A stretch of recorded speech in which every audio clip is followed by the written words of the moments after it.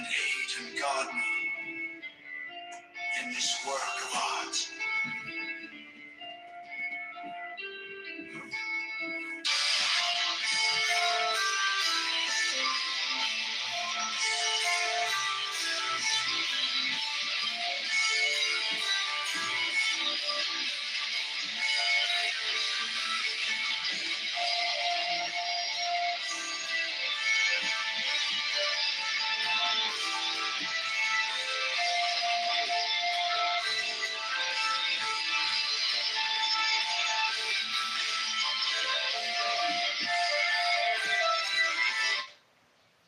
All right, we're going to read a book.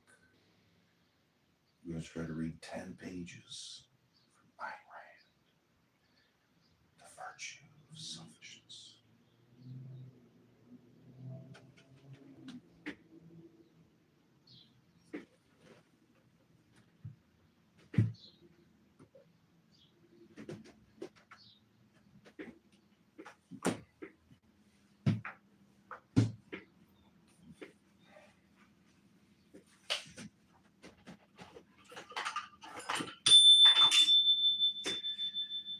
The need for such an experience is inherent in man's nature, but if a man lacks the self-esteem to earn it, he attempts to fake it, and he chooses his partner subconsciously by the standard of her ability to help him fake it, to give him the illusion of a self-value he does not possess, and of a happiness he does not feel.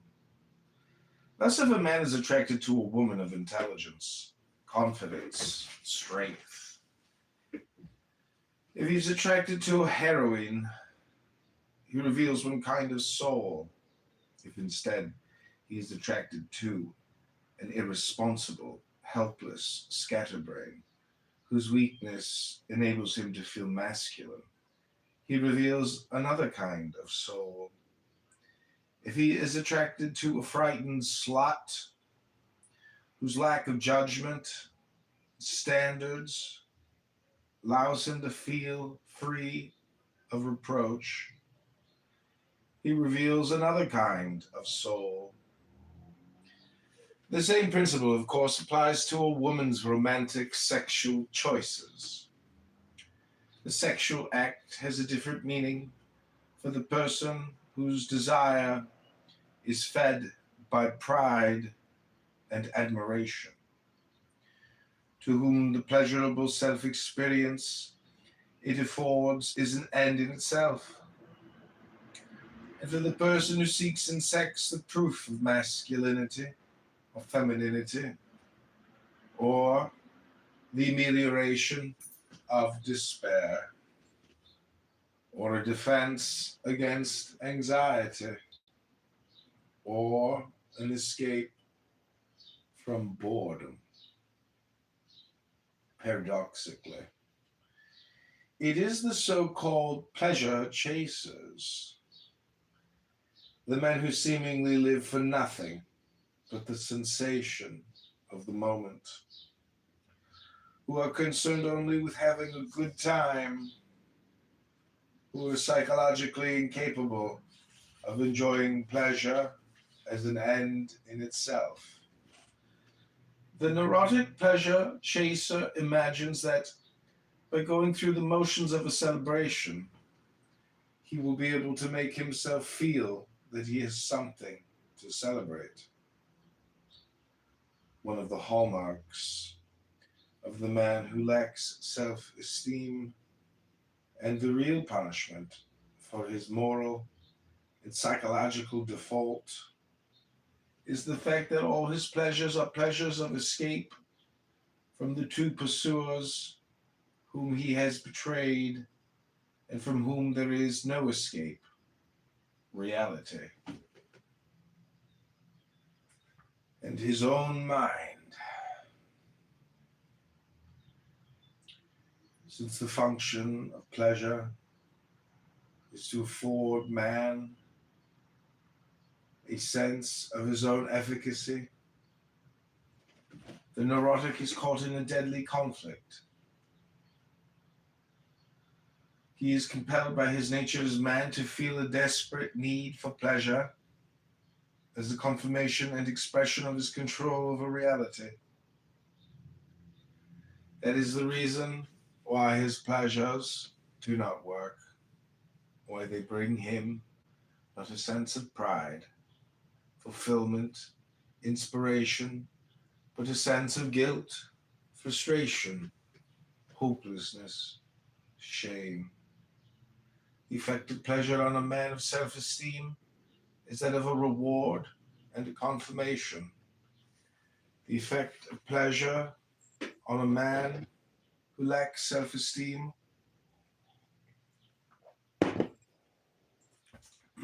is that of a threat.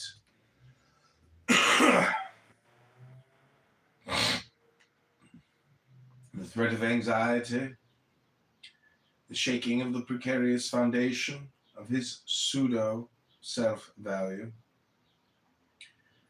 the sharpening of the ever present fear that the structure will collapse and he will find himself face to face with a stern, absolute, unknown, and unforgiving reality. One of the commonest complaints of patients who seek psychotherapy is that nothing has the power to give them pleasure, that authentic enjoyment seems impossible to them. This is the inevitable dead end of the policy of pleasure as escape. To preserve the unclouded capacity for the enjoyment of life is an unusual moral and psychological achievement. Contrary to popular belief, it is the prerogative not of mindlessness, but of an unremitting devotion to the act of perceiving reality and of a scrupulous intellectual integrity. It is the reward of self-esteem.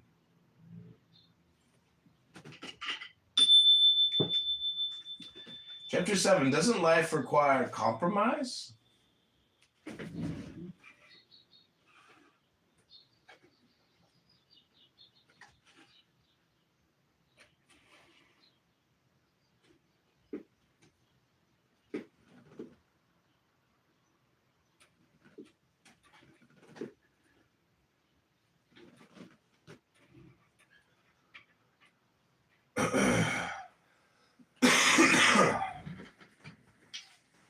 Okay, we're going to continue on chapter 7 in just a moment.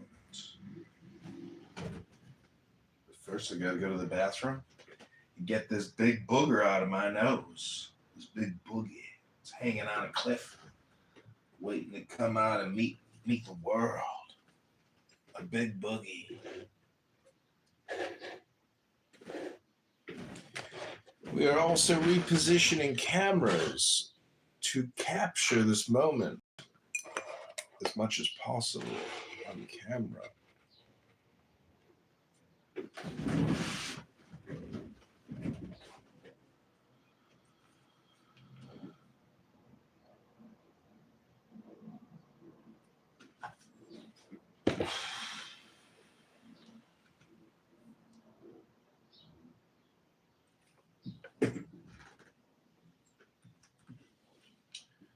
A little Suno music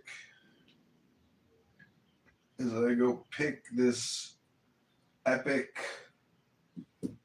booger.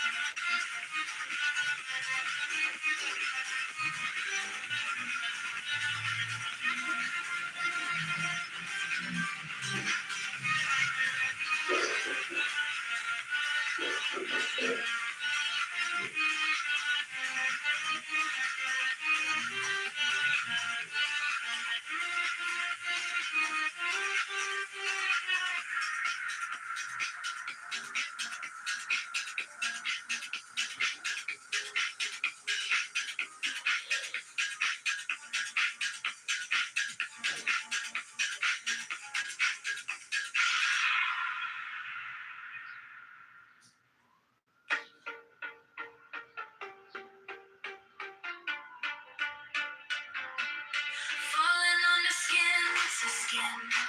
Drawn to the fire, I can't begin. You play like a gorilla, too close to touch, too far to fight. Falling under skin to skin. Drawn to the fire, I can't begin. You play like a gorilla, too close to touch, too far to fight.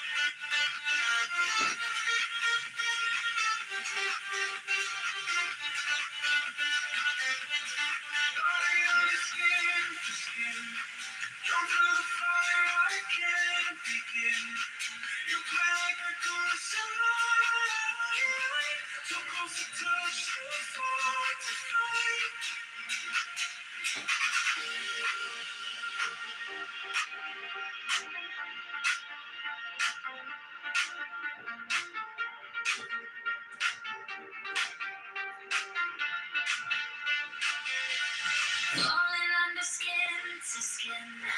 Drawn to the fire, I can't begin. You play like a gorilla, too close to touch, too far to fight.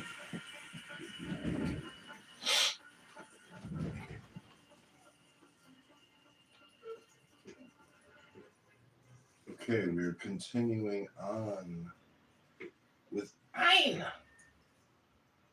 Rand.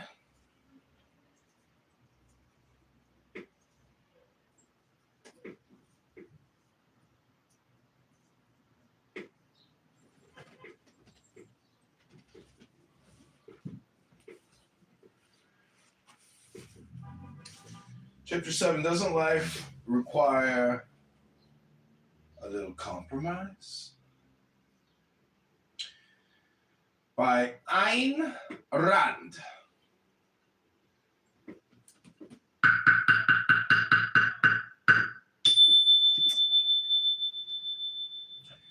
A compromise is an adjustment of conflicting claims by mutual concessions.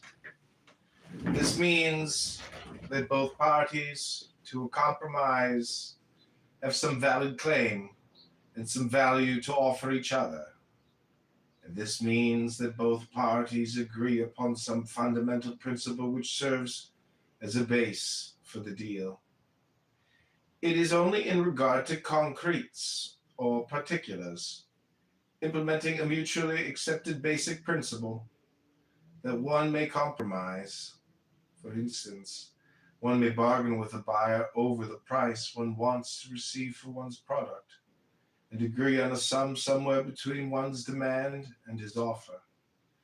The mutually accepted basic principle, in such case, is the principle of trade, namely, that the buyer must pay the seller for his product. But if one wanted to be paid and the alleged buyer wanted to obtain one's product for nothing, no compromise, agreement, or discussion would be possible. Only the total surrender of one or the other. There can be no compromise between a property owner and a burglar. Offering the burglar a single teaspoon of one's silverware would not be a compromise, but a total surrender. The recognition of his right to one's property. What value or concession did the burglar offer in return?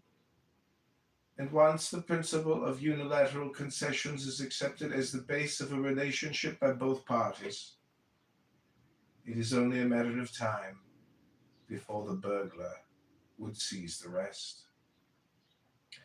As an example of this process, observe the present foreign policy of the United States.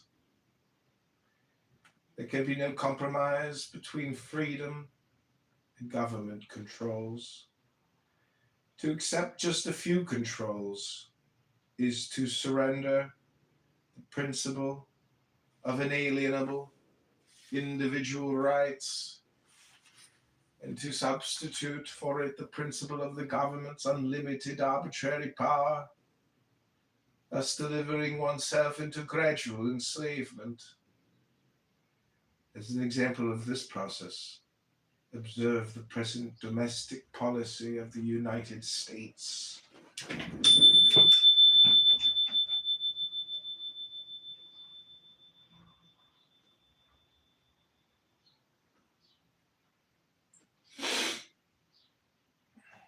This is Mayor Kitover running for the 2027 Chicago mayoralship. Go to mayorkitover.com or chicagomayorvote.com. We are reading from the brilliant Ayn Rand. I hope you enjoy this book on selfishness, on egoism versus altruistic suicide. People often ask me, John, why did you want to run? What motivated you to run? And I just like to quote a great leader when he said, "It's not important who we are. What's important is our plan." Okay, so every 60 seconds or so, I will be taking a little break and then creating a clip on YouTube on all these phones.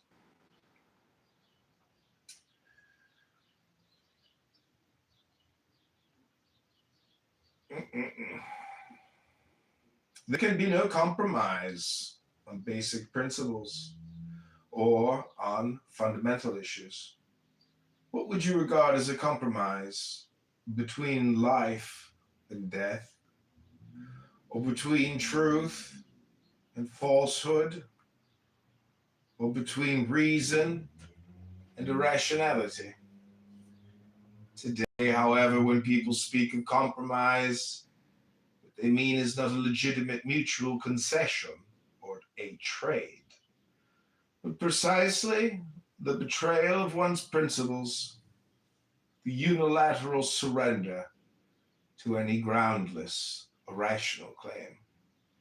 The root of that doctrine is ethical subjectivism, which holds that a desire or a whim is an irreducible moral primary, that every man is entitled to any desire he might feel like asserting, that all desires have equal moral validity, that the only way men can get along together is by giving in to anything and compromising with anyone. It is not hard to see who would profit and who would lose by such a doctrine. The immorality of this doctrine, and the reason why the term compromise implies in today's general usage an act of moral treason, lies in the fact that it requires men to accept ethical subjectivism as the basic principle superseding all principles in human relationships, and to sacrifice anything as a concession to one another's whims. The question, doesn't life require compromise, is usually asked by those who fail to differentiate between a basic principle and some concrete, specific wish. Accepting a lesser job than one had wanted is not a compromise. Taking orders from one's employer on how to do the work for which one is hired is not a compromise. Failing to have a cake after one has eaten it is not a compromise. Integrity does not consist of loyalty to one's subjective whims, but of loyalty to rational principles. Compromise, in the unprincipled sense of that word, is not a breach of one's comfort, but a breach of one's convictions. The compromise does not consist of doing something one dislikes, but of doing something one knows to be evil. Accompanying one's husband or wife to a concert does not care for music. When one does not care for music is not a compromise. Surrendering to his or her irrational demands for social conformity, for pretended religious observance, for generosity toward boorish in-laws is. Working for an employer who does not share one's ideas is. Accepting a publisher's suggestion to make changes in one's manuscript when one sees the rational validity of his suggestions is not compromise. Making such changes in order to please him or to please the public against one's own judgment and standards is. The excuse given in all such cases is that the compromise is only temporary and that one will reclaim one's integrity at some indeterminate future date. But one cannot correct a husband's or wife's irrationality by giving in to it and encouraging it to grow. One cannot achieve the victory of one's ideas by helping to propagate their opposite. One cannot offer a literary masterpiece when one has become rich and famous to a following one has acquired by writing trash. If one found it difficult to maintain one's loyalty to one's own convictions at the start, a succession of betrayals which help to augment power of the evil one, lack the courage to fight, will not make it easier at a latter date. It will make it virtually impossible. There can be no compromise on moral principles. In any compromise between food and poison, it is only death that can win. In any compromise between good and evil, it is only evil that can profit. Atlas shrugged. The next time you're tempted to ask, doesn't life require compromise? Translate that question into its actual meaning. Doesn't life require the surrender of that which is true and good to that which is false and evil? The answer is that precisely is what life forbids. If one wishes to achieve anything but a stretch of tortured years spent in progressive self-destruction.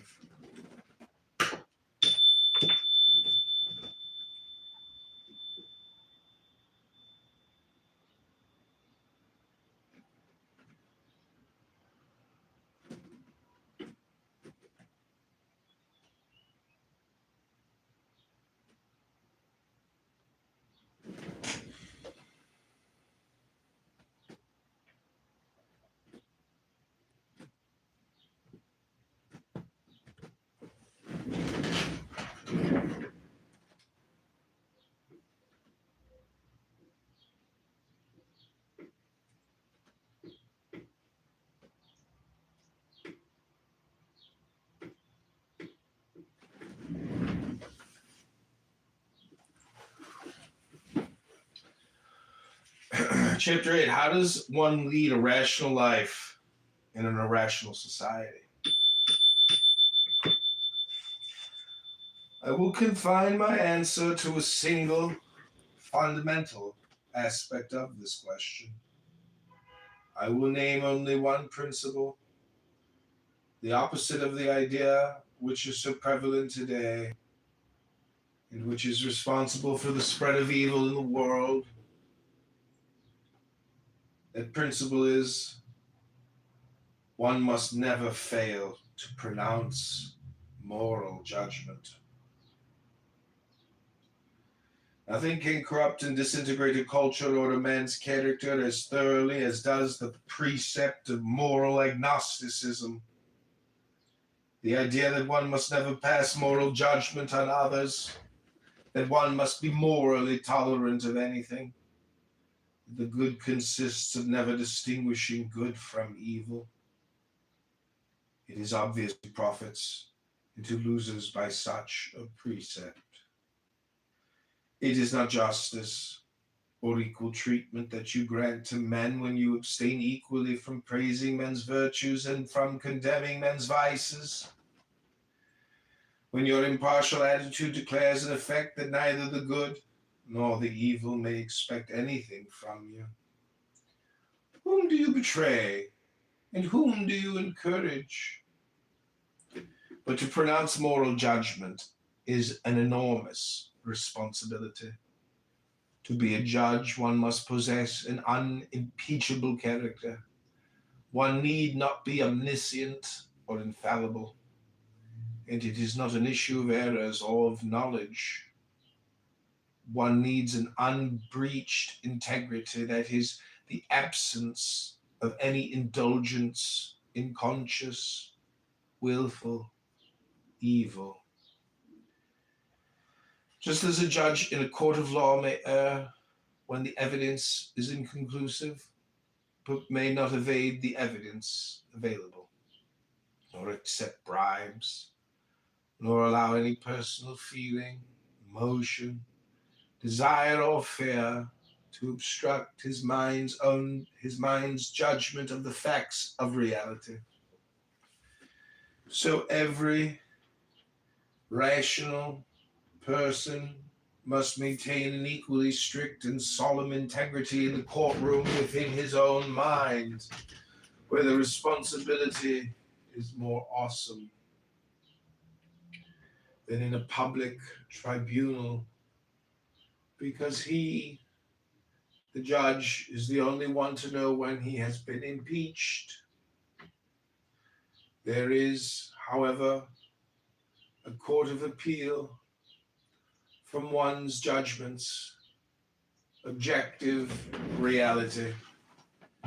A judge puts himself on trial every time he pronounces a verdict.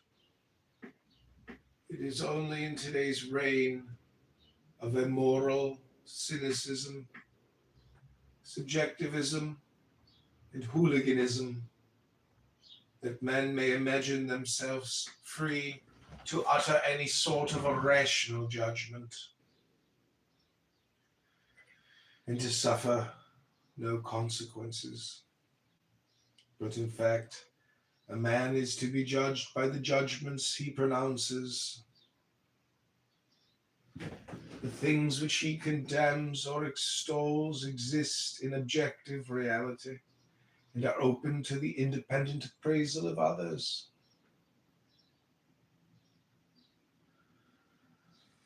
It is his own moral character, standards that he reveals when he blames or praises.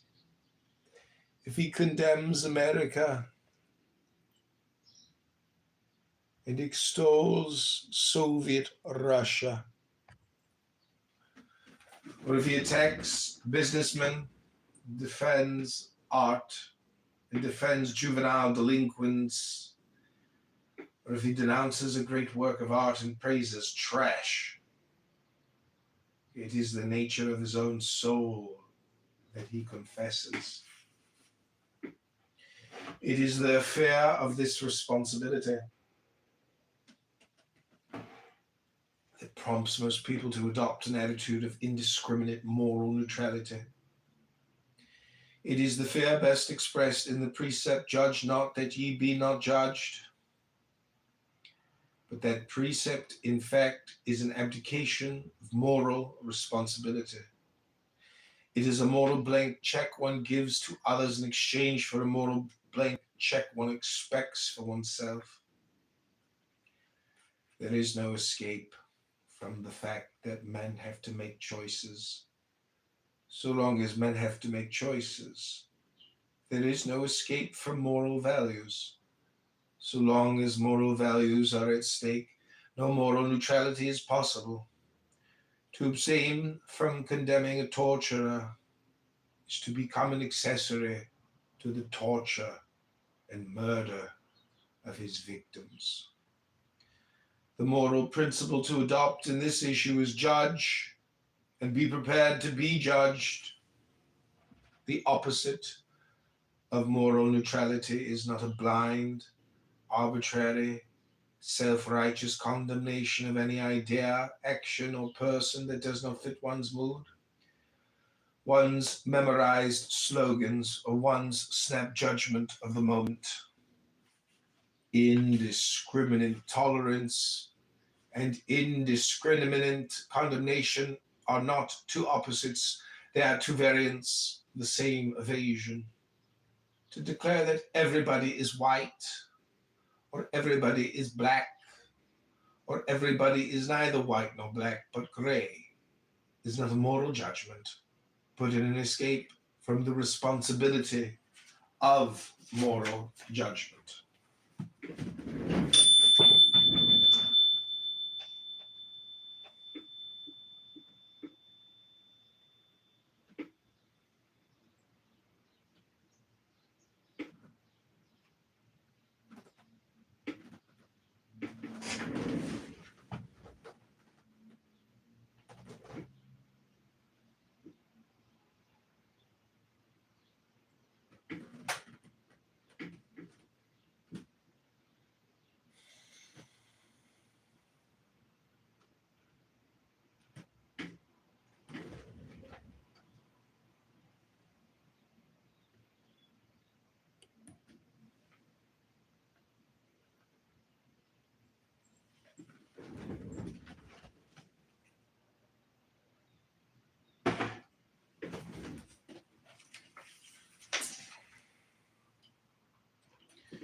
To judge means to evaluate, given concrete, by reference to an abstract principle or standard. It is not an easy task. It is not a task that can be performed automatically by one's feelings, instincts, or hunches. It is a task that requires the most precise, the most exacting, the most ruthlessly objective, rational process of thought. It is fairly easy to grasp abstract moral principles. It can be very difficult to apply them to a given situation, particularly when it involves the moral character of another person. When one pronounces moral judgment, whether in praise or in blame, one must be prepared to answer why and to prove one's case to oneself and to any rational inquirer.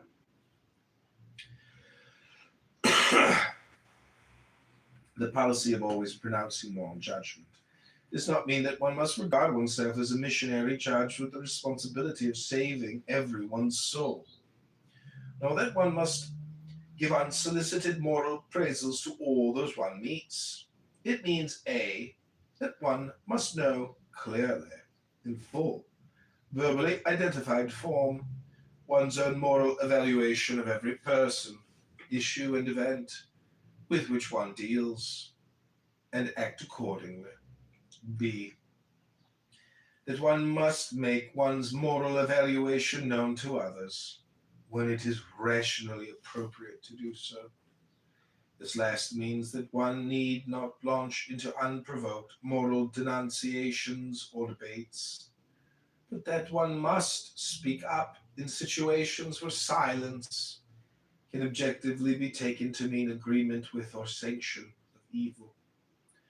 When one deals with irrational persons where argument is futile, a mere "I don't agree with you" is sufficient to negate any implication of moral sanction. When one deals with better people, a full statement of one's views may be morally required. But in no case and in no situation may one permit one's own values to be attacked or denounced and keep silent. Moral values are the motive power of a man's actions. By pronouncing moral judgment, one protects the clarity of one's own perception and the rationality of the course one chooses to pursue. It makes a difference whether one thinks that one is dealing with human errors of knowledge or with human evil.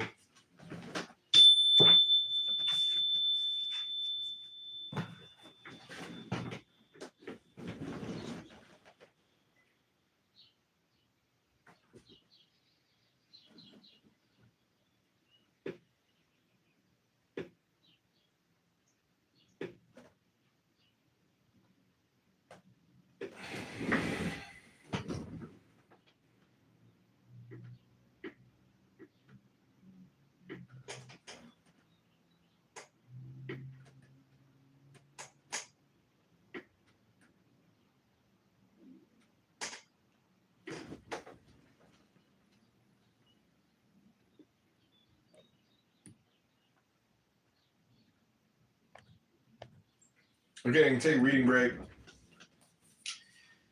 Hope you enjoyed. That was 37 minutes, maybe 20 minutes of reading. I don't know how many pages we got through, maybe 6.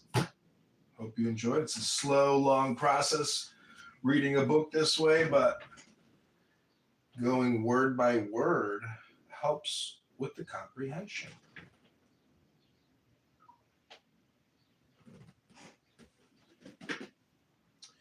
We've also been filming this on Meta, as well as Loki, as well as B. All AI wearables. Remarkable technology. Okay, I give you the world of Clown House compared to the world of books. Prepare to witness historic, epic retardation. To the wonderful people, Concrete, I'm going to invite you back up. Come on up. I'm already up, First Lady. Thank you. Okay. Great. And So, if you guys continue to join the conversation, that would be great. If you have any new news, please don't hesitate to let us know, especially if it's breaking news. Let's see, what else do we have here? Oh, I'm here to cook him out. Why you want to cook him? Lord. The beatings will continue. He's obsessed with me. The beatings will continue until morale improves. She asked me a question. I'm answering it. No, she did not ask me a question. Why do you want to keep beating him out? And I said the beatings will continue until morale improves. All right. I'll shout out my brother. I want to shout out Crisis. It's been a while. I don't remember his brother Divine here. We shared a few spaces together talking about the music industry. I remember that boy. I hope all is well, brother. Thanks for being here. The wife is happy, so I'm happy. Hey, happy wife, happy life, but a happy man is God's plan. I'm gonna. Yeah, we gotta get rid of that happy wife. That's the slogan of a captured, defeated. Come on, let's not do that, fellas. We gotta work on that. Just told you it's a happy man is God's plan. You didn't hear that part. I did hear that part, and I take it that you're trying to soft pedal the first part, which was definitely counterproductive to the establishment and elevation of the Negro community. Happy wife. We were just talking about Paul Robeson. We're not going to do it. We were just talking about Paul Robeson. You're taking on the one. Why are you being so combative lately? Let me give myself the high. back. See what you're doing, Devon? You You're want encouraging that's what that. you want. You need that good feminine energy to be put on.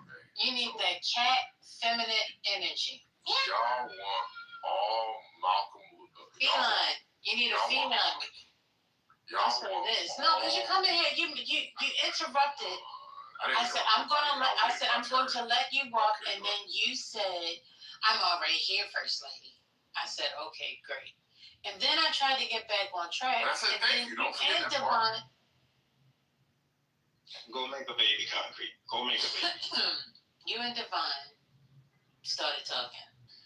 And then Mel decided he was going to chime in because his name was mentioned. Now, if I mention Band's name, I bet he's not going to jump in. Don't you make me out to be a liar. Anyway. Anyway.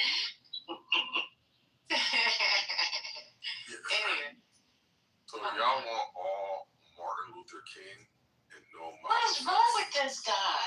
I'm still talking. You weren't speaking when I started speaking, First Lady. I was still talking. Go ahead.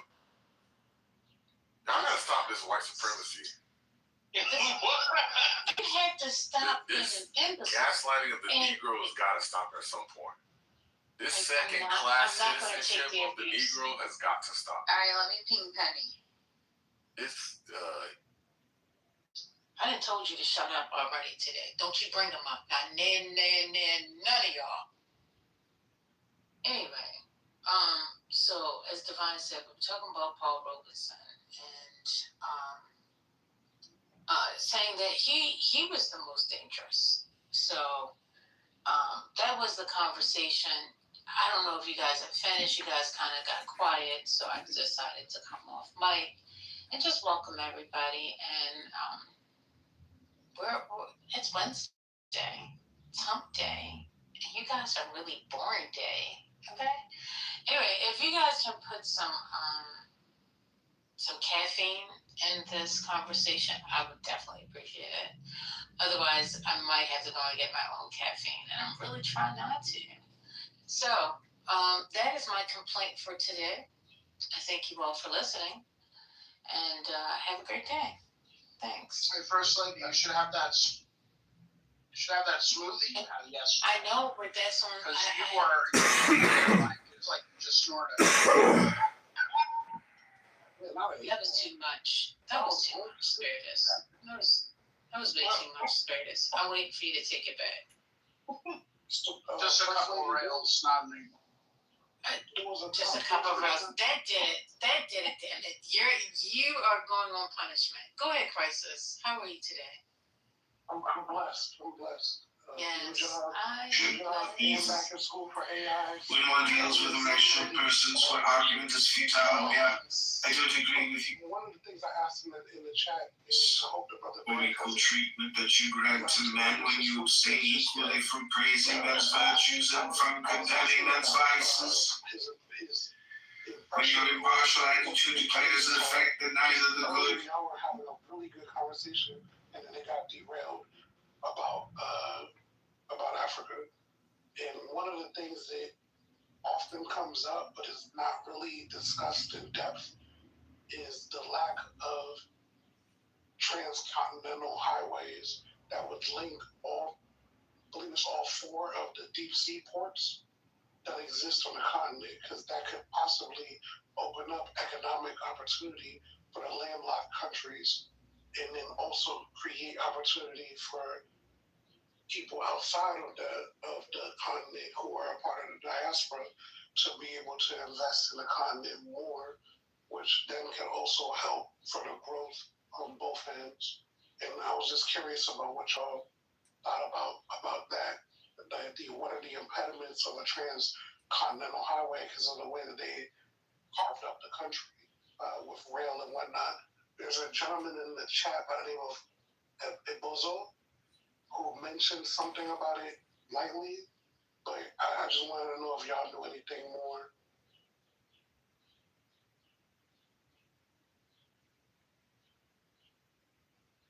I think the people that was talking about it, I don't think they're here. I think Ben is probably taking a nap. He didn't finish his coffee or his espresso. I don't know who this K guy is. And Concrete was eliminated from the job. He was out of life. Dr. Library is here.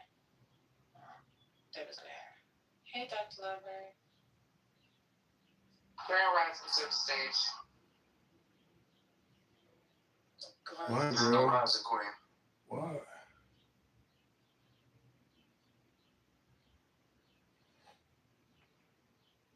That's a great question.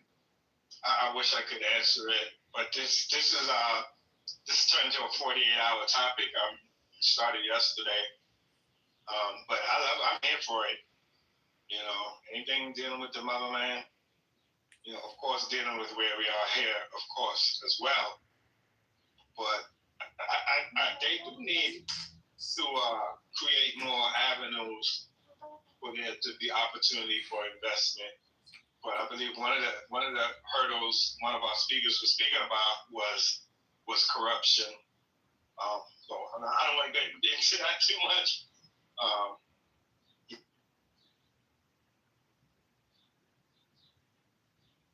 Dr. Library? Yes, I'm here. Oh, okay. Was that to me? Sorry, Duran. No, Crisis was asking if anyone had information about, interconnecting highways in Africa. Oh no, I have no opportunity for- information about any of that. I'm so sorry. That's okay. Specifically to the deep sea ports. So I believe there's 4 deep sea ports. Yeah, I believe it's 4 now. I know that one of the newest ones is the project that they're building in Kribi in Cameroon. And unfortunately, a lot of these deep sea ports are being funded by nations outside of Africa, obviously. But the opportunity, if you're able to connect the deep sea ports through rail or road, it would actually open up trade, commerce, and business for the landlocked countries if you're able to connect all of the deep sea ports. But that would require outside investment. And I'm just curious if that's something that people have ever looked at as a possible way to bridge the gap between those of us here and the continent there, to be able to have more of a financial stake in what's happening there and create an imprint that is more, I don't want to just say profitable, but more agreeable to what the overall goal is for all of the people who are involved.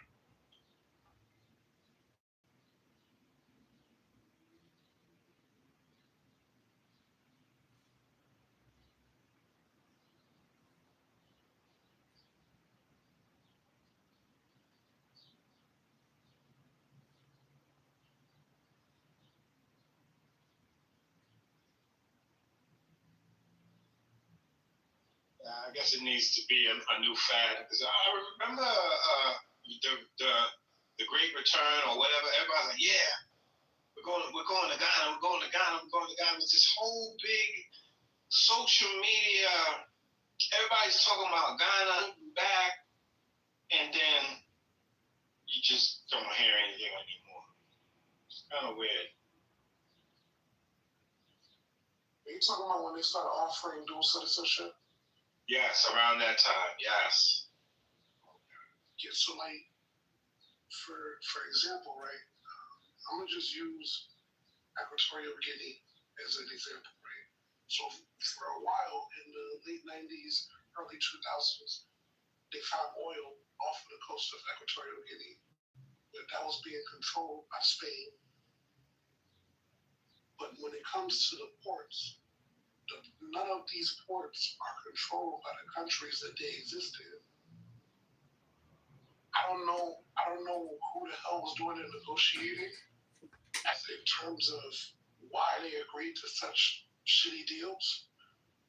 But I think that when y'all were speaking earlier on that topic, I feel like some of this is kind of put on the younger generation to try to fix some of the deals that were created by the older generations who just wanted to have power and use the treasury as their personal bank account.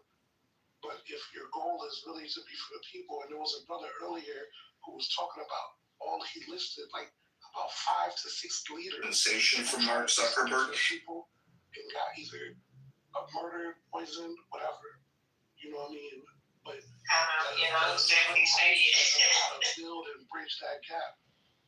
To start with something called infrastructure investment. The same way you see, like, for example, of moral neutrality. Like other countries will invest in our highways, and then they might even have a piece, not a big piece, but they'll have a piece of something as easy as Easy Pass on a highway.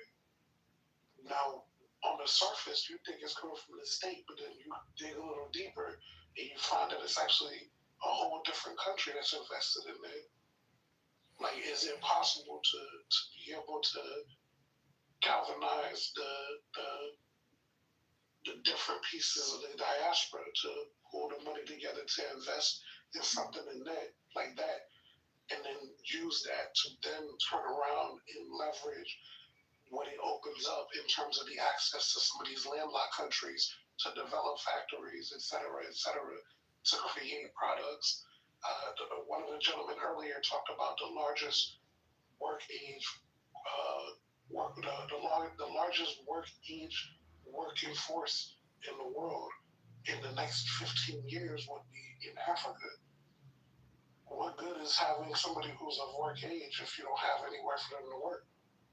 But if you're able to bridge the gaps between the different ports, now the imports come in, the exports, if you're able to invest in factories and whatnot, would then be able to go out a lot easier if we're investing in the infrastructure, road infrastructure in particular, to make it so that it's not as difficult to touch all of the different parts of the continent. I was very surprised when I found out that there was no transcontinental highway. Yeah, and that's because of a multitude of issues crossing over different sovereignties. And you got terrain issues, you got raw material issues, you got equipment issues. Bro, listen, I understand the aspiration, but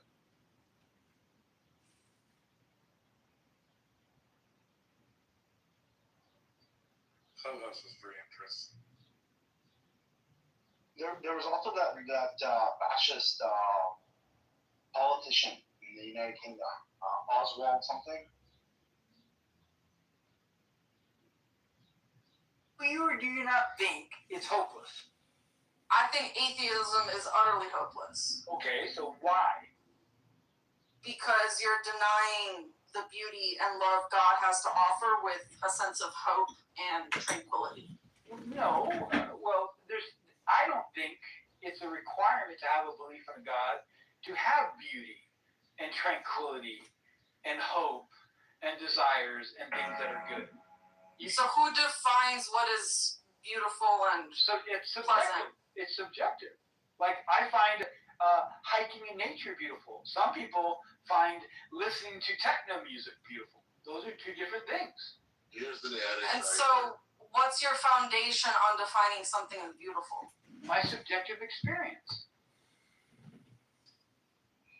Right.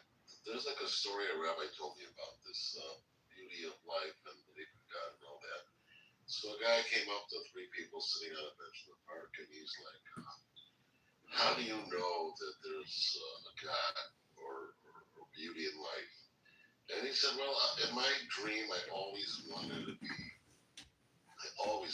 a doctor. My dad couldn't pay for it, so I studied in the daytime. I worked really hard in the evening and all kinds of odd jobs. And after a few years, I became the doctor that I wanted to become." And he goes to the second guy and he said, "How do you know that there's a beautiful force?" And he said, "Well, like my friend sitting next to me, I also wanted to become a physician, and I didn't have the means to do that. And someone came and just gave me the money. So that I saw was beautiful and divine." And it goes to the third person, and same question. And the third person says, "I was the one who gave him the money. That's how I experienced beauty of force or divine." So I don't know if that meant anything. I just think it's a great story, though. But do you see, Lena, did that mean anything to you? It kind of threw me for a loop. I can't lie. It sounds like, you're trying to use an anecdotal situation to define how we define beauty. No, I'm not defining anything, but there is moments where we can't explain. There are instincts that we have, and they are beautiful moments with or without divine power telling us to do that, I think. Lena, I can agree with that for sure. Lena, let me try this. Do you agree that everybody does and should experience God in their own way? Do I believe everyone deserves God? No, that's not what I asked. I'll ask again. Please. Do you think everybody both experiences God in their own way and should experience God in their own way? That's the question. The first, do they? Yes. Should? It's up to them. I'm not one to tell someone what they should and should not do. Very good. And clearly God has brought you beauty and love and all the good things about God, correct? About life in general. About life in general. Do you think that not everybody can experience God the way you do? Do you think that there are some people, and I'm not talking about atheists, I'm talking about people that just when they experience God and they do everything and spend all the time, they experience misery and despair? I mean, listen, you have people in many different countries on planet Earth, right, who grow up in different scenarios, different doctrines, different legal systems. They know what they know. And you can't tell them they're wrong if they were never taught or shown or presented capital T truth, right? And so my basis in my belief is that there is this, ultimate capital T truth. Let me re-express my point. I did a poor job. I'll be more direct. I completely believe you when God has made your life better. I also believe that there are some people, as much as they try, will not experience God like you. I believe without question in my mind and in my gut, there are some people that God will not be a positive experience. Not everybody can experience God like you. You can feel free to disagree with me, and I can point to several examples of several horrible things that have happened to people in the name of God. Some people are just not born and design. It depends on which God you're. No, it depends You're on referencing. I disagree. It depends on the individual person. It doesn't depend on the God. It depends on the person. Well, I think what I mentioned is actually quite crucial because someone can be misinformed on what God and who God is. Right, because of the individual person. Which we Not have because of the to teacher. our demise. Not because of the teacher. Not because of the God. Because of the individual. So I hold a belief that God will present himself truthfully and purely to everyone at some point. And I believe that God will present himself differently to everyone. Right. And let me just clarify. Yeah.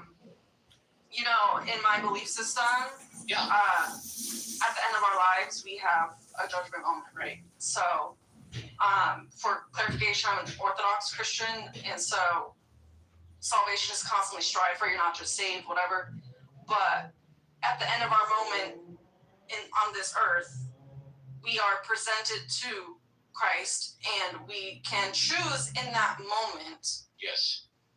Do we believe he is who he says he is and who has been what we've said he is, and he's presented to us straight in our faces, or whatever the being looks like of our being, right, in that moment? Or we can choose to deny him and follow through with the deceit that has been fed us. And the only thing I change about what you said is from the word we to the word you. Yeah, it's my belief system. Yes. It's okay if you don't align with it. I full-heartedly believe this is going to happen for everyone, and it has happened for everyone since the formation of. No, it hasn't. It has happened for you. It has well, not. You actually can't. You can't objectively say that. Well, you can't objectively say it either. Right, then. and that's why it's my belief. For you. Yeah, and many other people I do want to mention. No, of course, yeah.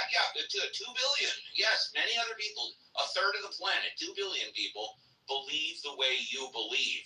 But significantly smaller for the Orthodox Christians, but I see what you're saying.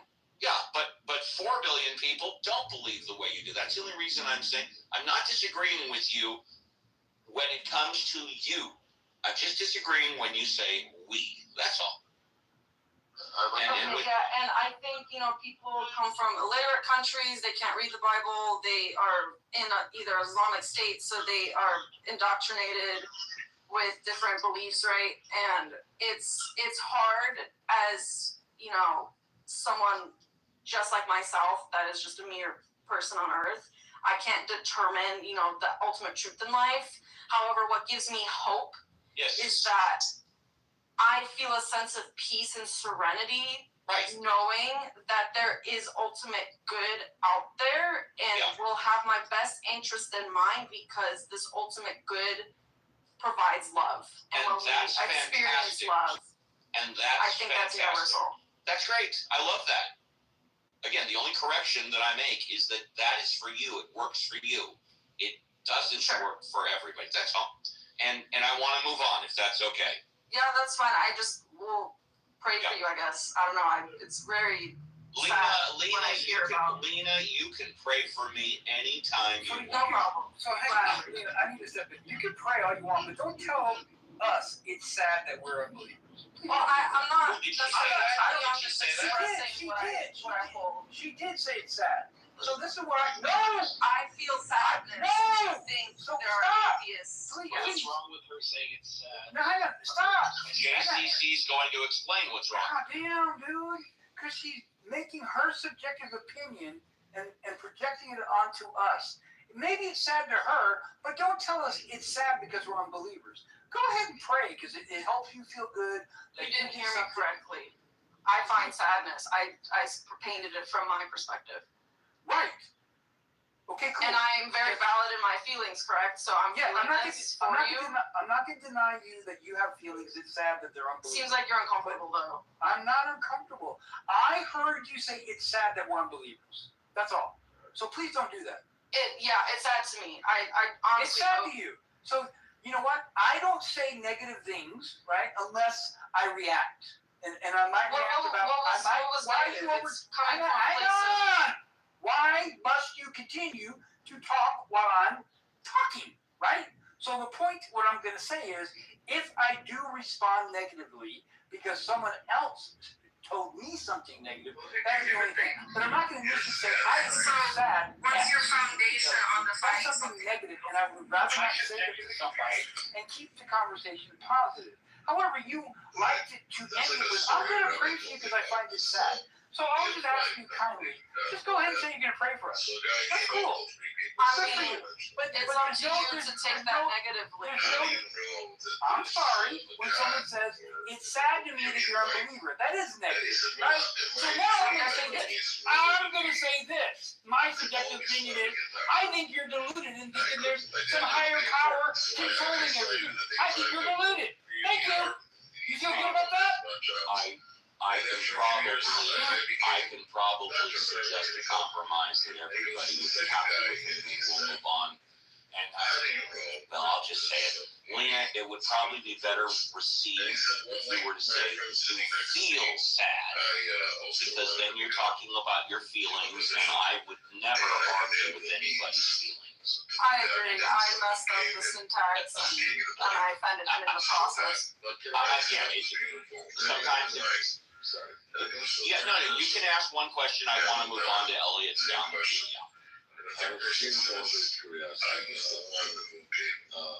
The line is silence and all that will never create any language with God. So I don't know if that's anything. I just think it's a great story. What do you see, Lena? It kind of threw me for a loop. When I hear that just gives me insight into how I should exist on this earth.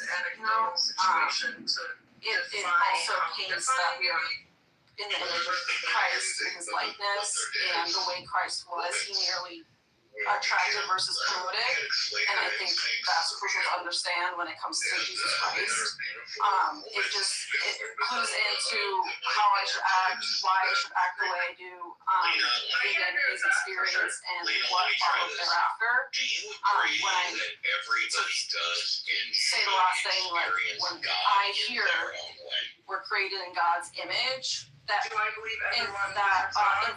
me to protect that because of what I learn and know and feel and experience when it comes to God. I don't want to disrespect God, and so I would like to do what I can to be a good person. The first, do they yes, should, it's up to them. Love and I am beauty. not one to tell someone what they should or should not say. Very good. There you go. Clearly, Thank you. God has Elliot's next. Hi, Elliot. and love and all the good things about God. Hi, Elliot. Hi.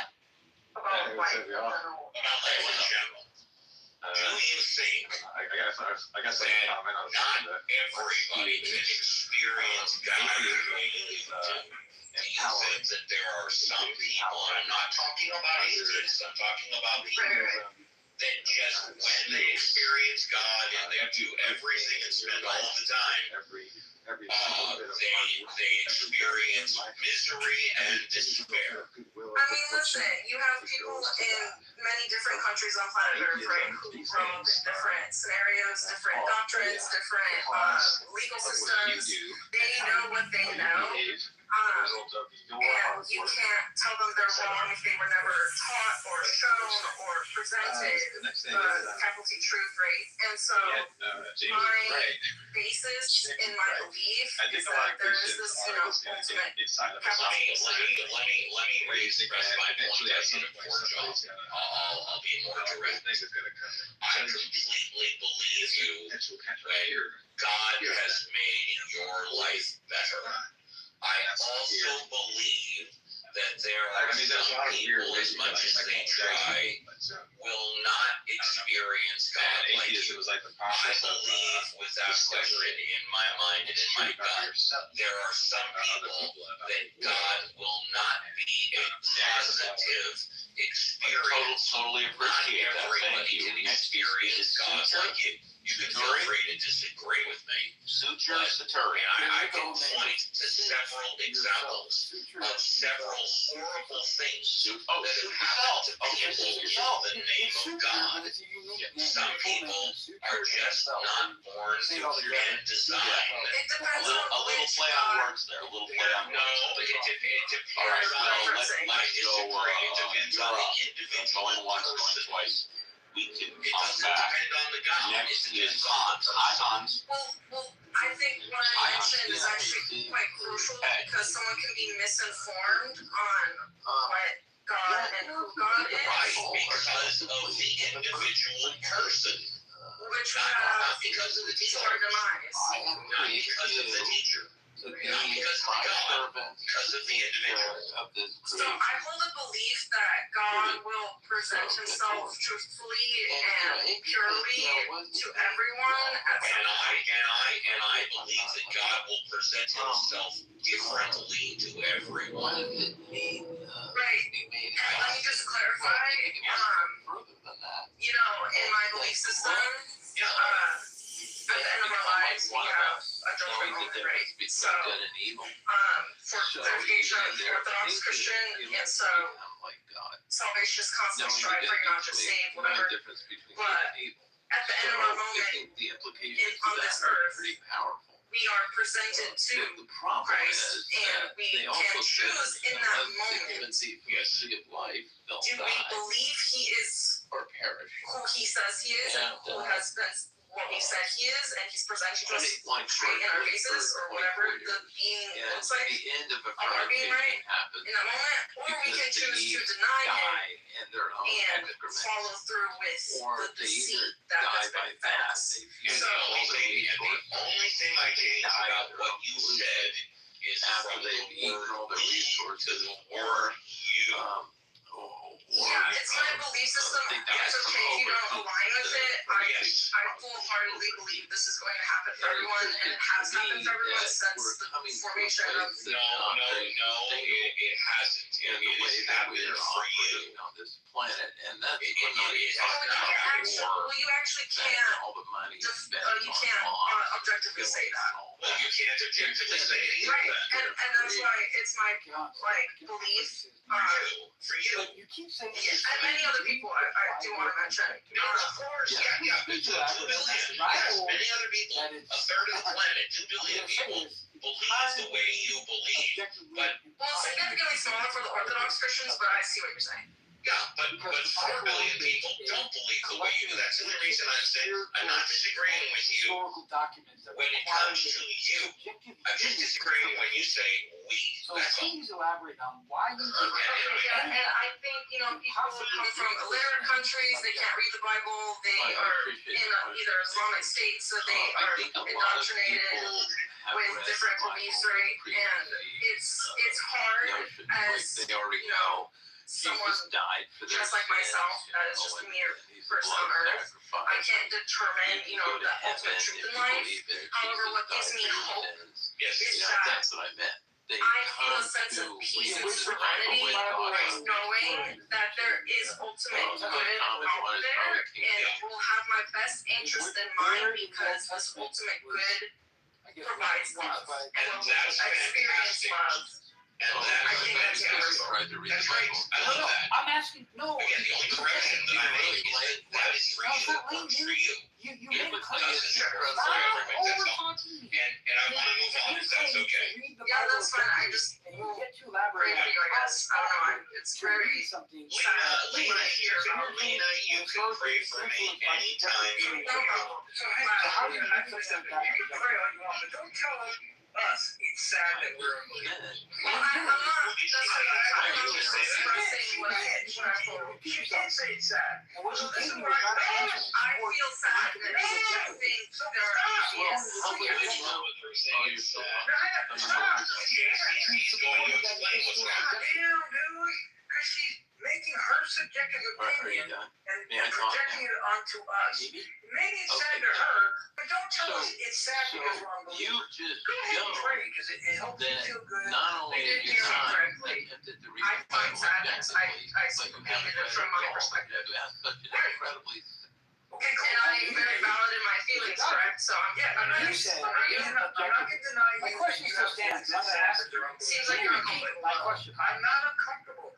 I heard you say it's sad that we're unbelievers. That's all. Which So question please is don't do that? that. Yeah, it's sad to me. I It's honestly sad to don't. you. Okay. So you know what? I don't say negative You things, said right? Unless I react. Objective. And I'm not reacting. What was like always coming from places.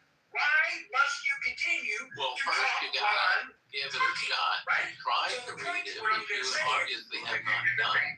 Here's the data. And so So how would you what's know your if you haven't foundation even on tried to defining read it something? objectively? So, do you remember what I elaborated on about how I hold that it's entirely objectively There's like a story I read. I told you because about of this, what the Bible consists of, and it requires a subjective human interpretation.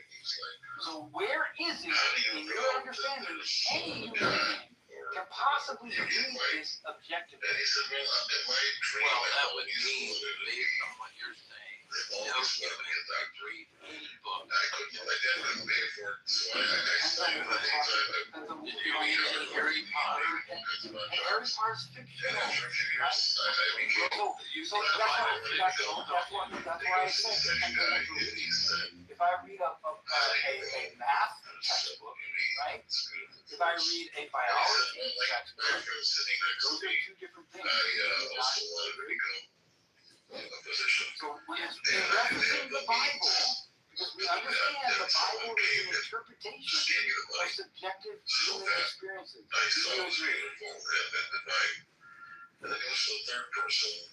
Do you or do you not agree that those who put together all these books that are now compiled, what we understand as the Bible, that all these writings are based upon other human beings' subjective experiences and interpretations?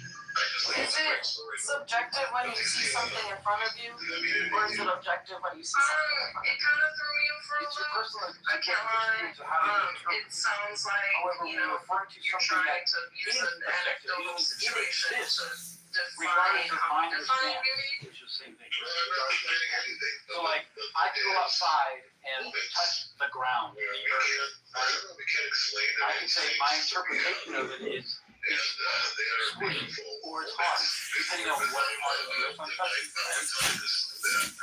So when we see the element of gold, and it has this chemical compound that objectively defines it as gold always, wouldn't it be objectively so if we see this, it's objectively gold?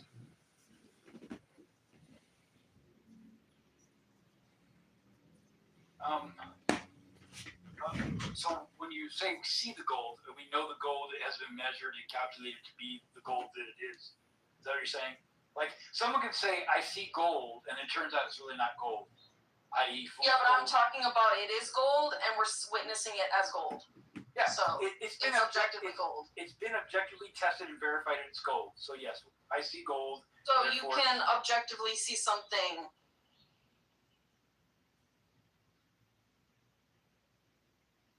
Ladies on stage, Judith and Nye. What is your definition of a masculine man? Judith, do you have one? Samson. That's a masculine man right there. Rabbi, I said this is to the women on the stage. Judith? The God-fearing man, one that can stand on his own 2 feet and can work as a team, and that's self-sufficient to some extent, and wants to be a member of a team and work together and lead me. Are you willing to follow, though, if he does try to lead?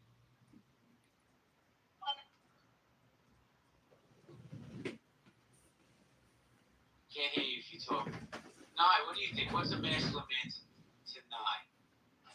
Well, man, where do you start? You start with JB and you finish with JB. Right? From JB to Hakima? No. Let's say, I like a man that's confident. I like a man that's disciplined. That's number one. He has to have some self-control. He has to be consistent. He has to be committed. Whatever his goals are in life, committed to his well-being, committed to his family, committed to making money. He has to have emotional strength. That's so important. Manage your emotions. A man who's not violent and aggressive, that's masculine to me. Integrity, did I already say integrity? Resilient, protective. And listen, because I love Jesus and the Lord, I do think it's very masculine for a man to admit that he loves the Lord and he fears God. And I think a man who fears God leads a certain type of life and makes certain type of decisions. He follows a moral code that cannot be, broken. He cannot be persuaded to do anything that's outside of his moral code. So he's humble, humility. He's secure enough to admit when he makes mistakes. He's reliable. And Well, no, you know. And lastly, let me say this: you won't find a masculine man anywhere on Clubhouse bitching and whining and arguing with women and bitching about women all day. And I'll end it. Well, here's something that maybe it's a recent phenomenon. Because, I started dating again since I got divorced. And I noticed in a lot of these profiles, if you're MAGA, don't swipe on me. If you're a libtard, don't swipe on me. What the fuck does it matter where my political affiliations land? If I treat you right, I'm loyal to you, and I'm just a good man to you. Why does who I voted for matter so much? I think that's one of the problems that we have in society. Women want to dictate how a man should think. Who would want to date a MAGA? Vice versa, if you're a MAGA, the people are too far apart politically. It's politics.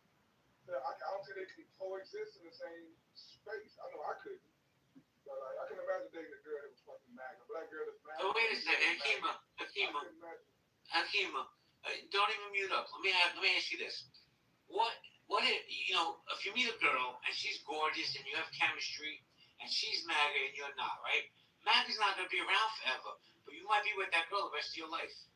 I don't think we have chemistry though. I don't think that would happen. I mean, as soon as we say any conversation gonna spark political conversation in these days, so it'll get there quick. So I don't think the chemistry would ever get there. That's my opinion. I don't think so. Can I add to that real? No, I was gonna say this. I kind of understand what he was pointing, and I probably would not agree. If we were having a discussion maybe 5, 6, or even 10 years ago, I would have said, hey, I don't care what your political affiliation is. If we vibe, let's vibe out, right? Now that because I feel like the modern liberals, not all liberals, but just the liberal ideology is so far left, it would be hard for me to date a liberal man. And not because I would never argue. Go ahead. Hold on, no, don't mute up. Let's have a conversation. So you're pretty hot, right? I'll get that. Let's put that out of the way. You're a really good-looking woman. So, and you're like an undercover MAGA, in my opinion. But I'm not MAGA. Hold on. Let me finish. Let me finish. To me, you have MAGA intentions. Let's just say that, and that's fine. I don't really care. You did it, no problem. Why would that stop? You might get along better than I get along with anybody on the staff. Why would that prevent us from being together? It wouldn't. For me, it wouldn't because here's the thing. I would not spend all day arguing with you. Let's say you were more liberal. Okay, I'll just take your scenario. It wouldn't. It wouldn't because I've gotten to know you on this app, and I know that you and I agree to politics, and it will not affect our friendship. Or if romantically involved, it would not affect our romance. But you see, a lot of modern humans, Americans, I should say, they're not mentally mature to respect people's political points of view without being hysterical and being triggered. Like the reason why I said today I would have a problem with dating a liberal man, 5, 10 years ago, no. I say today because a lot of liberal-leaning men, not all, are very Trump derangement syndrome. But that aside, let's take Trump out of the equation. They don't seem to have a moral code. Anything fucking goes. Transgender the kids, men and women's sports, abortions for all. Fuck God. Like what do they believe in? right? Anything goes. The household can be topsy-turvy. You can't discipline the children. The school can call your children they, them, right? The school can leave your children out onto ICE protests, and the parents on the back sideline cheering like, yeah, F Trump, F ICE, right? You let the school system indoctrinate your children. This is what I feel like I would be dealing with if I have to date a liberal man. And if I say, hey, no, can we just go pray today, maybe eat some Chipotle? I don't have to listen to fucking MAGA, Chipotle. The owner of Chipotle donated to Trump's campaign. I don't know if that's true or not, but I'm just giving you an example. I think the modern day leftists, not all, I have to stress that, they're just too far gone and they're never at peace. They're perpetually depressed and complaining. How can a woman have a peaceful relationship if you're in a relationship with a man who's perpetually angry and uptight about politics? And liberals are perpetually angry because of. I think liberals give too much power to Trump by being angry at him. Me personally, I don't really give a shit. I don't wake up thinking about Donald Trump. I'm not going to bed thinking about Donald Trump. I don't care. Now, it's different for me. Well, yeah, no. Listen, here's the thing, Kimo. And I'm going to say something that's polarized. And I believe this, though. I think people of color in America need to worry and think about Donald Trump. White, the cracker in the corner, he don't have to worry about Donald Trump. He ain't coming after me. You know, he's not going to have the police state come after me. I believe that wholeheartedly. Well, listen, the police state is not coming after Black Americans either, but let Black Americans, not all. I find that on this app, I have to be very specific with my words.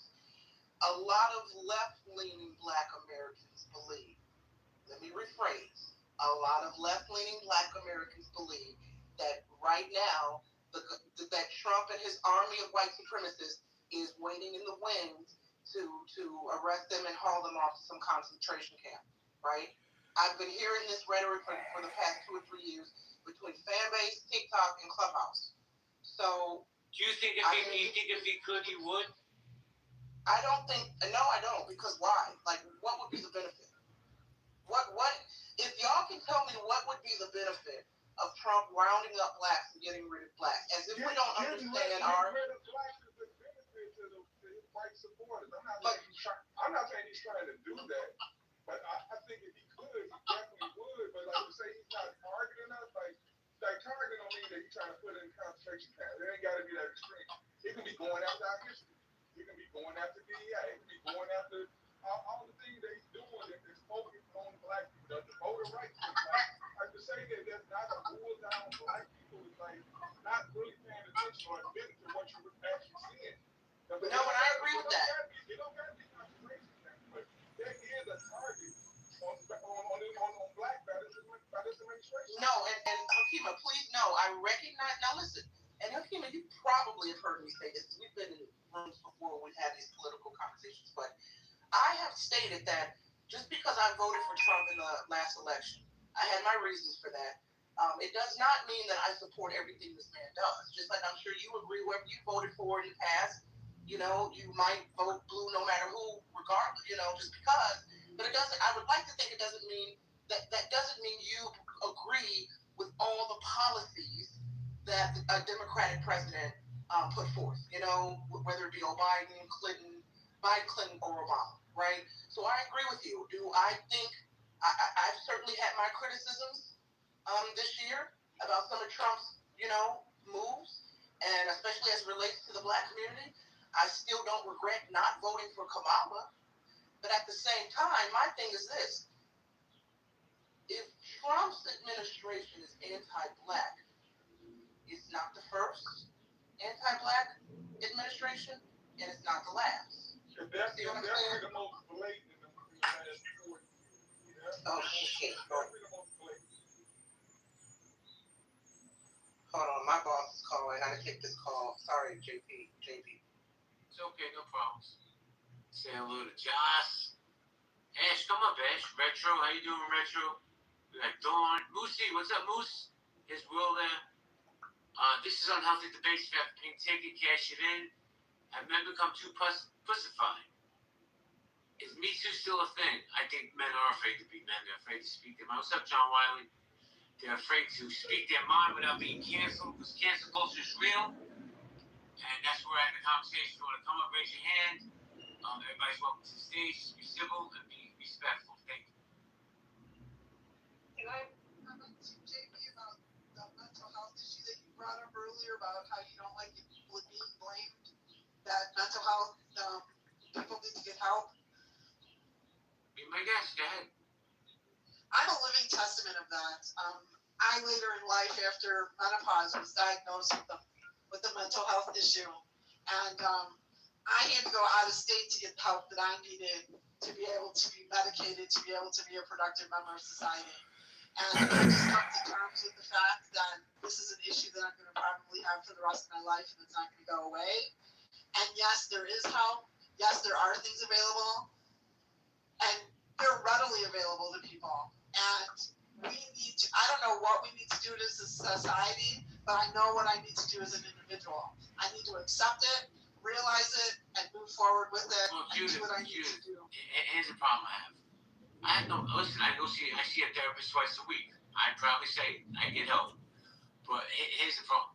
When Funds some secures idiot and pushes lowlife on walks his into victim. school and shoots 17 kids and they blame it on mental health, I'm tired of that. I'm just tired of always having a crutch and excuse of why somebody did something. You know, we need to address it so it doesn't happen. How we address it, I have no idea. But I think that too many people use it as a crutch to get away with bad things. Just that's what I meant to say, Judith. I didn't mean to insult you or anybody else with mental health issues. I just agree with you on, help is available, and we need to as individuals seek out that help and take responsibility. And I think it has to do with the pussification of men too, because if they need help, they need to ask for help, and they need to get over themselves, and they need to be accountable. I think people need to love themselves more and be accountable to themselves. I agree 100%.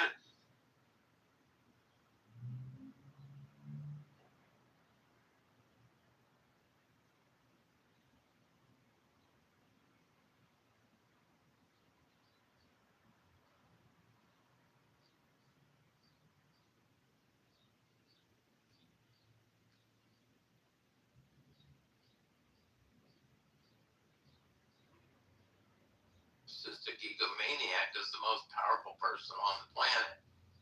So I think the whole point of the Bible, and I'll sum it up right here, is the same as any of the other great spiritual documents, is to keep us from shitting in our own basket and destroying our own world, which we're doing at an ever exponential rate. Thank you. Appreciate that. Good discussion. David, you're next. David, you're next. Yeah, well, I wasn't trying to necessarily respond to that. You can wait. You can wait. You can talk about whatever you want, buddy. I was with John trying to think about how these different accounts that it didn't happen in the age of a messianic time. Like, America's got its own post Jesus set of prophets of the evangelical nature. You've got Seventh-day Adventists, Mormons, Church of what is it? Latter-day Saints. Latter-day Saints, yeah, but they're Mormon. There's another one. These are non-negligible parts of American belief systems that, they are young Earth creationists, and they spawn all of the conspiracy theory, the government sucks. Like the thing in Waco here in Texas, that Branch Davidian thing, that is a Seventh-day Adventist set of nonsense that says that in the 1840s there were some people that had prophecy after Revelation. I thought it was David Bow wow! sense of nonsense. Bow wow! Yeah, but Bow wow wow wow! he's like, Bow wow wow wow wow wow wow wow! Bow I wow! think he arguably could have been anything, and he would have had his followers. No. It spawned from a branch of Adventists. Correct. Well, post Jesus prophecy. Just I Muhammad made my point. Go ahead. Yeah. I'm just saying that it wasn't like he himself said he was the second coming. He didn't start it that way. He started off of a fertile group of people who already believe in prophecy after resurrection. Sort of an American breed of Christianity. It's not Catholic. It's not Protestant. It is Protestant, but it's not Baptist and not Methodist. They're Adventist. They run 100 hospitals. They're not trivial to everybody. Anything else, or are you good? Just curious about the post Jesus prophecies in that being part of Christianity today. If people say they're Christian, They're not Christian. Tell me more, right? Well, then why? How are they any less crazy than a Shia Muslim? When people say, "Oh, Sharia law" or something like that, how is it okay to have a Mormon politician if they're not Christian? They seem to be Christian. They use the hierarchy of Christianity to get along in life. I don't understand your question. It was it was. Yeah, I know it was to the room, and I know it was to the room. How are evangelicals not seem to be wackos? That's what I'm asking. They're How wackos. are? Oh, go ahead. No, I'm just saying he referring to this way far out branch of what they would like to call Christianity, but it's not true Christianity, and it's Well, that's your opinion. based on historical knowledge. Doesn't matter what it's based Doesn't on. align with It doesn't matter what. Welcome to the show, Bow Wow. Dude, she's such a fucking liar. I was like, what the fuck is going on? Like, I don't care for the most part, but whatever. Like, I came in here, I thought you were like playing previous nights or whatever. I don't know. No, bro. It's fine.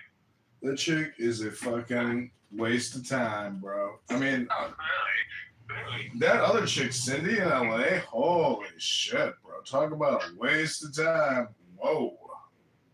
Low IQ?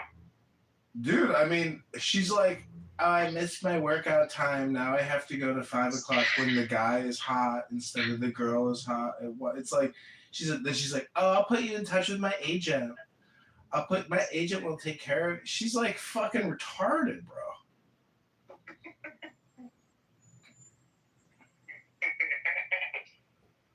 Fun time. I mean, you can pretend you're something or somebody, but eventually you might have to get a job, you know?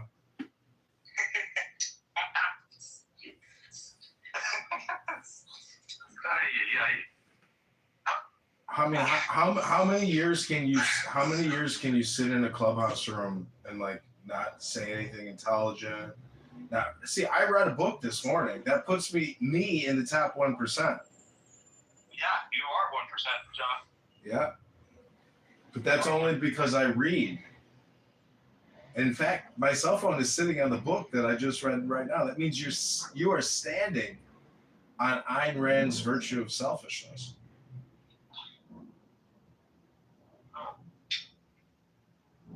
Do you think you're too altruistic, or do you think you're selfish just enough?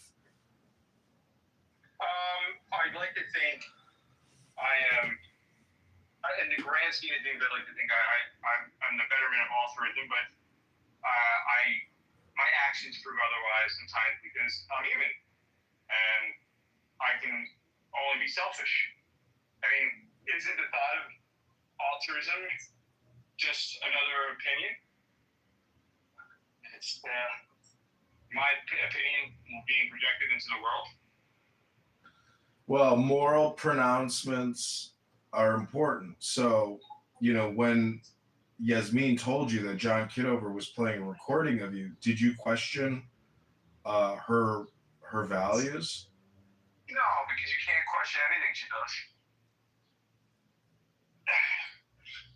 Well, I'm selling pictures of her pussy. You want to buy some pictures of her pussy? $1 a picture. All proceeds go to the Rebbe. No thanks. All right. Well, let me know if you change your mind and you want to see that wet Iranian, slime. She's a good girl, they said. She's a classy girl. And then they heard the recordings of her on Clown House, and they said, that's my Yael. Yael. How could you talk like that on the internet? That's Yael? Oh no, Yael, you said that? Oh no, Yael. I'm taking you out of the wheel, Yael. Hey, I'm calling my lawyer on Monday. I'm taking Yael out of the family will.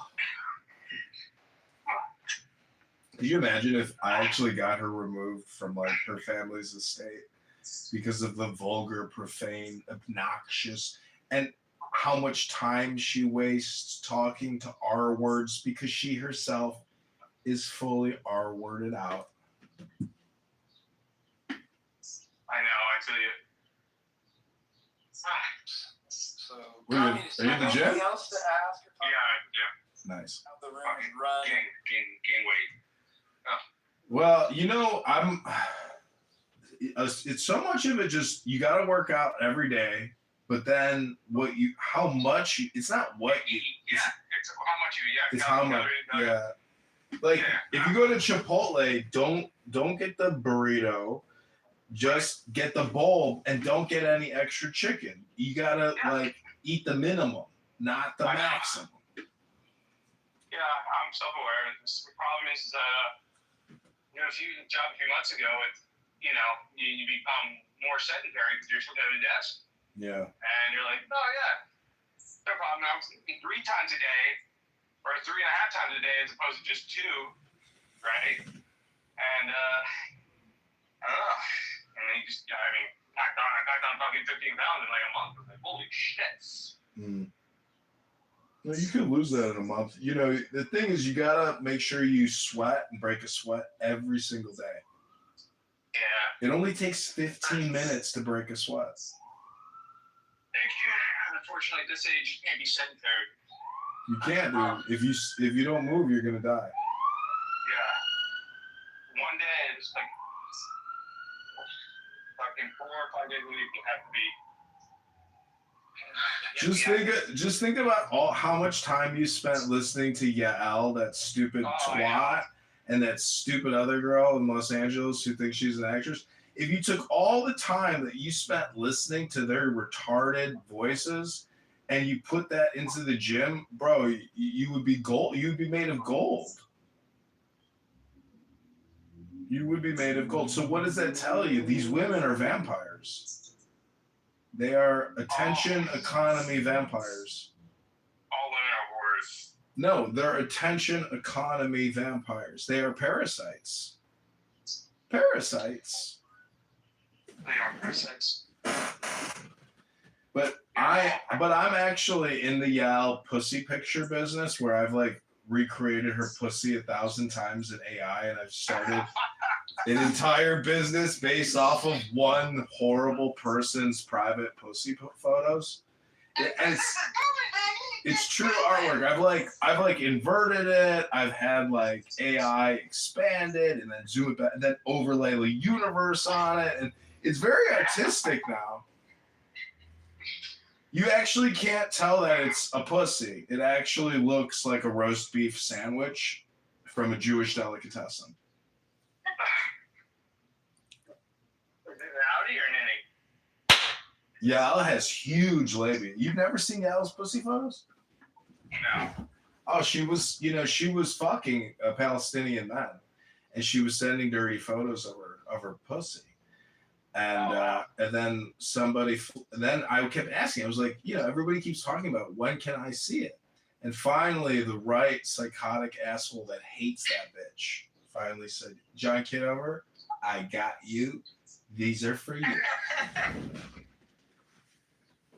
Do you know Bussy? I think so. Yeah, Bussy One is of the transgender. he's like a gay Latino, but he sounds like a gay black guy to me. Yeah, he's the one who gave me Yael's collection of photography work. She's a gifted photographer as well. I don't know if you know that. Yeah, I know. Her pussy photos are her greatest work. Anyways, I'm just totally kidding about all these pussy photos, but it's fun to mock that fucking obnoxious woman. Because as a Mischling, she loves to say that I culturally appropriate her religion, her culture, etc. It's like she says so many things to me. She's called me a P word. She has labeled me with a lot of shit. It could be projection. It could be projection. Hard to know for sure. Look at JoJo's PTR. Isn't that beautiful? An overweight white and black man in lingerie kissing, taking a selfie. JoJo, just that's super pride right there. That's super pride strength. That's pride victory right there. Yeah, good one, JoJo. Excellent work. Excellent. I should take a selfie of that. I mean, take a screenshot of that and incorporate that into like a new political campaign.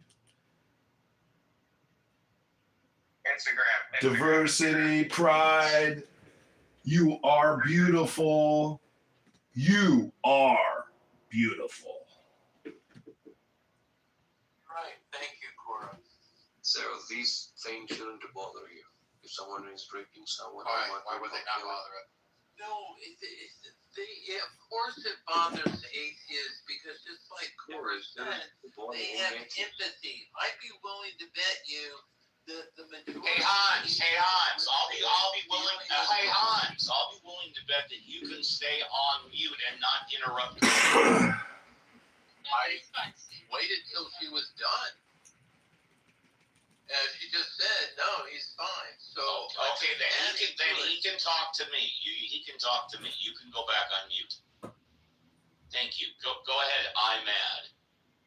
Yeah. So these things, shouldn't bother you if it doesn't, concern with you. So like the society, humanity. All right. Anything? If you have anything else you want to say? Yeah. Go ahead. So, Imad, I think I want to say, just because something's subjective doesn't mean you don't care about it, right? So I subjectively am bothered by people harming other people. I'm bothered when people are hurt. I'm bothered when the groups I'm in aren't functioning well because people are harming each other or victimizing each other. That's where my morality comes from. It's still a subjective position, right? And it is centered in my humanity, right? In my empathy, in my relationships with other people. And believe it or not, religious people get theirs the same way. They just like to overlay this idea that they're somehow superior because they've made up this hierarchical structure that it's somehow coming from some objective place, which isn't the case at all. It's coming from the subjective place of people that lived in the Bronze Age. If I said that, I don't believe in humanity, I don't care, someone got hurt or not, squash, I just care about myself. I'm just being a logical person, I just care about myself. Yeah, you're being selfish and self-centered. Right? Yeah, you're being selfish and self-centered. Right. You're going to have a hard time dealing with the societies. You're going to be ostracized as someone that doesn't want to associate with you. So if you're the person that wants to go around raping and stealing, and whether or not you get caught or not, the society in which you're doing it in is probably going to ostracize you and somehow eradicate you from that society. And I know a lot of people that are atheists and that believe in God that do exactly that. Both do that. Yeah, I'm not kind of a small robber. I'm a big mafia. I have many bodyguards, and police and the politician, they are my payroll. Okay, in that case, we all know, when you get the justice in this world. Okay, justice can be served. However, you're trying to imply that if this person that you're implicating does not ever get caught, when do they get punished? Is that what you want to get to? Yeah. Yeah. You hold. Are you a God believer? Yeah. Yeah. So you hold that something's going to happen to somebody when they die. Yes. Yeah. Not everybody holds that belief. We can understand that there are people in the world that do atrocious things and don't get caught. It sucks. We don't like it. So you ask, why does it bother us? It bothers us because we wish that not happened. That's why it bothers us. And if I were you, I would double check with your bodyguards because a little bird told me they're planning to turn on you. Hey, can atheists who aren't mods speak in this room? Well, let me go through the queue and then we'll open it up. And as long as it's civil, yeah. Well, we just got 2 more people in the queue, and then absolutely. Legalist left. It appears that way. Okay, so next is Andrikis. Hi, Andrikis. Hey, how you doing, Steve? Good.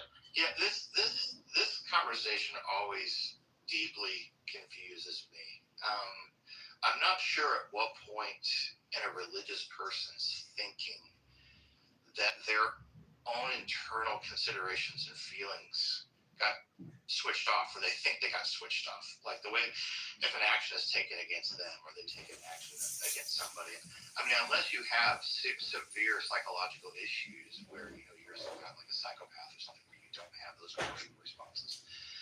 For a religious person to not recognize those reactions and to not understand that that's very likely the bottom level base foundation of where moral considerations even come from in the first place, I'm just completely mystified by how they think that unless you have the God belief, that those things that those feelings don't occur, that those moral considerations don't occur with that person. I can't understand what they're trying to argue when they say that, when he just made that decision, that saying like if somebody steals something, you shouldn't feel anything about it. Well, maybe they're just trolling, or maybe they're just idiots. What do you think? Yeah, it's got to be one of those two things. Because like I said, unless you've got severe psychological issues that are just blocking those average normal human responses, you just got to be doing something to make people feel stupid for being atheist or something. That can be there can't be any genuine motivation into saying something. Thank you very much. And last but not least, is it Arnie? Amy? Let me see. Hello, everyone. Arnie. Hi, Arnie. Hello. Hello. Hello, everyone. Well, English isn't my first language, so please bear with me. Okay. I do have if someone was born into a religion they didn't choose, how can they be sure that they are religious? They cannot. The answer is they cannot. I thought so. And one last thing. If I am at a point in my life where I have questions and my belief doesn't answer those questions, so am I still identified as a religious person if I am truly questioning everything I was told my entire life? If I think that the book doesn't serve me justice, I think that I don't believe in what I was told my entire life. Am I still a religious person if I cannot put my hand into something I trust? If no one can answer my question, what am I identified as? You have the answer. The answer is you have to make that decision for yourself.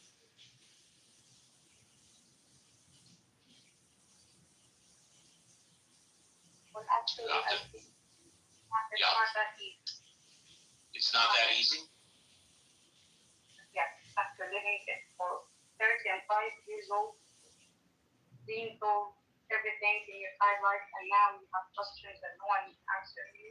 If it was that easy, you wouldn't have to ask the question, right?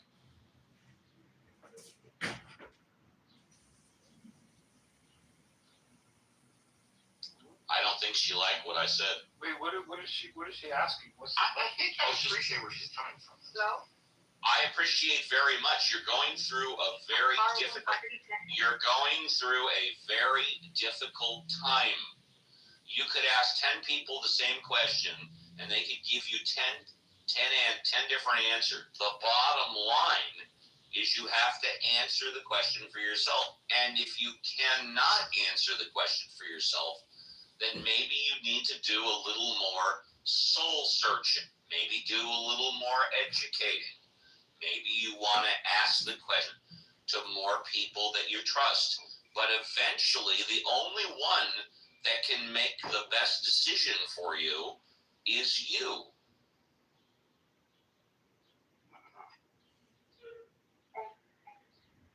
It is my pleasure.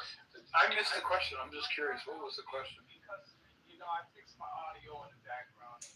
All right, communist, you can stay unmuted. Just give me 10 seconds. She was born a religion. She was told she was into her religion. Now she's starting to doubt it. She's wondering what religion she really is. That in a nutshell is what she was saying. Gotcha.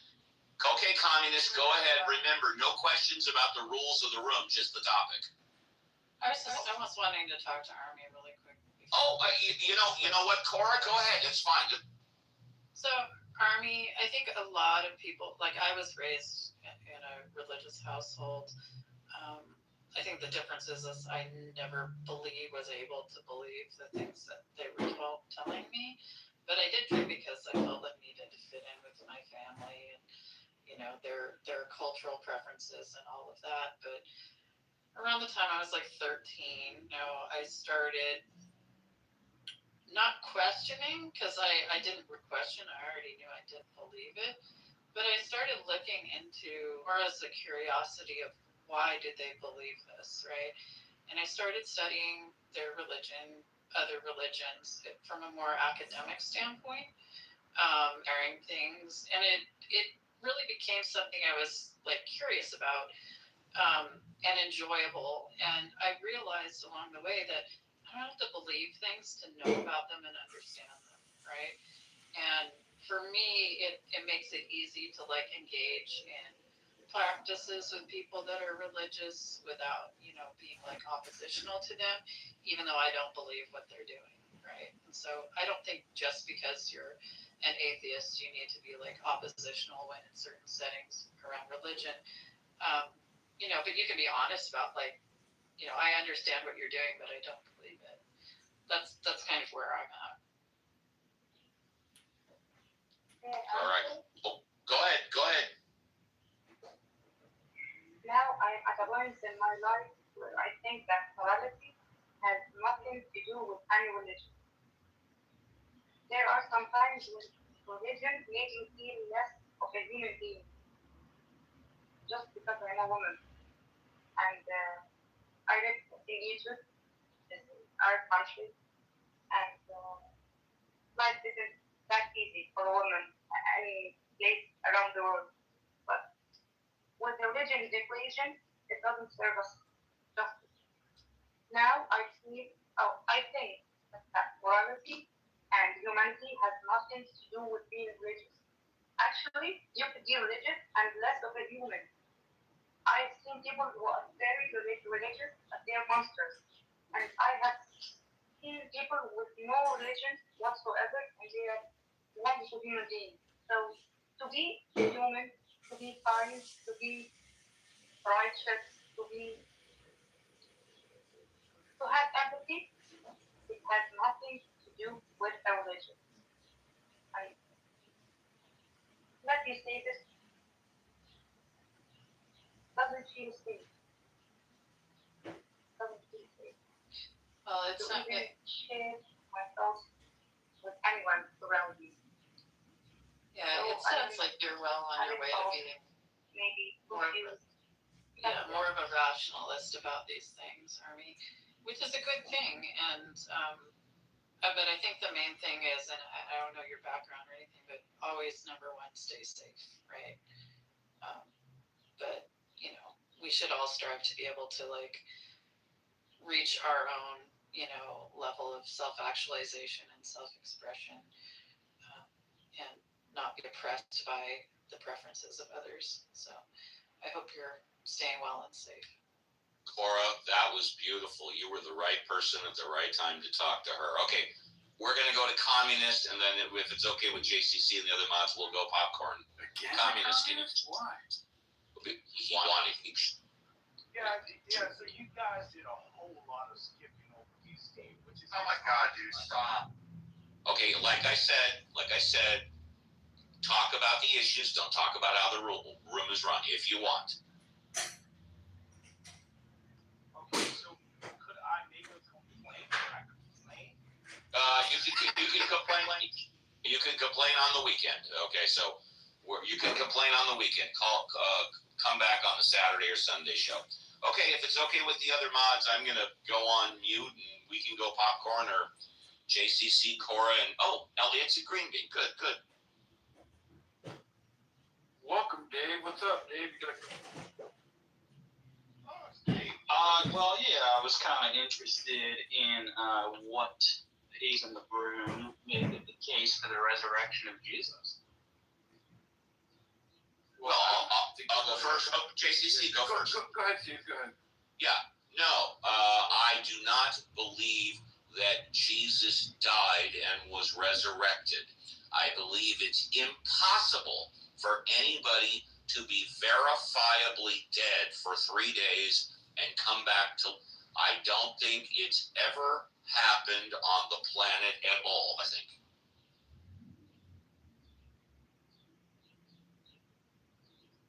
I have a question. Well, let Dave respond because he asked the question. So. Sorry, my apologies.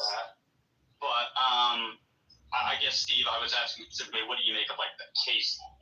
Obviously, you don't believe in it, otherwise you presumably wouldn't be an atheist. But like, are you familiar with the case for it? And if so, like, kind of what's your rebuttal to it? Yeah, I'm an atheist, and I think it's a very seductive lie. I'll be happy to answer. It's scientifically impossible. It's medically impossible. It is biologically impossible. By all of the information that I have learned throughout my life, it is impossible for anybody to be verifiably dead for 3 days and then come back to life. I think that I don't believe in the paranormal or the supernatural. By definition, the paranormal and the supernatural go against the laws of nature. And generally speaking, I don't go against the laws of nature. So the resurrection, I do not believe that it happened. Does that support my belief, my stance enough for you? It explains why you hold it for sure. I guess the worry is that there might be some begging the question of like naturalism in there. Let's reverse it. Why don't you give me your case for it happening? Please be specific. Sure. The general structure of the case would be that I think we have testimony in the 4 Gospels saying that Jesus was resurrected. I presume you'd agree with that.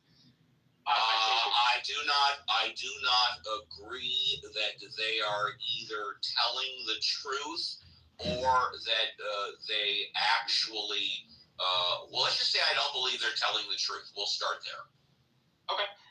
And so, do you think they're lying, or do you think they're honestly mistaken? If someone's not telling the truth, they're not telling the truth. It doesn't matter if they're lying or mistaken. Right, but my response would be different based on whether you think they're lying or. I know that. But you don't have any preference between those two options? Doesn't matter to me. I think I don't think they're telling the truth. Period. End of story. Okay. Well, We're gonna kind of have to discuss those separately, right? Because I don't mind. You're the one that has the burden of proof because we're reversing it. I'm accepting the burden of proof. I'm just dialectically trying to figure out which path you want to go down. The path. Whatever path you want to go down, I don't care. All right. Well, then let's consider the idea that they were lying. Then. All right. And we can come back to honestly mistaken if you want.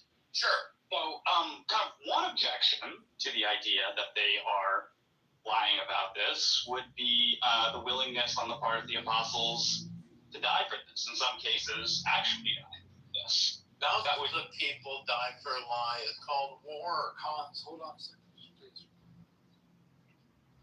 Go ahead. They're willing to die. They're willing to die for a lie. Okay. We know that's happened before, right? For example, war. Do the participants in war die knowing that something is a lie? Like, what is an example? Because war doesn't even really seem to be over proposition. How about Hitler? How about Hitler? What lie did he die for? That the Jews were responsible for the state of Germany? Yeah, I don't think he died for that lie. Oh, why did he die? Because he bit off more than he could chew by, And how did he bit off more than he could chew? What was by attacking all of Europe? Specifically, attacking Russia. Obviously, he had the Germans behind him because he blamed everything bad about Germany on the Jews. Isn't that correct? Sure, but that's not why. And no, sure. And he lied because he knew it wasn't true. Okay, well, there you go. You asked me for an example. Why are we saying he died for this lie? I have another example because I come from a Muslim background. So a lot of Muslims die in the name of Allah, and that is a lie for you. So there is an example. All right, thank you for the example. Please continue, sir. I think the difference there, though, would be that. I don't think that's on point, but that's fine. Please continue. I think Hitler is directly on point. All right, I actually think that's a better counter. With all due respect, I think that's a better counter. But he said all Muslims believe it, and that's a lie. That's not true. Well, I think he was saying, specifically, say, the 9/11 bombers, for example. Right? They died for a belief that I'm going to regard as a lie. Just like in the history of Christianity, a lot of people died for their faith.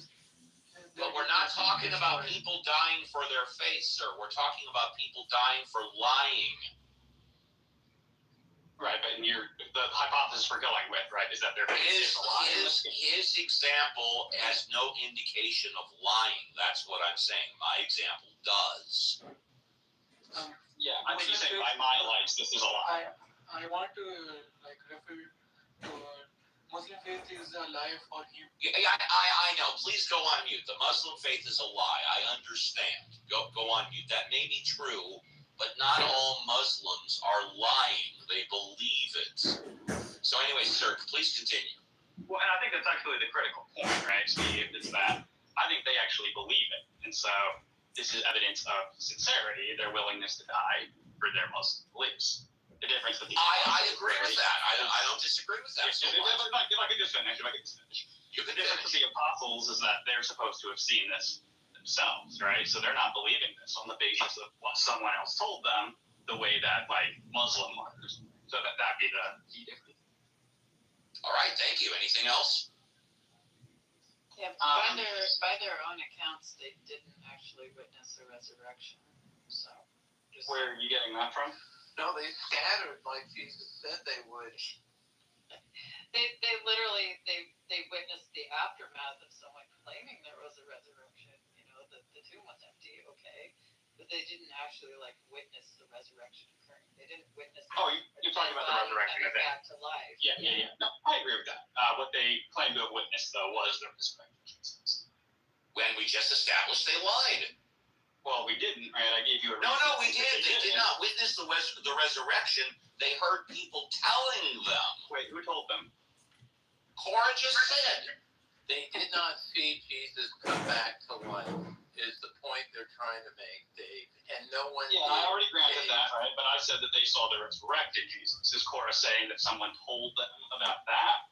Because if so, then if that's not what she's saying, then that's just not relevant to the argument, right? Yeah, that's what I'm saying. It makes far more sense.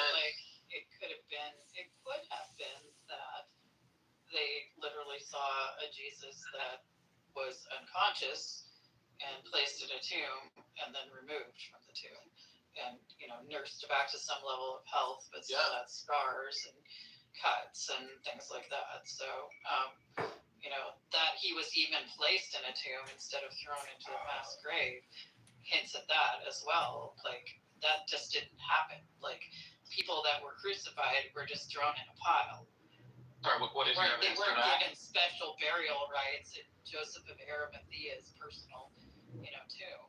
Like, What is the Yeah, evidence a for this? freshly made tomb that was only a 2-minute walk from the cross. Hang on. I'm just trying to see if Cora can back historic this up. records of how Roman crucifixions went. Like, Which ones are you appealing to, and are they about Judea?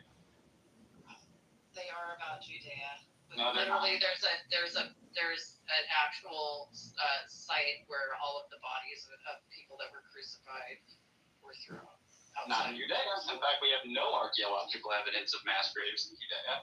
And we have explicit testimony from Josephus that prior to the Jewish-Roman War, even crucifixion victims were buried. And this is backed up in, like, the discovery, for example, of the ossuary of Jehoiakim, son of Hagol. He was a crucifixion victim. The nail is, in fact, still in his feet. And yet he was given a proper burial. So, I know it's a popular talking point, but I don't think the evidence backs that up. Do you believe in the Shroud of Turin, Dave? No, but I also haven't, So you think the Shroud of Turin is a fraud?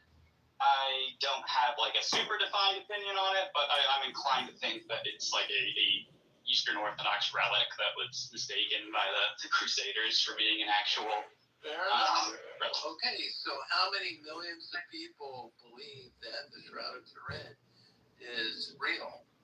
Don't have statistical data on how many people. I bet there's quite a bit, don't you? Probably. Mel Brooks is keying off on it these days to make some extra cash. He's saying the Shroud of Turin is legit. Can you get to the point?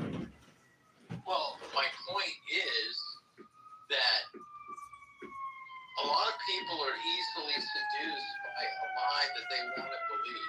Like, they want to believe that someone is going to pay for their sins. They want to believe that they're going to go to heaven and see Uncle Bob. They want to believe that they're going to live forever. So it's very seductive, this lie.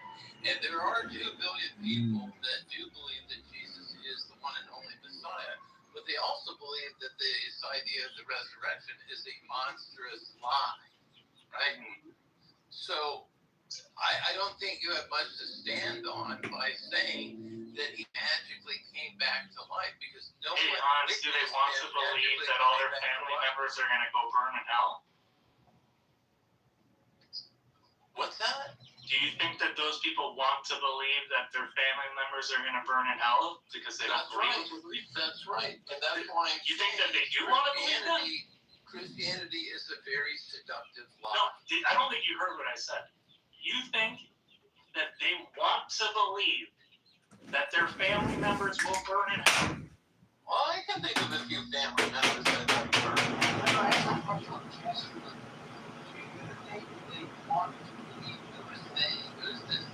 Christians.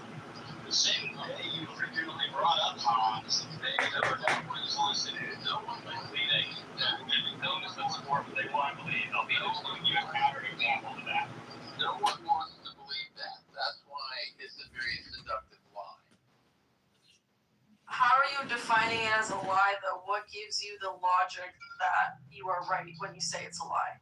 Well, you're the one that mentioned logic. It's completely illogical that someone is dead for 36 hours. Blood is coagulated. Yeah, but Hans, flies are walking on their eyes. Hans, this is based on their beliefs in that God has the ability to rise a body from the dead.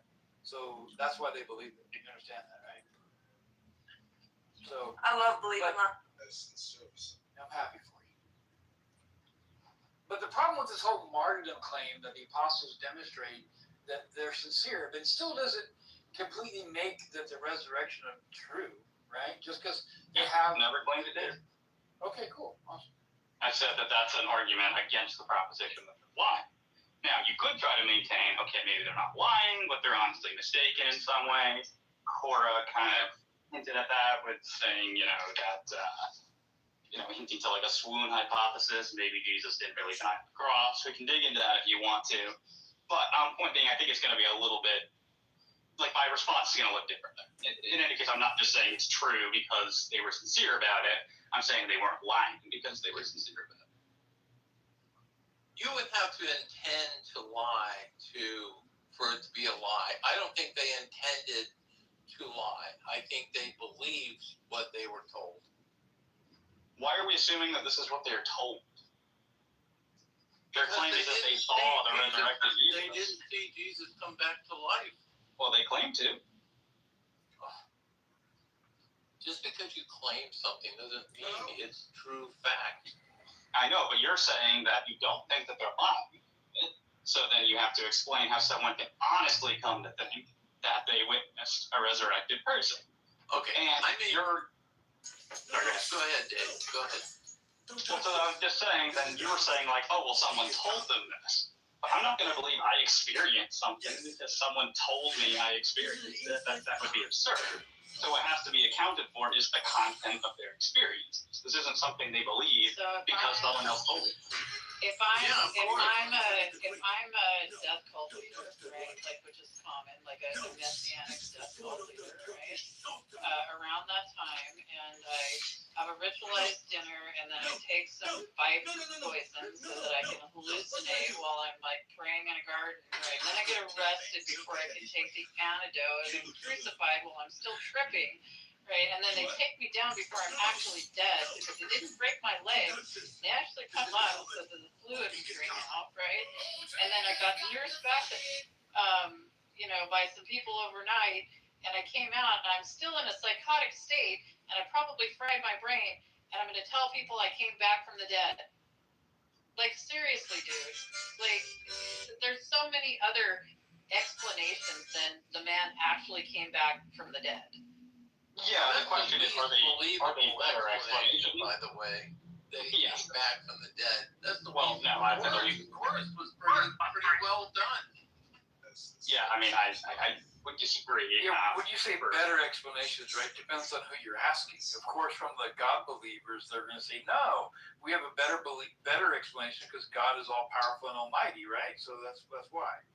Well, JCC, there are criteria of best explanations, right? More parsimonious explanations, power, explanatory scope, et cetera, right? So it's not just a matter of like there are actual criteria of what makes it. What?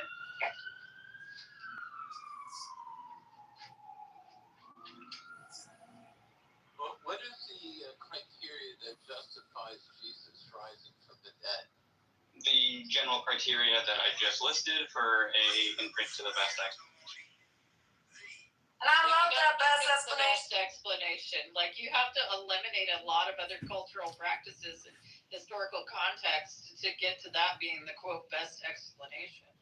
Like, it's silly. There were all sorts of other practices in the region, all throughout that area, that mimic the same things. Even like the story of Lazarus, right, is indicative that there were common like practices.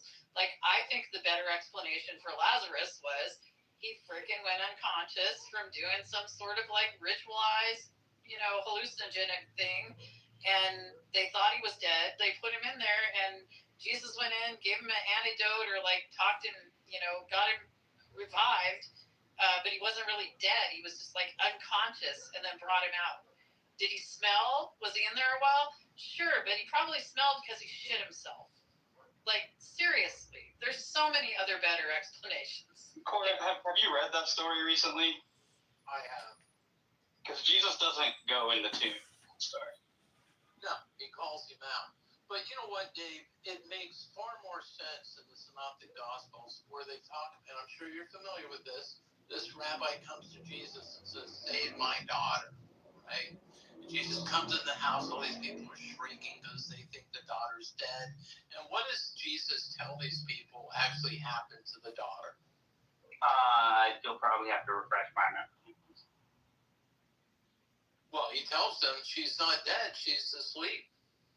She's like unconscious, right? Mm-hmm. So that's far believable than what these people who were not lying when they told us she was dead. They believed that she was dead out of their own ignorance. They believed that. They didn't know the difference between a sleeping person and a dead person? Stop freaking out. She's just sleeping. So It wasn't uncommon. the Torah is saying there's far more easy, believable explanations to what happened with Jesus than he rose from the dead. And if you read the Bible, you know, and I bet you know this, that Jesus said the only sign that will be given this generation is the sign of Jonah. Well, if you read the 3 pages of Jonah, the second shortest book in the entire Bible, it says Jonah fainted twice. He fainted in the belly of the fish, and he fainted again on the hillside. He fainted. So it makes far more sense that people are on the cross for 2 and 3 days and have to break their legs to kill them. Jesus was only on the cross for 3 to 6 hours. And even in the gospel, when Joseph goes to get the body, Pilate says, he marveled, he's dead already? So, yeah, it makes sense. Fainted and recovered.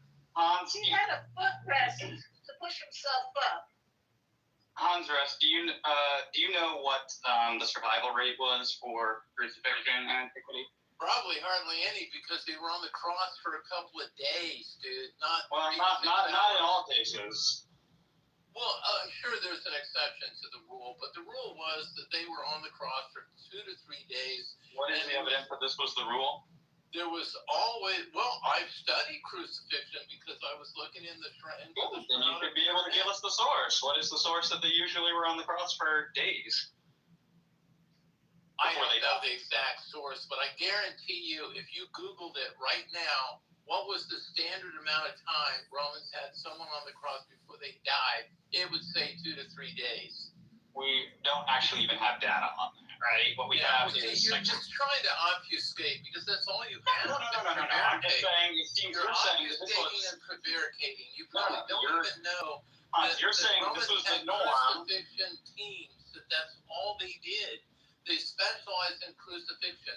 There was a centurion in charge of it. I'm not disputing that. I'm disputing the specific claim about that. Oh, well, it typically took days. I'm saying the Romans did not keep statistical data on this, right? Well, so the best we have to go on is like the accounts that they give us of crucifixions, and sometimes they report how long it took.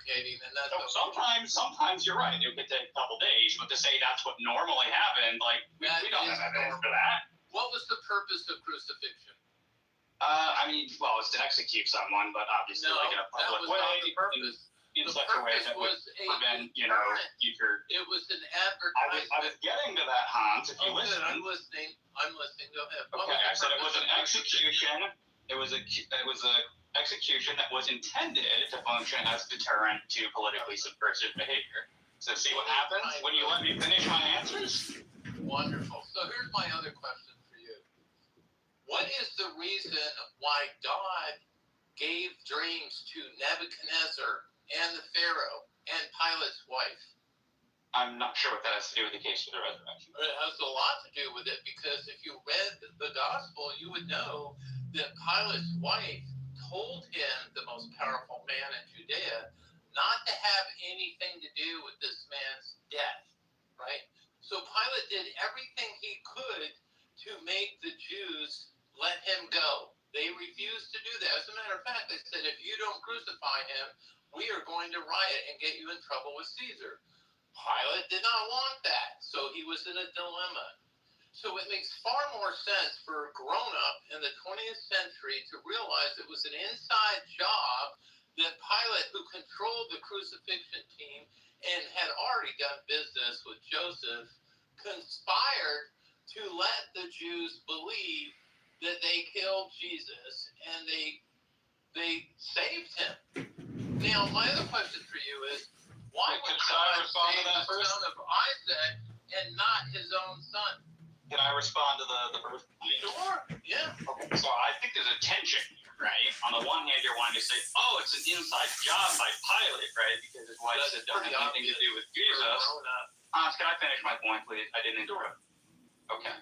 So the first point is like, you want to say that it's an inside job from Pilate because his wife said don't have anything to do with Jesus. And so now Pilate knows about this. But one of the earlier arguments you gave for why we should think that Jesus wasn't dead was because Pilate was allegedly surprised that Jesus had died after only a few hours on the cross when, supposedly this normally took days, even though we don't actually have statistical evidence for that. Now, you can't have that both ways, right? Either it's the case that it's an inside job, so Pilate knows damn well that the plan was never for Jesus to die on the cross, or he shouldn't be or he could be surprised about this. You can't have your cake and eat it too. So pick your poison. I think it's both ways. Why wouldn't Pilate act the act? Like, oh, it's dead already? Okay, take him off. Here's the note to give to the centurion to take him off. Yeah, he would play the game. Right, but the point is, if it was an inside job, if you were pulling off an inside job, wouldn't you cooperate like that? I don't think that's not cooperating with anything, though. Why would he not want to kill Jesus? Because his wife had a dream to not have anything to do with his death. That his wife said, "This is a righteous and just man. It'd be bad karma for you to kill him." And I'm sure Dave knows that throughout the Bible, God uses dreams to influence the behavior of people. So you'd have to ask yourself, Dave, why did God influence the wife of the most powerful man in Judea to not have anything to do with his death? Why would God do that? Does the text say that God gave her this dream? Yes, I'm pretty sure it does. I don't think so. Oh, okay. All right. So you don't think God influenced Nebuchadnezzar or Joseph or the Pharaoh with dreams either? Well, I think those texts pretty much clearly say that God did give those dreams, but I'm not sure if the text ever says that God. You don't believe that God influenced Pilate's wife with a dream. You don't believe that. You're going to go on record. I am skeptical of that, and I'm not sure the text says that. Which Why is why do you think they said that? support that? Why did they say that in the gospel that she was? Because that's what happened. Oh, but God didn't have any part of that. Wait, the visit to Joseph or the visit to Pilate's wife? I'm asking you if you believe that God had any part in influencing the wife of Pharaoh with a dream. Yeah, that one I'm fine with. Okay, so you do believe that God influenced Pharaoh's wife with that dream. Pharaoh or Pilate? Who are we talking about? I'm sorry. Pilate's wife with that dream. Yeah, no, I don't believe that God gave. I mean, I'm open to that if the text says that, but I'm not sure it does. Oh, okay. I'll look it up. I have a quick question. If Pilate was faking it and, participating in a hoax, why would he let it get so far as to have Jesus nailed to the cross and hang there for three hours? To get that far. To trick the Jews. Well, I think they're saying that was. Think about it. They're saying thinking the resurrection was the hoax. Yeah. What? They're saying the plan was to fake the resurrection, so it had to appear that Jesus died. If the hoax wasn't getting crucified. Okay. Basically, take him off the cross before he died. Right. And stab him. That was the plan. Side also. Stab him in the side. Make sure it doesn't. That's only in John, Michaela. This is only in John. So what? John is not a synoptic gospel. Well, you don't like Paul either, so you Well, I'm not. Hang on. So it's not a synoptic gospel. So what? That's right. Well, you know the reason why they're called synoptic gospels. Yeah. Because they're literally dependent on one another. Yeah, because they align with each other. John is different. Yeah. Only in John is he stabbed in the side. Only in John is he John is raised from the dead. So what? Are you saying that you just are rejecting John as a reliable source? Yeah. And why? Because it's not a synoptic? Why is that a reason to think it's not reliable? So why is that a reason to think it's not reliable? That does not mean that it's unreliable. does not mean that it's unreliable, right? So you need to give us a reason if you're going to ask us to reject the source.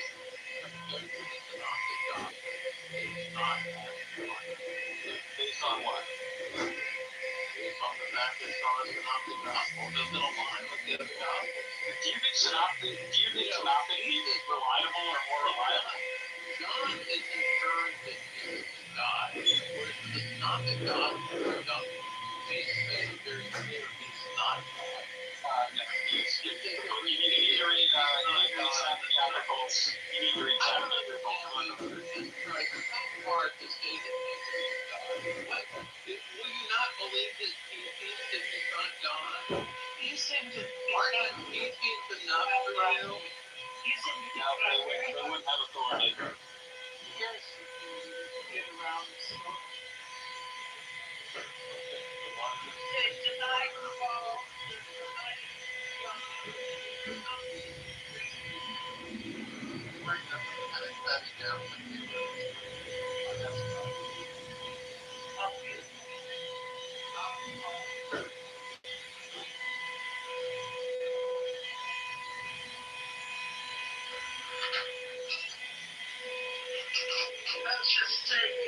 Christians are trying. I think these Christian theories you're coming up with Cora coming up with, the snake venom rituals that from Lazarus were doing. Now, Pilate, for some reason, I didn't hear the reason why they wouldn't do this.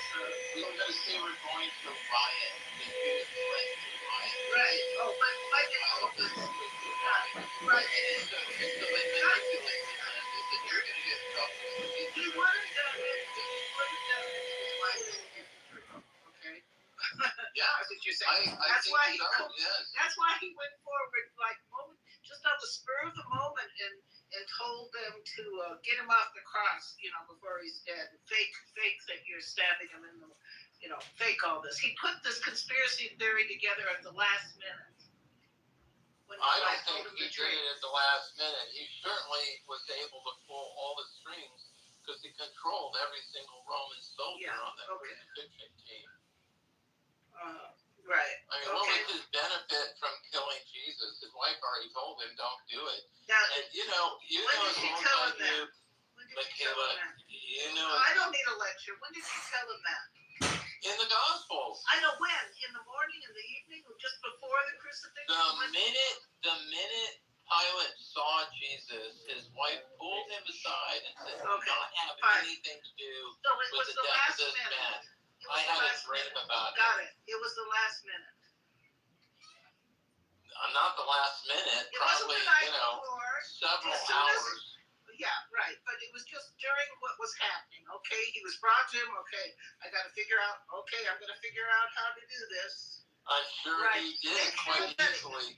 It's just kind of amazing that, and this may not apply to Hans in particular, but I think it does apply to Cora, right?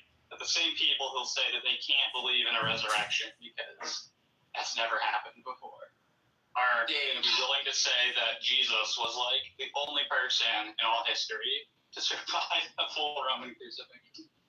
Dave, there are 2 billion people who believe that Jesus is the Messiah that think the resurrection is a monstrous lie. 2 billion people believe that, all right? He wouldn't be the only person to survive a crucifixion. There are accounts of people surviving this. Nope, you've got one other one, and it wasn't a full Roman crucifixion. You don't have the full document. What do you mean by full Roman crucifixion? What I mean is someone who wasn't deliberately taken off while they're still alive. We have one account in Josephus. He comes across 3 of his friends. This is after the fall of Jerusalem in 70 AD. How do we know Jesus wasn't taken off while he was still alive? Well, again, they're granting the gospel accounts, right? So the impression is that he's dead, right? The impression is, right, but nobody, it's not like someone had they never wrote down that someone is inspecting him and that he is now officially dead. Right, but Jane, the point is that you have to say this is the only person in history for whom this happened. It's not. He was taken down within 6 hours, and the other account of them have taken him down was also about that same time period. like length of time on. So he is not. Why are we assuming time length is the only relevant reference on this? I'm not saying it's the only. I'm saying it's similar. Yeah, one similarity. Okay. But it's not one similarity. They were both crucified. They were both crucified. They were both taken down, and they could have both survived. I'm not sure why you're saying that if he survived, he'd be the only one. We have documented cases of other people surviving about that same length of time being crucified. You have a case of one person who did that, who was explicitly still alive. And here's the other thing, too. That guy was taken off the cross with two other, right? And they both died anyway. Yeah, the other two died. Yeah, the thing is, when you say so why are you saying cases like it's plural, Jane? Why are you saying cases like it's plural? That, Dave. I'm happy for you to believe that. The only thing that bothers me about Christians is they tell other people, if you don't believe in this fantasy, you're going to hell. You know, I'm happy for you to believe in Jesus and his teachings and the resurrection, and every Sunday practice dying to your ego and being reborn in Christ. I think that's a beautiful thing. The only problem I have is Christian fascism, which every Nazi was a Christian, and they had on their belt buckles inscribed, God is with us. So that's a lie right there. God was not with the Nazis. So, and they believed and they died for that lie. So I'm happy for you to be a Christian and believe in all that, but please don't become another fucking fascist that goes after everyone else that doesn't believe how you do. That's one way to derail the conversation. Can I offer a piece of advice that I was just thinking about while you guys were talking? I'm new here, so I just wanted to forward something while I have a chance. Does anybody mind hearing? Go ahead, George. Thank you. Thanks, guys. So I believe there was a legal precedent for soldiers if they were told to crucify somebody, or they were told to keep a prisoner, or they were told to make sure that somebody was executed, that if they didn't follow through with that and the person survived accidentally, that person would be executed in either a similar way or a similarly brutal way. So it seems like there's, unless you have Pilate conspiring to keep Jesus alive, so maybe he wouldn't have been processed in that same way, though he did have higher ups. And if there was a riot, it would have been his fault. Would it add weight to the other side of the scale to say that, like, the centurions probably wouldn't have lied about this because then they could have been killed? No, the centurion would follow the chain of command, which anybody that's been in the military knows. You serve the rank right above you. Right. I'm actually a 6-year veteran in the Army, so I know quite well. Good. So you know the chain of command, right? I understand. Yeah. I don't think that following orders that could get me and my men killed in a brutal way would be something that I would do just haphazardly. But I'm just trying to forward the idea that maybe it adds a little bit of weight to the other side of the scale. That, like, if Jesus had survived, if there was a chance that he'd survived, and it wasn't somehow proffered by Pilate or somebody of the higher ups, then these people could have been punished. But just a thought to add. Good point, Jordan. Good point. Well, in 6 years in the military, Jordan, how many times did you deny the order of your immediate superior? A couple of times, yeah. You're allowed to deny an unlawful order. In fact, you're obligated to by the Uniform Code of Military Justice. That's why I asked you, how many times did you deny? There's a few times. Your immediate superior. It depends on the nature of it. Like, a lot of times it was more of a conversation. So, like, we had to go out on a couple of very dangerous patrols, and there was questions about, do we want to do this, or do we want to wait? Do we want to maybe wait in a place that's potentially extremely dangerous, or do we want to stay here and then possibly have the same extreme danger approach? And so if somebody was to advance an idea like the platoon sergeant or the XO to everybody's liking, people could announce their gripes. Ultimately, it would let the person the say-so of the higher-ups. But there's many situations, especially where lieutenants and captains and other people who are commissioned officers are completely outranked by the people who are non-commissioned officers, which is not how the rank structure works. But if they know that they don't know what they're talking about, and they recognize that the non-commissioned officers are going to do what they want anyway, it happens quite a bit. Though you do salute the rank, and it is extremely important to follow orders. I wouldn't suggest that that's not what happens typically, but like in a situation where it's actually dangerous, usually the XO or even the person who's in charge has to be subservient to the person who knows what they're talking about and the person who's going to keep the most troops safe. So I hate to give like a long-winded, like breathy answer to that. It is complicated, but I would be concerned that a Roman centurion would do something like a sergeant major. That would be a very, very powerful person, extremely dangerous, extremely hard, and extremely adept with combat. Has no problem killing a Jewish guy. Has no problem causing. If they caused a riot, they would just kill these people. Like it was like. So I'm not saying it was necessarily trivial, but at the same time, it does seem like there's a lot of precedent in Roman law that if these centurions or if the soldiers involved were to not follow through with the execution, they would be horribly executed themselves, and a centurion would have lots of people underneath. Yeah, I heard that. My point is far simpler. That I guarantee you the centurion followed the orders that were given to him by Pilate. So when he gave the permission for Joseph to take the body off the cross, the centurion did it. That's all I'm saying.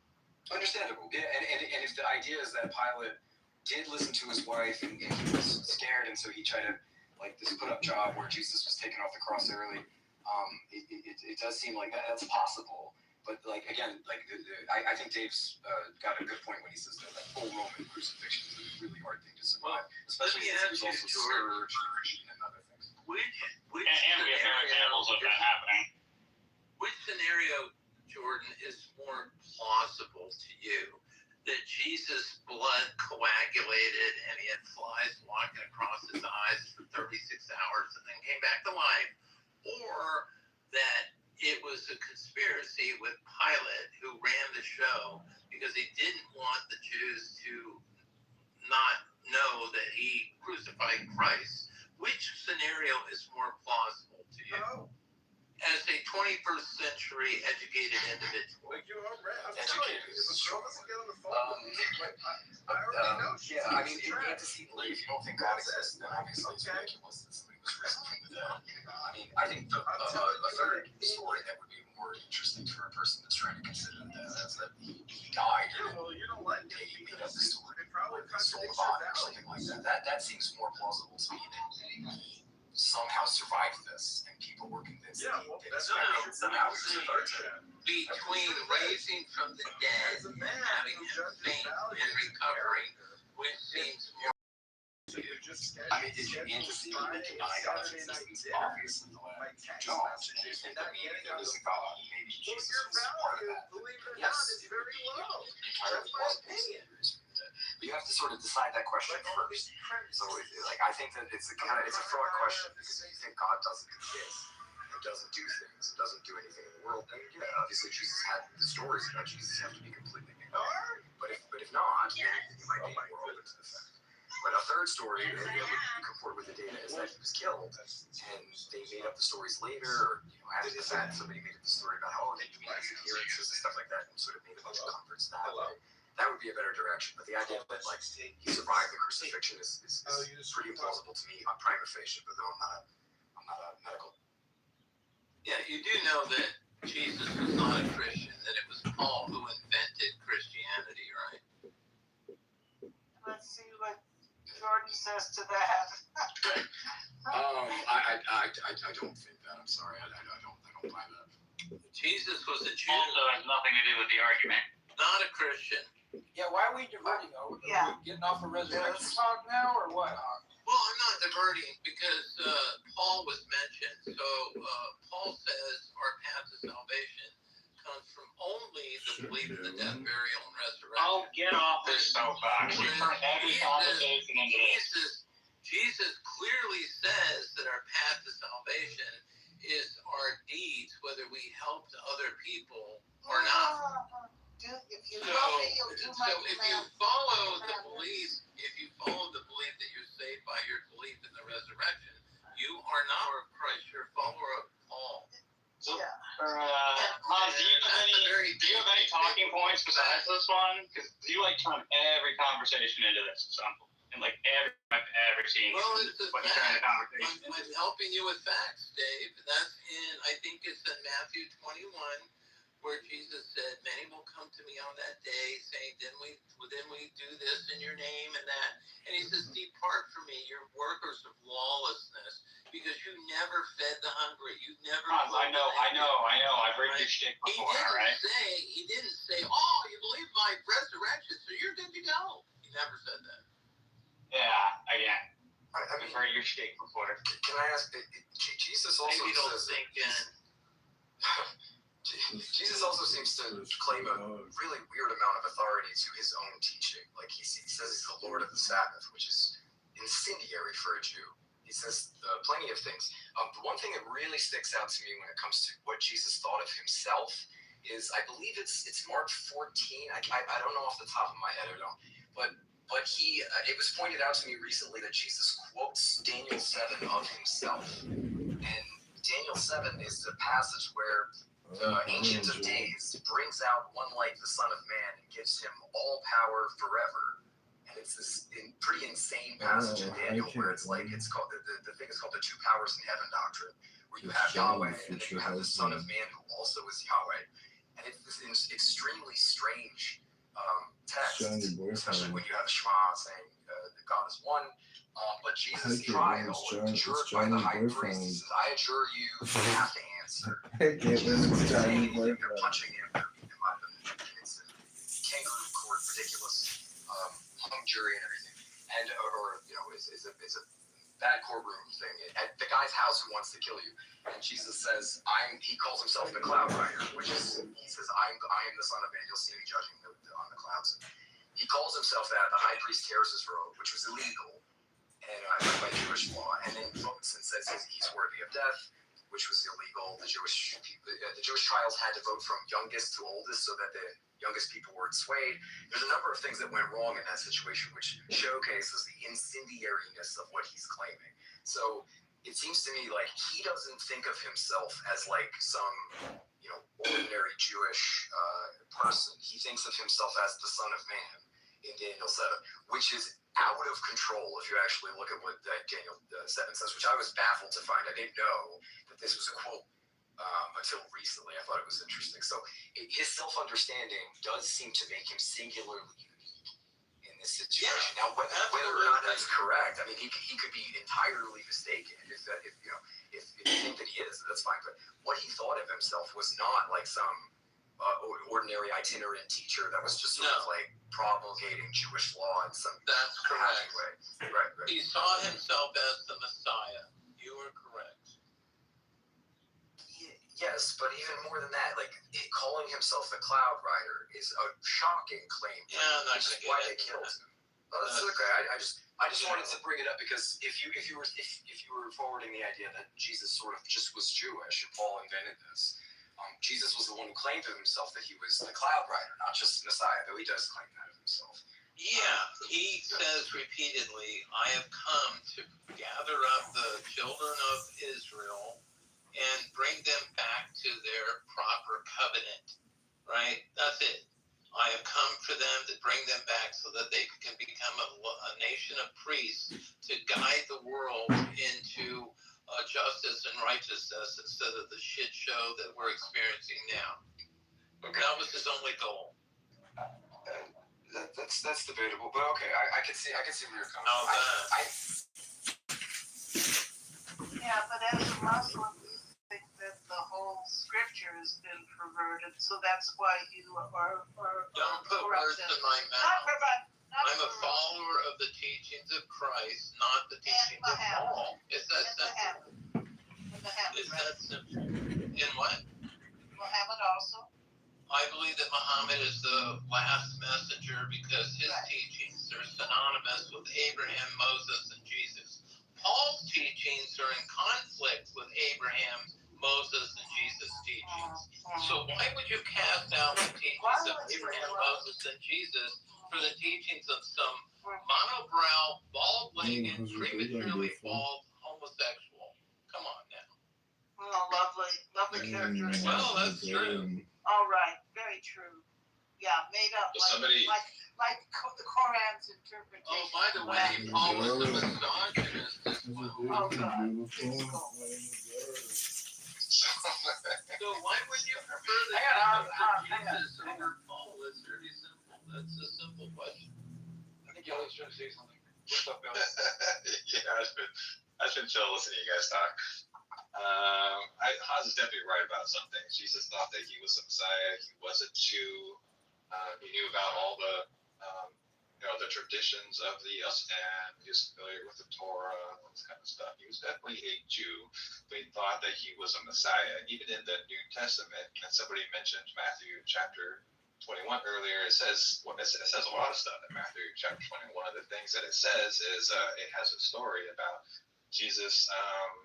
He tells some of his homies to go into a nearby town, grab themselves a couple of donkeys, and bring them back to him so that he can ride them into as a triumphant king. Well, maybe he doesn't say as a king, but right? But the point is and then Jesus he quotes a couple one verse out of Zechariah chapter 9, starting at verse 9. There's a whole prophecy in there about a coming Messiah, just like Hans is talking about. And the Christian Bible is full of this kind of thing. So Jesus quotes this little section about a Messiah, a triumphant king who will come back on a couple of donkeys as a triumphant king into the land. But anyways, so even Jesus, the point here is that even Jesus understands the prophetic stuff of the Hebrew Bible. He believed in that stuff. He thought that he was a Messiah. Yeah, There are great many Messiahs, but he definitely thought he was Messiah. That's absolutely correct. But if you go back and you read Zechariah chapter 9, it turns out there's a whole bunch of other stuff in there that this specific Messiah is supposed to do that Jesus never did. He didn't do any of that stuff. So you guys can talk all you want about somebody coming back to life. Maybe that's true, maybe that's not. It doesn't matter. There's no prophecy in the Hebrew Bible anywhere that says God, Yahweh, is going to incarnate as a human being, be born of a virgin woman, be killed, and then come back to life as a human sacrifice for all the sins of humankind. There's nothing like that anywhere in the Hebrew Bible. And we are to believe that he is Yahweh, that he is God, that, a little more. The book of Isaiah has the prophecy of coming up the Messiah.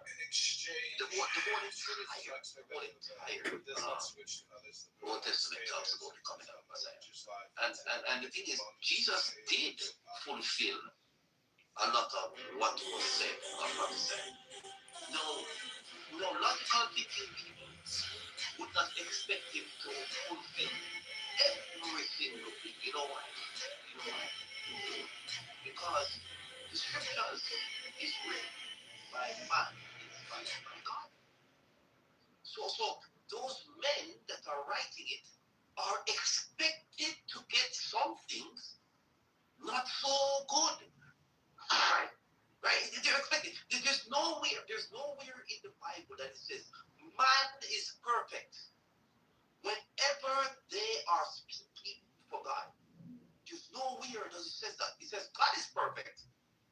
But it doesn't say when God is speaking through his prophets, that they're automatically perfect. Right? So the point is Jesus himself. There's a lot of eyewitness. There's a lot of accounts that clearly states in the book of Matthew, Mark, Luke, and John that matches up with what Isaiah himself was saying. And that is based, and those are the things that we're going off of. I think you raise a good point when you bring up Isaiah 53, right? Because it does talk about the suffering servant taking on the iniquities of the fall. I'm not sure if that was Elliot or what was saying. That's not something that the Messiah is supposed to do. But I thought of that as well when he said that. Okay, well, it's trying to butterfly. See, this is the Christian reading of that verse, by the way, is not in the Hebrew. Exactly. This is the problem, you guys. You don't get anywhere in the Hebrew Bible typological fulfillment. It doesn't say anywhere in there that anyone gets to read prophecies from the Hebrew Bible as a type of typological fulfillment. That is only in the New Testament.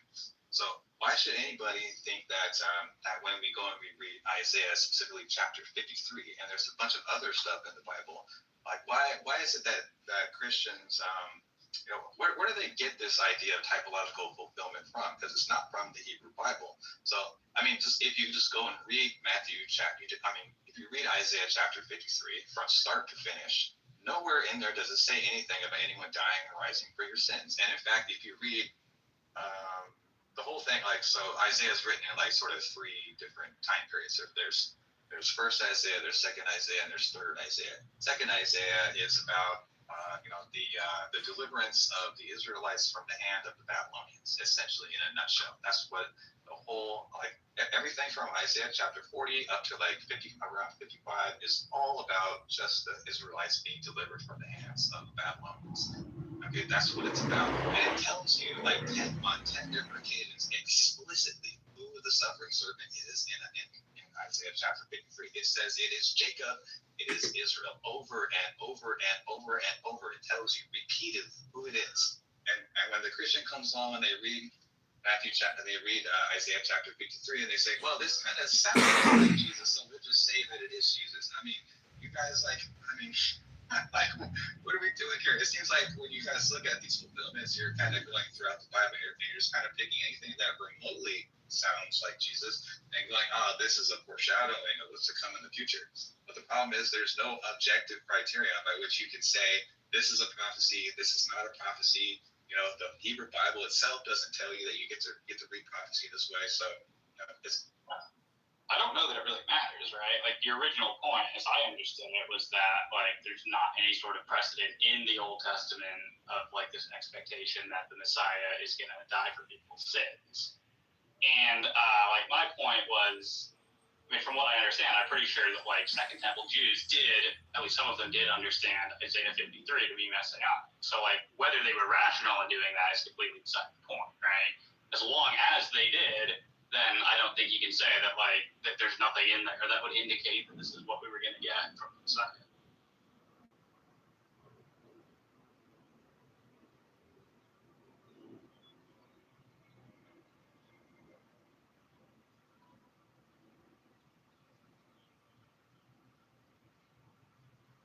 I've been looking at this stuff for many years, and every time I look at any prophecy that Christians say is a prophecy about specifically Jesus, the Messiah that Jesus thought he was, I go in there and I read the original prophecy. In its original context, it's not about Jesus. It actually is never about Jesus. It's always about some prior setting about the ancient Israelites or something like that. It's never. It's self-destruction. That's the problem. The Christians, to make it work, they have to really bend and twist things to make it work. And Paul was very skilled at bending and twisting words. He was very skilled at that. Again, though, I just see that as being a very different point from the one that was originally being raised. I know. I mean, it is a different point, but a Christian pastor would have you believe that Jesus is God. He would have you believe that, and so you ask him, "Who is God?" His answer should be Yahweh. His answer should be Yahweh. And he can say more things like the Trinity and the Holy Spirit and the Father and stuff like that. But God is Yahweh. That's the name of God. If we're supposed to believe that, Yahweh is the God of the ancient Israelites and of the Jews. So what is the connector between these two ideas?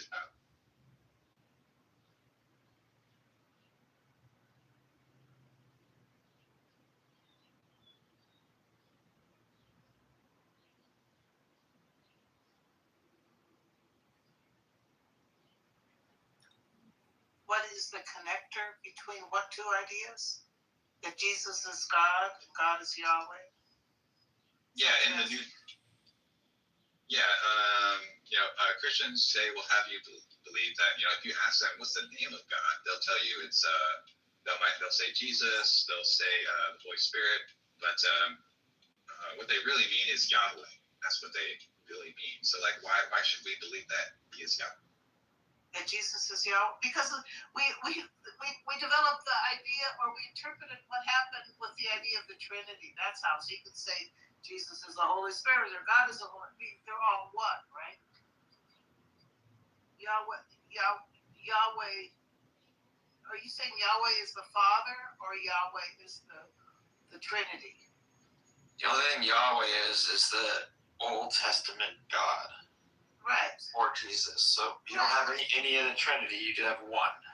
Right. So Christians then, when Jesus came and his revelation was that he was allegedly the Son of God. Right. Well, that's what Christians believe. Then when they're saying now we have now we see God as a Trinity.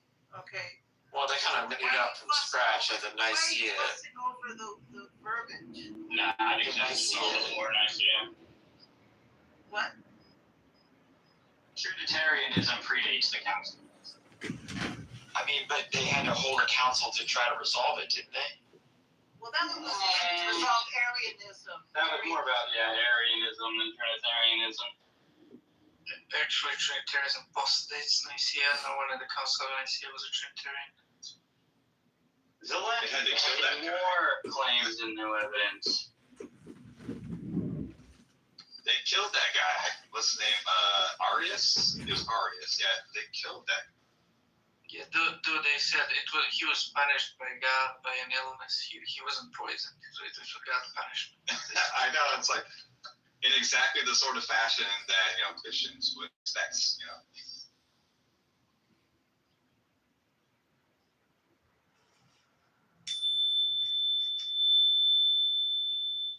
For trivial differences, like Arius, believed in the Father, Son, and the Holy Spirit. Believed Jesus was the incarnation, of the Logos, who was the Father's cosmic helper through whom he created in the universe, etc., etc. Oh, you had a detail wrong with atheism.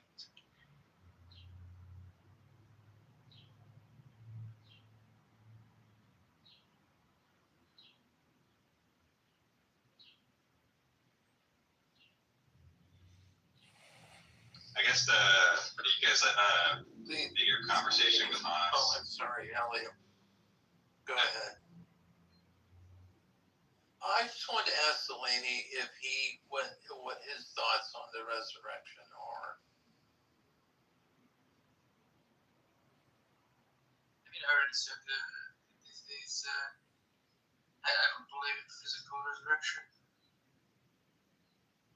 Okay, all right. That's all I wanted to know. Because I've listened to you speak before, and you sound like a very reasonable person. But wait, he said physical resurrection. Is there something more than that, Zeleny? He believes in a spiritual resurrection.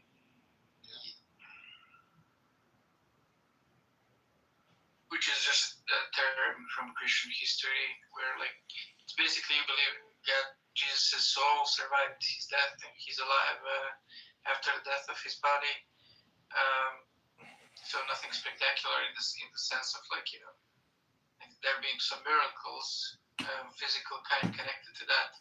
It's just a term that existed to this word resurrection from the Bible. Yeah, I mean, Jesus even says, don't worry about the death of the body, worry about the death of your soul, right? So, I don't see any problem with that. Are you a believer in reincarnation? Of the spirit coming back? No. Crazy like a fox.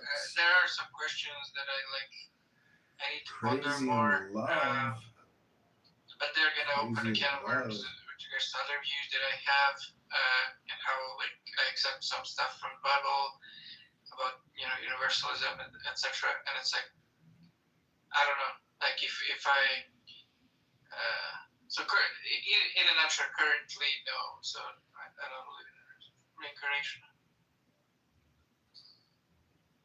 Wouldn't reincarnation of the spirit comport with the law of conservation of energy? I don't think they're connected. I think souls are not really of the type of substance that is described by the laws that we can discover through physics. Just my girlfriend.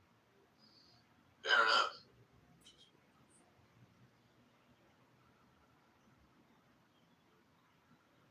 I mean, I just don't need to believe that Jesus rose from the dead and follow his teachings. It's just, I mean, his teachings, for me, make enough sense to follow on their own merit. Well, you do if one of his teachings is that he was going to rise from the dead. Yeah, he doesn't really say that gets you salvation. He says, right, but you say people believe his teachings without believing that he rose from the dead. And I'm like, nah, because one of his teachings is that he was going to rise from the dead. So it's not just the simple case of, oh, I can believe his teachings without believing, in a resurrection. I believe in his core teachings, like the reason he washed the feet. Yeah. You believe in the ones you like, and you reject the ones you don't. You believe that your feet should be washed, So I believe in his teachings, his core teachings, that we're to be servants to creation. Right? That's his core teaching. Great. And by the way, if you read the first 3 pages of the Bible, that's why God said he created us to serve his creation. So everything that Jesus teaches is very compatible with what Abraham and Moses and Muhammad taught. They are not compatible with what Paul taught. If you want to be a follower of Paul, have at it, dude. Okay. Just stay the your own teachings way. of Jesus are not compatible with saying you can have sex with a 9-year-old. I'm sorry, it's not compatible either. That's such a desperate move. Do you think you'd even know about Jesus' teachings if his followers didn't believe he had risen from the dead? Yes, Michaela, because the law is written on our hearts. That's what atheists are trying to. Wait a minute. I'm trying to answer your question. That's what atheists were explaining earlier, and Cora did a beautiful job about it. She said, I have empathy. I treat people how I want to be treated. As a matter of fact, I'm almost done. As a matter of fact, the great Rabbi Hillel was asked, can you sum up the Torah while standing on one leg? And he said, sure. Don't do what you hate done to yourself, to your fellow human. The rest is all just commentary. That's right. So did Jesus. There's nothing more. Why get into all this other stuff? Well, you say it's written on our hearts. In the first place. You say if it's written on our hearts, we don't need any of these religions. No, you don't. Fine. I mean, some people do. My 45-year-old daughter, when her kids were like 3 and 5, she would put this elf on the shelf and say, oh, this elf is watching you all day long and all night, so behave so you can get good presents for Christmas. So if some people need that type of guidance, I'm all for it. The problem is when they start condemning other people for not believing the absurd things that they believe. That's the scary part. Well, I agree with you. But I don't think the teachings are absurd, but I don't like people being threatened with hell. I don't really understand where that came from. And I couldn't have come back to the church if I had looked that square in the face, this idea of hell. So, but I agree with you there about the threat of hell. I don't like it. The beliefs are certainly no more absurd than thinking that pedophiles can be profit. Aw, good for you, Dave. More points for you, Dave. See, this is why Christians hate Islam so much, because Islam exposes the resurrection lie. Yeah, we hate pedophiles. Oh, God. They hate pedophiles. Muslims call them out on it, and they call the resurrection a monstrous lie. And they're really upset about that. You say that's a monstrous lie while defending someone who had sex with a 9-year-old? I don't know where you're getting all that, but you dredge it up all the time. But I bet you're one hell of a Trump ass kisser. And we know that Trump was raping. Oh, here we go. So you bring that up all the time. And I'm willing to bet you're one hell of a fascist Trump supporter. And who made polygamy part of the religion, you know, that's an absolute Joseph contrast to Smith, Christ, Joseph one man, Smith, one woman. from the Joseph beginning. Smith and the Mormons still practice Yeah, they're not to this day. Christians. They're not Christians. Oh, they think they are. I know. They They will. what is What is this Mormons say polygamy take with like the entire Bible has polygamy throughout it. Yeah, but That's Christ exactly ended right. that. Yeah, let's not overtalk each other. Y'all can have the back and forth banter, but yeah, just maintain a decorum at least. But I'm also interested, Hans. You keep saying that the first 2 words in the Bible, in the beginning, God created the heavens and the earth. That's more than 3 words. But No, I said the first 3 pages. Oh, first 3 pages. Correct. And in the first 3 pages, God clearly says, I created you to take care of my creation. Where He calls it his garden. Where it says it? Keep reading. It might, it might grow on you. You're talking Genesis grow on me. I just want to read it. Like, well, go ahead and read. I'm looking at Go ahead and read the first 3 pages. Okay, thanks. I think we've used the word I'll dominion. see if I can find it for you, James. I think the word has been used, dominion, or there's another word, but I don't know if it's like serve. There's dominion and something nicer than dominion, but I don't think it's serve.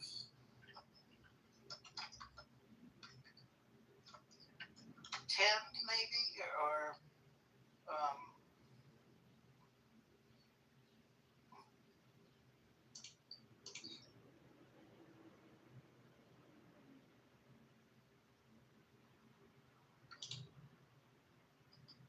well, I mean, do other believers in God think what he's saying is accurate? Or Bible readers? I think it's more like dominion. Who has dominion? Man. Man has dominion of. Adam has dominion of over the creation. Over yeah. the earth. Oh, okay. Yeah. That's what you think. Okay. But there might be another translation that's friendlier than dominion. Okay. No, I don't think that's the verse. I think it's the verse I have opened now, 2:15. And God Yahweh to command. Sorry, let me open the actual translation, not just look at the Hebrew word for word. The Lord God took the man and put him in the Garden of Eden to work it and take care of it.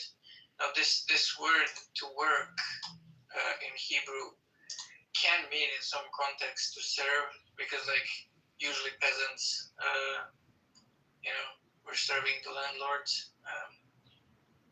So it can mean like, to serve as a subject, like to a king or something like. But it can also mean to work in the sense of like, to till the land, or it can mean to work like be employed by a person. So I guess you could say to serve and take care of creation. Yeah, we were created to be basic servants to serve God's creation that he made. And he created us to take care of it. Not to exploit it, but to enhance it and make it better. And by that, that's everyone from plants to humans. We are basically compelled to take care of everyone from plants to humans that are lesser than us. But what I find interesting, like, okay, 2:15, Genesis 2:15, the Lord God took the man, put him in the Garden of Eden to work it and take care of it. And the Lord commanded the man, you are free to eat from any tree in the garden, but you must not eat from the tree of knowledge. So then it goes off into telling the man what to eat, not necessarily, holding to the claim that Hans is sticking to, like, make sure you take care of this good and do all things the best for it. Like, this is your job. It seems to, like, that's not very precedent as far as I can tell. The precedence is like, listen to me and do as I say kind of thing. Yeah, and what he said to do was take care of his garden and not to eat from this tree of knowledge of good and evil. That was the basic commandments. I mean, it's like an employee, right? Here are the rules, there you go. I'll talk to you. I think it's a trick. It's obviously a trick. You know, it's like taking you. Yeah. Oh, You know, it's like you take your kids and you put them in the kitchen and you leave like a pot of cookies in there or whatever. You say you can do whatever you want, but you just can't eat these cookies. And what do they do? They're gonna eat them. I agree. I think it's a great trick, and I think it was done for a reason. I agree.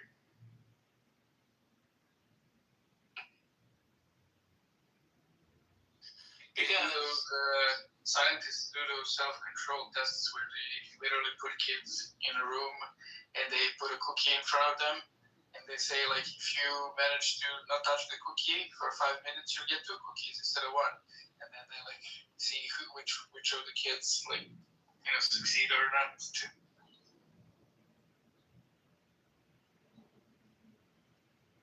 Well, I think it was a trick and a test, Elliot. And if you want someone to manage your creation, they can't be read-only memory. They have to be able to be pragmatic. And the only way you could begin to be pragmatic is you have to be able to look out for your own best interests. So that's why he says, unless you eat from the tree of life, you'll die or you'll lose your soul. Because what God wants is like in the Shema, that you look at everything as oneness, that you value other people as yourself. So the first step is to be able to value yourself, which was eating from the tree of knowledge. And the next final step was to value other creatures equal or as essential as yourself. So not to exploit other creatures. But so following that line of thought of eating from the tree of knowledge, if this God exists and actually wants mankind to take care of the land, wouldn't you want your people taking care of the land to have a differentiation between good and evil? Like, why deny them the access to the tree of knowledge to know of good and evil? I think that's a profound question, and the only answer I can come up with is what Elliot said. It's basically a trick and a test to see when they're ready to take the next step. And he even had Satan come in there and help them out, right, and influence them to start looking out for themselves, because eating from the knowledge of good and evil is your personal knowledge of what's good for you and what's bad for you. But that's also what separates us from the rest of the world, and it gives us our ego and the us and them mentality. I'm looking out after number one, so that kind of separates you from the rest of the world, and desire, which also engenders fear. It's a trap that we have to wrestle our way out of and become one with creation.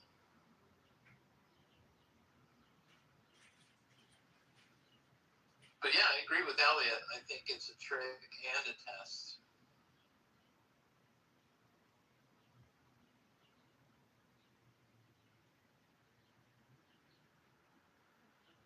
I mean, you don't want robots running your creation. You want people who can think and, deal with pragmatic situations that come up. But on your take, like, do you think God knew what was going to happen anyway? Absolutely. 100%. So just like someone, like a farmer, he knows if you don't put a certain spray on your crop, you're going to get a fungicide. It's just the experience. I mean, that's what God told. That's different than knowing, even though God said, don't eat from here, but God already knows they're going to. That's what we're trying to get at. Like Elliot said, it was a trick, it was a test. Because otherwise they would just be programmed to do what they could do. They couldn't, process things. So wait, otherwise they'd be so are you saying that since they did eat it, they're not programmed? Is that what you're saying? So wouldn't that be a good thing, since they're not programmed? Absolutely. It would be the beginning of thinking for yourself, so God would not have to micromanage them. You'd be like dogs. So then why would God want to say, for if you do, you will surely die? Like, Why? That's another profound question. I think God was talking about their soul, because once you start looking out after number one, you could go overboard and be an unfair, unrighteous person and lose your soul. God was talking about the death of your soul. So how can someone interpret body? How can someone interpret that if they read it and that they were reading it without any bias, like you want people to do, right? Don't eat from this, or you will surely die. Certainly die. So, okay, to me that sounds like, oh fuck. You're not gonna live anymore. You take care of the garden. Like, wait a minute, dude. You asked me to take care of your fucking garden, and holy shit, look at the fruit on this tree. This is awesome. Yeah. I want to eat it, but if I eat it, I'm gonna die. That's right. What the That's hell? what Satan said. Exactly what you're saying. Satan told them, you can eagerly not die. But Satan deceived them because talking about the death of the body, whereas God was talking about the death of your soul. Because if you know what's good and not good for you, you could overdo it and lose your soul by becoming a selfish, unrighteous person.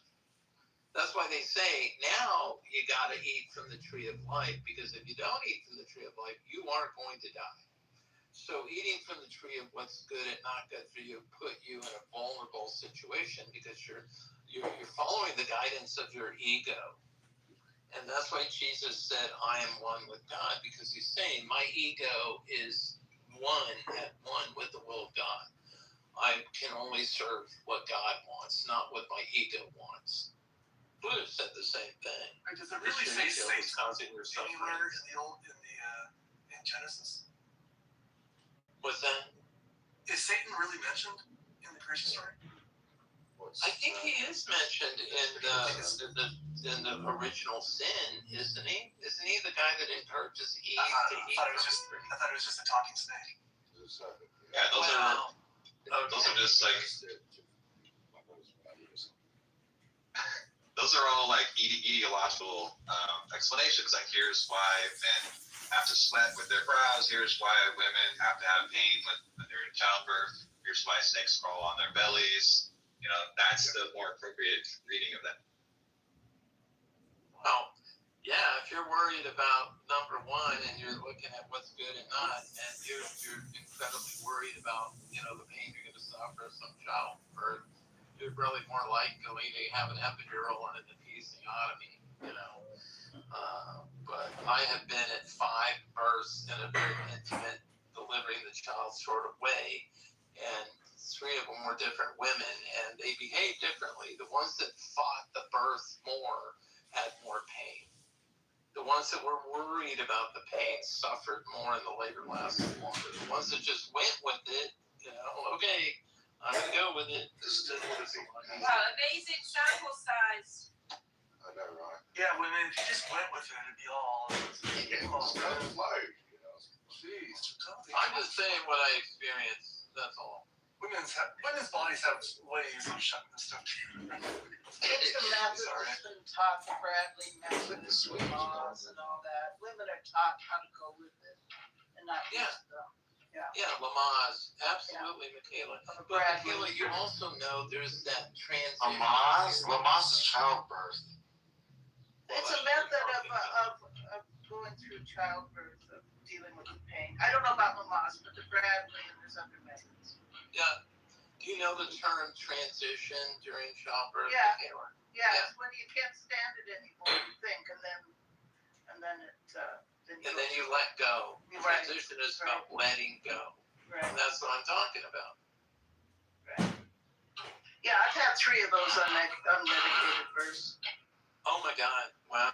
Yeah. So you had 3 natural births, huh? Wow. Yeah. Well, I've been at 5, and trust me, I'm glad I'm a man. My first, actually, they weren't very painful. They went real fast, but I was lucky. The first one did? Yeah, first one was very fast. Wow. I think I pushed twice or something. Holy It was a few hours. Well done.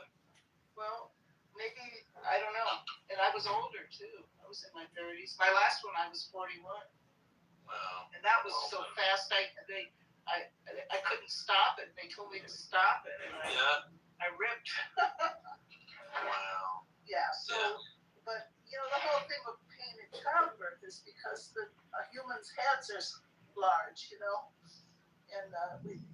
we have to. What they call, the newborns like the fourth trimester. They have to get out and then finish some of their development because their heads are just too big. Their brains. So. But, I think a lot of what you're saying is a good interpretation, Hans. But I think that I disagree with some of it. I think you've got this. Do you even believe in original sin? I think you have sort of a Muslim point of view. They don't like to look at original sin or talk about it, right?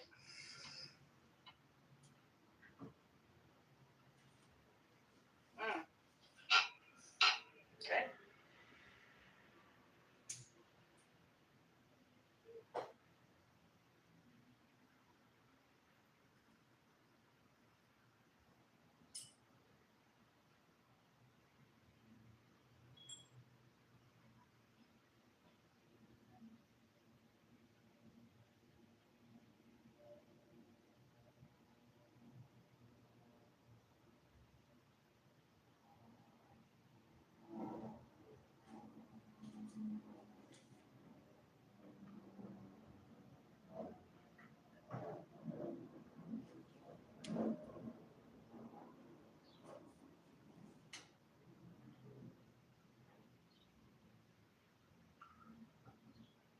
Do you hear me? Yeah. What up? What up? I just got my hair and beard cut. I went to this old school barber shop. It was kick ass, man. Get the hot towel and all that good treatment. Fuck yeah, the razor on the neck. Oh yeah. The fucking dude had. It was old school. Yeah. When I was in the military, I used to do that. When I was in the military, I loved it. Yeah. Oh, it's great. The experience is just top notch. So, love it. I think there's places here where they have some hot women and do that, and then you get whiskey. Yeah. Yeah. Thoughts. I don't want. I want the dude. I don't want the guy. Sorry. No, a true barber is a good experience. I really enjoyed it. Yeah. Yeah. It's good. It's the smells. All the smells made me think of when I was a kid, going to an old school barber. So, it's great.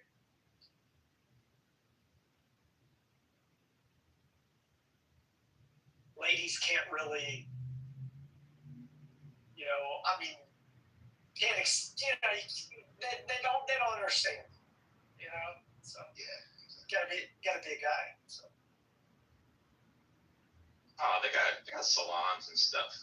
My wife worked at one for Yeah, but the barber experience is completely different, it's very male oriented, Yeah, I think what Jason's saying, Ellie, is that a woman cannot relate to having another man give another man the barber treatment, the classic. Yeah, that's true. It's always dude talk and shaving you and whatever. Isn't that what they do? Isn't that what they do in the salons though? It's ladies go in, they get the perm and stuff, whatever they talk about, whatever. Gal things, whatever. Okay. I don't know, man. This guy's expert at beard, the beard look, just getting your beard just right.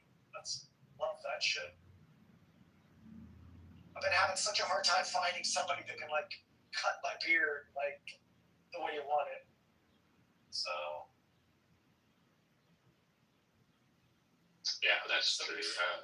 My wife went to beauty college and she learned a lot of different techniques, but most of the stuff that she learned was how to do ladies' hair. She didn't learn how to get a shave and stuff. And getting your beard, like for a man, getting like somebody who knows how to deal with your beard is like it's an art. Like I've gone to a bunch of people and they just don't know what the fuck they're doing and they fuck it all up.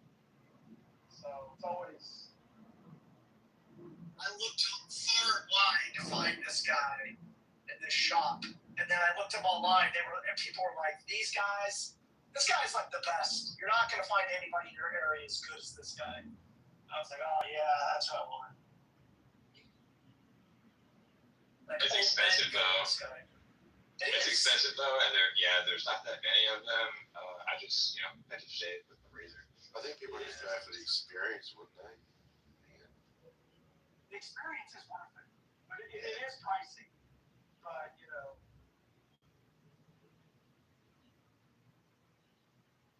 but you may need to feel very at ease. Loved it.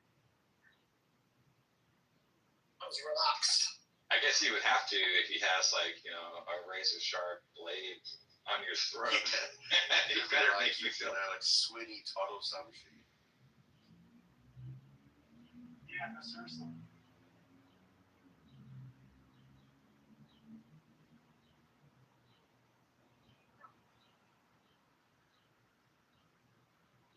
Hey, Buster or Jason or Frenchie, Heidi, help me remember the person that was always on Clubhouse and did those opposite rooms. He was a watercolor artist. I'm trying to remember his name.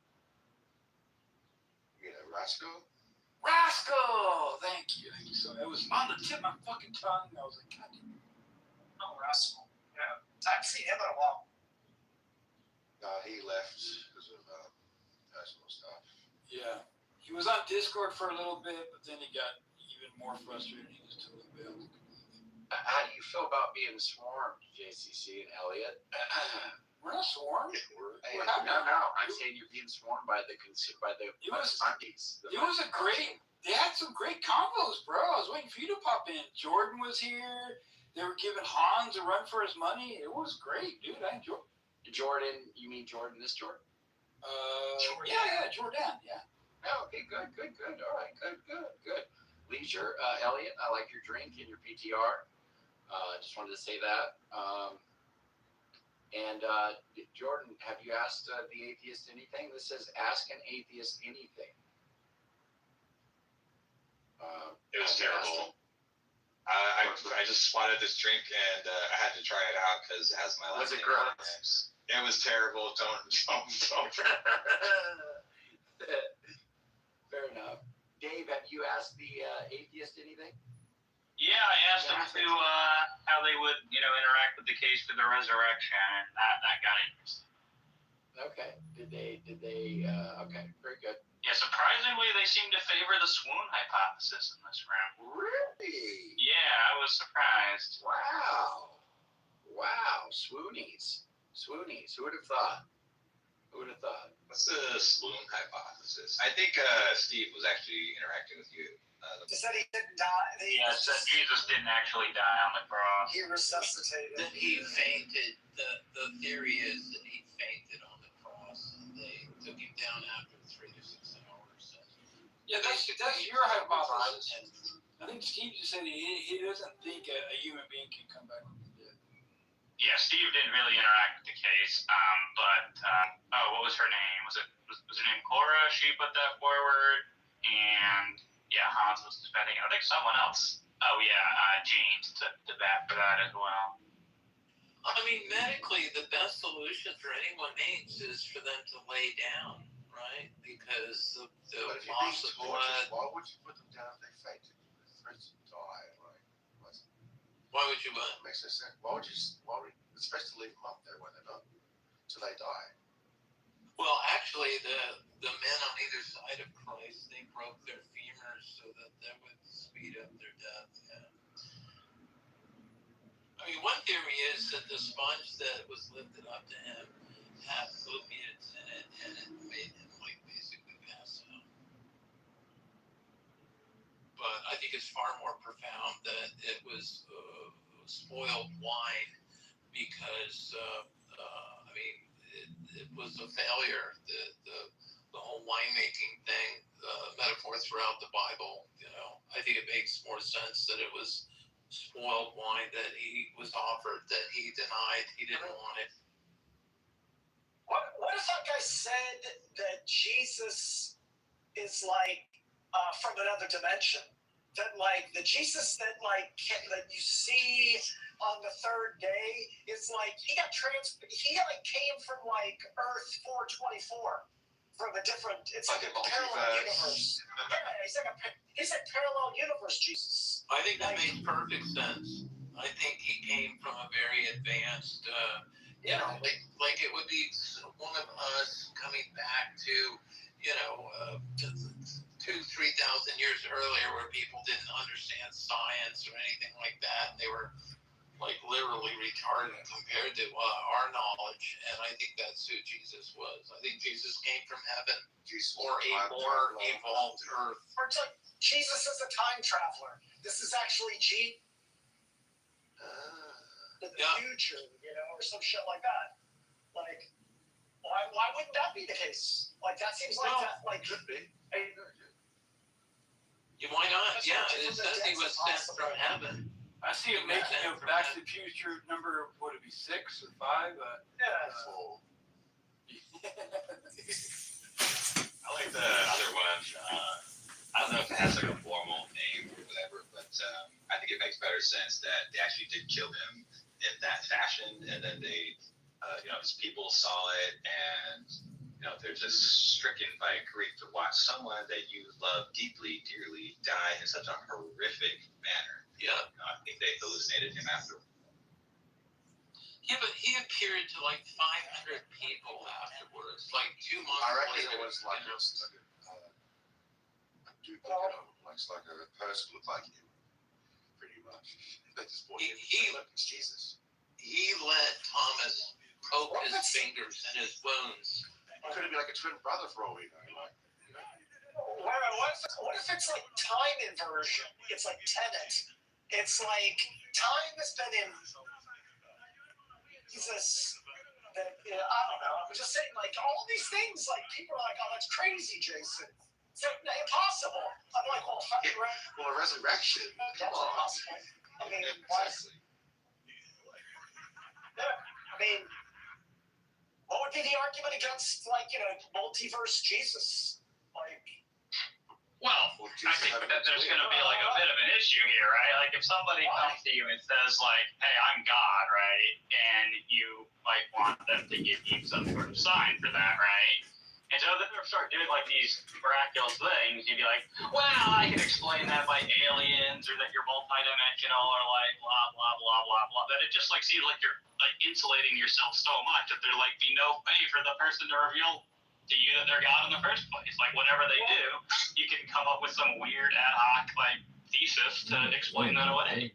You're the one that is coming up with the weird We're happy to make your acquaintance. Like, whoa, the way I'm explaining this is that I have to assume that God exists, and if God exists, also God. So when you say that Jesus resurrected from the dead, you're not assuming that God exists to be able to make that. Yeah, no, I'm not assuming that. I'm saying that's the best explanation of.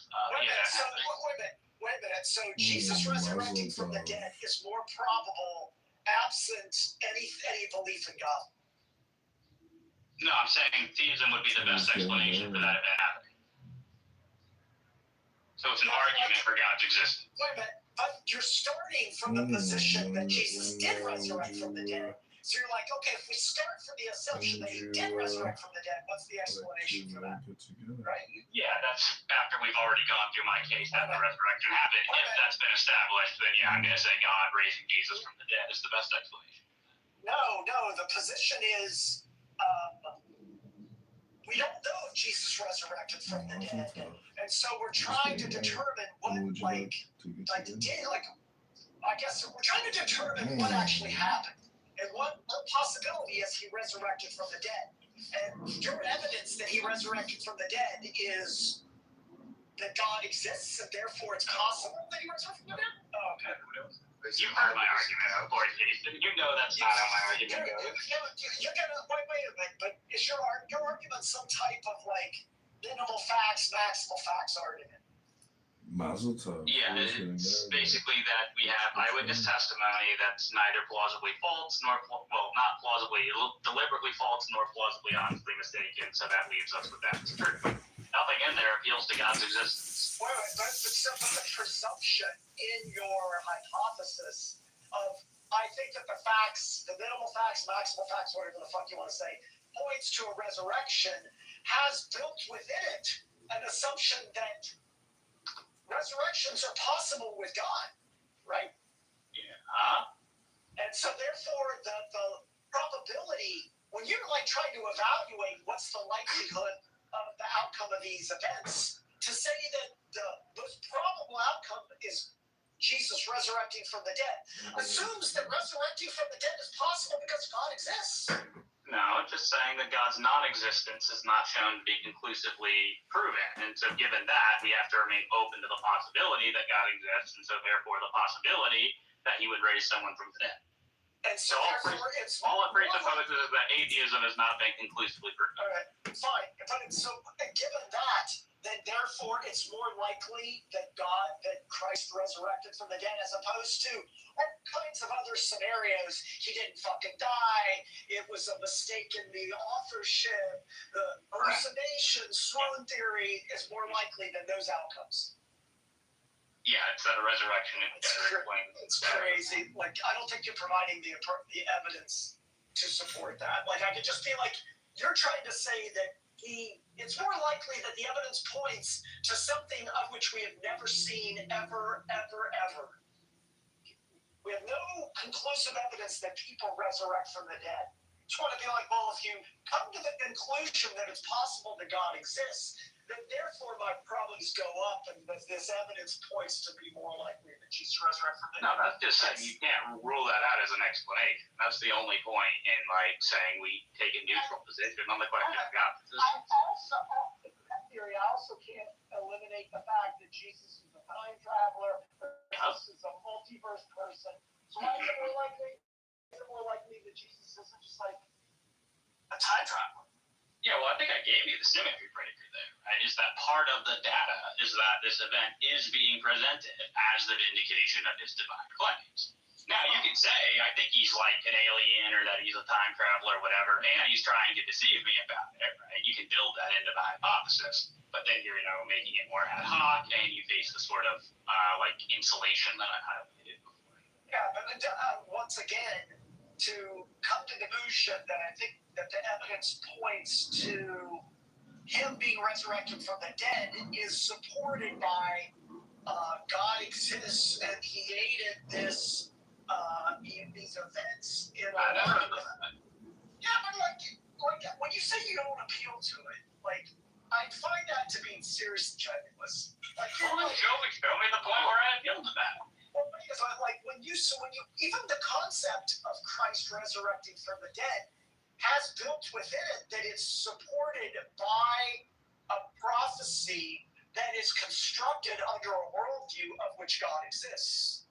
I mean, you don't have to include anything about prophecies in there. I mean, I think it's fair, but that's not doing any work in my argument. So if you just eliminate all of that stuff, you think that the evidence that there were these things written down in the Gospels that kind of stuff that leads you to believe, that provides this overwhelming evidence that it's more likely that the guy actually resurrected from the dead, as opposed to these other things that we know are possible. You want to go to the one thing of which we have never seen, or suggest that biologically it's not even possible.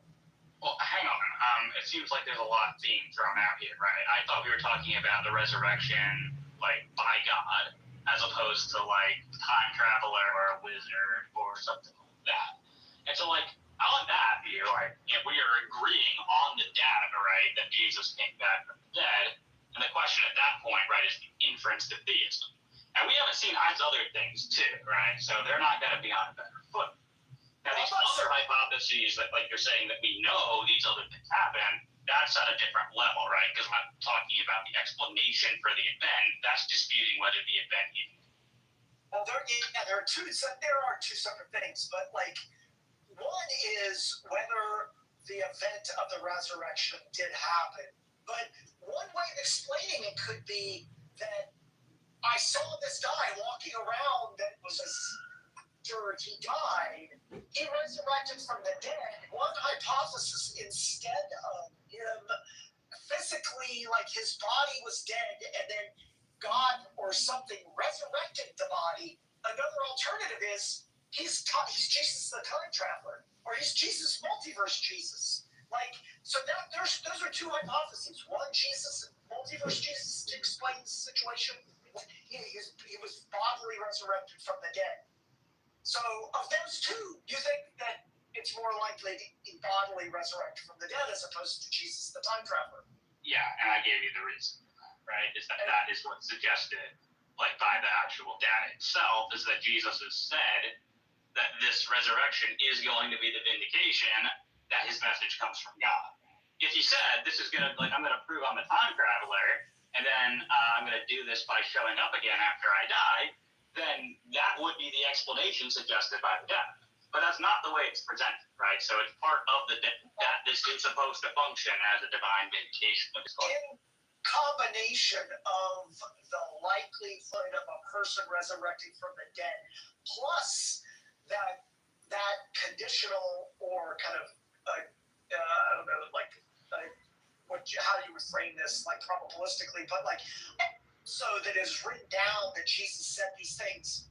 Like, I don't think that outweighs other outcomes that could have happened that go against or that have some likelihood of occurring in real time, or it could really happen. Like, how do I frame this? I don't know if I'm framing this correctly, but like, we have a claim that he resurrected from the dead, and then we have writings of Jesus saying, this is what I'm going to do.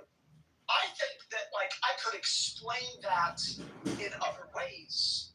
And that even with those two things combined, it's more probable that there are other outcomes as to what happened as opposed to him resurrecting from the dead.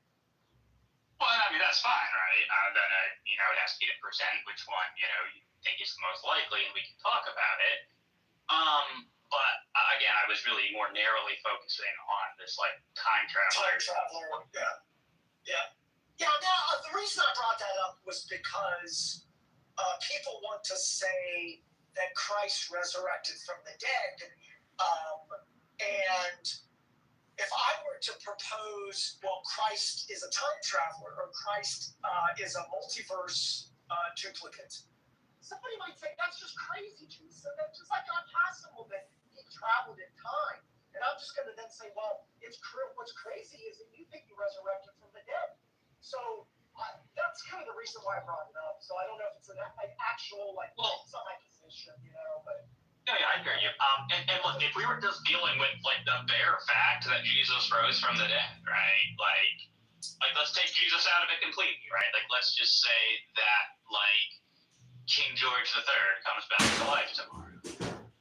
Given that, like, yeah, I don't really have a great reason to say it's more likely that God did that than that King George III is a time traveler, or that, some other explanation is in play.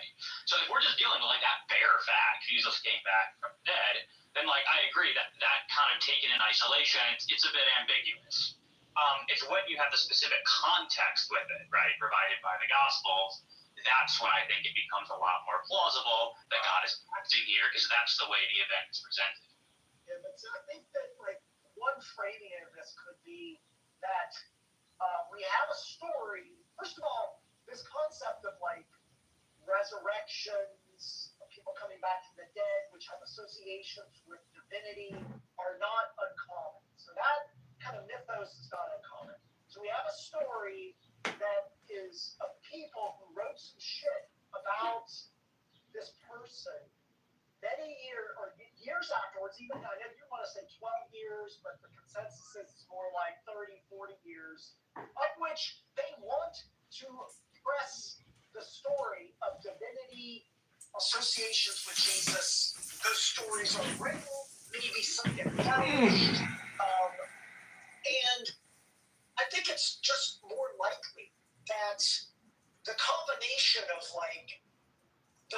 stories being written to support a view that they want to promote,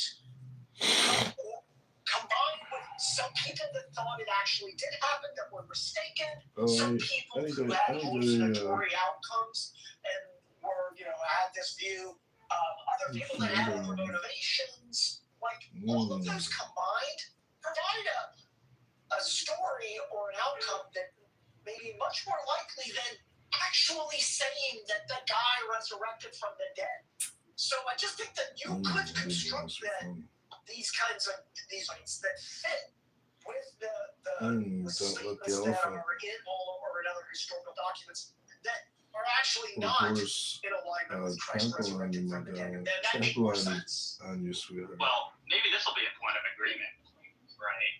I think if like the mainstream scholarly position with respect towards the Gospels, like namely that they are late, anonymous, working from earlier traditions, definitely not coming from eyewitnesses, or at least not like directly from them. If eyewitnesses aren't involved at all, there's a heavy dose of legend and like blah blah blah blah blah.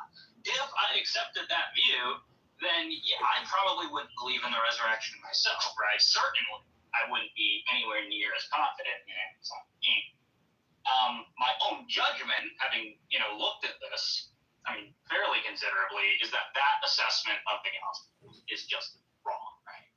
And so I really think that is where like the heart of the conversation should be happening, right? Like not whether aliens are a better explanation than God for raising Jesus from the dead or wherever else these arguments usually go. I really think like one's judgment about this is going to be heavily informed by like what do you make of the testimony? Like what do you think it is?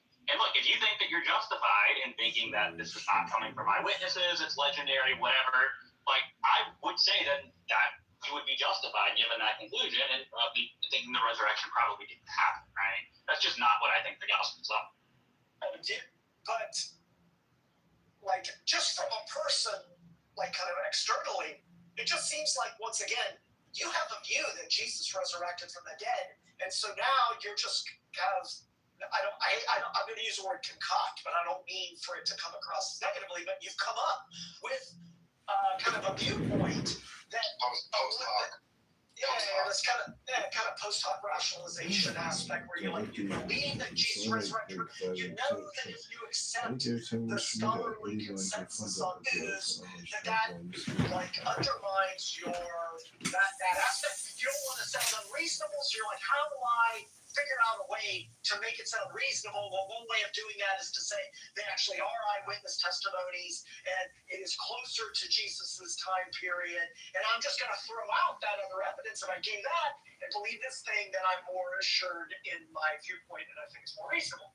So, but that just seems to be some biased thinking. Let's say that's going on. Go ahead, sorry. You can finish your point, that's fine. It's incredibly biased thinking. I was going to say, let's say that's going on, right? Like, let's say that I am completely biased. I mean, I'm not going to deny I have some bias. Clearly I do. But fundamentally, like, there are facts of the matter about whether evidence supports propositions. And so, like, the propositions I believe that in support of my resurrection argument, I take those to be supported by evidence. And principally, because there is a fact of the matter there, we can ascertain. So even if I'm biased, right, I could be the most biased person on the planet, and it could still be the case that the evidence supports the proposition that Jesus rose from the dead. So while I understand the point that you're making, like, I don't know, it just, I worry that there's like a hint of genetic fallacy lurking around here. And so, yeah, that's my thought. Fallacy? What do you mean by that? Genetic fallacy?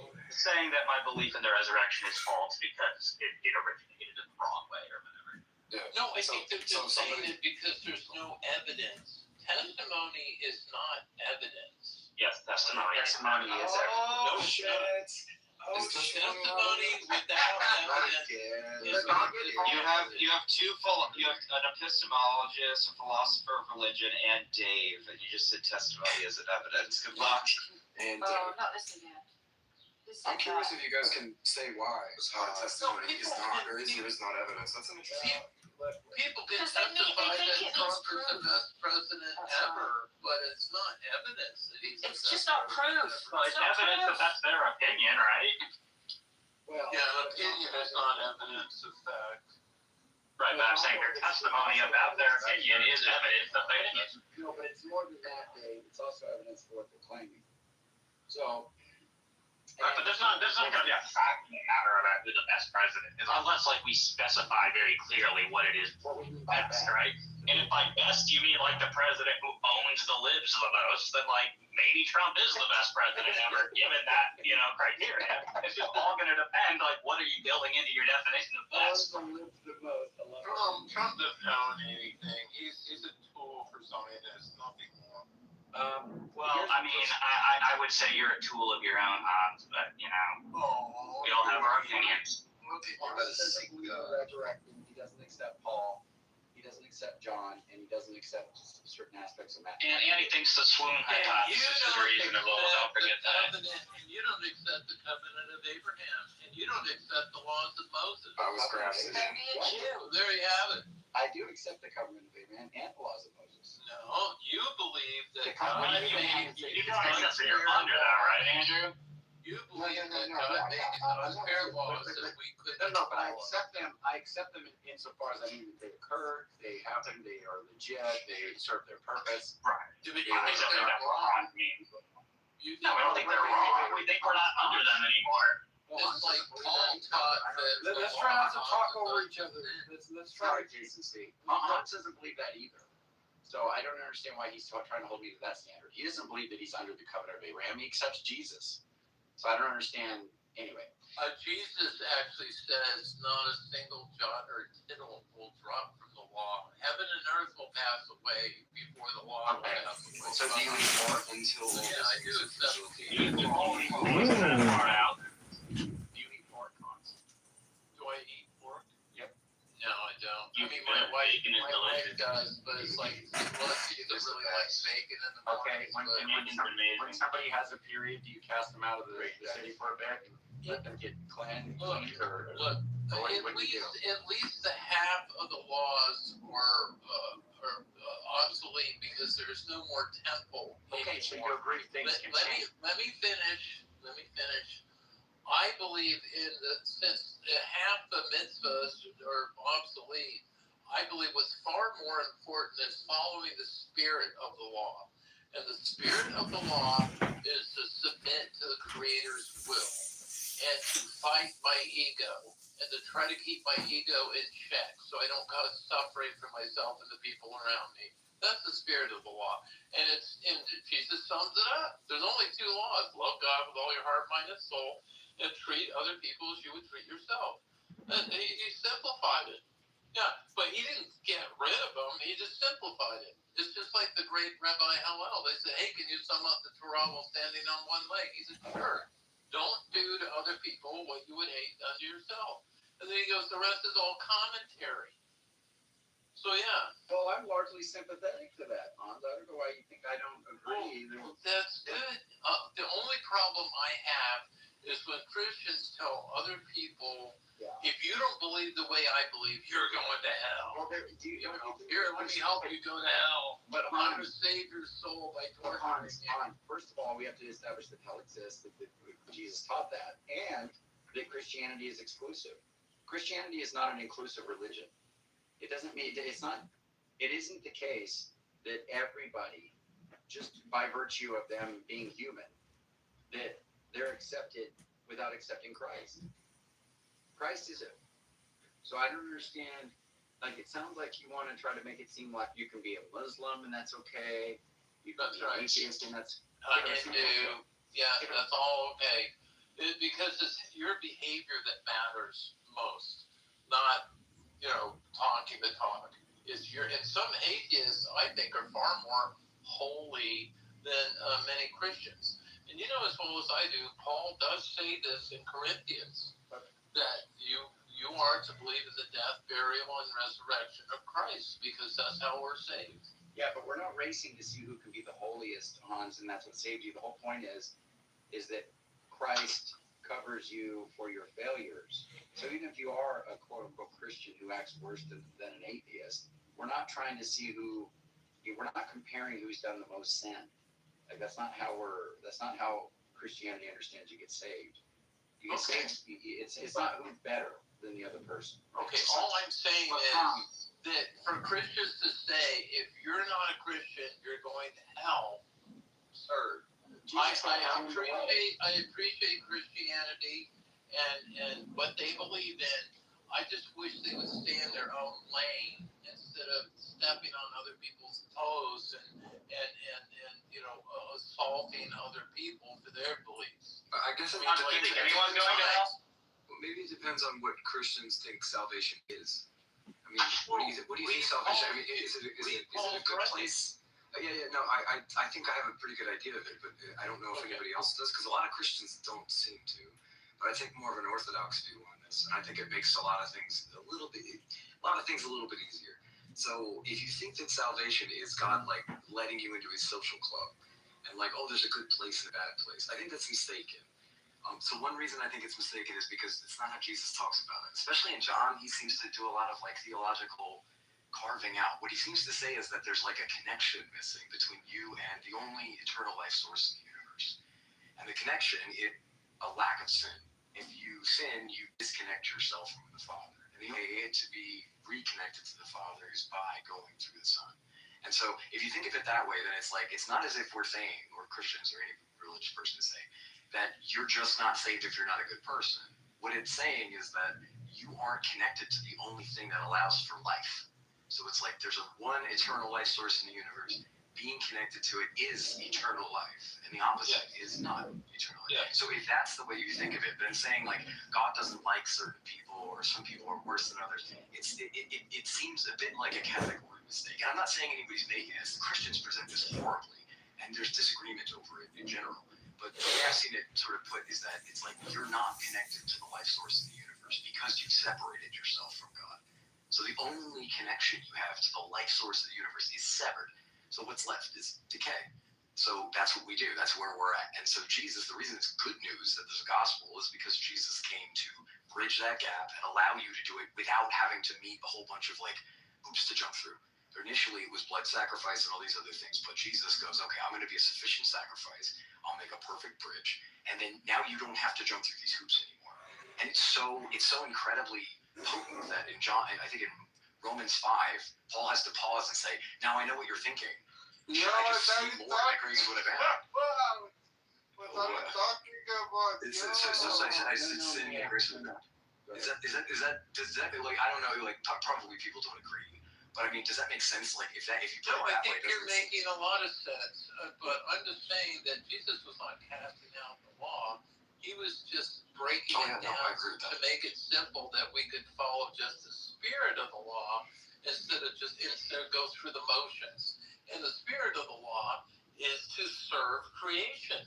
That's why he washed the feet of his disciples, and they protested that. So he's just saying, hey, help creatures that are lesser than you. That's your job here. And he is the one that separates the sheep from the goats. And the goats always vacillate between fear and desire. And so when they're trapped in that, you're going to cause suffering for people around you, including yourself. So he apparently at Judgment Day, which I'm sure Andrew and Dave believe in, Christ decides who is saved and who is not. And I believe. I think maybe a couple of things are a little. I would tweak a couple. I agree largely with what you said. I think that human beings are supposed to be the go-between between like the natural order and God. We were supposed to do that, and we completely blew it. And so now what we do is we dominate nature in horrible ways, and we misuse our prerogative and our abilities. And look at the mess it's got us in. I mean, if we were actually following what Christ said, we would be doing what you say. But I will say this: Christ actually says, he goes, I'm not here to condemn anybody. I'm here to give the world like he's extreme with grace. But it's the fact that you have to accept it. That's the troublesome bit. Now I don't say you have to agree with this, but I think that it's like if you see Christ as judge, you're right. But he says I don't judge anybody. I just give grace. Like that's it. But if you don't co-sign on this and accept the free gift of salvation, you have no part with him. So when he separates the sheep from the goats, he's sort of talking about who's there and who isn't. He says, I don't know you, not get out of here, I don't like you, or something like that. He's like, I never No, knew you. he says, I never knew you because you never served anyone. Oh no, he says he was very clear about practice that. lawlessness. He said, well, yeah, I know, but I think the general. Maybe you disagree with the sense of what he's saying, but I get the sense that what he's saying is that it's like there's not a connection between you and me. You've refused that. So what's left is all. And the reason there was no connection, he says, when did you clothe the naked? When did you feed the hungry? You didn't. So he says, depart from me. Yeah. And that's when he says, I never knew you. Right. Yeah. So I'm just saying that I do believe that he chooses between the incorrigible, unrepentant people who served only themselves and those who serve the creation. And wouldn't you rather be hanging out on an earth that's civilized with people who are following the golden rule versus heading out to a new earth, caveman style, starting over again with the worst offenders that were rejected from this planet? Totally. I think that's what hell is. Hell is okay, now you're going to go hang out with the worst in-person sinners. clubhouse. Yeah, hell is like an in-person clubhouse situation. And you can't, it's like a no exit John Paul Sartre, like, we're just in clubhouse. We can't get away from each other. We're just welded together with all the people that hate. Well, you guys are all into the same book and the same God, right? Like even Hans, man. Jordan, meet Honeyberry. Matthew, right? You guys are all into the same book and the same God, is that right? I would say the more I read the Bible, the more I believe it. Well, no, are you guys all? It's all the same book and same God.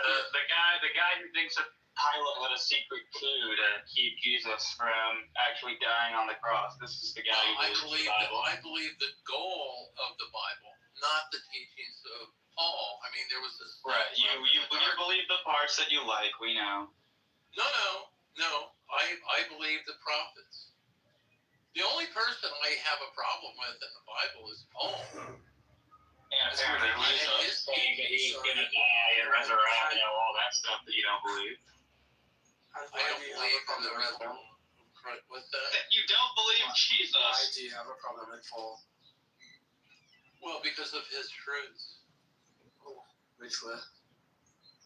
Well, I mean, what do you know about Paul? Maybe we can cut to the chase. What do you know about him? Wait, does this same book club members fighting still? Is that what's going on here? I'm just trying to figure out what I'm listening to. Okay. Well, I mean, people can read the same thing and bring their bias to that book, right? I read the Bible as an atheist. I came from an atheist family. My father was raised on an Indian reservation. He fucking hated Christians because he thought they were hypocrites. So that's the environment that I grew up in. I did not even, pick up and read a Bible until after I graduated from college. So yeah, I read the Bible came too. at it with a different perspective. I'd be willing to bet you that Dave was born and raised in a Christian family. But wait, so we all read the Bible? I have. And you guys the only difference between me and you guys is that you guys believed it. Is that right? And you thought it was like an accurate depiction of reality and what it I believe the goal of the Bible is doesn't believe it. But he believes the parts he likes. Well, no, but you guys all believe that like it's somewhat accurate representation of what God would do and what he did and stuff. Yeah. Meet Honeyberry. I'm just trying to get a clear beat on what you guys are actually fighting about. No, I mean, it's pretty standard line from the atheist. Yeah. Well, when I was 10 years old, I just stopped believing that it was actually real. I was like, oh, this is like Aesop's fables. Okay, I get it. And you guys just kept going with it. Okay. Yeah, I didn't start till I was. I think that's pretty accurate. Maybe you should stop giving up on stuff so early. Maybe give it a little bit of a chance. Well, wait. What is it? Believing in leprechauns and fairies and Santa Claus, like we should all believe in all this stuff as adults, really? I don't know if I stopped believing those things at 10. Well, I kind of stopped the whole Jesus thing. It was still kind of romantic. I could like meet girls and stuff at these like events, and I could listen to Pastor Rick Warren. Yeah, I could listen to Pastor Rick Warren before he was a big mega church, Obama opening guy.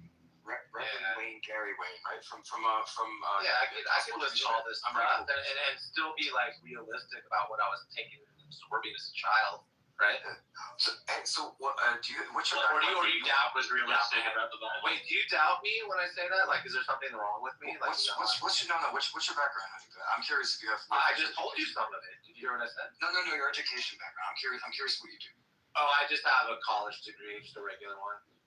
In what? Bachelor's. That's fine. What are you interested in? A bunch of things, tons of things. Yeah. No, I meant like no, I can tell you. I am curious about you though. I'm just. Okay, but I just wanted to hone. I don't want to talk about me. I'm just trying to figure out like. So I just want to make sure I understand this. You guys all kept believing it as you. Yeah. It's a fairy tale bit. I'm just. Yeah. Okay. Were humanities or STEM side? I'm curious.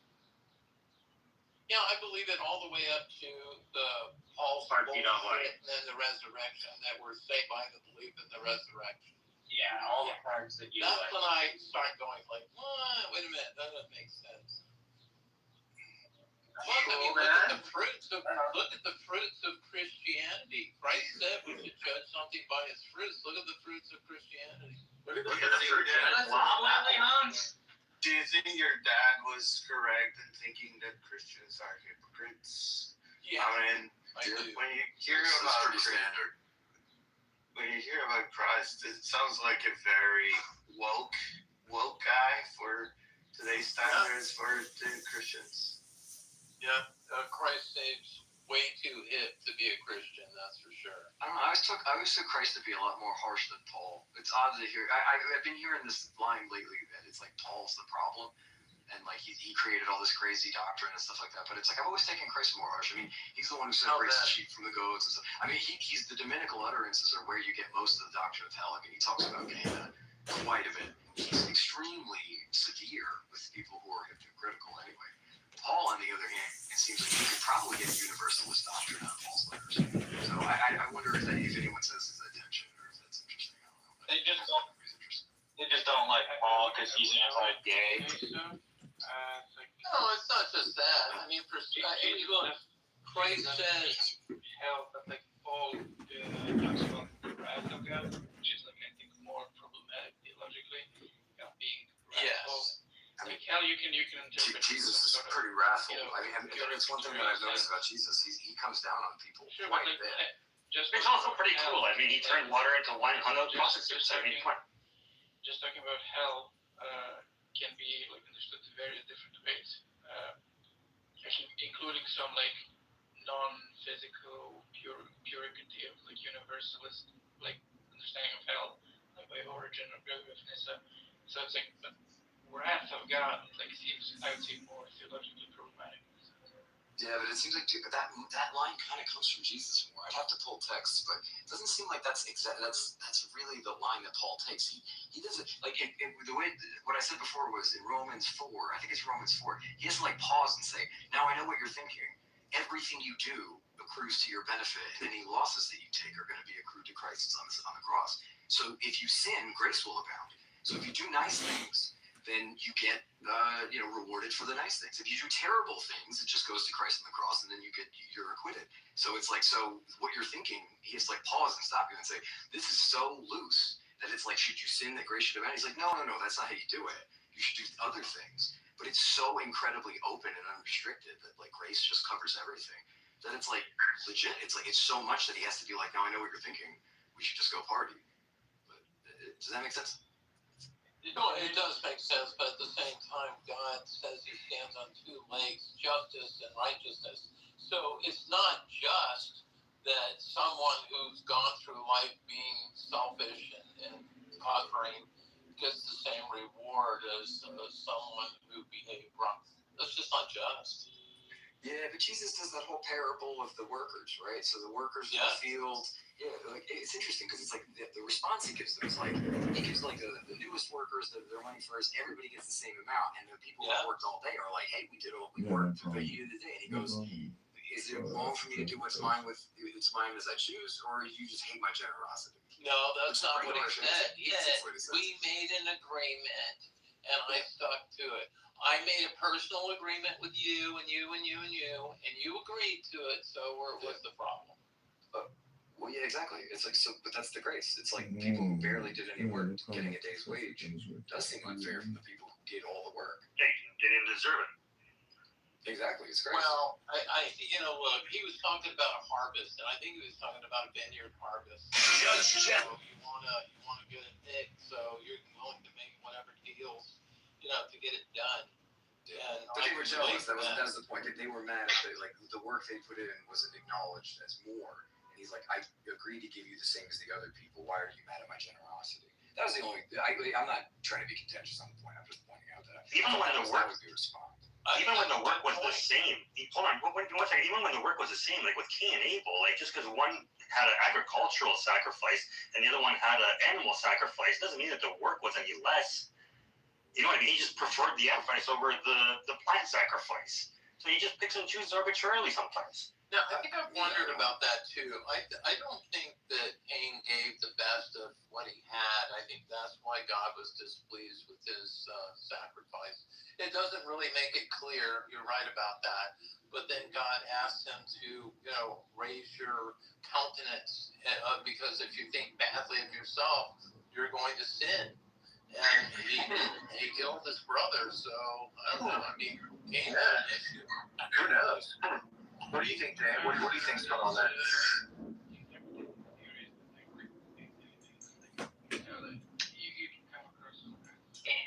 There's so many ways to interpret it. You're kind of quiet. You're kind of quiet. You're really quiet, bro. There's a prominent medieval Jewish rabbi, I think it's Joseph Halbo, if Philip is here, and the audience, you can correct me, that gave an interpretation or theory, whatever, interpretation why Cain's sacrifice was not preferred. And his theory is that Cain went to a vegetarian and thought that it's unjust to kill an animal for sacrifice, and God thought that telling his brother was fine. So he chose Abel's sacrifice to show that that's a wrong principle, and then Cain took that the wrong way. Okay, it's wrong principle. So yes.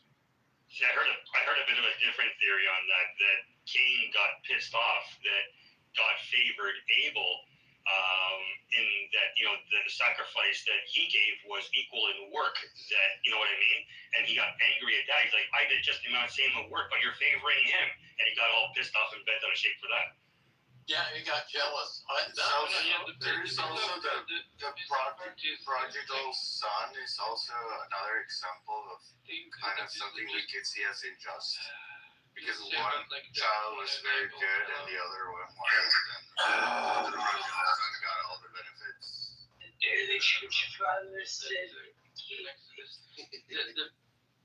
Being pissed off, because God didn't prefer his sacrifice. I think that's virtually explicit in the text. The question is theologically, and various Christians and Jews have proposed creative interpretations.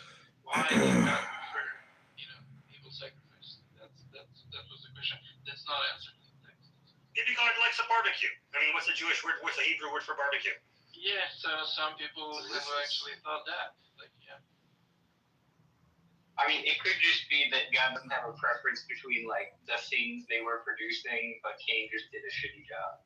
Well, no, because the Bible says that God likes the smell of burnt flesh, so that's clearly not the case. Doesn't say he doesn't like the stuff around. Yeah, some people have made that connection from late, but pleasing the road of the meat. Yeah.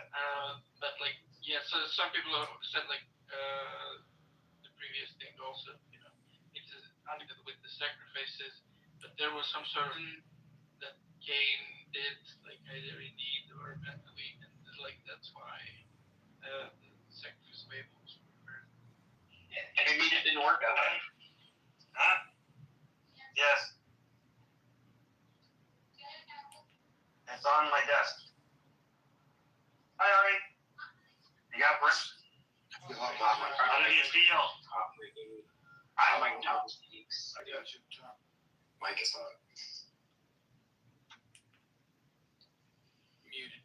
Oh, good. Yeah. I still think the Abraham and Isaac story is the most interesting of those early Bible stories. The Cain and Abel thing is less. it's less mysterious. Like I prefer killing animals, you know, here and there, but like killing some, a bit I just think there's so much to that where it's like God commands him to go do something and then commands him not to. You know, like on that issue, like Jews are kind of bad theories because of the words of the Hebrew language. But, I mean, technically, he didn't tell him to kill his son. He told him because the word for sacrifice is often used as sacrifice, like also etymologically can mean something totally like mundane, like raise up or something like that. Again, correct me. And like he, you know, some rabbis were saying he didn't say, you know, to kill his son, but to raise him up like to the hill that they were born. And like he misunderstood and thought that this Hebrew word was used in the sense of sacrifice. And like was about to kill his son, and God didn't send the hill. Whoa, but no, didn't think that. Yeah, that's even more problematic. That's even more problematic because that just means like I don't know what God was like unclear or ambiguous the first time. Even more than that, you're going to have scriptures that clearly show that Abraham knew that God could raise him from the dead and all this stuff. That's not going to be. That would still make sense if Abraham was just misunderstanding what God wanted him to do, was being told to do by God. Well, no, because God brought back to his remembrance like things that were not, and that doesn't make sense if he completely misunderstood and God didn't actually want him to go up there. Also, Well, you think God would know like right away upon commanding him that he was taking it the wrong way? And Yeah. No, but Also, about God raising Isaac from the dead, like there are some other now, like you know, rabbis who have a different opinion, and they say, well, actually, he killed Isaac because there's also like a quirk in the Hebrew text, like where it says they go up the hill, but then he goes there. Like in some points, like it switches between the plural and the singular, and they want to say like, well, the text is indicating that Isaac is dead at that part of the text, and then like he gets resurrected by God, and like the bull, or not the bull, the ram is given like to sacrifice. Thank you to God for resurrecting Isaac. That's great. These theories exist like in the Middle Ages. I thought to call out like that was the one they call out Christianity from the myth.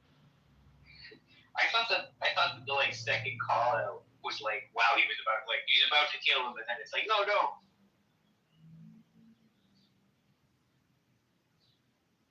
don't remember details. Like I just know that such a theory exists, and they like you know make the Hebrew work somehow. Interesting. Hey Zalini, I looked up the thing you gave me yesterday. It was interesting. It was mostly about Jeremiah 8 though, because he says the lying tongues of scribes and the lying pen of the scribes and stuff like that. But they do mention 7:28 or whatever. It was interesting.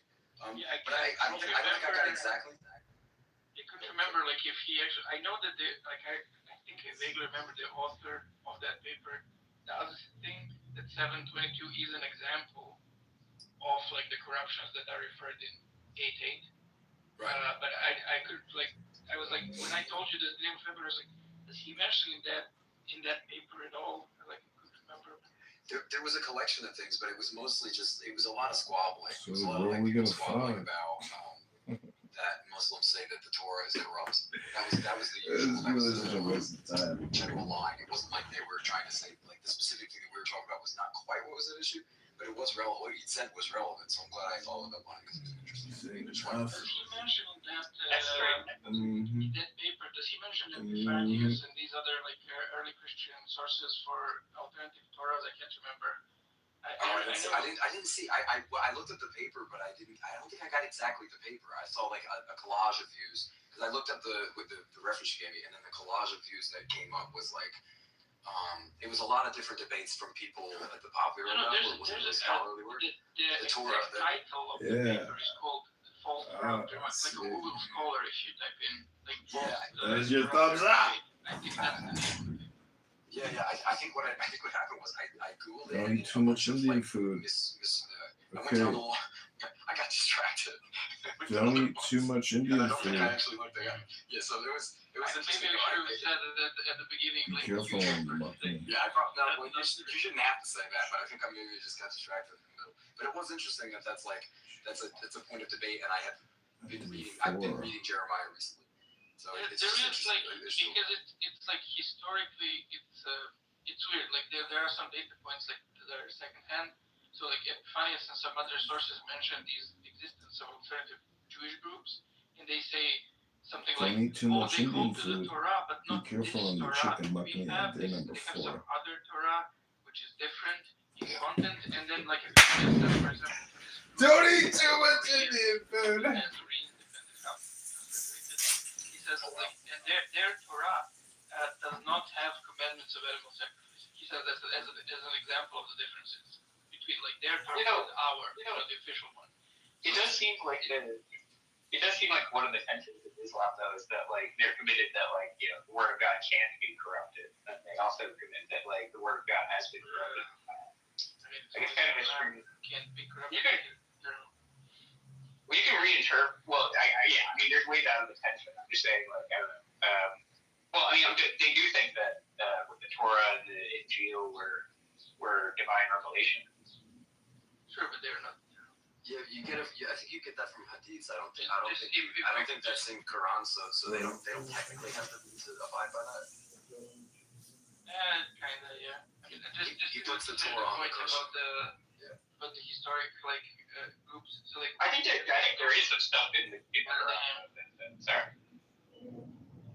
Like the main problem, like, in order to have like a robust theory of this, like what these alternative groups hold, is that we don't have the extant alternative Torahs that are like different to this extent, like mentioned by Epiphanius for those reasons. Of course, we have like the Samaritan Torah that does have various differences compared to the Jewish Torah, including like in the Ten Commandments. Like one of the commandments is like to set up the cult of Yahweh on Mount Gerizim, which is like totally unrelated to the Ten Commandments in this Torah that we have. That's crazy. Like, Do you think it's contextual? Like, do they run into conflicts, or is it like a? It's just an alternative text. Like it has a bunch of like differences. There is one document which is very. I think like most even like critical scholars also, not just conservative scholars or whatever. Like most critical scholars think it's a forgery. It's called the Moses Scroll. I forget the exact name. Like how it's definitely called, which is like some sort of alleged, at least, part of an alternative Torah that relevant for this discussion lacks any commandments of animal sacrifices in the parts where they should be. So like, but yeah, as I said, like I think it's like a very minority position that this is one authentic document. But it would be cool to find this like some sort of a scene, like non-Qumran scene, or like some Nasserean from Epiphanius, like alternative Torah, to see like what is the exact extent of the differences. Because the only differences we know of is like they were, I guess, most shocked that there was no animal sacrifices. Yeah. Hey, Zelini, can I ask what you do? Like, what are you? Do you have a regular job? You do scholarship, anything? A regular job, like just working class. I was curious because I wondered if you ever thought about like trying to publish anything that you say, because you have a lot of eclectic knowledge. I mean, obviously you and I disagree on some stuff, but I would like to, I don't know. I just wondered if you ever thought about digging into any of that, or at like any sort of like putting work out there. Like time, I kind of just lost contact with. So I was first in seminary, and then right after seminary I went to philosophy, and at the end of philosophy, like I got kids and like just lost contact with the college. Like I didn't have time to do anything. Like some people have like helped me like for a few years. Like I was a member of like a bioethics society, which was kind of like it's a facultative. It didn't give you like any points for classes or anything. Like but it was just like assistant professors, and there was a few like of us students who were like doing various discussions, writing some essays about ethics stuff. But like they were calling me at least to come back to that, but I was like, no time. You should do a Substack. At least do a Substack. I mean, like the closest thing that I managed to do like a few months ago, actually it's probably like half a year ago, and just because like my kids are now old enough to go to school, so I have more time. Like I did an interview in my language in my country with a guy who has like a YouTube channel, and he brings like philosophers of religion, and he brought like for example Swinburne, he brought Graham Oppie, he had like William Lane Craig. You know, like, and I did an interview on his channel, like liberal theology on like our language, and to explain like theism.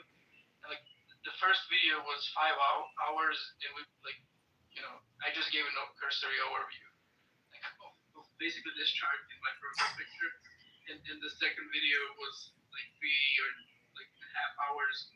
Again, just an introduction, like you know. Theism, arguments against, arguments for, how it matches with the Bible and Christianity. Do you have any information in Our biology? cursory overview. Do you have any information in biology? Why would you be in biology ethics? No, bioethics is just like a term. I don't know if in English, like in the West, it's used differently, but I mean, it is the same term in my language. So, bioethics goes to like bioethics society. It means. But it has nothing to do with biology. No, it has to do, yeah, basically, it has to do with applied ethics. It's usually medicine. What's the term originally? Well, Typically, every hospital has a board member that's a bioethicist. Yeah, that's like a totally different research choices. And do you have any information on? No. What's it called in Serbian, Zoe? We call bioethics just bioethics. Yes.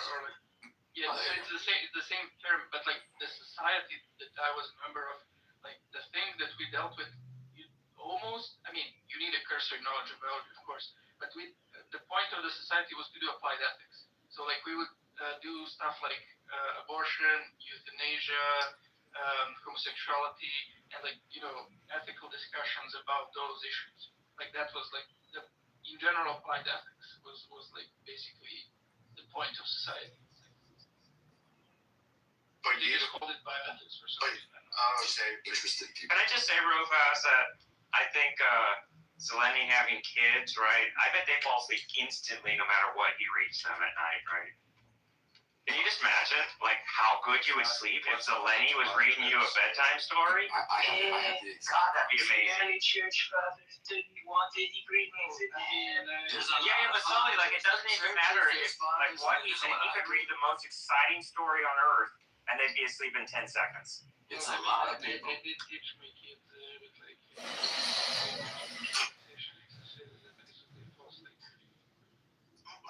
I think you gotta start like respiring with jab. You're just gonna end up talking more.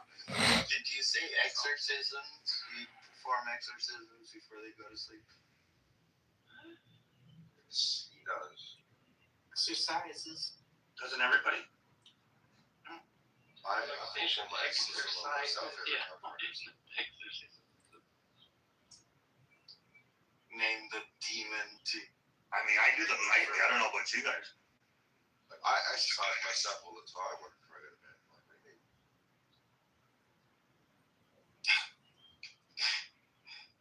So what else is going on? What else are we talking about? Supposed to do a stream with my friend Douche from Discord too. Oh, what's it about? So. It's about we're like reacting to the Joe Schmidt and Miles Donahue fine-tuning video. Can you give me a? Oh, I'll use $10 word. Can you limit it for me? Yeah. So Joe Schmidt and Miles Donahue did a video where they just went through a bunch of objections to the fine-tuning argument. And so they each, you know, they go through like and say something about each of a few of these objections, and then my buddy wanted to like respond to what they were saying in that video. So, you know, they go through like multiverse responses,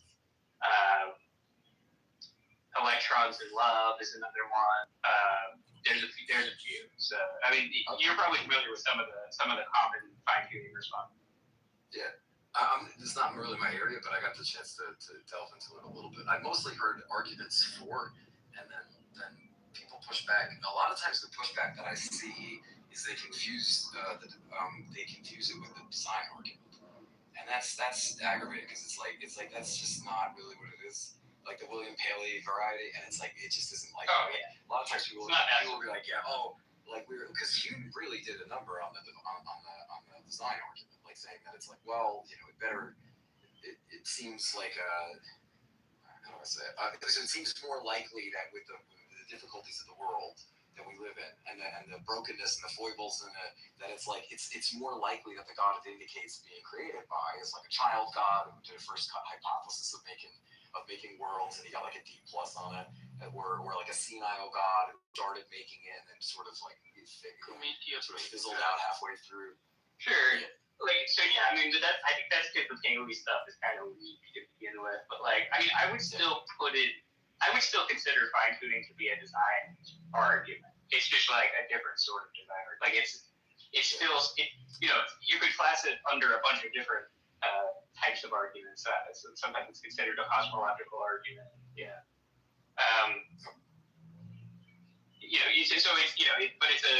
It's an inference to a designer. So like in that sense, it's saying like here's a feature of the world that's more expected given a designer. Something like that. Yeah, like it depends. Like I'm sorry. So it depends on how you take it, because like the thing that I found interesting about it initially was that like fine tuning is not like some philosophy of religion label that people are like, oh, it's got to be, a design. It's Will is here. He wants to see if you can come up. I don't know how you do that, so I was gonna let him off. But you guys will stir the pot. Yeah, I mean, Dan Linford does a good job of like explaining that when a physicist says fine tuning, they don't mean the same thing that the apologist means, right? Or that the everyday person. Or at least when he says that there's like a few different things that only one of them is two have different definitions. It's one of those terms like theory has a scientific meaning and a colloquial meaning, which are close to the same. I mean, Dan will say like there's a few different usages in physics of the term fine tuning, and probably the most common one is to say that like a theory is fine tuning, which is a defect of a theory, right? You want a less finely tuned. Yeah, you want a less finely tuned theory because like fine tuning is like it's a bad thing to have as dismantle your theories because it makes it seem like it's not. Not every marriage lasts. It's more like curve fitting, right? It's like okay, you have a framework, and then you have to fit the data by like finely adjusting certain parameters in your equation. Yeah. 50-50. Right. Yeah. So you want a theory that just does that for you. Right? The data looks like fussed with. Like curve fitting is a good term. The theory is the thing that's like. It's like so we have a broad curve, and then in order to have. So curve fitting isn't an exact analogy we're talking about anyway, but it's like say you have a broad theory. Say it's got laws, but like you don't know what the constants are, and then you go and check the data, and you say, okay, if I make the constants this, then it works, right, with these equations. Right. The goal. You want a theory that like you can just use to predict those values without having to do it by measuring them first and then building them back into the theory if you can get them. Right. And that's the mark of a better theory. Because like I'm so competent with model building in this kind of regard. I'm more my ground is less in that range. I can do stuff like that now because I have to do formal epistemology sometimes. So it's like my secondary advisor is a formal epistemologist, so I can kind of outsource more than anything. But no, it's an interesting idea. Like model building isn't my purview though, so I just like that. So it's some of this stuff is a little bit occlusive to me, just because I don't do it. I don't work with it all the time. So does that make sense? Sully, I thought that the thing though was not so much that it's a defect of the theory, the fine tuning, right? But that because it is like this is just like the way very specific. Well, hang on. That it is because it's theory specific, right, or model specific, right? It's that you can't take it from saying something like actual about the universe, right? Is what Dan would say, right? Not that it's as much a defect as just like not like something that you should assume is significant at all. No, we're just talking about when physicists talk about fine tuning in physics papers. Like they're not talking about this art.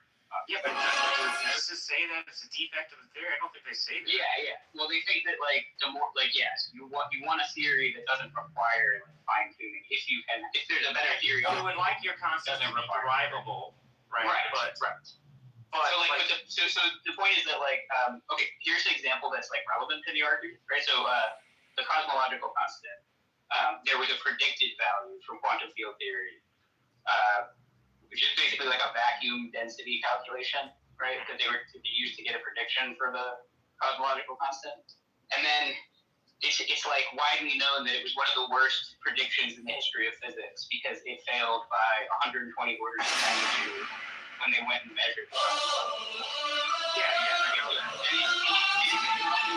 It's from that they get. That's literally where the number comes from, by the way. Which is and I also know that I think it's asymptotic safe gravity or something, right? Like one of the things that proponents will put for it is that it does derive like the gravitational or the universal constant. One of those constants, right, that are just brute force put in there in most models, right? It actually does right, and we would look at that as a good thing because the theory doesn't require as much fine tuning. Basically, is the idea. And so this is the cosmological constant 120 orders of magnitude thing is a good example. The idea is that the theory had to be tailored to match the data by that many orders of magnitude.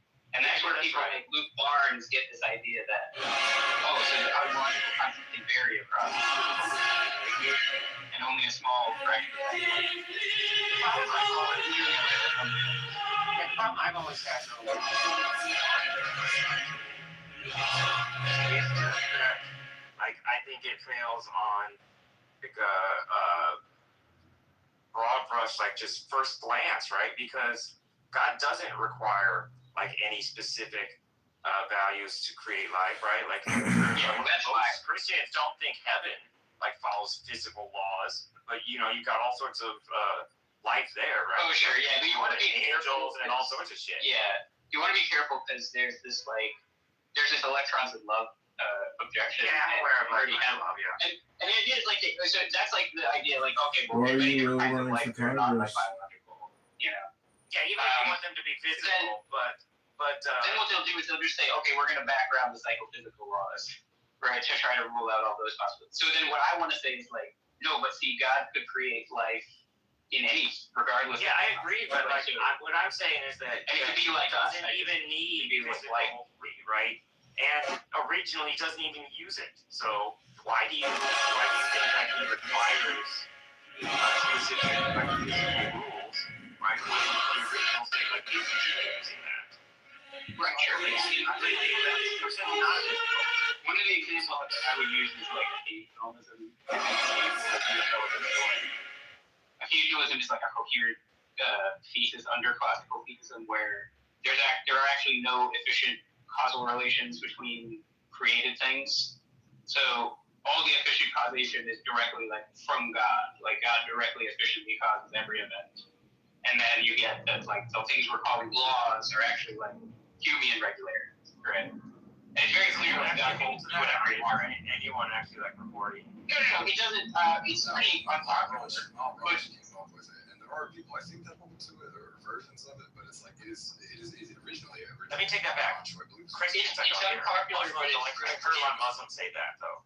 It's unpopular, but it's kind of irrelevant how popular it is. Like the point is just that it's like consistent with classical theism. Right.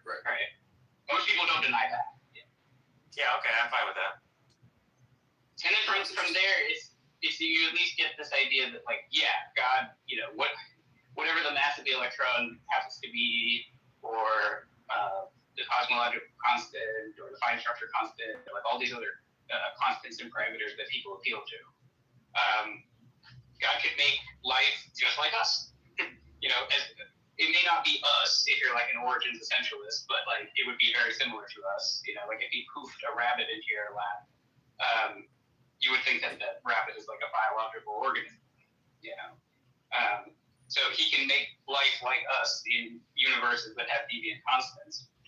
And then the question is like, does he have a reason to value these sorts of constants? And when you realize that the instrumental relation is breaking down there, it just seems to me the guy can get any value he wants, regardless of what the constants and parameters of. So it becomes very unclear like why he has any special value for these kinds of quote unquote life. Yeah, like there's a tension that I think any theist, right, who thinks that is like a good argument, they've got some tension if they also think like God's omnipotent, right? Because like it does seem like it'd be a very good argument for like just a potent God, right? But if you think he's omnipotent, then there's no reason at all to think that. Yeah, like Zeleny it'd be a good argument for Zeleny, I think. But not for like normal theists. Which is by the way the same. This is like I was Sally is gonna like hate this because it's repetitive for him and sent him like at the end with these quotes. Stuart Mill like pointed things out like 150 years ago. He was a limited theist, by the way.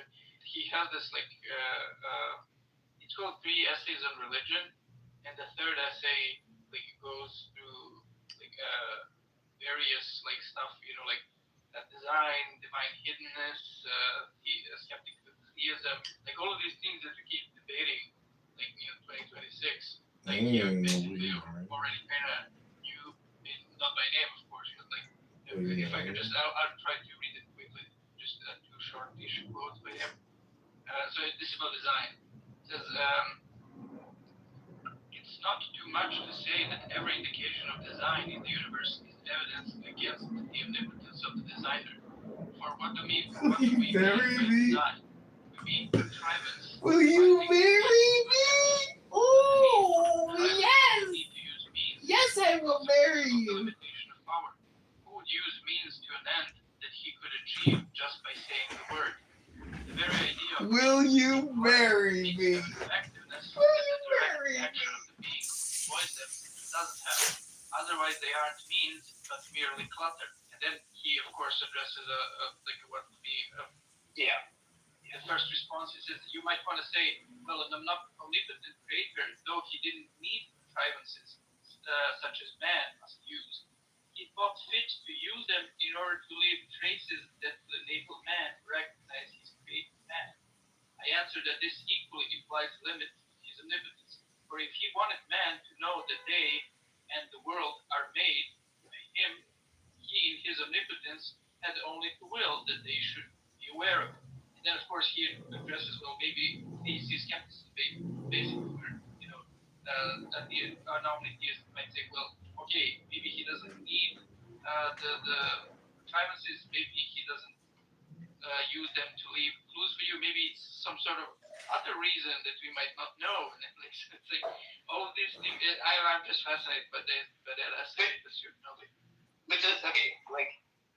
it's fair. It's like a fair response to what I'm saying, right? But in the like dialectic about the fine-tuning argument, you would not believe how much work the whole unlimited, no arbitrary limit stuff is doing. Like when you get into like, so there's so many like back and forth between like, here's a response to the original fine-tuning argument, here's a response to that response, and so on. And like, it comes up so often that they will appeal to no arbitrary limits to get like a priori likelihood boosts where it counts and stuff like that. If you can't do that move, I think that you'll just like lose like one of the pillars that's like holding up the whole thing right now. So like, even though like what I'm saying doesn't apply to limited theism because maybe a limited God would have some reason to value certain constants and parameters if he had control over them or whatever. It's gonna fail at like a different stage of the dialectic. Can I just say something really quick here? But it's different. Can I say something really quick here? Sorry. Given what I know from the fine-tuning argument, it's a strange conclusion when like over 99.99 ad infinitum basically of the universe is instantly lethal to humans. Like if I walked into a house where like every room, hallway, and surface would kill me, I wouldn't like infer that this thing was designed for me. I kind of infer that I'm like surviving in one little tiny corner. Yeah, but I don't think they want to say that it's they don't usually say it's built for humans. They say it's built for life, biological life. Well, they're kind of inferring humans. Let's be real. But I thought the strong of the argument, because I'm pretty skeptical of this. I thought the stronger form of the argument was that it's not necessarily that life would exist, but that atoms would just goop. That there's very few iterations of the universal constants where you even have any interaction between fundamental elements of the universe. That's one step. That's necessary, but life would be hostile to me. It's that you couldn't have anything, and so it's a backwards mystical. Well, if we just had atoms and no life, there'd be no point. It's about life permitting universes. The whole I have to be a lot of if you want it, right? No interaction between matter and yeah, so that's necessary. I thought that was the claim. It's almost like they found a puddle in the Sahara, and the Sahara is now designed for water. Like, no, it doesn't. I don't know. It doesn't add up to me. I'll tell you what was my criticism. And I thought this rejoinder was stronger. The argument is hold on. The argument says that the conditional probability of life permitting conditions on theism is higher than the conditional probability of life permitting conditions on naturalism or atheism. The conditional There's a few different ways to say it. So that's one premise. Conditional probability given that life exists. Yeah, exactly. The conditional probability. No. Given theism, but the conditional probability given theism is one. Can I just finish? There's two. So there's a relative likelihood premise, which is just saying like this data is more expected on theism than naturalism. And then there's a sort of constraint on priors, premise, which just says that the prior on naturalism is not so much higher than the prior on theism that it swamps like the strength of the support, right? And then they appeal to the particular physics to say that the probability of life permitting conditions on naturalism is like astronomically low, like you were saying, right? Which is like it's very, very astronomically low on chance or on naturalism, right? And then this is how they support the relative likelihood premise, is by saying it's very low on naturalism based on this stuff from physics, and it's not that low on theism, clearly, because reason. I just wanted to make that point because I think if you start to say there's a weaker form of this that I had always responded to extremely skeptically, which was life is we have a carbon-based life form, life's designed for us. The answer is like, well, you'd just be a different kind of life, right? That doesn't prove anything. But if you start with you could have just no matter energy interaction whatsoever, then you get around to the odds that carbon-based versus silicon-based versus some other kind of based life. So I do think that's probably the way to think about the stronger, the more Steelman version is like you just have no interaction. Yeah, no. Let's say life fitting versus life fitting, right? Very different. Right. Well, what they mean is that there's this parameter space that so basically the argument goes like this: they want to hold fixed in the background the form of the laws of physics as we currently understand. That's something we could grant. I don't think it makes much of a difference, so we can grant that. And then there's a couple other things that they want to put in the background, but that's the most important one is the form of the laws. And then they say, the possibility ranges for these constants that we're not holding fixed, right, are huge. And only a small, sliver of that can even give rise to complex structure formation, right? Which is what you're saying, right? Right. And that's why they say. So when they say life permitting conditions, really they mean conditions under which complex structure formation is possible. Right. That's sorry, I could add one more thing.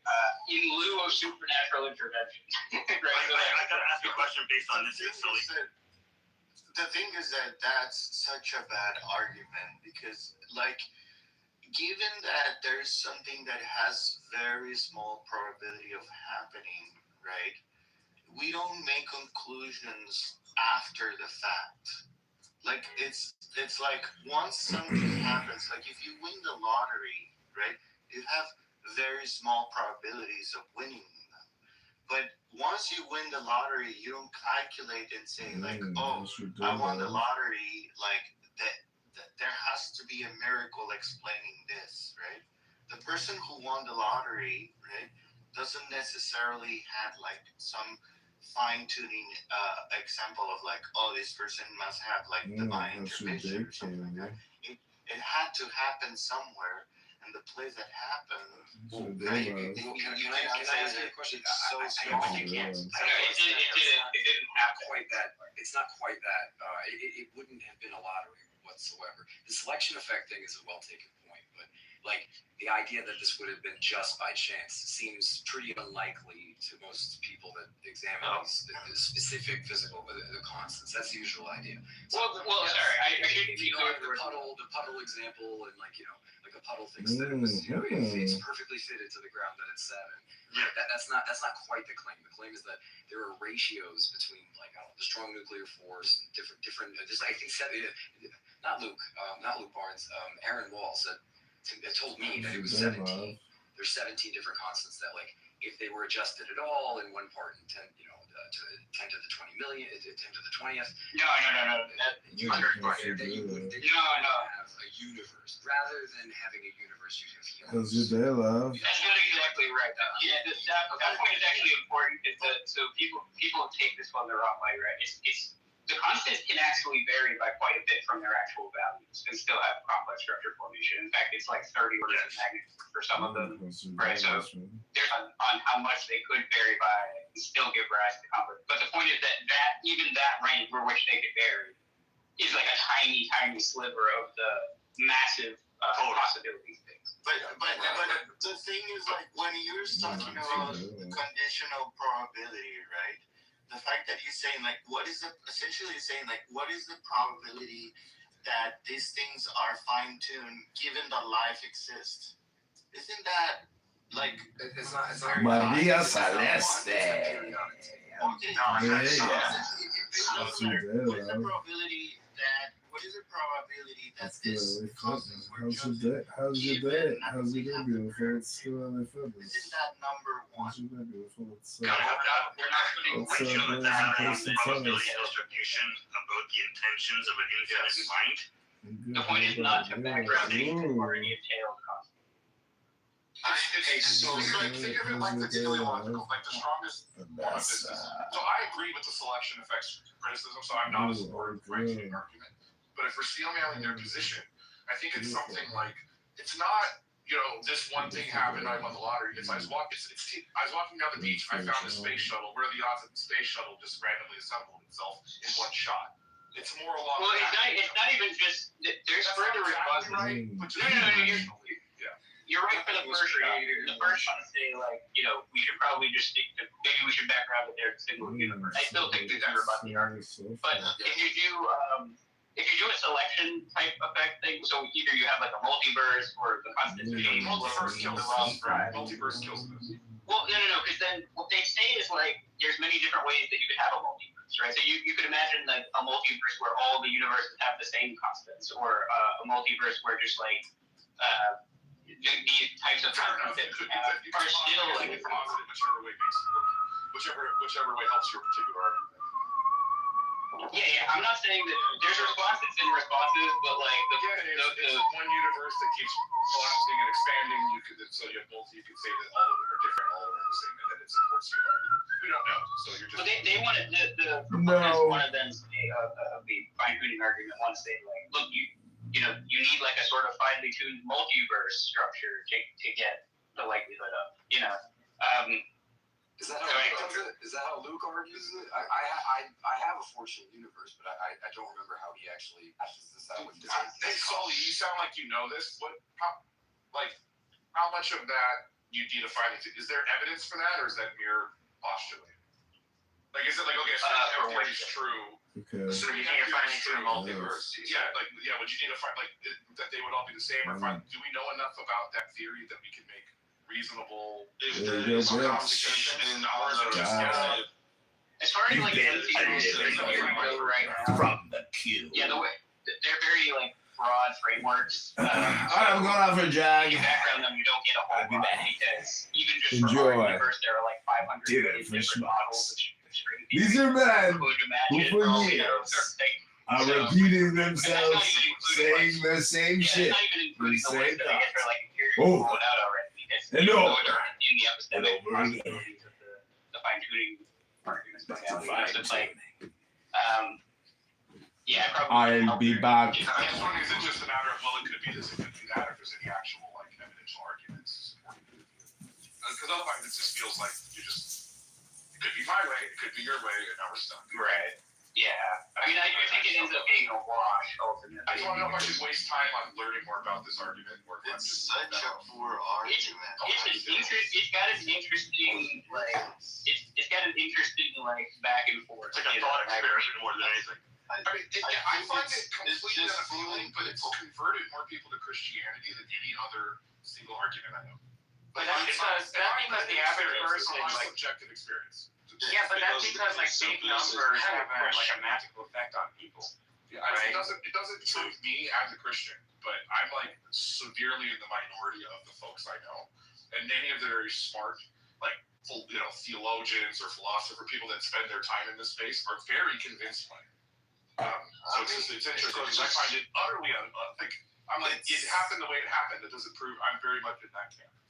It's such a poor argument that I'm surprised that so many people believe this. Right? Has that been other people's experience? Because I find most people are very compelling. It's throwing a dart and then drawing the bullseye afterwards and saying like, "Look, I hit the bullseye." Like, how people get convinced like that? Well, they wanted to. Okay, I'll give you the kind of these things. Like, so it's like, okay, it seems like on naturalism, this is like a matter of chance. This is like the intuition, right? Yeah. It seems like on naturalism, if we don't view any other information, like right, you're in a black room, you haven't looked at anything yet, right? And all I tell you is naturalism is true, right? That you don't get a strong prediction between all these different values of constants. Okay? And then on theism, the idea is that okay, these kinds of constants are like especially valuable because they give rise to life and all these other values, right?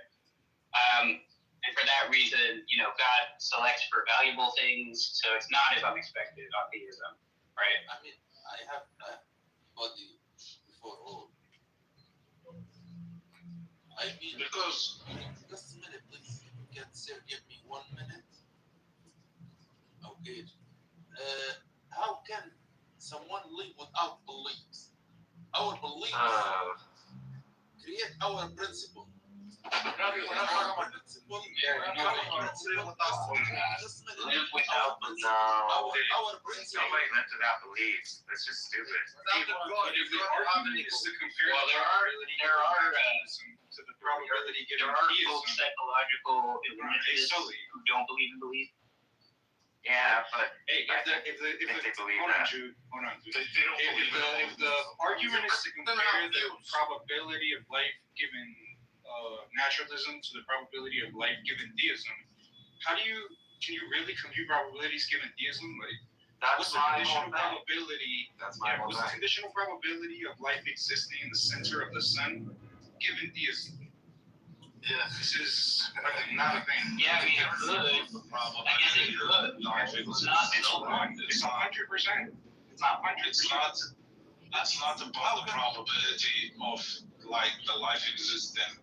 The life existence is just the cherry on top. The argument based on the constant of the universe. No, You can't. Yeah, you can say that. You can't make the argument without admitting there is The constants constants of the universe. We're going to be That's some. not the point of the argument. Yeah, exactly. There were going to be some.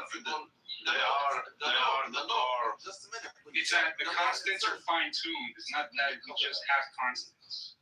But there is constant, and but Hang on a second. This is a great room, great discussion. Let's keep it that way. Let's not over talk each other. And right now the discussion and topic is fine-tuning argument. Let's focus on that. Thank you. I mean, the law. Wait, it comes from our principle. Can you mute this guy? too much. Yeah, dude, catch up to the conversation. For the Russian, they feel like Yeah, if you admit there is constant, you already lost, by the way, in the universe. In Soviet Russia, beliefs choose you. It's not that they're just constant. It's that the constants are fine-tuned. They're fine-tuned for something. It's not just random constants fine-tuned for anything. Yeah, but you might Yeah, but if you admit there is constant, if you admitting there is a designer.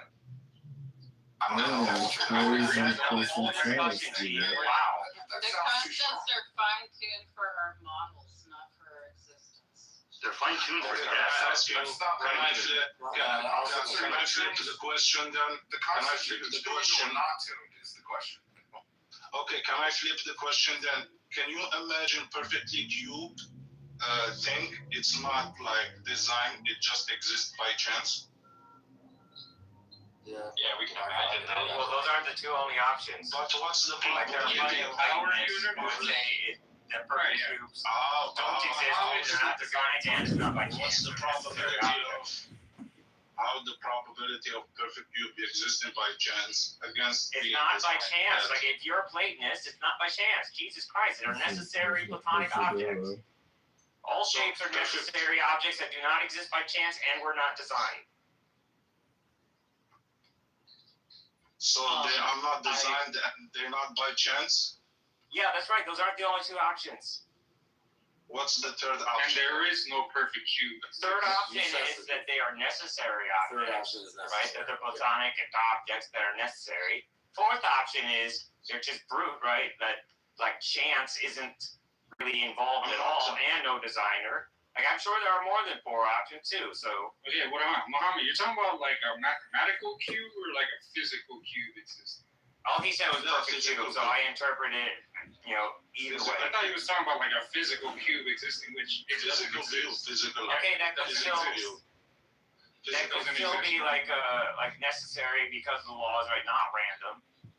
Didn't just bump into each other. It's just a probability question, right? It's less likely you have a physical cube than it's less likely you would have a perfect cube than a non-perfect. Is all I'm saying. It's just a reiteration of the same point, right? That exactly. There are more ways that you could have a universe of goop than a non-universe of goop. So the probability is such that you're more likely to have the goop. We didn't have the goop. Then there's some odds that there's a desire. It's all the same. And then the rejoinder is just okay. It depends what you mean by goop, right? The lower probability thing could happen. Yeah, it depends what you mean by goop. Because if goop is like a physical thing, right, made of at least like subatomic particles. Not interacting matter, right? Like just inert dead space, something like that. Oh, okay. I wouldn't consider that goop. I thought goop was like a physical thing that can be touched. No, Azra. meaning you're just people call it helium soup, and then everyone's saying it's Okay, so you just mean like the mass density is so low that you don't get any gravitational interaction. That was the strong form, because as soon as you start talking about fitting this to existing life, you just can posit, well, there can be different kinds of life, and now you've gotten yourself nowhere. So I think the strongest form of this has to say, no. It's that you just have no interaction once there'll be different kinds of life. Response goes away. Or like recollapse into a vacuum or something. Yeah, it's something where you have no interaction. You can't even. It's not even having complex forms. You just don't have forms, right? You just have basic constituent parts at most. That's also the argument. And then the response, the amount, like if you're me and you have a non-intuitive response, this doesn't move you. It's because you go. Sometimes the low probability thing happens.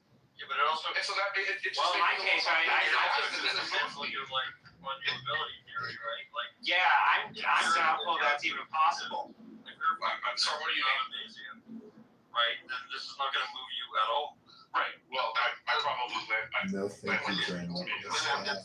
The thing is like, if those things happen at random, let's say that this goop universe and like non-goop universe, like do we want to use a different word than goop just before we go back? Okay, yeah. I'd rather use a different word, right? Because I think you misunderstood what you meant. Let's say a non-stable. Let's say non-stable universe. So non-stable would be active.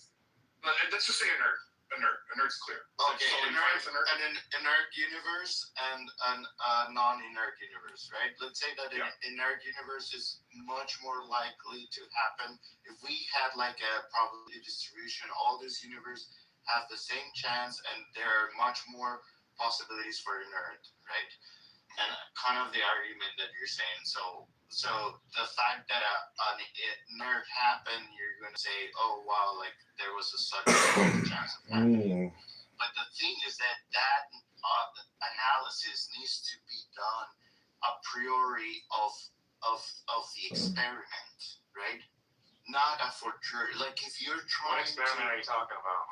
Like the experiment of the experiment is like if creations of the universe, right? If you were to run to creation of universe at random, and since the probability of getting an inert universe is much higher than a non-inert universe, right?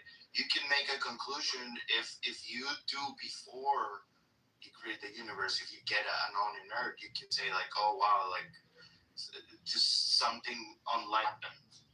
But the fact that you're analyzing after the fact, then you need a conditional probability to understand this, and then you run into this condition and like, oh, what is the probability of this universe existing, given the existence of the universe, or given the existence of life in the universe? And that's pretty much one. Right? I confess that my statistics is all descriptive, and I'm not a probability theorist, so I may just be missing this. And so maybe someone can help me, but I don't see why if I have a set of data, I don't see why I have to run it before. Like you can say, what are the odds that what just happened versus what are the odds of something that's going to happen? Like it seems like the same analysis to me. Yeah, I don't see a problem with that either. Yeah. So you think? I mean, we do this all the time in real life, right? Like, some event happens, right? Let's say like someone's trying to figure out who did a crime, right? You can look at who was likely to have done it, do some sort of statistical analysis, right? This is how we like investigate like international computer crimes and stuff all the time. Like, and that's part of it.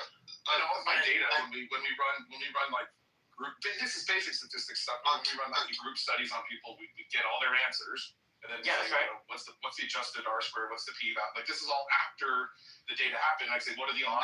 No, that's not true. That's not true. You start with a null hypothesis, right?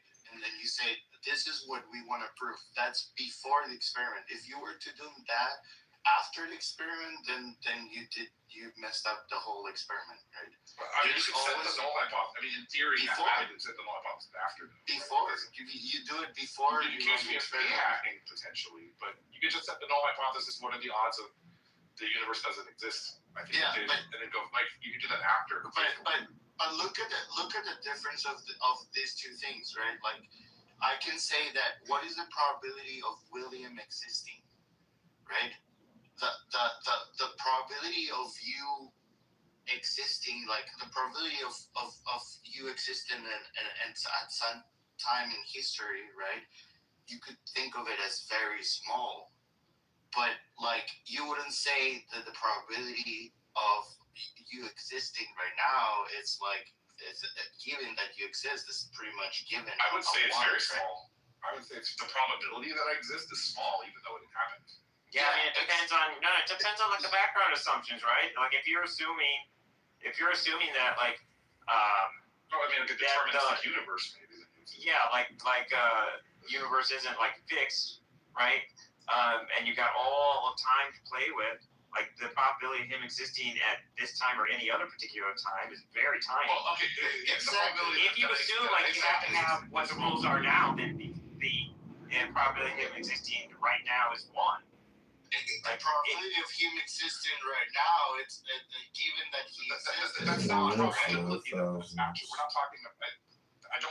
I'm confused by this because that doesn't strike me as living. That's just the actual, like the data set. Like if I have all of the data, then like it's always 1, right? Everything that happened. But what you're suggesting, like, if you had varied, like you're sort of saying nothing can have varied. My mom couldn't have walked left the day she walked right? Like. I think what you're suggesting, like it's not even a question if we're saying there could have been no other variables. The universe is fixed and determined, and then like everything that happens. Okay, think the idea is like what things could have changed, how many of those things could have changed, and how many of those would have resulted in me not being. I mean, in some sense, you can't even run that data because it's too common. So the idea being that once something happens, you can never calculate the probability that it could have happened seems off to me. No, well, okay, that's essentially what I think so, you're saying. So look, the conditional probabilities, for example, if I say, what is the probability that the next person that talks after me is going to be William, right? That probability, it's a conditional probability. Like given that you are in this set of people that can talk, right? We could calculate that probabilities. That's not a trivial one, right? What is I spoke next? But the way that you would calculate that, hang on. The way you would calculate that is the exact same way you would calculate it if you said somebody spoke after me. What's the chances that it was William? Whether you knew that or not, right? Either way, you would take like some data of like the rates at which everyone spoke up in the past and in what situations and for length of time and after who, right? You take all that data, you're gonna run it exactly the same way whether you know who actually spoke or not. I think your point is that you have to set your own hypothesis ahead of time is a methodological thing against fee hacking and that sort of like more than you can still run the numbers. Yeah, William's right. Like assuming you're rigorous and not like you're careful to not bias your kitchens, you're gonna get like the same answer whether you know the result or not. Okay, so let me finish this. Okay, please. Like, let's say we want to calculate the probability that the next one that will speak after me be you, right? Given that I know that only the people who are in this room above, like, have access to the microphone, right? And let me make an assumption, say, like, everybody has equal chance. Like, every single person has equal chance to speak in. So then, since there's 18 people, not including me, that will be 17. So it will be 1/17. That is a conditional probability, right, of William speaking, given that you are in this group of people who can actually speak. That will be like the calculation. Not in a rigorous way, but I'll grant it for the 21. Well, I mean, if all the assumptions that I made are correct, then it will be rigorous. Right? Assuming everyone has an equal chance. Yes, exactly. So all of those stuff will be rigorous, right? 1/17 people.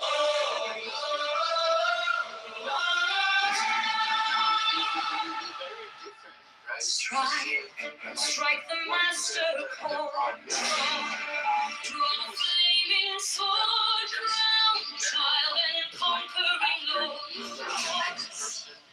Avenger, oh thou of the head of the hawk, At every thee I invoke, throughout the whole of the ritual, give the sign of Apophis. Thou begotten child of Osiris thy father, and Isis thy mother, he that was slain, she that body in her womb, flying from the temple of the water.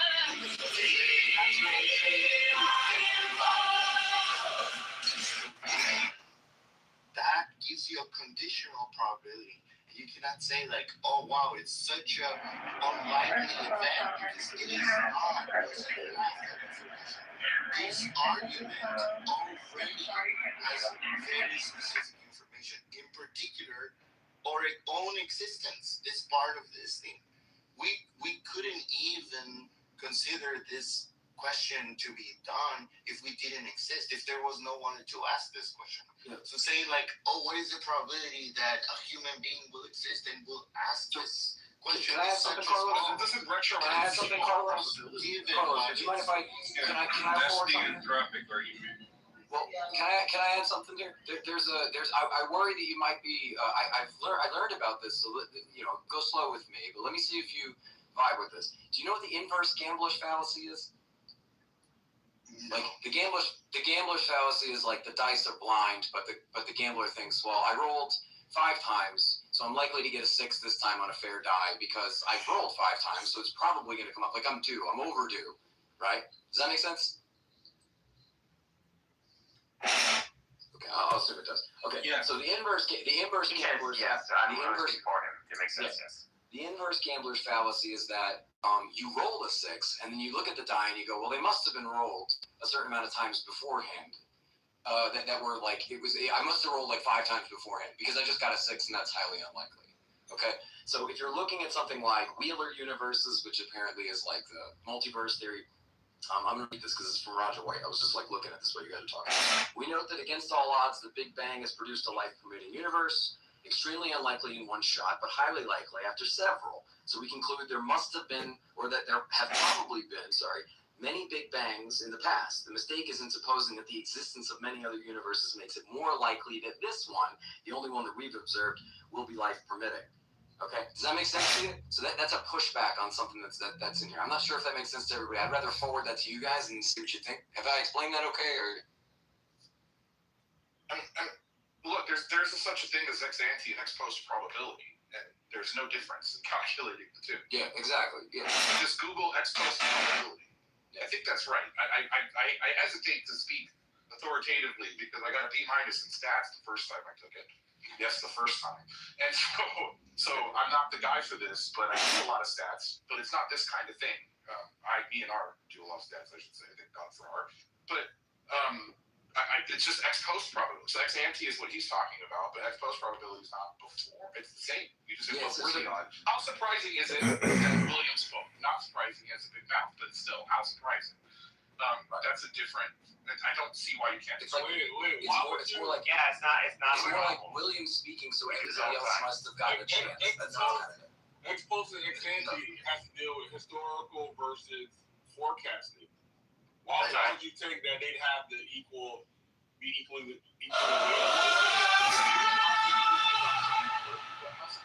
Strike the master. The only reason to look at it in those two different perspectives is to account for changes going forward, vis-a-vis the historical trend. The reason you would look at it differently is where you are at the time continuum. Does this thing already happen, or am I wondering if it's going to happen? It's going to be the same math. No, it's not the same. Again, it's like it's you have information a priori of, like, you have a conditional probability. I don't know what word you were using. That I only know it as conditional probability, right? You know, like, once you know that it's like, for example, you are in this room available to speak, right? That information tells us that the probability of you speaking is not such a small probability. I love that. And since you're talking, and I love that, and since you're talking about that, I want everybody except Concrete to mute up. Concrete, unmute, please. Concrete, Concrete, if I may.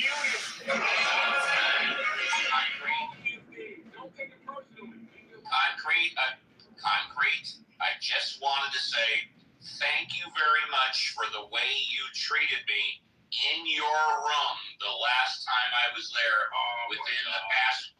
Let me finish. Can I apologize, Steve? Yes. Steve, I apologize. I was trolling you. I didn't think you were going to take it that serious. What the hell's going on? What the hell is going on? What the hell is going on? What the hell is Why aren't you beefing when we were in the middle of a perfectly you know what? If you don't like it, I will kick you to the goo. No, come on, Steve, don't do that. We're calling it dinner. Okay, well, just everybody mute up for 60 seconds. Everybody mute up. Why don't you just message him privately? Hurry the fuck up, Steve. Who said that? I did, bro. Hurry up. You're gonna just. Who is I? CM, bro. It doesn't matter. Just. All right, CM, down to the fucking goo. Oh my gosh, why is this happening? All right. Anybody else want to interrupt me? I do. And your name is? I'm Jor. It's nice to meet you. Well, Steve, just be honest. They were having a really good conversation. I know, and I interrupted for 2 minutes. I don't care if they were having a good conversation. I don't care if everybody. That's okay. There you go. Anyway, So, all right. What are the odds that would happen? God damn, that was unnecessary. So, like, I understand.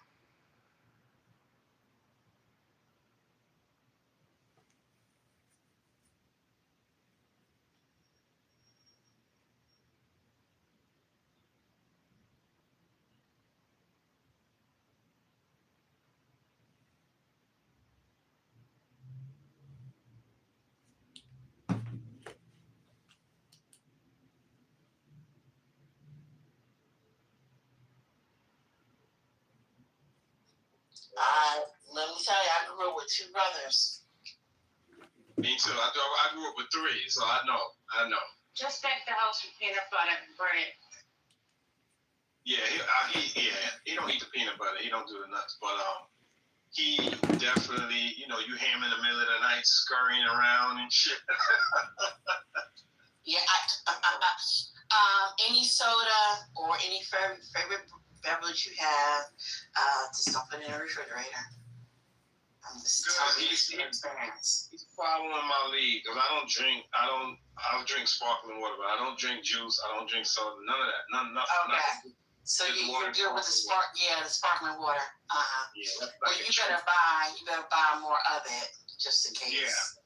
No, he told me, he's like, I like that sparkling water. I've been squeezing the lemon and it tastes like soda. Could you buy more? Oh my God. So what is he planning to do over the summer? Luckily, one of my brother-in-laws is a general contractor, so he's been taking him on gigs, installing kitchens and bathrooms. Oh, okay. Yeah. So he's getting some hands-on work out there. Okay. Well, at least he's not doing it at Howard. That's the good thing. Yeah. Mm-hmm. Oh, Jerry. Jerry. I couldn't help it. I couldn't resist. It is very nasty. I will admit that is nasty. Don't deny it at all. Yeah, well, God bless you, Divine. I remember my summer vacation. There was one summer vacation, the summer break, where instead of working, I decided to coach, to help coach a basketball team. And so I was crisscrossing the state, with this team. And me and my best friend, we were working together, and we were in college. We had put together this team, kids who, wanted to do something, but they weren't a part of the team, and they didn't have the money to really go places. So we didn't do it. It wasn't like a huge fancy team, but we went to different tournaments and stuff, and drove them, picked them up, and went from San Antonio to Austin to Dallas to Houston, things like that. And but I had some downtime, and I drove my mother crazy, and she's like, "What's different about this summer?" I was like, "I don't have a full-time gig job during the summer, so I'm home a little bit more." And she was like, I'm thankful that you have a heart to work with these kids, but you're gonna do this next summer.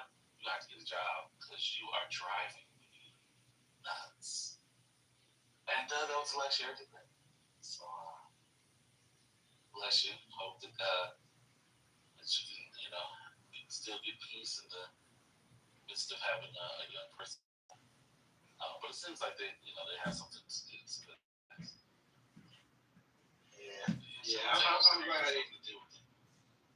I'm glad he's here because I did miss him while he was gone. He's like you. He gets on his mother's nerves more than me. He kind of leaves me alone. He kind of leaves me alone. All I get is Zelle requests. That's that's hilarious. You seen that thing where they making songs out of they begging ass kids? I'm gonna make a song out of this guy. That's nice. Zelle requests. I'm not there yet, actually. Oh, Oh, yeah, that's good.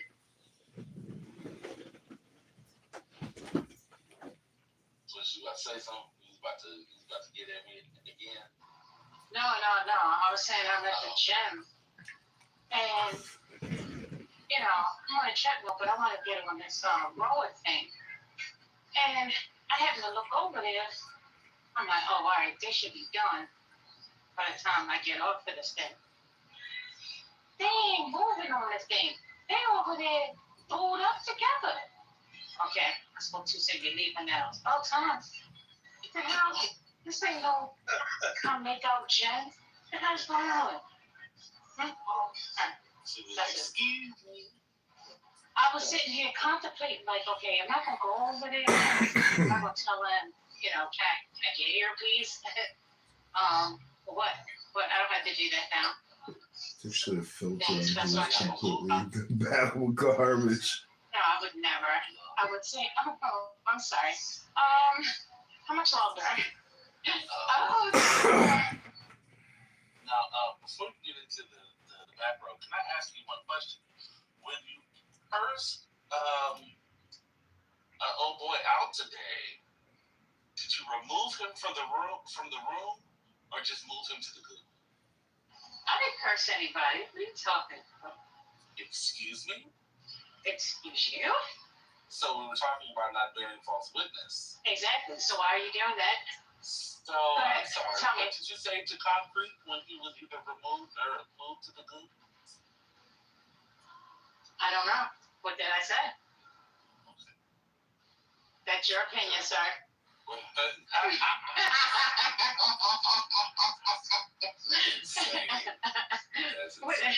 What did I say? See, okay. So before you tell me, no, excuse me, because perhaps maybe I have a different definition. Curse out. Curse out to me is a rapid fire of curse words, profanity. That's what I think. So, It's actually a filter who is maybe your completely definition is a little incompatible. different, because I don't recall doing that. You did. Okay. So what I'll do is, did you remove him, or did you just move him to the goo? I moved him to the goo several times today. Okay. That's all I want to know. When I heard what you said, I was wondering, did that come with a straight removal or just a move to the goo? No, when I said that, he found his way back on stage. Oh, like, okay. I left and he was back and they was talking again. That's why I said I removed him several times off the stage. Well, but I said, shut the F up. He came right back. Somebody was playing with the dial. I don't know who it was. I don't know, brother. But somebody was playing with the dial. And, yeah, so. Oh, I'm being muted.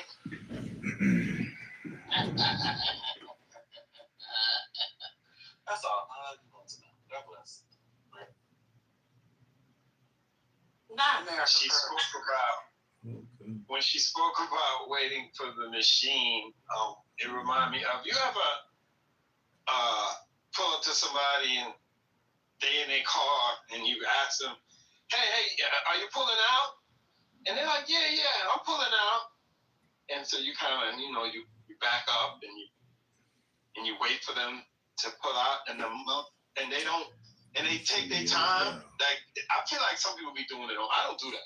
I feel like they do it on purpose to make you wait and wait and wait and wait before they pull out and give you the spot, instead of just let me get the spot and you can double park.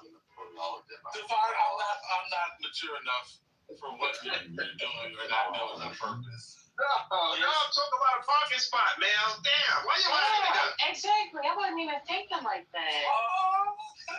I'm telling you. These people, y'all was, they need, exactly.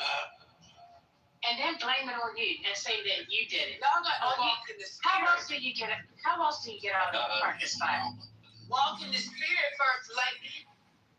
That's it. Yeah. I'm sorry.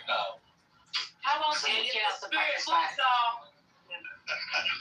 They just nasty first lady. How also are you supposed to get out the focus?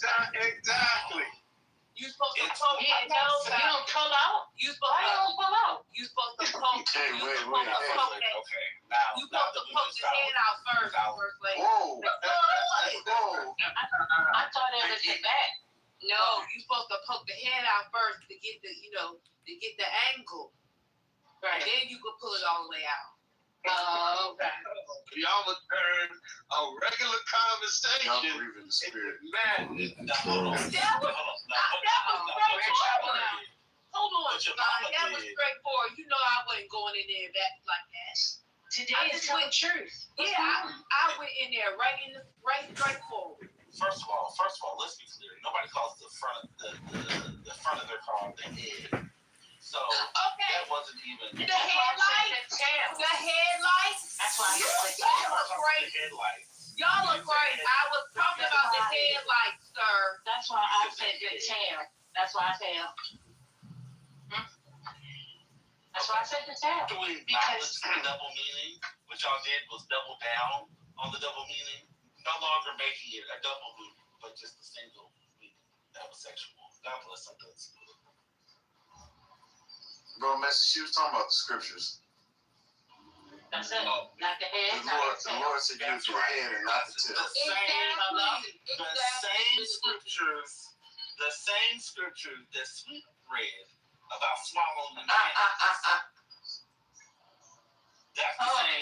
That's the same Bible. You know what? That's crazy.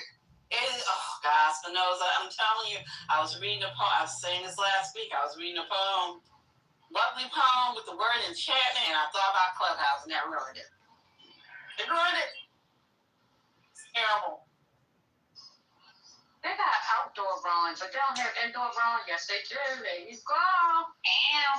This might need me fixed.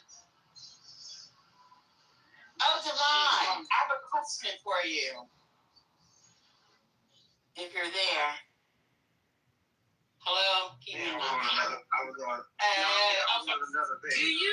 Do you plan on going to Summer Stage? You know it's the 40th anniversary.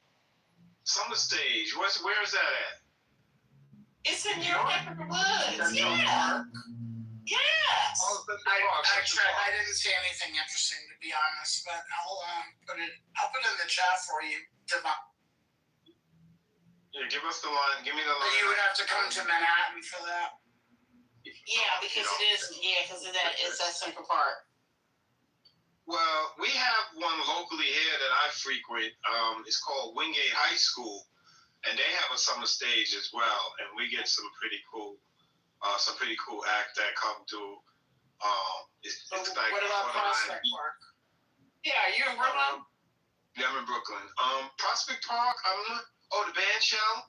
Yeah. Well, I don't think Prospect Park is free. I know for a fact that Wingate Park is free. I was at Wingate High School. Their track and field, they turn it into a venue, and yeah, they have some good things. I've been going there since I was a child, and they always have a reggae night, they have a gospel night, they have a soul night. So it's on a Monday. Come to Brooklyn, spirituals. Come check out Wingate High School's summer stage. You'd be like, oh shit, I'd go to that. And then there's I don't know why they still call it Harlem Week. It lasts longer than a week. Harlem Week is like 3 weeks. Yeah. But they just didn't change the name, so yeah, there'll be some stuff in Harlem to do this summer. You're in New York, Sherry? You're not in New York. No, I'm in New Jersey, but I know about all these. I know about all those festivals because I work at a radio station in New York. So, yeah, I know all about them. Do you remember when everybody used to go up to Grant's Tomb in Harlem? Oh, what a time. Man, so you know. We used to have a good old time going up there. I haven't been uptown in ages. We used to go uptown like every Saturday night. We get on the bikes. Because it's a nice little trek from Brooklyn. We jump on the bikes, go over the Brooklyn Bridge, jump on the West Side Highway, go up to Harlem. I was with some wild boys. They would pick up these Harlem. I don't ride Let me just say this. I do not take passengers on my bike because I don't want no liability. But my boys be just picking up passengers. One of my boys used to bring passengers back to Brooklyn and leave them stranded. I'm like, you a piece of work. But those were some wild times.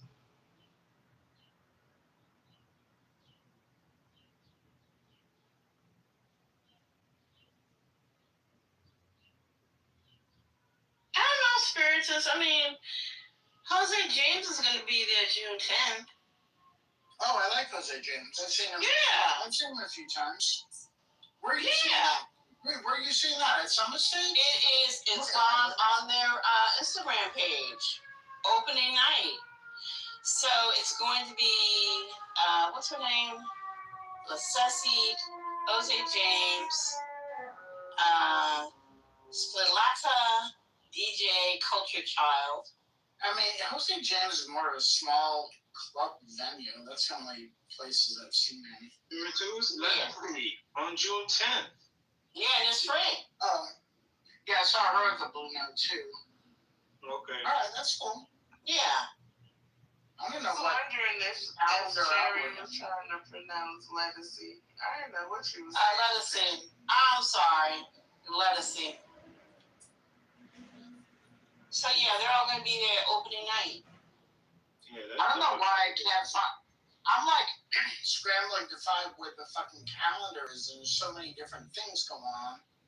This is I just used Gemini. I said Central Park Summer Stage lineup 2026, and then they got the 10th, the 22nd, 24th, 28th, July 16th, August 6th, and August 15th. Lose Travel at the last show, August 15th. Yeah, please stop sending it yet. Thank you. Oh Lord, Jesus Christ! And also the event. I mean, Summer Stage is all in all 5 boroughs. So they're going to be events all over the place. What's going on? Sending people off. Brooklyn want to talk about Chastain Park. Is that what's called, Chastain Park? Whack ass venue down there. I'm not saying. Listen, I am against the censoring of cities, but especially New York, because it's a special place that people like to hate about. So. Oh, Legacy is doing Dinah Washington? Oh, yeah, she did a whole album. Oh. Yeah, I figured, when was the album release? I want to say, was it 25? Yeah, in 25. They got the Metropolitan Opera on the 15th. Mm-hmm.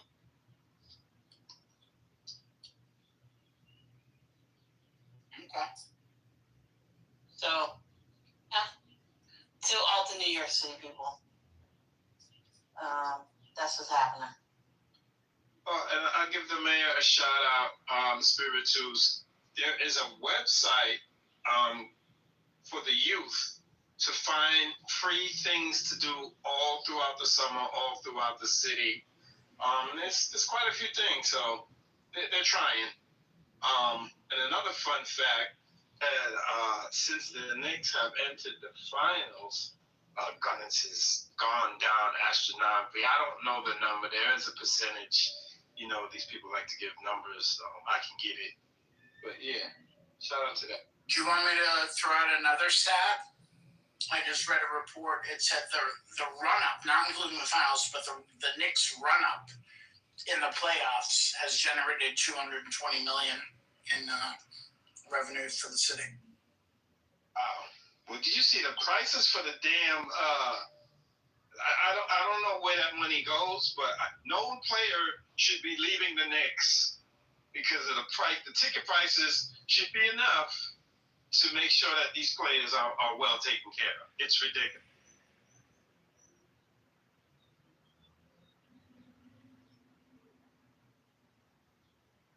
Here comes old New York right now. Not New York, old York. What's up, Arthur?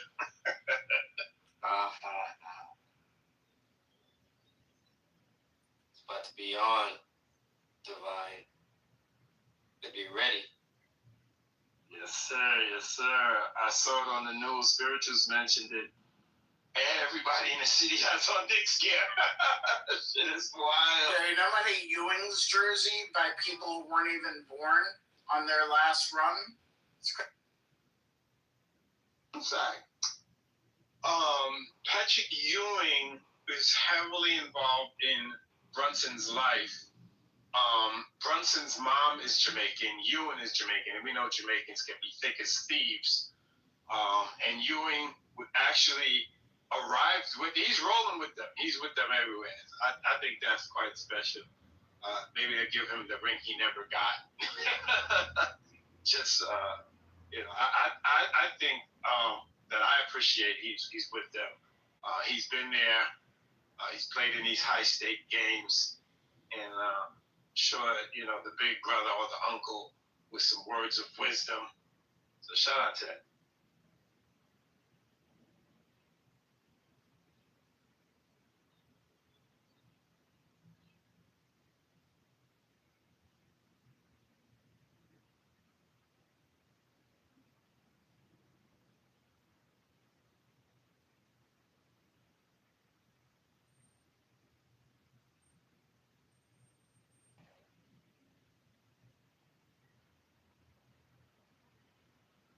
Said the youth should leave the city. Yeah.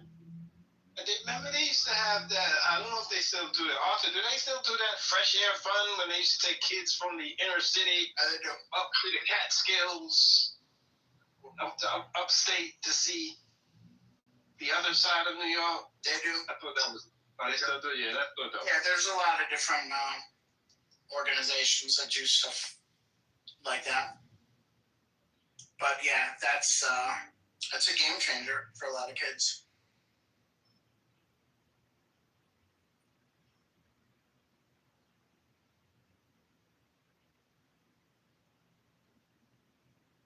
Senor either.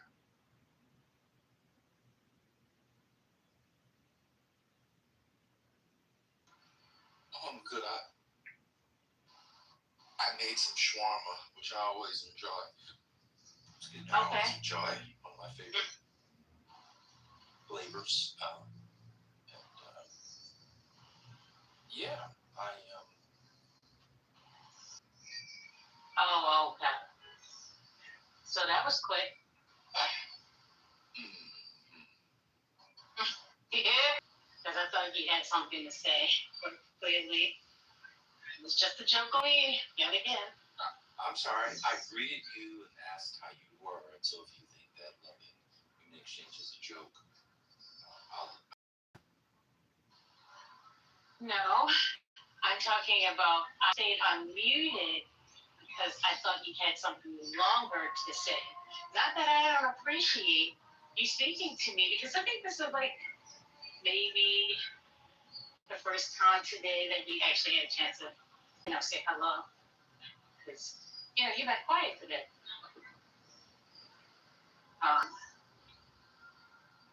You don't think you've been quiet today?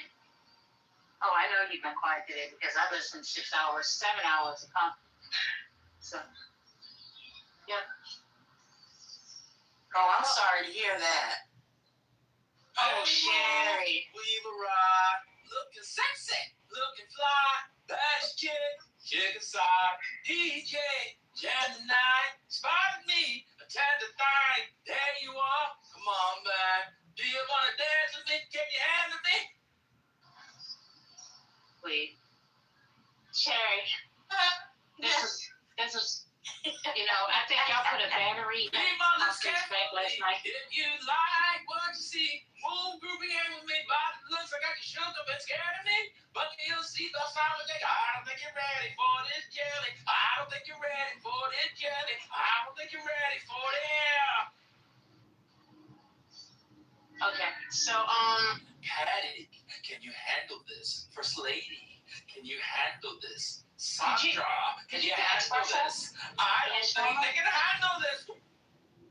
put espresso in your shawarma? Don't let them divine. He's crazy. Take his phone, somebody. No, don't take that. Don't take his phone. When was the last last time you had any plantain chips? Right.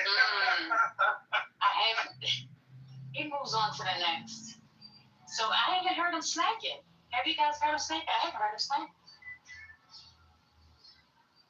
Have you heard him snack? Said he had the shawarma. Was it chicken shawarma? Yeah, no, but I think that we used to hear him eating the plantain, throughout the day. But I said, forget it. Just forget it.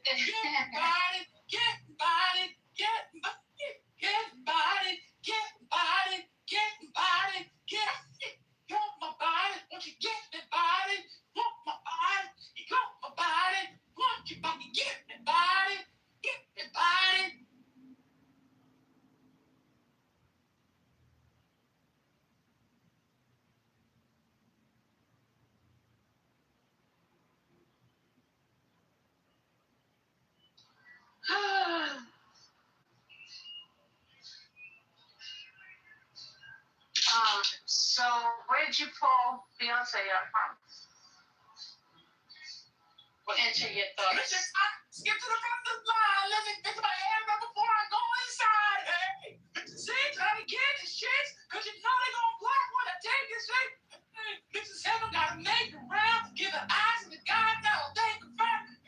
Mission 8, can we conversate? Skip small talk, let the children. What let me do tonight? A little sweat, never hurt nobody. What is standing on the wall? No.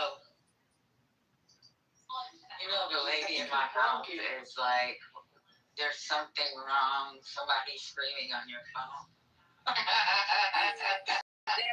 She doesn't speak English either. We like to take up a collection and ship it to the Smithsonian. She's like, somebody scream. You said help. I don't want his brain, but it needs to be studied. You can't have it. If you study it, then it means you have it, because he would have to die for you to. Well, I'm not wishing. That's what I'm saying. We need to write the paperwork for when, so that the culture could be moved forward from the research of his brain. Yeah. And Patty walking around with a phone. If your status ain't who, I ain't checking for better this street. If you looking for me, I need a soldier that is scared to stand up for me. If the status ain't who, I ain't checking for better this street. If you looking at me, I need a soldier. I can't believe he knows these lyrics. I told y'all the brain. Y'all don't get on Like board. the boys uptown from the BK. I flip that money 3 ways. Always riding big on the freeway. East Coast slang, that's his country, like low cut seasons with the deep way. So with the snatch up Beyonce.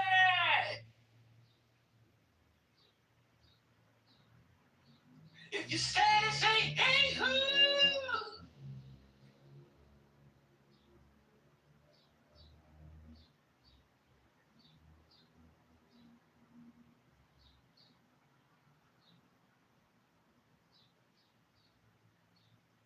Next and four. What'd you say, Spiritus? Did you say, you a bad girl and your friend's bad too? Oh, we got the swag sauce, we drippin' swag. You a bad girl and your friend's bad too. Oh, we got this and that. I may be young, but I'm ready to give you all my love. I told my girls you can get it.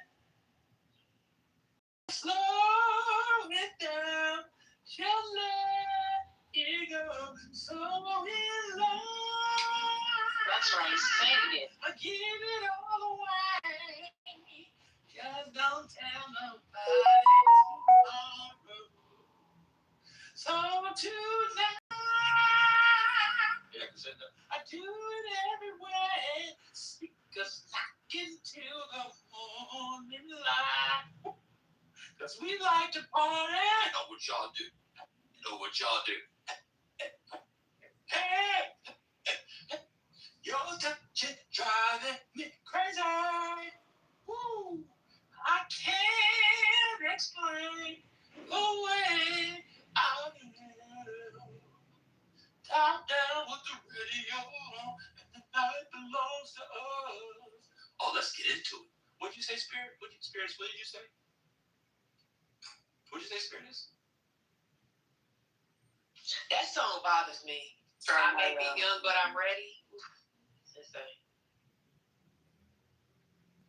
Chris, what'd you say? I don't know. I think it was like Love TKO or something. Oh no, it was Nixon. You said rest in peace to somebody. Oh, Peebo. Something that you told me stayed in my head all night long. You wanted me to love you when you said softly, reach out and touch me. My love is in your hand. Feel me. Ooh. I want to feel the fire. Yeah. Woo! It's actually People Bryson, not Stephanie Mills. I'm doing the People Bryson version. Oh, it sounded more like the Stephanie Mills You version. gotta keep up. This is the People Bryson version. Huh? What'd you say? Huh? What? I said it's the Peebo Bryson version. Huh? It was the Peebo Bryson version. Oh, it sounded great.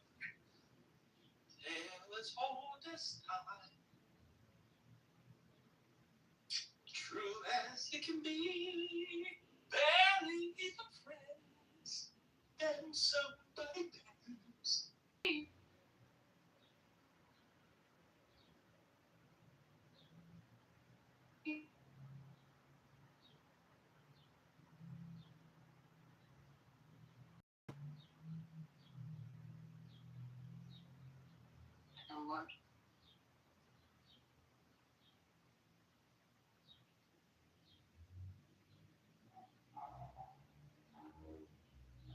I don't think Stephanie Mills gets enough love. She does. I agree. I concur. Oof.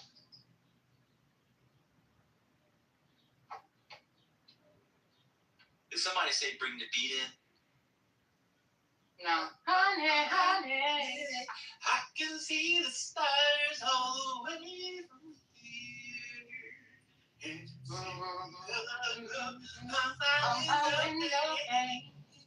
can feel the sun whenever you.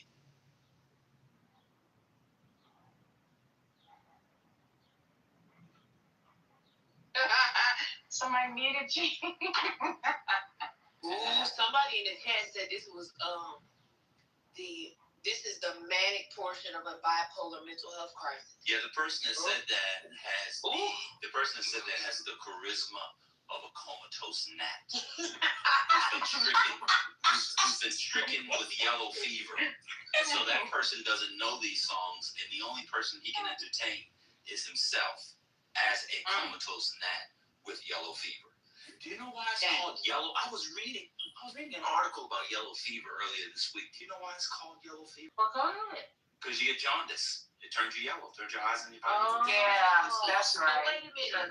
But at least the man who said it is 666. Hello? Wait. Oh, 66 IQ.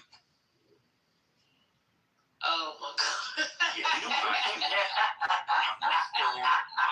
I'm IQ. This is the bad portion of a bipolar mental crisis. That's a yeah, because if you're black, because you're singing songs. But instead, I'll come up and talk about how I'm 50 years old, but a grown woman has to tell me to pick up my clothes. But you're having a mental crisis. I thought he was like 20, 21 or something. I hate him. I'm sorry you brought it up. Oh, I saw it. I'm glad you brought it up. While you bring it up, then I can just like I was responding. I saw it too, but I was gonna say. But we don't need to talk about it because we're not experts. So No, don't say anything. Go ahead.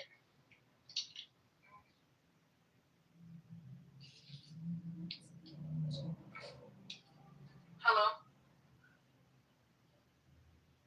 First lady, are you there? Yeah.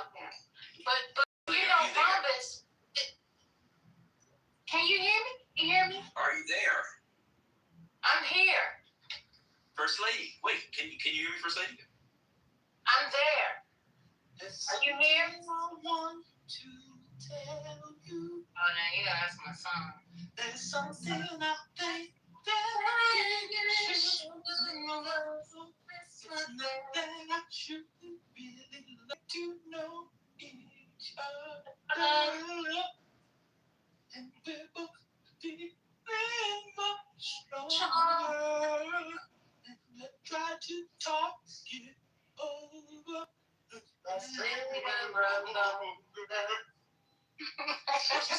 She said to all you niggas, she said, let's fade a while. Before it's too late.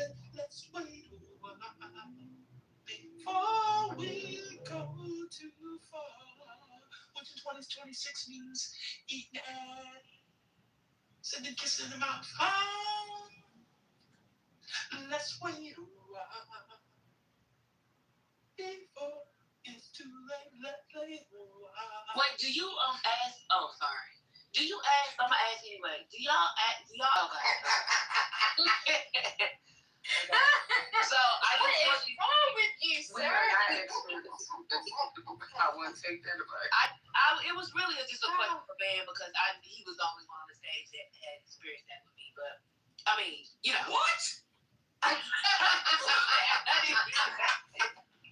didn't mean that. That was a revelation.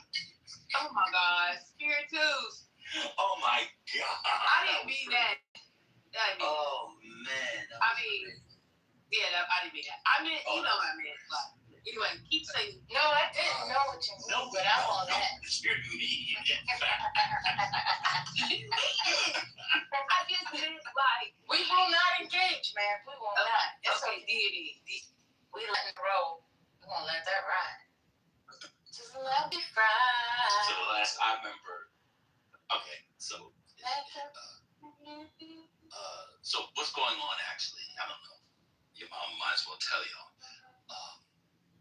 She was referring to some experiences we've had. So your mama, since you brought it up. All I hear is raindrops falling on the rooftop.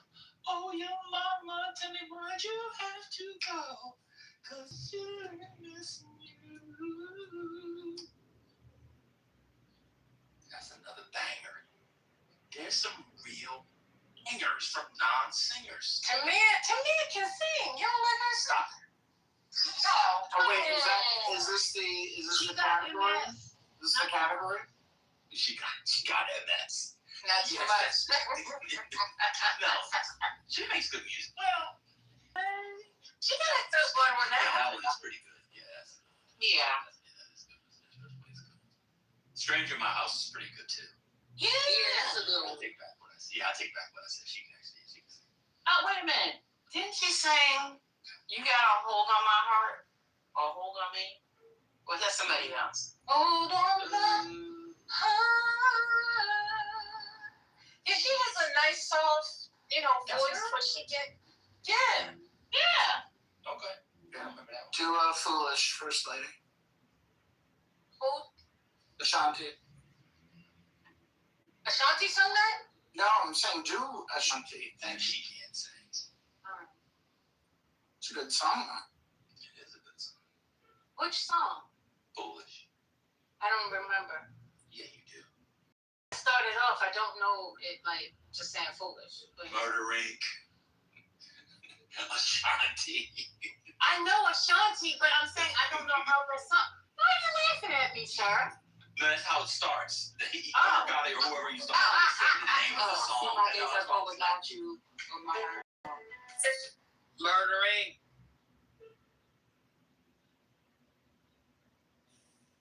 Oh my clothes is all without you. Yeah. That's right. You see how I went right on cue? Like I went right on cue. Yeah. That queued up. I went right. Murder Inc. Yeah. And then I was literally saying that's what. And then he says Ashanti. Yeah, I wasn't telling you the first thing. Literally said Ashanti. See, my days are cold without you. My heart can take. And these lyrics. And though my heart can't take no more. How do you end a sentence with "can't take no more" and it starts "and though"? Make it make sense. The next line is I keep running back to you. I like it. I like it. I like it. I like Yeah, it. that was perfect. I love it.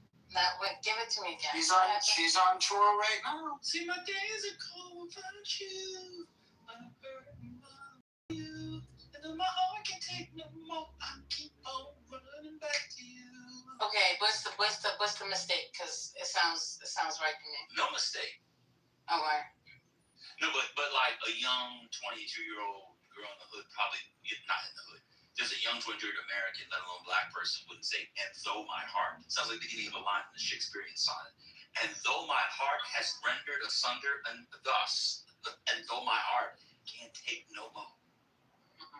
It's good lyrics. But it's THO, to be fair. And though my heart. Because it's thou. But who wrote it? Who wrote that song? I don't know who wrote Foolish. It's like let's see who produced Foolish. Someone Penny and Quinn, he might have. Oh my. That was, So it says here, Shanti Douglas, composer, lyricist, but also Antermine Jordan, Mark DeBarge, Marcus Vest. So basically everybody, like 5 different people. How do y'all Irv Gotti. one line each? Well, no. Irv Gotti. He got the main. Yeah. What you call it? Okay. Production. He got the main publishing. Yeah.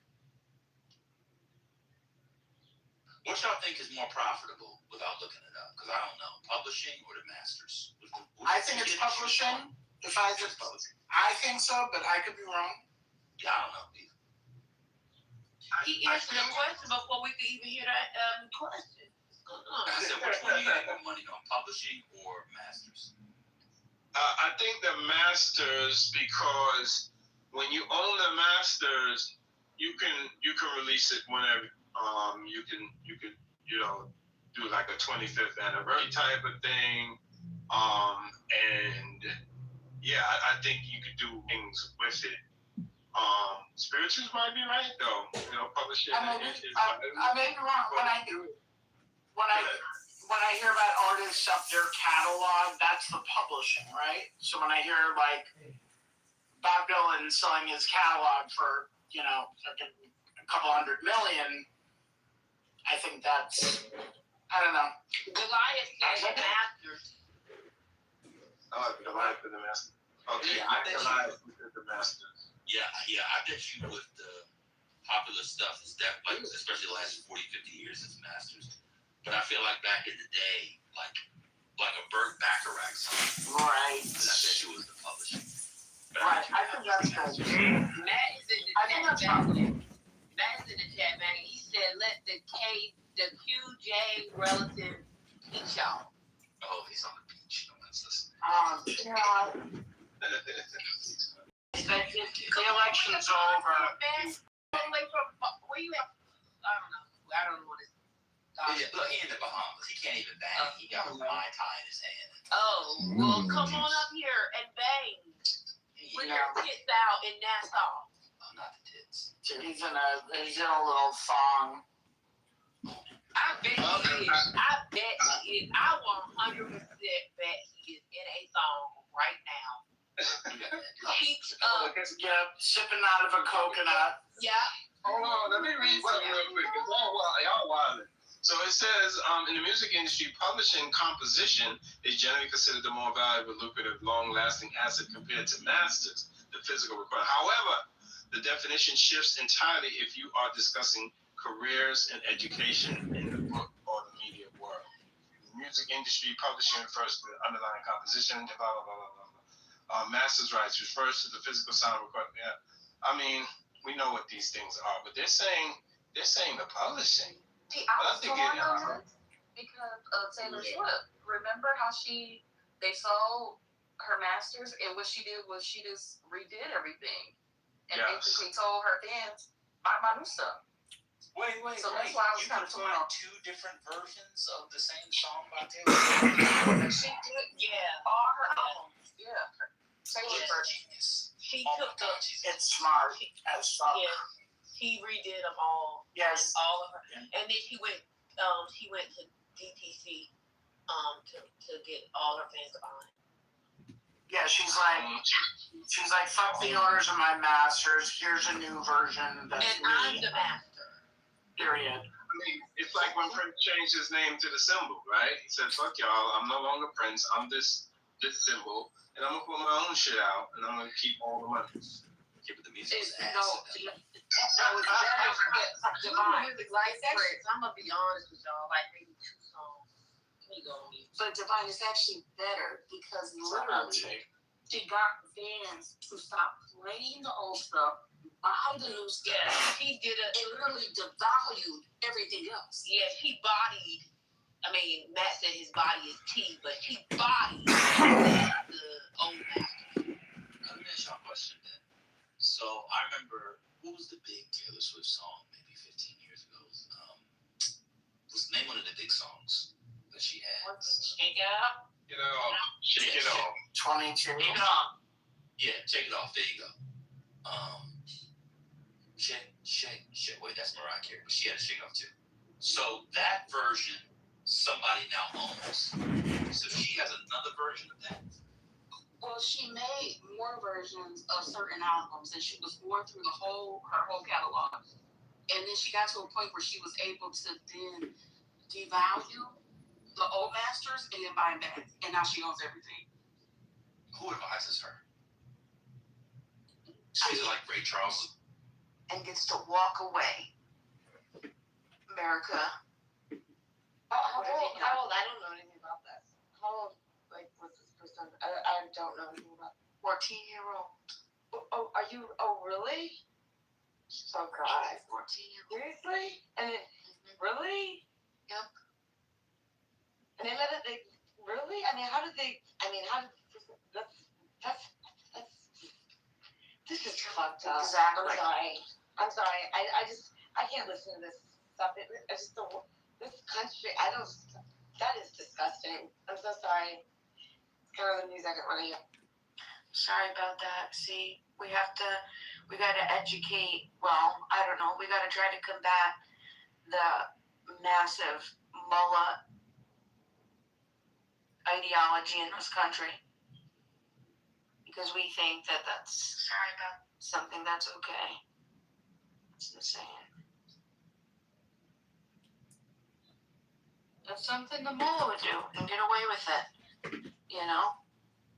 Exactly. A jury of their peers, of the mullah peers, said yes, acquit him of all charges. Let him walk free. What do you think you ran in the store? Flight or fight. 14-year-old teen.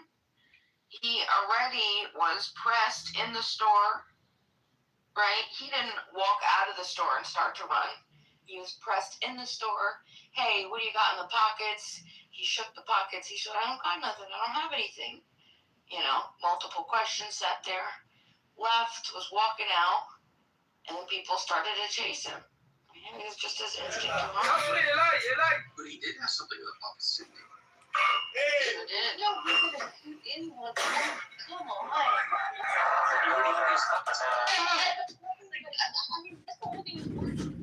The thing is that the problem is that people, a 14-year-old kid, people have done things like, we have a president that's doing wrong things, and we're going to try to justify this. Come on, people. I'm sorry, it's disgusting. 14-year-old kid, shit happens. You don't fucking shoot someone. Sorry. I agree with you, see. But I just, the facts, he had a legal gun, so that's why you hear people on this app defend the shooting. I don't see it. I don't see how they say he turned around and brandished it, but I don't. Well, they say. There are different stories. Different stories. The boy's father. So Rick and Andy were the store owner, and Andy is the store owner's son. They're the ones who chased after him, right? Then they claim that the boy, Cyrus, drew a gun on them, and then Rick, the father, wanted to protect his son, so he shot Cyrus, killed him. Boom. But this is the thing. Even Andy's original statements to 911 said, he pulled a gun when my dad pulled his. He knew. He fled because he knew that he was in danger. He knew that these people are unhinged. He knew it. And was he right? He sure was. That Rick was carrying a .45 cal in his pocket to do what? Chase him where? Why? How? When? What are you going to do? And he pulled out his gun to say, hey, look, protecting myself. What happened? Kill him. This is something Adams would justify. Adams, you're going to get shit because you didn't hurt me. You're going to hurt Beaver? No, you're not coming up. Oh, okay. Never mind. I like Adams again. Heureusement, j'avais gardé mon arme, ma nouvelle 205 GTI.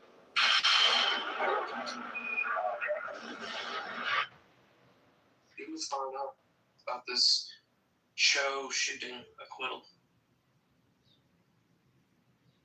It's a weird Wednesday as far as I just feel like it's a weird Pull together, man. I'm fine! I'm fine! Pull it together, man. I'm fine! Okay, yeah. But I want to have to change my...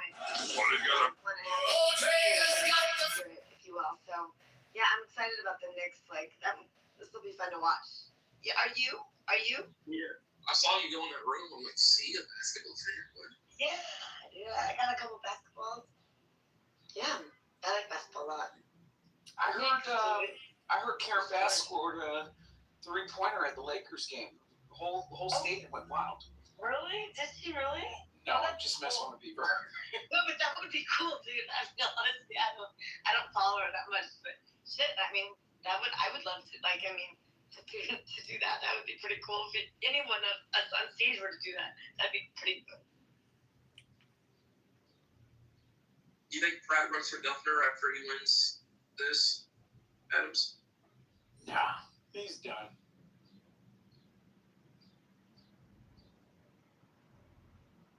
The numbers are updating, Beaver.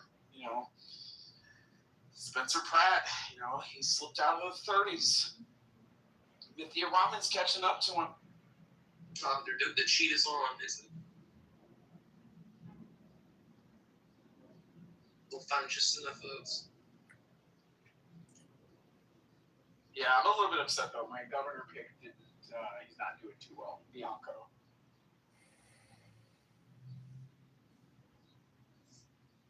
I'm not familiar with that Bianco. I'm not quite sure which one. Chad Bianco. He's the former sheriff for Riverside County. Oh, okay. Gotcha. Right. He's got a mustache, right? Yeah. Yeah, he's got a big mustache. He was doing well from the beginning, and then he's got a serious mustache. He does. He has a serious mustache, I must say. But he's good. Yeah, I mean, well, I don't know him, so I just remember his mustache. Yeah. He's up against, Steve Hilton is taking, it looks like Steve Hilton's leading. I have some concerns about that. I definitely don't want somebody representing my state that's been an American for less than 6 years and used to be a very, very intricate part of a foreign government think tank and strategy. I think that's a horrible idea. I hear you. I totally feel you. I totally hear you. But, I mean, look at like the president's wife. I mean, who are we to say it? But yeah, so he's at 28%. He's on the news right now, but they're getting still more votes in, right? I mean, please, like, correct me if I'm wrong, right? It's not done yet, like, right? Oh no, it's not done. Like, and then this is what I was saying from the beginning. With the LA City race, it's gonna most likely be Nithya Raman and Karen Bass. That's mainly gonna be the runoff. I don't know. I'm from Northern California, so I don't know. I don't know much, but I don't know anything about Ramen. I just know Ken Bass, like about the fires and all that stuff. But I just heard some things about Ramen that people didn't like his attitude or something. I really don't even know who this person is. So. She just had a voting record of just voting on policies that were just not conducive to cleaning up the homeless problem. But outside of that, she's pretty popular in LA. So, I mean, people look at the Pratt campaign and, they hear things that they like, but at the same time, they have to understand that those things that you're hearing that you like and that I like aren't necessarily going to be practical things that people are even going to consider through this election cycle here in Los Angeles.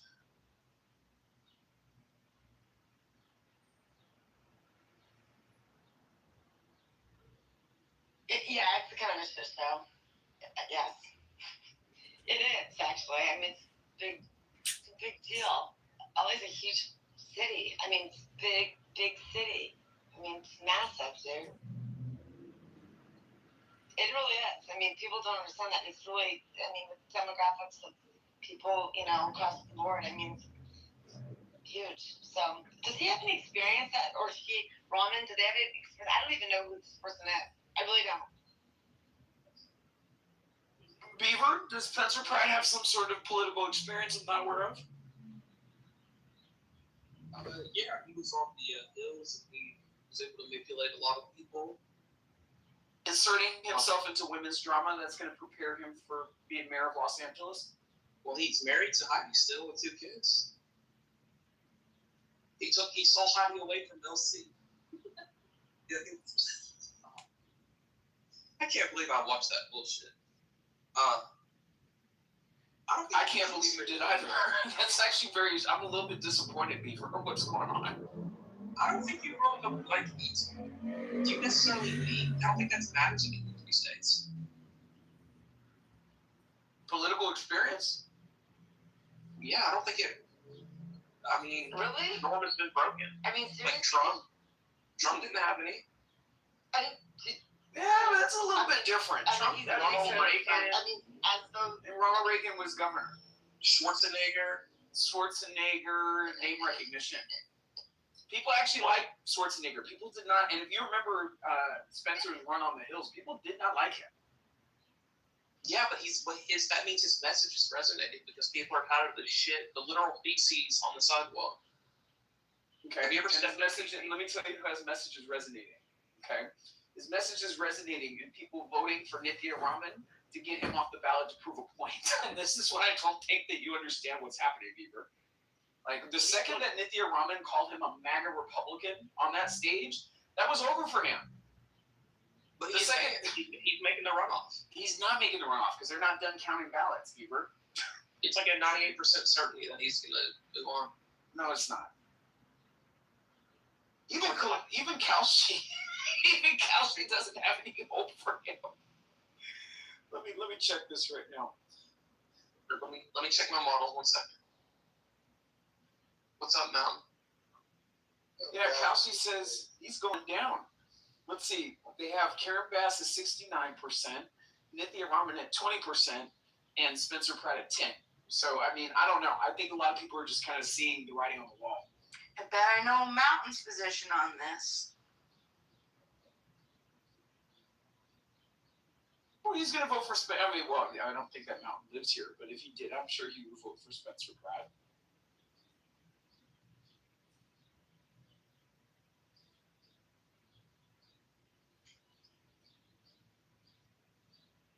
Fuck, dude, this app keeps glitching on me. Oh. Happy to be home. How you guys doing?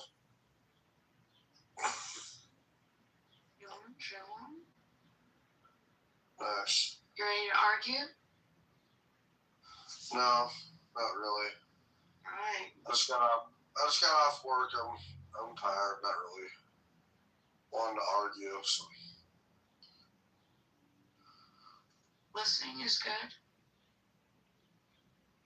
I'm gonna talk here and there, so. Okay, so Spencer Pratt is he's the reality TV guy, right? Right? Yeah. That would be correct. Okay, gotcha. Okay, so it looks like he's not gonna, or we don't know yet. But okay, so he's not faring well right now. No, he is. He's gonna the top two unless if someone doesn't get over 50%, which is the case.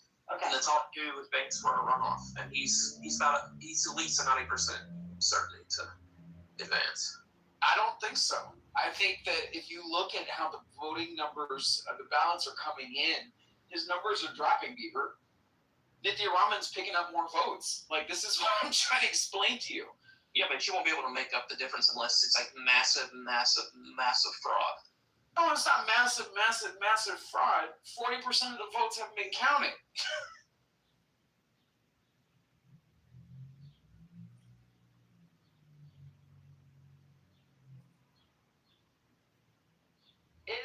So, do we know about the governor race? I mean, is that decided yet? I mean, do we have?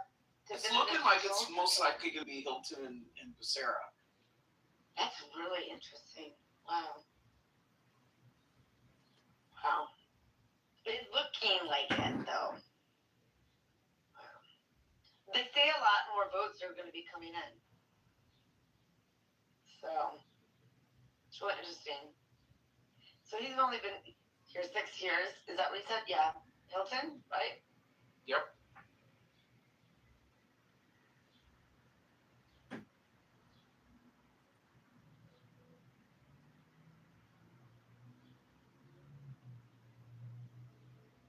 Now, what do you think about this Chinese store owner murdering this black boy that was running away?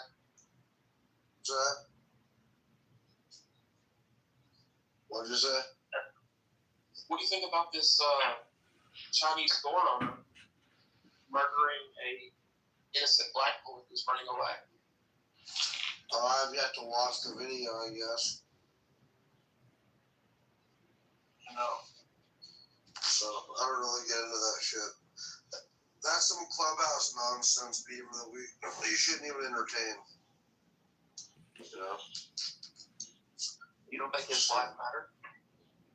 That's not something I'm going to talk about because I have other things to worry about. People die every day, you know, so some clubhouse bullshit, bro, that the black community wants us to be outraged about.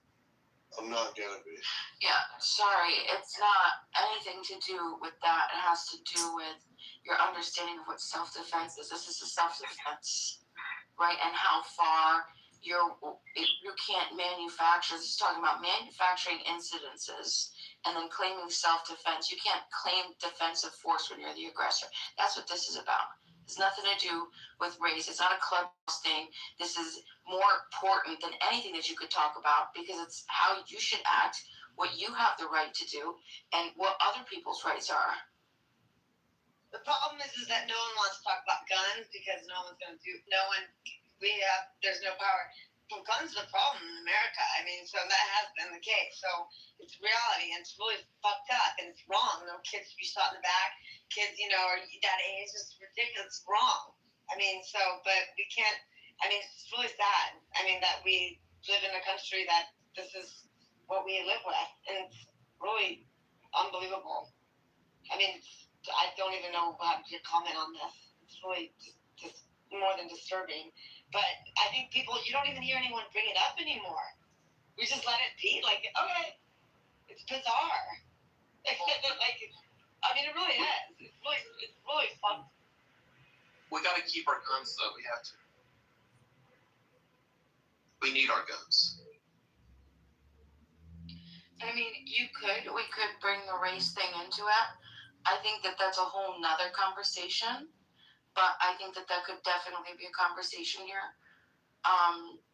But I don't think that most people would be able to separate principles from that conversation if we mix them. So we could just focus on principles. We don't have to bring up race. People can find out later and then do whatever they're going to do or think whatever they're going to think. But you think that this would have happened if it was a white kid? To be honest, I have no idea anymore. Honestly, I mean, our world is getting so. And I mean, I hear you. I'm sure like a higher chance, of course, like that if a white kid, probably not. But I don't know anymore. Like, I think that we are literally changing as a country, as a society, in so many different ways. I don't know how things are. I really don't know anymore because I'm being serious. I really don't know. Like, it's really disturbing to say that, but I mean, just disturbing to think that like it would be someone of any color or any like none of it should be happening. But the thing is, like that's the point. But I mean, I understand your point, and just the whole thing's fucked up. Okay, sorry, I'm kind of trying to get in a better mood. Go Knicks or go Spurs. I like Wemby. Go Wemby.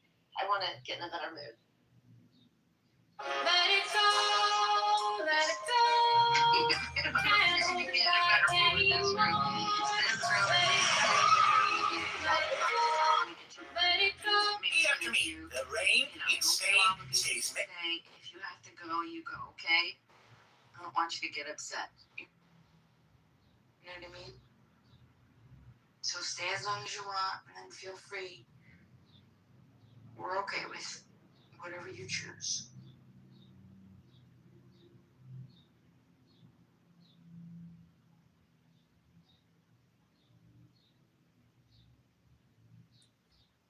So, just to talk about it, to update everybody in the room, there was a scenario. There is a store, gas station. Gas station has Rick, the owner, Alice, his wife, and his 23-year-old son, Andy, working in the store. Kid comes in with a backpack. Alice says, hey, keep your backpack up front. Kid says, all right. Takes his backpack off, keeps it up front. Kid goes to the back, goes to the cooler, opens up the cooler, takes out 4 water bottles, and for the sake of this part, I'm not going to tell you what exactly happened because this is post-facts, right, that we find out later. So I'm going to only give you with what happened at the time. So he takes out 4 water bottles, and then it looks like he pockets one. He puts some of them back, and Andy, the son, suspects that he stole a water bottle. So as he goes to the front, because now he has nothing in his hands, he goes to grab his bag, and the wife says to him, Alice says, hey, what do you got in your pockets? He says, I don't have anything. And she says, let me see. And so he has a hoodie on. He has his hands inside of the hood, like the hoodie, like the pocket in the front. And he like shakes it to show that there's nothing in there. Andy, the son, says that he saw something heavy. He believes he took the water bottle. So the kid then takes his bag, walks out of the store, walks to the corner of the store. Andy decides to run after him. So Andy rushes out of the store, runs after him. Rick, the father, follows Andy. And as soon as the kid realizes that Rick and Andy are chasing him, he starts to sprint. He just takes off. He takes off. He runs out of his shoe. His phones fall out of his pocket. They chase him for a football field and a half off the property of the gas station. They just keep chasing him. At one point he falls, stumbles, gets up. Andy, because he fell, got real close to him at that point. And then he said that he saw a gun and he aimed, and the kid took out a gun and aimed it at him. So Andy says, he's got a gun, to warn his dad. His dad shoots him, shoots the kid. Kid dies.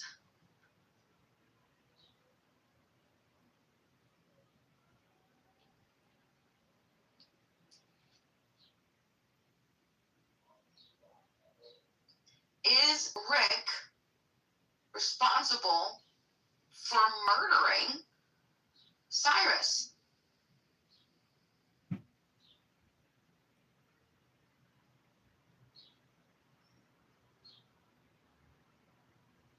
I don't know. I bet the jury just felt compassion for the hardworking Asian man who had been, people had been stealing from him. Yeah, of course they would. They wouldn't feel compassion for an entire lifetime that a 14-year-old's life has been stolen. They'd feel compassion for the man who's been married and has a kid and he's a professor, has had all the opportunities, all of this, right? But he can snipe just a 14-year-old hoodlum, right? Fuck it. Don't worry about it. Move it on. Keep it moving. You're good. You're good, Rick. You're good. What are we Just stole a supposed life. to do? What are we supposed to do, Bima? Not kill somebody. That's a Okay. So, I mean, it sounds like the man's going to be arrested, right? No, he was acquitted. Okay, so he was acquitted. So what does that mean? That means that he cannot be tried again, correct? Yeah, trial's over. He's done. Okay, so what is it that we can? So what is it that you need from us as the American people here now, right now? To be able to understand how this was an example of injustice, that those 12 jurors, which are most likely representative of what America is thinking, What right, did Beaver say? agree with them. Beaver, did you just say his name? I sure did. Okay, I'm going to say it. Karen Bass. There you go. Cyrus. His name's Cyrus. Karen Bass. Say it loud. But, that link doesn't freaking, I mean, he's still going to win. No, he's not. He's going to make a runoff. He's going to make the runoff, Adams. He's not. You want to make a big wager on this? I'm not going to make any wagers just for the simple fact that there's a lot of people on House Sheet that are probably going to lose a lot of money when we go to a Nithya Raman and a Karen Bass runoff. So we'll see what happens, Beaver. Well, yeah. But back to the, they have those signs in those Asian stores. If you break, you buy. Yeah. Well, now if you take, you die, apparently. Apparently people are okay with this. And he didn't even take anything.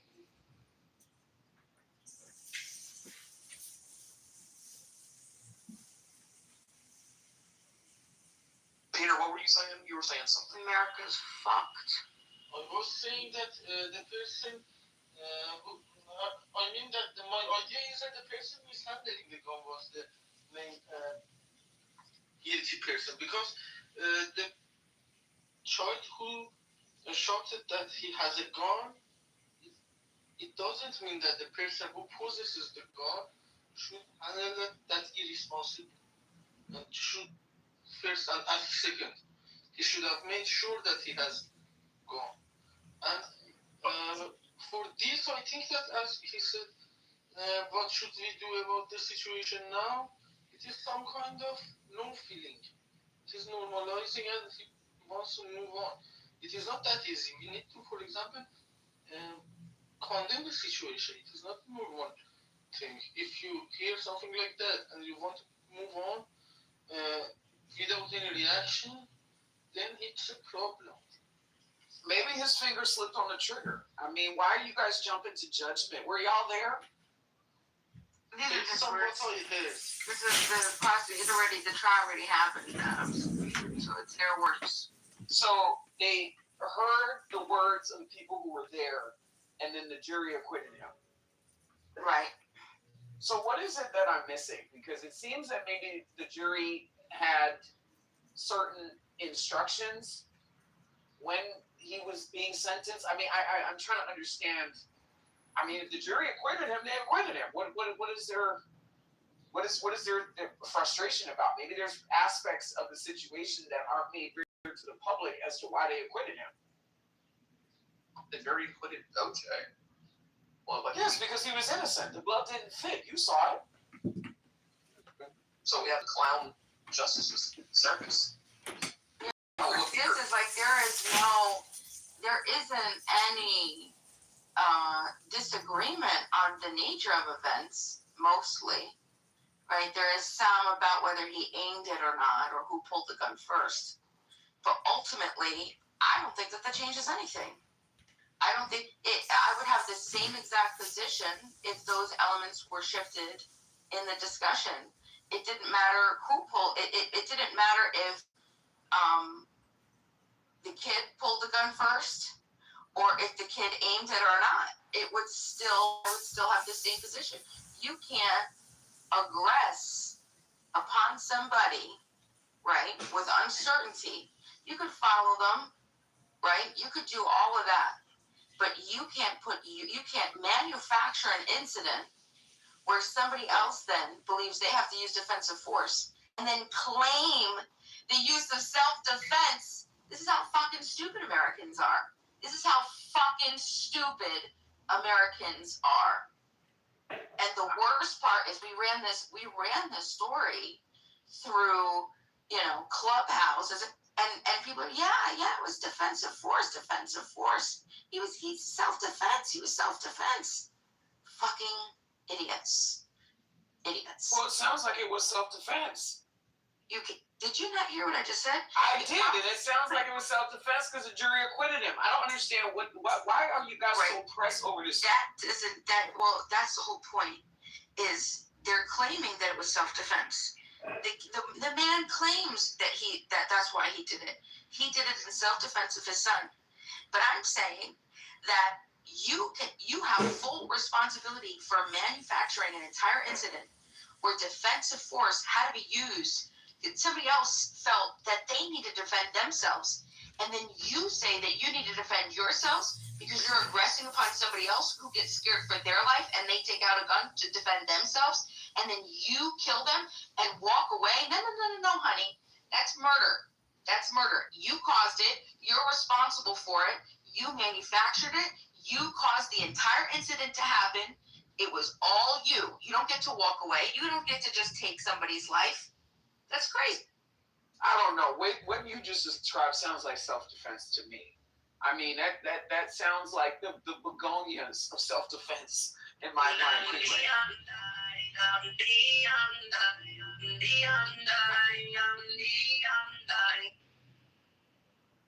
I don't know what's wrong with these people. Like, I really don't. Like, they just come out of their mud hut in some foreign country and bred and just think that we want to listen to that shit on the internet. I really don't understand their appeal to doing that.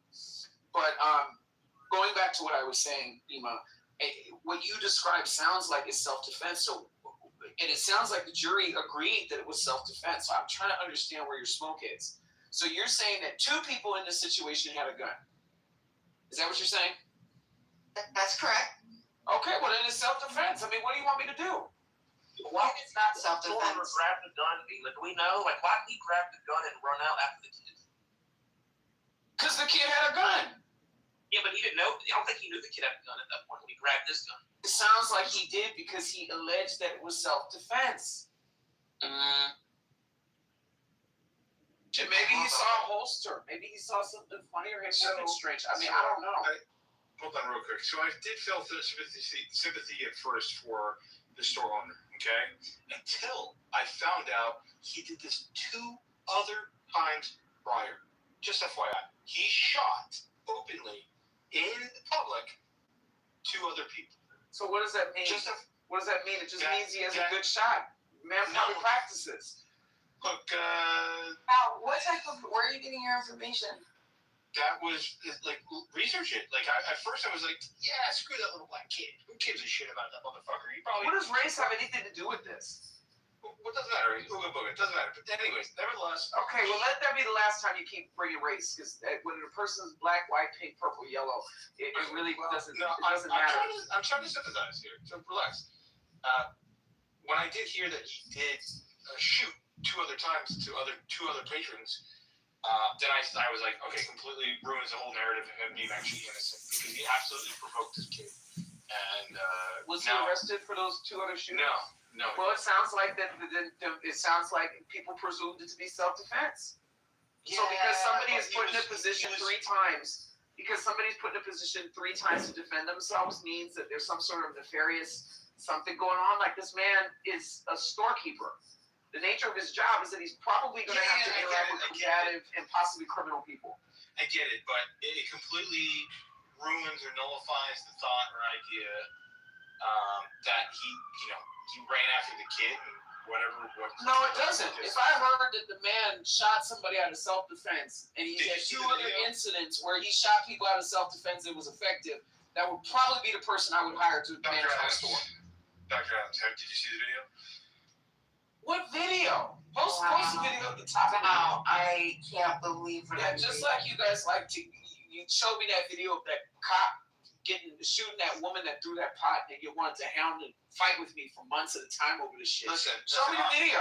I'm all for Chuck the Builder to get freed, okay? But at the end of the day, I think the shop owner was wrong about this one. I don't think that Chuck the Builder should be free. I think that Chuck the Builder, he should have taken his fat ass to the shooting range and have better aim. No. This keeps getting worse and worse, Val. Did you also hear that the shot went through his lower back? To who? And the kid's lower back. Oh, the shop owner shot the kid he could have turned right before the shot. I mean, we don't know. Yeah, I did hear something about that. I didn't understand the complexities or the nuance of how the kid got shot and how it was done afterwards. Does anybody have the video? If you watch the video, you see the shop owner. And now, did you not just hear what I asked? I said, does anybody have the video? It's not. There's no video of the actual incident. Well, there's no video. What are we doing? Let me finish. There's no video of the incident where the shooting takes place. Right. The only incident is the only thing that they can see from that day is when the kid was in the store from 25 different angles. Proving that he didn't. Wait, somebody in the chat said that the young man died of fentanyl overdose. Yeah, that's bullshit. Okay, so then there's no video. Now we have possible trade. No, it was James. You better not block that black man. James. You better not block that black man. James is. I know James. He's making a joke. Good one, James. I appreciate that. So there's no video of that particular at the actual shot moment.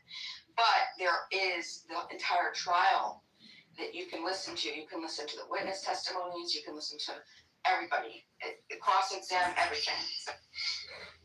People heard all of that, and he was still acquitted. So I don't understand why you guys are mad. Well, a jury of his peers heard all the things that you just said without the video. That's why we're here, because I'm saying that they're all wrong. They're all idiots. But who are any of you to say that they're wrong? Well, that's why we're here. So did the judge set aside the verdict?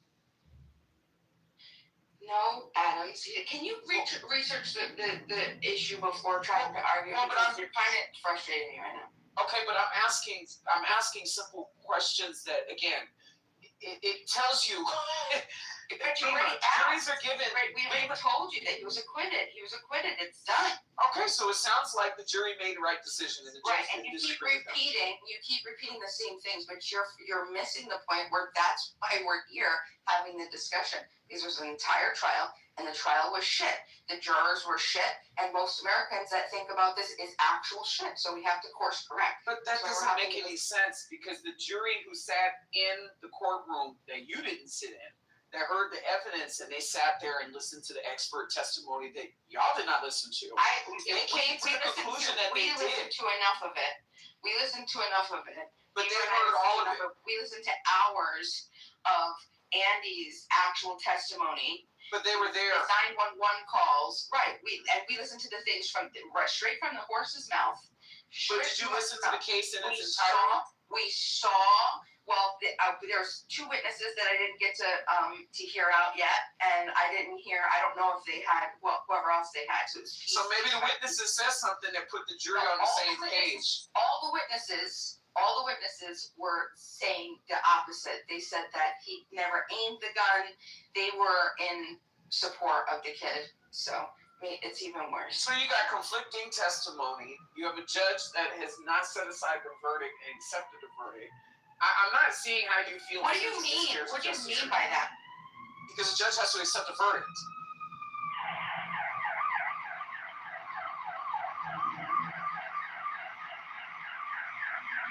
Some places a judge totally the veto of verdict. Yeah, they can set the verdict aside. But that'll No. They ruled. He's been ruled not guilty. It was read and accepted. It's over. I keep saying that to you. I said that like 5 times. It's over. He walks. It's done.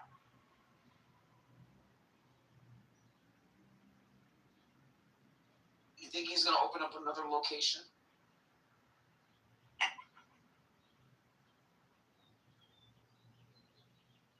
This guy's fucked in the head, boy. Hey, he can start a franchise. Go, ducking bullets. Convenience.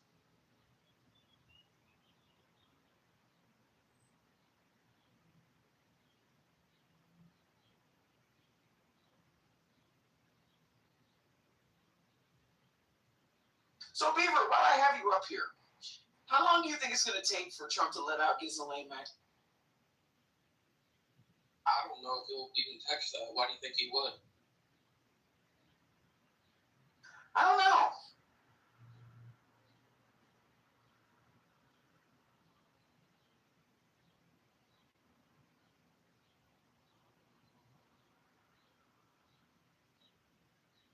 Maybe I think you want the laws to be rewritten. And I mean, like. What I want is for people to be educated.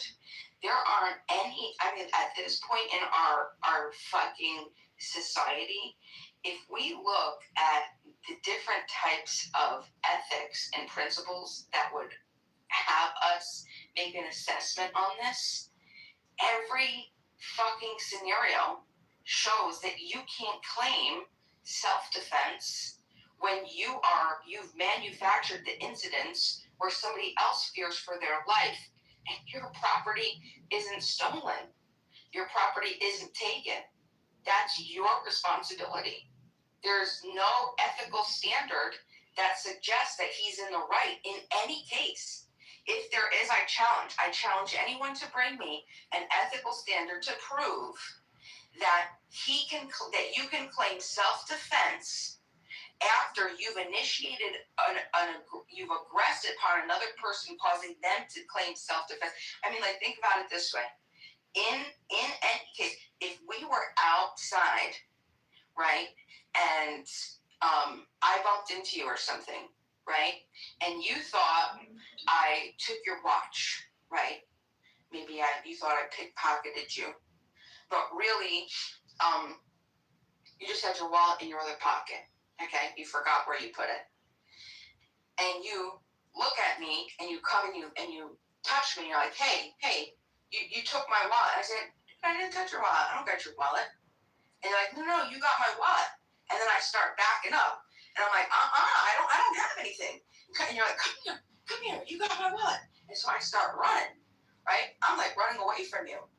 At some point, I fall, and you're just chasing me now. Okay, and you and your homeboy, both of you start chasing me, right? I take out a gun, and I'm standing there with my gun. Even if I'm holding it, you can't take your gun out and shoot me and kill me and say you thought I was going to shoot you and claim self-defense. You can't fucking do that. Not unless you know for certain that I have stolen your property. Right? And even in that case, when we're talking about lethal force, okay, you only use lethal force when lethal force is being threatened. If I have your property and I've stolen your property, your life isn't being threatened. You know what I'm saying? So even in that case, but my life is being threatened in the immediate with violence, with you doing something to me. What am I supposed to do? I didn't take your fucking wallet. I don't have anything, and I'm trying to defend myself. And so I take out a gun to defend myself, and then you shoot me and kill me. And then you go to trial, and you say, I thought she took my wallet. It turns out she didn't. It was in my other pocket. But when I thought she did. And then she pulled out a gun, and I shot her because she aimed it at me. I thought she was going to shoot me. But I had to defend myself. You don't get to fucking do that. Wait, are you using this analogy for a real situation or no? Yes, a real situation. What real situation? Beaver, you want to update it? Is it about Chet the Builder? No, just Google Chinese Chow's store owner murder. What ended up happening? Just brief synopsis. We don't like you. You don't have to add race into it. Oh, I'm sorry. He's being descriptive, Beaver. People see the black thing. Yeah, it's stupid to say I don't see color. No, it's what you really should say is I don't. I'm not saying that. I think that it matters. But unless you're colorblind, you're gonna see it as the this is the problem. This is the problem. I definitely think it matters. No. I definitely think that it matters, and it's definitely important to mention it because I think that's the only reason why this guy got off was because the kid was black and not white. However, I wanted to test your IQ and understand where your principles were without understanding what the kid looked like or what anybody looked like. Just the standard principles. You can ask me about a bunch of black guys shooting white people in self-defense, and I'll be on their side if it's actually in self-defense. So go ahead. So, a 14-year-old young student, black kid, was walking into a Shell station. Was he stopped and asked to put his backpack down before he did anything, or was that after he went to the water cooler? So it's in the hood, is what you're saying? Yeah. So he walks into a store. The wife. There's 3 people working in the convenience store. Rick, the owner, the father. Alice, the wife, and Andy, their 23-year-old son. Okay, the kid walks in. He has a backpack. Alice, the wife, says, "Hey, keep your backpack up front." That makes sense. Okay, so he takes the backpack off, puts it down. He goes into the back by the water coolers. He opens up the water cooler. He takes out 4 water bottles. He thinks for a second. He's checking for a second. Okay, and then he puts them back.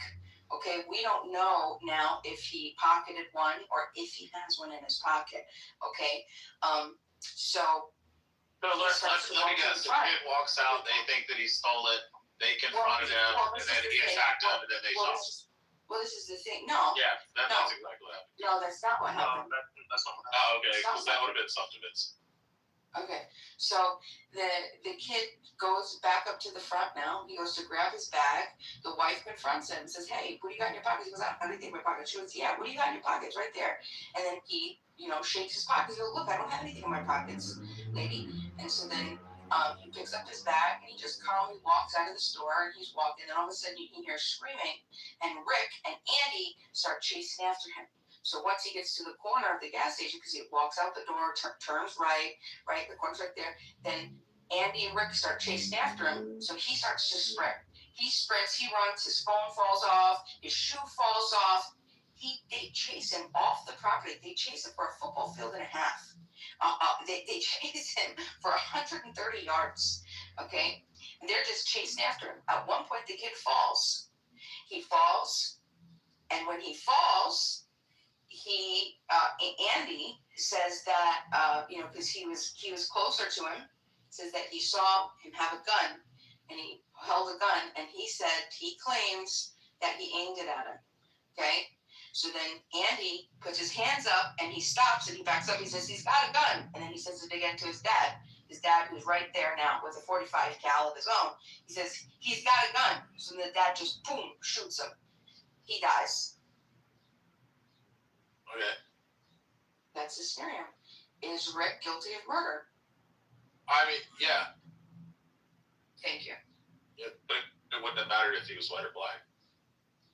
Thank you. Yeah. But I know you're gonna try to make that argument because he's black.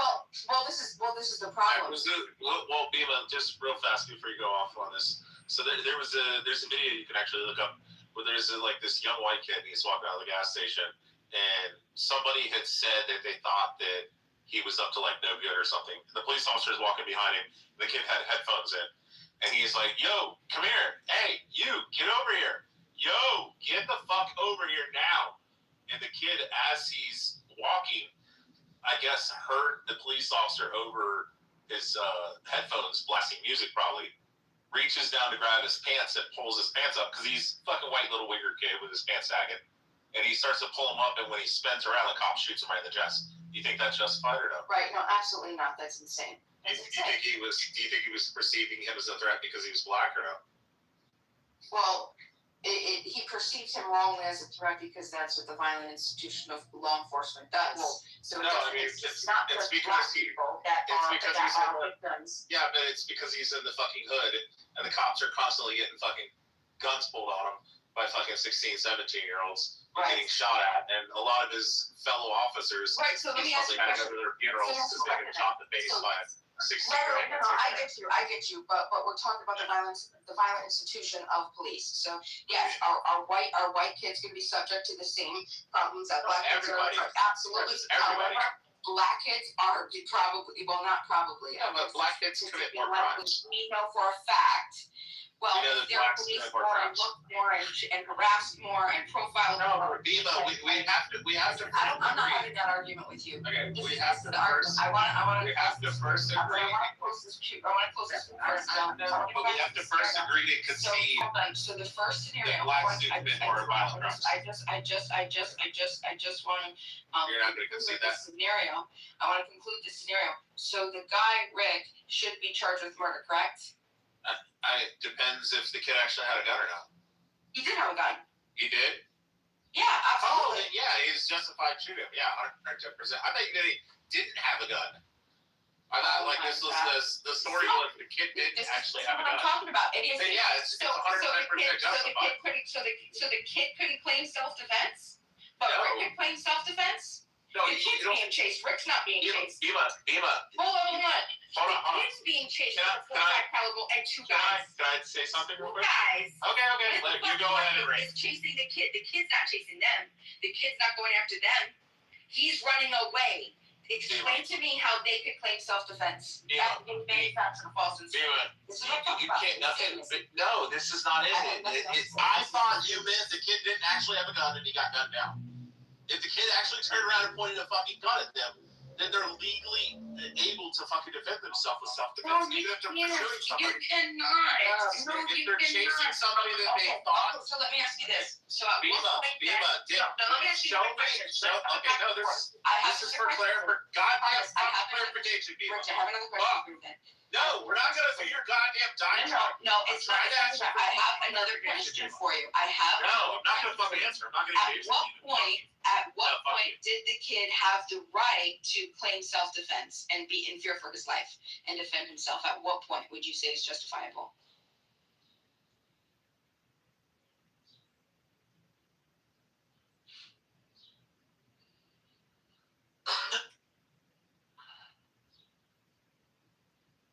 You fucking socialist Nazi. I am more freedom-loving than you. You are. No, you're not. You're authoritarian as fuck. Bootlicking statist. You're authoritarian as fuck. You appeal to the law. You're authoritarian as fuck. Instead of want to be appealing to the morality, instead of you want to be your self-governing authority. You want to go around and fucking murder everybody who fucking disagrees with you. What a bunch of white men wrote down on shut the papers. fuck up, Willie. They had the dominant power. They had the biggest game in the world. This is so fucking stupid. Such a Right. played-out, lame-ass argument. Maybe don't appeal to law. Like 90% of the founding fathers said that they didn't want slavery. Don't use logical fallacy. Like 90% of the founding 90% of the goddamn founding fucking fathers, you goddamn All munchers, you gotta do said that they didn't want appeal to slavery. all you have to do Fucking is retard, look but I at knew it principles. was a fucking goddamn All civil you war. have to do is appeal to principles. Stupid What I'm bitch. asking, what I'm gonna challenge you to do is That's a show me, goddamn dumb fucking retard. show You and your me, fucking 90 IQ show spike me, date fucking show me the principle You're on the that same fucking says tier that level. if you're in fear for your life, okay, and you take out a weapon because you're being aggressive, someone's chasing you, and you take out a You weapon, guys from a gas station are that then chasing you without somebody weapons. else can kill you. They're chasing you without a weapon. They're in fear of their life. They're chasing him without a weapon. Well, They're chasing him without a weapon. No, they chase him They're with a weapon. chasing him without a They weapon. chased him with a weapon. 45 No, cal. no. That's what they Was the okay, They give me shot him the with facts. a 45 cal. Was the goddamn fucking gun concealed or was it fucking open carry when he was running with it? It We doesn't don't know. matter.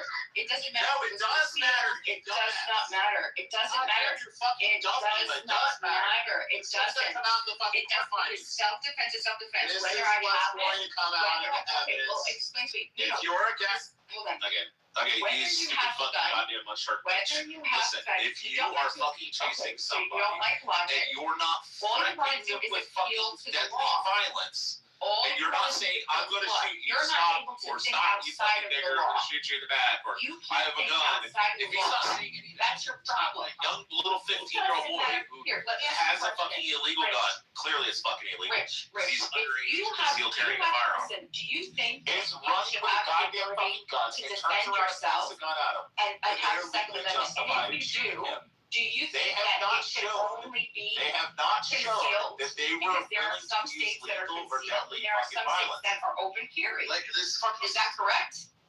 goddamn stupid ass. So if it's concealed or the open entire carry, it fucking doesn't matter. the entire paradigm of this fucking They can argument both be changed concealed. the They can second that I both be realized open that oh my carry. god, he They has a can gun. both be carrying. Yes, they're They can legally both- but that doesn't matter. justified in See, shooting him. this is the idiocy, the low bar, low IQ inability to actually Oh look my at god, if a principles. fucking Because security all guard, we're doing is if a appealing security to guard on law a goddamn and mall what the property, statutes if a are, fucking security guard on a goddamn mall property, if a goddamn security guard, if a goddamn fucking security guard is on the mall property and he's chasing someone that he believes stole property, he's chasing the person on the property, even off the fucking property. We just had the same goddamn thing happen. if your gun is concealed or if it's seen. It does not matter. No, it does. It Still does has the matter. same Okay, Because so the so young hold on, so kid, explain the to me. young So kid, let's go with that that. I am, I'm trying to, you goddamn dirty mud shark, fucking 90 IQ, I want you to retarded, no, no, who no. fucks I sub 85 want IQ fucking niggers. okay. Goddamn dumb nigger lover. You're done. That's what you wanted to do. That's what he wanted. Sorry, I'm not going to be disrespected like that. You don't have to resort, right? Relax. You have an inability to actually address the comments. You have an inability to address the topic. Explicitly respond to what I'm saying. Make comments. Why are you going to attack me personally? You're an idiot. I'm not attacking you. You're dumb. Low IQ. This is the best that America has. This guy supposedly has 140 something 1 IQ, right? My fat dumb ass. God help us. What do you think? Let's go to Peter. Next up, call. Long time listener, first time caller, Peter. Go ahead. Peter from Berlin, are you I there? didn't change the paradigm. The paradigm has been completely the same. You have to prove that somebody's ability to have the right to self-defense is going to change, whether it's concealed or open. Go ahead. You first start with that. Prove that, Rich. Prove it in the comments. You dummy. Honestly, Oh, by the way, without appealing to law, okay, so don't say the law says. Prove to me that your right to self-defense changes is if your gun is concealed or if it's seen. Go ahead. Dumb fuck. I really would know how the law would settle this because they both would have the right to self-defense in this case. It's like they're an adult. No, they do not. They both do not have the right to self-defense because one is the aggressor. You cannot manufacture an incident where you claim self-defense once you're being the aggressor. The only way is if the table's turned, right? If he stops, okay, and he What if they say he stands? Hold on. The only way that it would change is if then the kid started chasing them and chased them all the way back with a gun. Then he can turn around and claim self-defense. But he was running away. He was still running away when he was shot in the back, gunned down, cold fucking blooded daylight. And everybody just said, well, self-defense. But what if you could say that the kid came in and he touched the 4 bottles and put them back and then left, and then they told him to stop and he didn't, which he, of course, I guess he doesn't have to. But then he takes off running. I mean, is there any culpability on him for escalating the situation by taking off spreading? Absolutely not. He's allowed to. He has the right to run. He has the right to run, jog, hop, skip, flip, twist, twiddle tail. He can do whatever the fuck he wants once he leaves the room.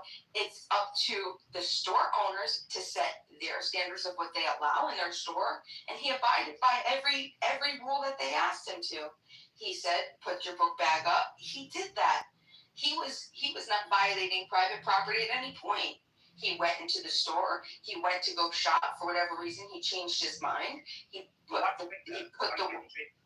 Most likely because the simple reason is you forgot your fucking wallet, or you just changed your mind. Maybe you wanted to use your money for something else. Maybe you thought, maybe getting a gallon, maybe getting a gallon of water is cheaper than buying 4 water bottles, right? And maybe they don't, because there's plenty of times that I've gone into gas stations and they don't have gallons of water, but they have water bottles. So what do I do if they're out? They don't have gallons of water. I'm going to go to the grocery store. It's cheaper. He's a 14-year-old. He doesn't have income, I'm assuming. There's a million reasons why he chose. Okay, but what about the suspicious behavior of him taking 4 bottles and putting them back? It doesn't matter. That would set off my alarm bells. It can set them off, it can set them off. Wait, let me finish. And then he decides to abruptly leave. And if I don't get a clear look, I'm thinking he probably took something. Or, I mean, why would he go in there and then they tell him to put his backpack up? That probably thwarts his plan if he was planning on stealing something. So he goes and he's like, fuck, they're looking at me. There's no way I'm going to get away with this. So I'll put it back and then I'll just get myself and leave. That's probably, in all honesty, that's probably what happened. Or another possibility could be he got pissed off. They think I'm a fucking thief. Fuck this place. I'm not giving them my business. And it works that way. But why? But he has a gun also. I mean, that. Why do you take a gun? I've never once walked into a convenience store with a gun in my waistband or pocket or whatever. Well, that's interesting. If you listen to some of the witness testimonies, which the defense was hilariously pissed off by, they were asking the guy, one of the witnesses said that it's common in that area for kids 13, 14, 15 to have guns. And the defense got pissed. And he's just like, you're saying that it's okay to break the law. And he's like, no, I'm just saying that you, in our area, you have to be able to defend yourself. It's typical of a bad city. My city, same case. And I made this case the other day. I mean, it's typical. If you're if you live in that type of society, in that type of community, which I did and which he did, right? So I'm not saying that it's right. I'm saying that he's not harming any person, right, or person's property by making sure that he could defend himself from gangs that typically would want to fuck with him, hurt him, threaten him, or do whatever else. He has the ability to defend himself. He's walking the streets, you know what I'm saying? Like, doesn't matter. And as a shop owner, Rick, Alice, Andy had the right to follow him. They had the right to follow him. They had the right. Oh, thank God! I see that they were said not guilty. That's all fucking amazing that the court system worked out. You're an idiot. We don't need you. Go away. Believe me, you got to hear the opposition. He can't respond to anything. He's just going to gish gallop and make arguments that aren't about what I'm actually challenging or what actually needs to be looked at. We'll just give You're just going to gish gallop and you're going to talk about everything other than what matters. Just please. Well, why don't we give him a minute to say his piece, and then you can respond, and then he can respond. Well, if you bring him up, you could bring him up. That's fine, but I'm not going to listen to him. I'm going to actually go make my dinner. So. No, that's not true. And the evidence is Rich, when other people come in that are smarter than you, that are able to civilly have discourse and go back and forth, you can witness how I can have a conversation with them. You'll be able to watch with your own two little eyes and ears how Beam is able to have a full conversation with somebody who's not going to be an idiot like you.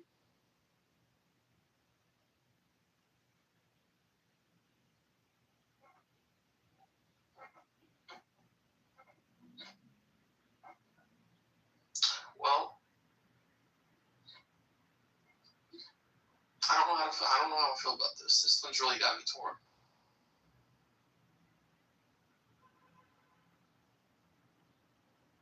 All right, come on up, Rich, Thomas Patrick. Damn it, already invited Peter. You gotta invite him up. Peter. All right, I'll just turn off the hand raising. I'll just do that. All right, unmuted. All right, Rich, let's go. It's gonna be so amazing tonight. I'm gonna get Rafi and fucking BB to open a room, and we're gonna have Abby fucking argue the position of the defense, and we're gonna keep Bima in the fucking audience the entire time while she crashes out, because we're gonna fucking mass flood people into the fucking room, and Bima's just gonna sit in the audience like a good little bitch and not be able to talk. Rich, just like she wants to do to me. I didn't disrespect you. Yeah, you did. You disrespected me when I was trying to refute what you said, and I was asking for clarification. And you did this goddamn nigger fucking shit where you jumped out and you kept screaming over me.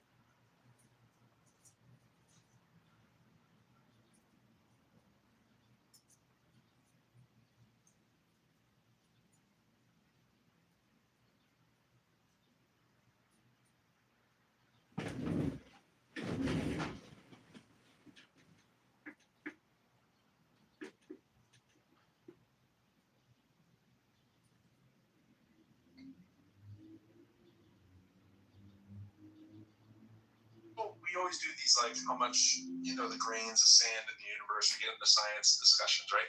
It's a good way to frame it. Like, if I say, how many grains of sand do you think there are on all the beaches of the world, right? And you say, I don't know, 5 trillion. And then I say, I don't know. The fact I don't know doesn't make it a belief that there are 5 trillion grains of sand. It's just a statement about what JCC's saying. It's my epistemic position, right? Like, agnosticism is not some third religion competing with Christianity that I hear floated out all the time. No, you're not saying that, but that's where this tends to jump down. I'm withholding judgment pending sufficient evidence, which is the only adult thing to do. This is why I criticize theists, because you're not acting like normal adults. You don't have anything that would even come close to holding a candle to invalidating all the laws of known physics. And you go, yeah, but I have this book from 2,000 years ago.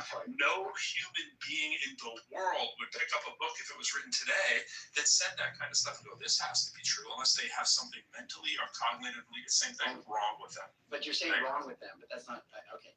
But you have to. I'm just saying, if you're a sufficiently educated person, there's no person that believes people can just walk on water and resurrect. Not naturally. They don't believe it. No, but there's no person that naturally has evidence of the God, except the circular argument of people that believe in the God. Well, you're just claiming that, though, bro, because people can. I don't have to claim it. I'm just talking about a person that's grounded in laws of physics. There's nothing else to be grounded in. You can't bring God back into it and not bring God back into it whenever you want. I'm saying a person who we're devoid of God, right? And then we get introduced to, there's this idea of this book that comes out and says all of these crazy miracle kind of things just happen. Everybody would say, what the hell is that? And then someone could say, oh, well, you haven't heard it. It's the idea that there's a God. Oh, what does the God do? Well, the God has, he's all powerful, all knowing, all loving, the kind of stuff that you guys do in your specific religion. And what I'm asking you to do is not divorce yourself of that idea. When you say that, there's no plausible way your mind can make sense of that statement, because there's no way that the most intelligent, powerful, super incredible thing can just be the first thing that created everything. Nobody would say that makes sense. What? They'd say you have to be out your fucking mind. No, but that's the premise of the religions. That's the premise of the Abrahamic religions. Certain that it's nonsense, right? No, I'm certain that nobody today, unless they had a biblical book telling them that this is what they should believe, would have any reason to think that's true, because that's not how anything else works. So We don't have that. certain it's nonsense, then. Right? What if I was? How does that change what I'm saying? That would make you an atheist. No, it would make me an atheist, but how would that change what I'm saying? Whether I'm an atheist or not, whether I believe Michael Jackson is the best singer in the world, how would it make the fact of what I'm saying any different? I was just trying to figure out if you're an atheist. I'm agnostic. Well, apparently not. Apparently. I mean, you literally just went on this whole spiel about how stupid I can't go on a spiel. I can't go on a spiel. No. I can't go on a spiel. So you can't take this. So you can't walk this with me. Apparently, you're a theist. What the right? fuck you on about? Hold on a sec. Someone's looking at me.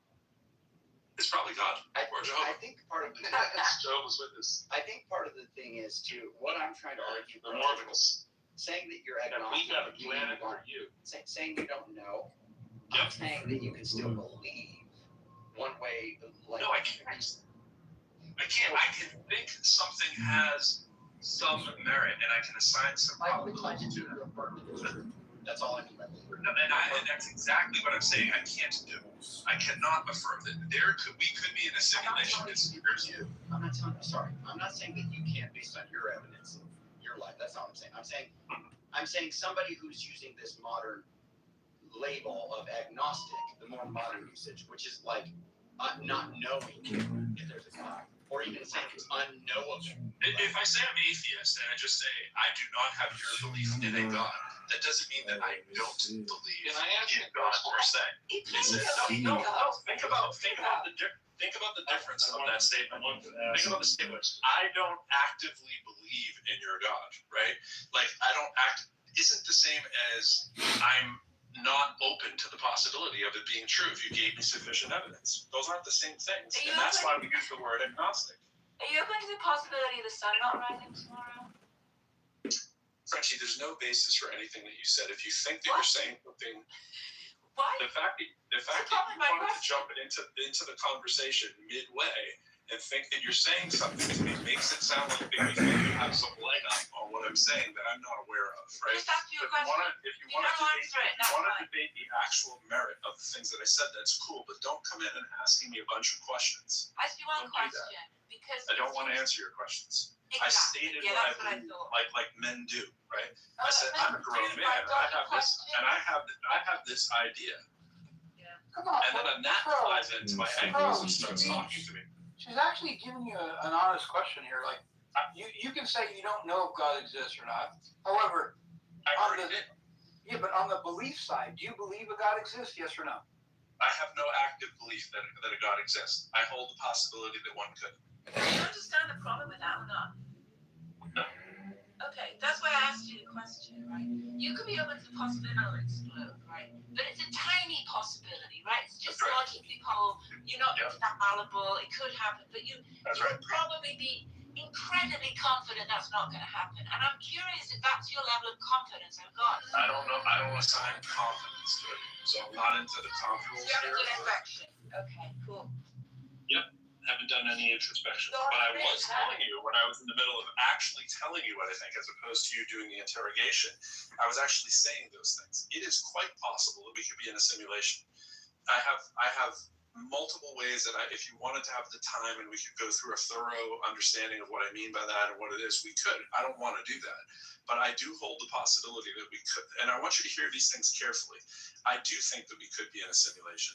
I do think it's possible that there could be a civilization that had a million-year head start to us, and it'd be unfathomable to think about the level of artificial intelligence that could exist from some kind of alien life form. Andrew knows that I say that the only pathway to an actual God, it basically is keeping those two alive, is that God's an alien. God, by definition, isn't a human, so the idea that he would be an alien, I don't find to be very wild and crazy. I think if you hold those things open, which I do, then sure, I'll grant you that could be the thing that people call God. But it doesn't give me any more understanding to solving a problem that our brain cannot solve is how could an Abrahamic God possibly be the first thing? What would be the impetus for something that has all the superpowers imaginable to just be the thing that there is when there's no evidence of anything like that ever have existed? And we just want to posit that it is, and it gave rise to everything. We're just kicking the can down the road because the next question is, how did that start? Yeah, I agree. How could it possibly be So true? that's why the belief work, because my brain doesn't work that way. That's why I'm an atheist, because I think it's incredibly unlikely. I've heard your stances, and I know you're an atheist. I've heard you multiple times speak on this. We've been in rooms scores of times together. I understand your point. Unless you changed your name, I don't think we have. Did you use No, I think maybe you did. I've been in rooms of times. You were always called Pro? I was always called Pro, yes. Sorry, I don't. Yeah. Well, I usually was doing a lot of the listening, but there is no way to get past that for any level of intelligence. It's the end of the story because we can't answer that question. But to say I believe that's the thing, you have to be honest. I have a question. Maybe this is for French. French, should we take a question? Yeah, I'm waste your happy time. to answer any question. Don't waste your While time. you were talking, you triggered a thought. I appreciate this notion, like a lot of people, belly navel gazing about whether there is a God or not a God. Now, it seems to me that is a question that kind of belongs in an 18th or 16th century European isolated time frame, because it implies that there are two choices, God or not God. And it seems to me that in a modern age where we have airplanes flying to every corner of the globe and a full catalog of human religious expression, that the question is sort of like, are there 10,000 gods or are people just making up this shit? And this question, like, is there a God or not a God, just seems really archaic to me. And do you feel that? Or do you think it's still relevant today? I think it's probably more accurate to say, as an atheist, you believe there are no God or gods. You could just say gods, if that makes more sense to you, if that's your question. We typically just shorthand it to God because we live in a culture that has Abrahamic single gods versus, we don't all live in India where there's thousands of gods. But if we did, we would say, I don't believe in gods. Well, no, I grant that. I said you kind of agree with me. This is the cultural. Yeah. This is the cultural. Yeah. This is the cultural vestige of the 16th century conversation, which is highly rooted in the singular God. But to me, the way I resolve this is I say, I believe there are 10,000 gods. I just believe that every single one of those 10,000 gods is some fanciful imagination that somebody farted out of their ass. Farted it out, yep. Now, real quick, Frenchie, the agnosticism thing that I was trying to point out, and hopefully you'll see what I'm saying here. So, agnosticism has a burden. Most likely it's going to have a burden. Certainly in the Western context, where you have people that are familiar with hearing the kalam and the fine-tuning and all these different arguments that have been around for centuries, and different formulations of them, popular apologetics, Frank Turek and William Lane Craig, and all these people, right? Because Christians certainly want to get their message out, right? So the chances are you're going to be, but you have been exposed to it. Conversely, you've been exposed to the problem of evil. Most people thought, if God exists, why am I suffering? Why is it, So you have these different reasons for and against the belief in God that have been presented to you. And you do have some burden. I'm not saying this to you, friend. I'm just saying if you understand where I'm coming from here. You do have some burden, unless you're like some kid that was raised by wolves and didn't have any exposure to apologetics or anybody that are anti-apologetics. Unless you, and sorry, Jason, I was just getting ready to say, can somebody bring up Jason? I meant to say that a second ago. Unless you've been exposed to, unless you haven't been exposed to those things, you're going to need to get help as to why these particular reasons don't persuade you, right? So, in other words, somebody could be like, hey, the Kalam, I think, does show God exists. And you say, well, it doesn't for X, Y, and Z reasons, right? You're going to say, well, premise 1, I don't agree with that, or premise 2, and that's why it doesn't bring me to God. These deductive arguments, right? So, or whatever it is, the deductive versions of these arguments. It's like, well, I don't come to God's existence because I get off the train somewhere, right? And so that means you do have a burden, unless you're what's called you have invincible ignorance. Like you don't know about any of these arguments. You haven't had the chance to survey them back and forth, to consider them, deliberate back and forth. If you haven't had any of that, then you could just be like, okay, I'm invincibly agnostic, and I don't have a burden. But agnosticism in and of itself doesn't get you off the hook.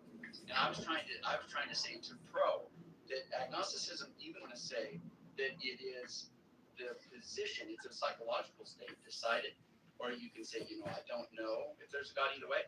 You still are going to have beliefs surrounding that, and that you're going to have beliefs, namely, theism, and the arguments for theism don't work. I'm not persuaded by your not persuaded thing. Me being not persuaded isn't the same as a burden of proof, and I feel like you're shifting the burden to me. If somebody just comes up to you and wants to argue that God exists because of the Kalam, the burden's on that person, as it always is in any kind of scientific room, making the positive claim to support the premise. I don't need a complete alternative cosmology to say I don't think the argument succeeds. I agree with you. Yeah, but just like if somebody says the defendant's guilty thing that we were talking about earlier, a jury doesn't need to solve the crime to say the evidence hasn't convinced me. I can just reject the argument. It's not the same thing as proving the opposite. Well, do you mean agnostic atheists have a burden? Because I think a true agnostic would just say, look, I think there's good arguments on both sides, and I just don't have a particular position. But agnostic atheists, of course they have. What I mean is dialectically, Frenchie, there is something about, and Piper's good at bringing this out, but there is something about in a dialogue with somebody. I would like to hear it. Just taking an agnostic position doesn't therefore mean that you shouldn't have something to be. Yes, it does. It just because I'm exposed to all kinds of stupid ideas all the time, right? And exposure doesn't create obligation for me. Like you're saying, I've heard the arguments, therefore I owe an explanation. Why? Not necessarily. I've heard in this room arguments for flat Earth, the homeopathic stuff and astrology and all this stuff. Just because you have an argument doesn't give me some kind of burden. In fact, I don't do it. I don't go debate flat earthers for that reason. I actually listen to them and tell them why they're being dumb on certain things. But I'm never in there trying to prove the earth is a sphere. Why stop at Christianity, Andrew? Like if the exposures create some kind of burden, then all you Christians have a burden too. Because have you studied the Quran? Have you studied the Hindu metaphysics, the deism, and that? Why we don't believe those, or why we think that we don't have to. Why? Okay, so we could do that, right? But it's weird to do that across the board for everything and say, well, I need this person to come. Give me a reason for not doing it. But why? Notice what I said, though. Only if you've been exposed to it, bro. Only if you've been exposed to it. If you haven't been exposed to it, then obviously it's not reasonable to say remember when I said invincible ignorance, right? So if somebody has invincible ignorance, meaning they haven't had exposure to any of the arguments for a particular proposition, then no, you shouldn't be asking them, hey, what are the reasons you don't accept this particular proposition? You see when I go in your rooms, and I've debated people on Kalam or whatever, and you see how tired I get with this stuff, right? And how silly it is. And I don't want to be boastful here, but I dismiss those things like swatting flies, right? I don't find it entertaining to go into a room. Even if the Kalam worked perfectly, it gets you something like there's a cause of the universe. It doesn't get you Jesus or the Trinity or heaven. There's a big freaking gap between the first cause exists and Christianity. It's true. This is what I try to say to all the morons who do this stuff. An agnostic can simply walk up and say, hey, I might grant you a first cause and still not be convinced of your Christianity, right? So agnosticism can be the default. Imagine again, I'm sorry to go to the math things, but you get a jar of jelly beans, right? And someone says, the number's even. And then I just go, I'm not convinced. You don't suddenly acquire a burden to explain the exact number just because you said, I'm not convinced, right? It's like God exists? I can just say, I don't know, without that becoming some kind of competing theory. Also the case that you're not convinced that God doesn't exist? Oh, I guess she's asking you that. I didn't hear what? Is it the case that you're not convinced that there is no God? Wait, there's a double negative there. I'm not convinced. I know. You're not convinced that God exists. You've said that loads of times. But are you also not convinced that God doesn't exist? Yeah, I'm not convinced that God doesn't exist. All right. Yeah. Okay. It's just you just seem pretty sure. When you I seem pretty sure about why religion was rubbish. You're doing a lot of spiel telling me about my spiel. I sat through it. I tell you what it is. There is no succinct way for your brain to make sense. Don't oh my God me when you jumped in the middle of it. And I'm just telling you again what I said. And you're asking why I don't understand. What you want to say it again, that you don't understand what I very clearly said. Tell me how you make sense of it. As an atheist, tell me how you make sense of it. My point is simply this. You gave a lot of reasons that seem to indicate you think this is a load of bullshit. I think your definition of the Abrahamic religions are bullshit. Why aren't you understanding that there could still be a God? Okay, so you are an atheist to the Abrahamic God, right? Yeah, just like you're an atheist to every God you believe in. If you're a Christian, you're an atheist to Hindus. Yeah, but we don't use that word. It's a silly way to say it. I think you're just hiding behind the label, quite frankly. No, I don't like the label because I don't have belief in it. No, you're hiding behind it. I don't have belief. We are leaving here, super dog. Don't hold on to their God exists. You don't believe that God exists. Is that right? You don't hold. I'm just trying to. I do not hold the belief that God exists. No. So technically, that would make you an atheist. Yeah, so you don't. There's a reason why. There's a reason why that she's saying I'm hiding. Ignore Frenchie, she's a moron. These guys are corrupted, and only for it. No, I'm withholding saying atheist for a reason because nobody uses that word for anything else but religion. Yeah, no, not religion. God. You don't believe that God exists, but No, it's slightly different than that. The nuance I think is important, don't you? Do you think I don't have any reason to actively believe that God exists, but if there were certain evidence, I think there's a pathway that I would say it exists. That evidence doesn't exist. Can I offer a comment? That makes sense. It would just have to check your boxes, just like Just to make a little bit, just to make a little bit of peace. That's exactly what it is. That's somebody who's that's somebody who's taking the scientific process. No, Marshall, that's what it is. That's somebody who's taking the scientific process and saying just give me a second. They're taking the scientific process and they're saying if logical questions are answered and they can be answered satisfactorily, he might believe.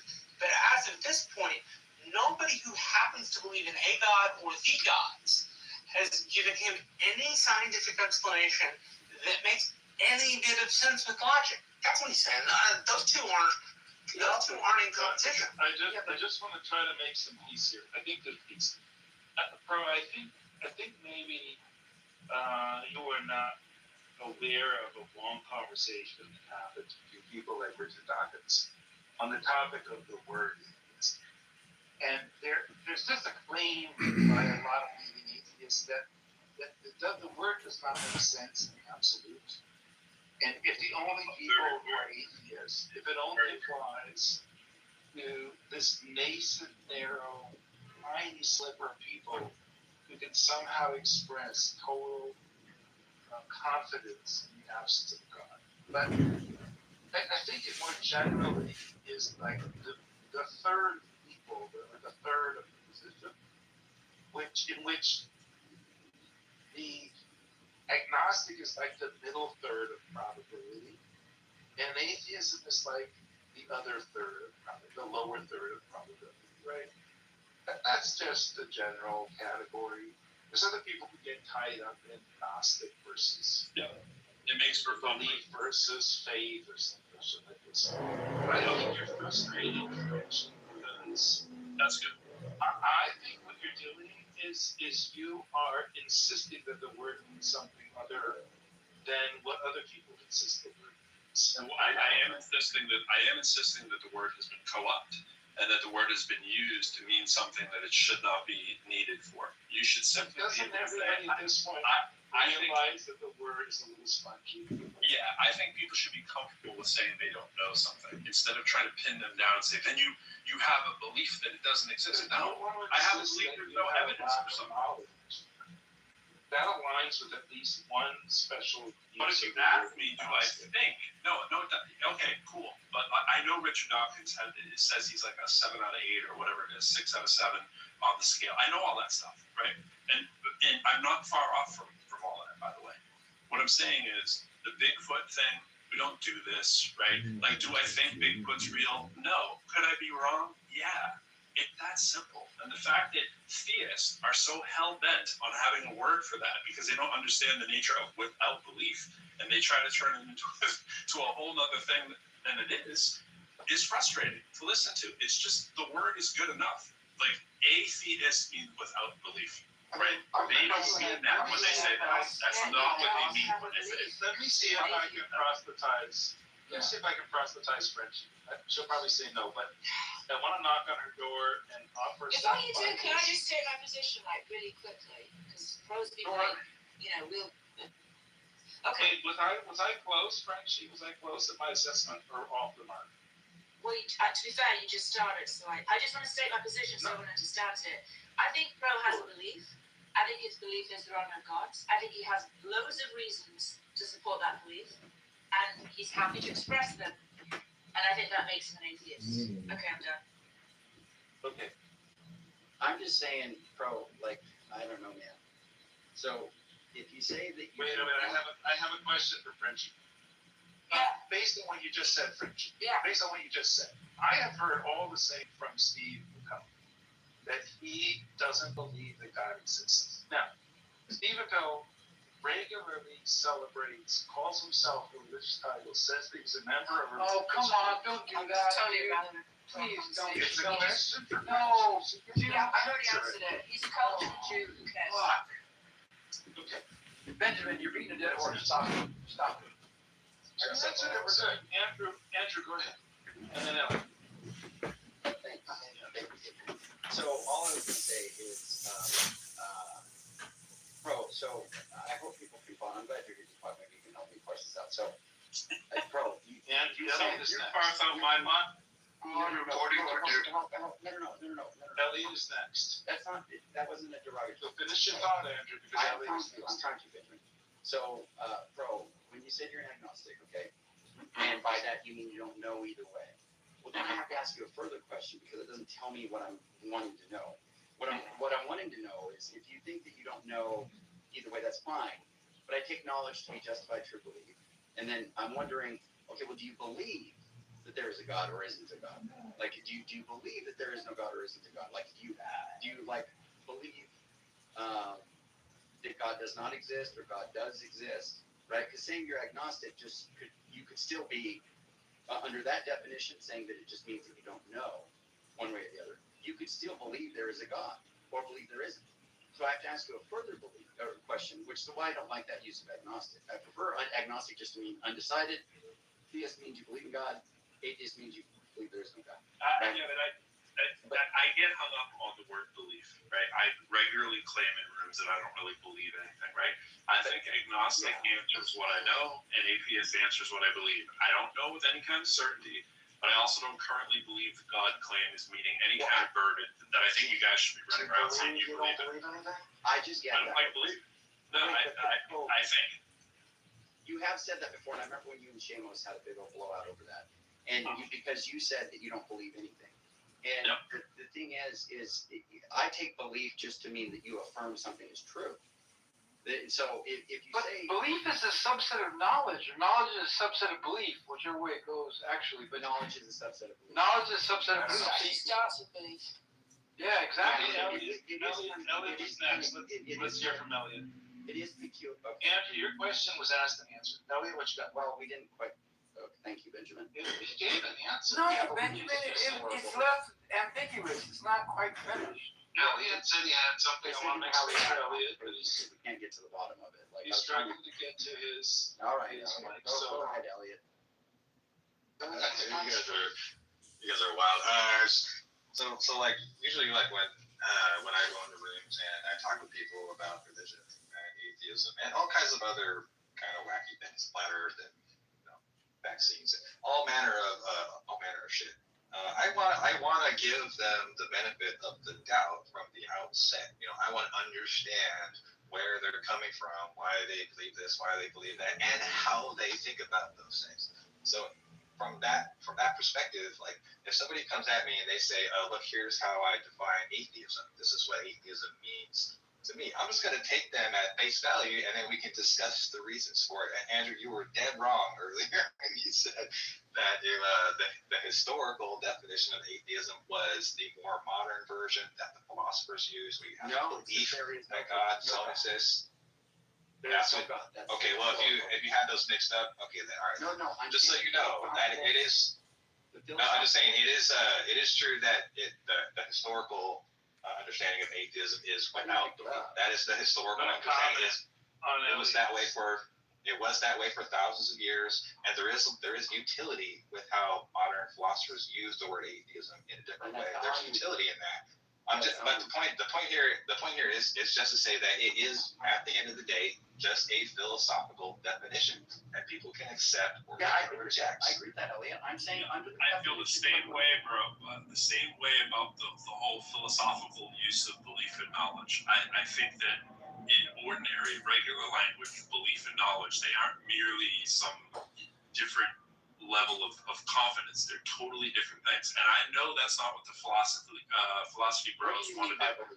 Most people today use the word this way. Knowledge is something that you think is supported by really strong evidence and some kind of justification. And belief is something you're going to accept, even if you don't have, if you have incomplete evidence or uncertainty, right? Like, I know the Earth orbits the sun, and I believe there's life elsewhere in the universe. Most people aren't using belief as the superset there. They're just distinguishing between some kind of evidence-supported conclusions and propositions you have with some kind of uncertainty. That's why I say I don't really believe a whole lot. When I say the way that you want, and I know what the standard, the order of operations is, right? You go from belief to knowledge. That's what we had the big blow up, and you've answered that many times. That I think that's not what people do when they speak normally. That's not what they mean. I'm fine with saying people usually mean this. Okay, this is how people. No, I wanted to. Before you go, I wanted to comment real briefly on Elliot. What Elliot said. I kind of strongly agree with Elliot here, and I do mourn when a word loses its utility. And I think that it's clear just by spending 20 minutes in this room that these words, agnostic, have lost their utility. Because the point of a word is to avoid having to go in and define it. If a word is just an invitation to argue about its definition for an hour, it's really a shit word, okay? It's really a shit word. And you all need to use better words. This is my central point.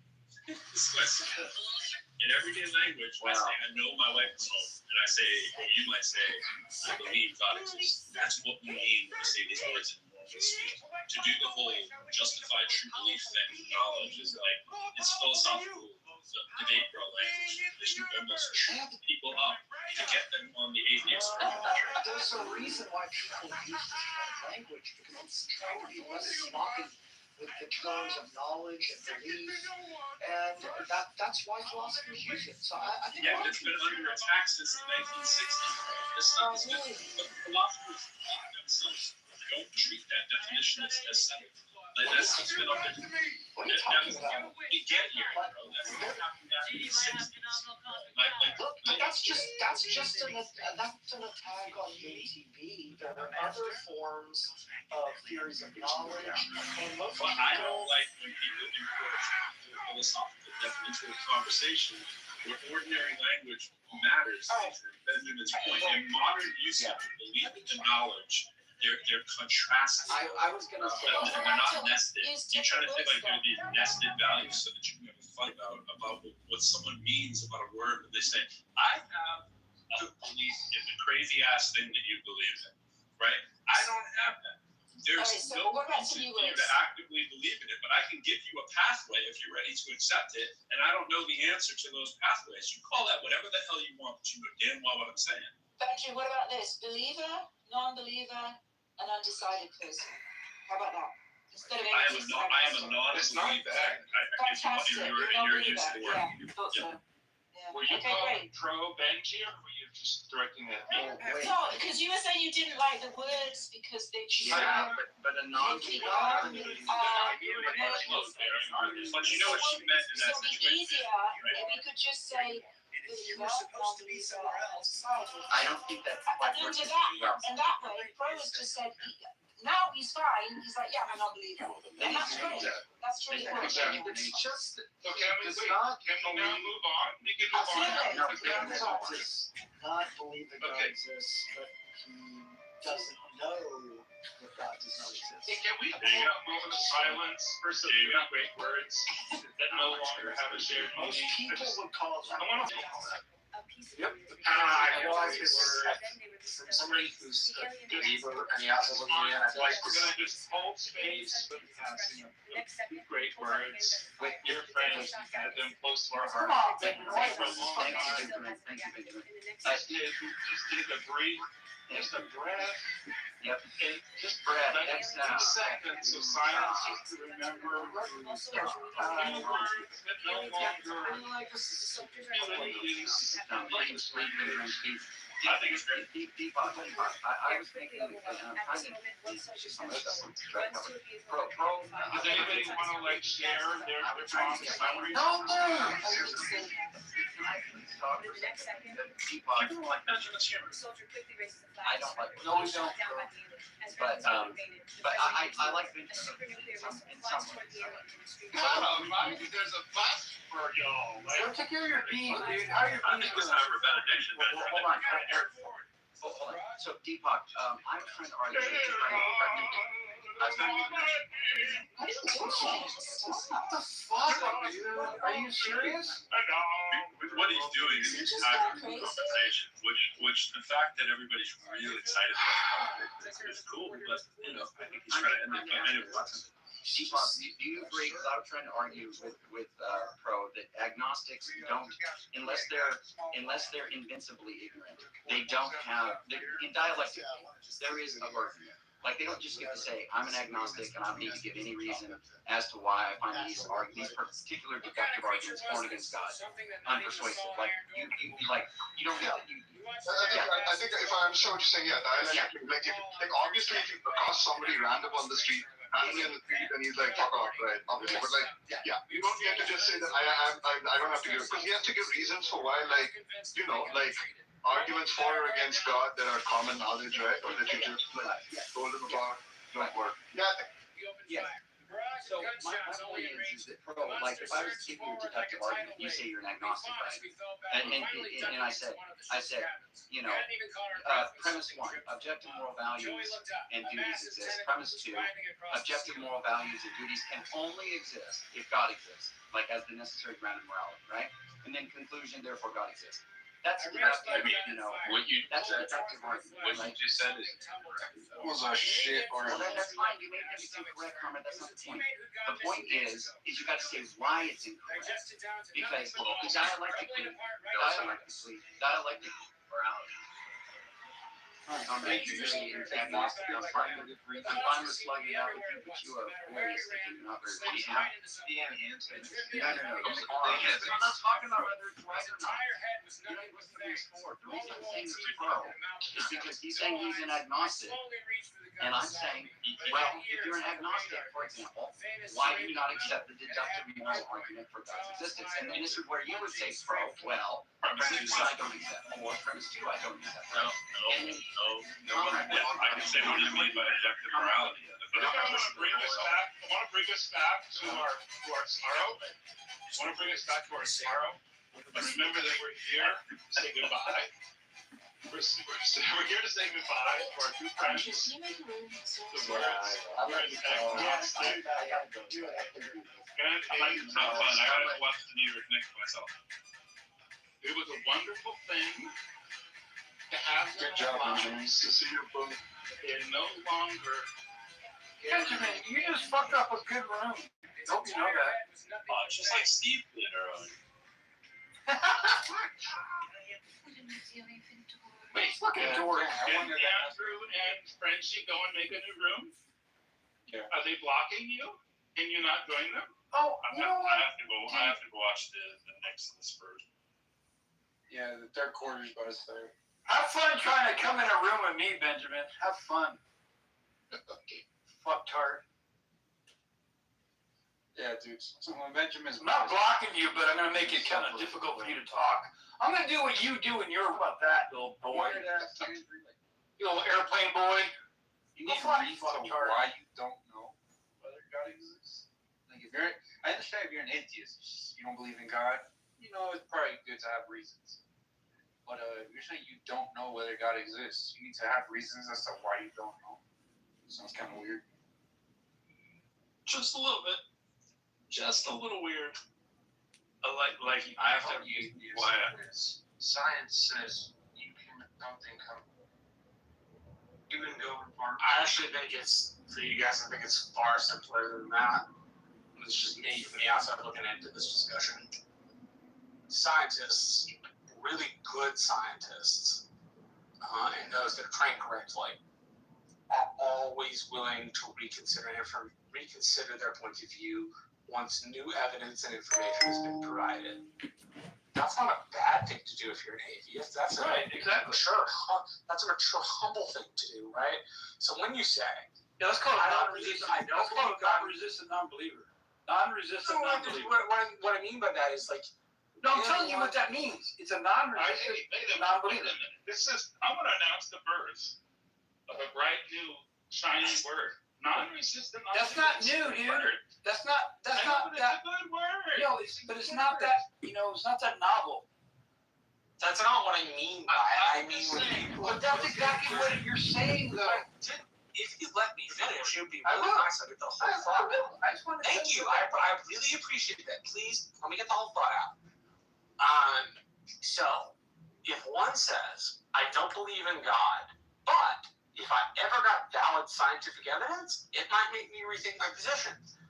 That seems like a scientist training taking a hold when it comes to religion. Thank you, Marshall. Yeah. Which does not seem like a bad thing, in particular for people who are scientifically minded.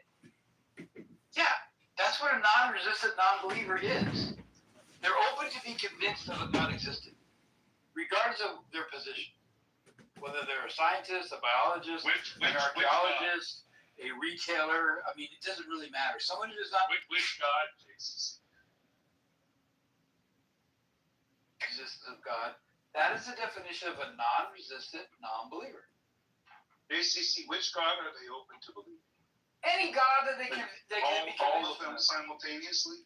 Okay,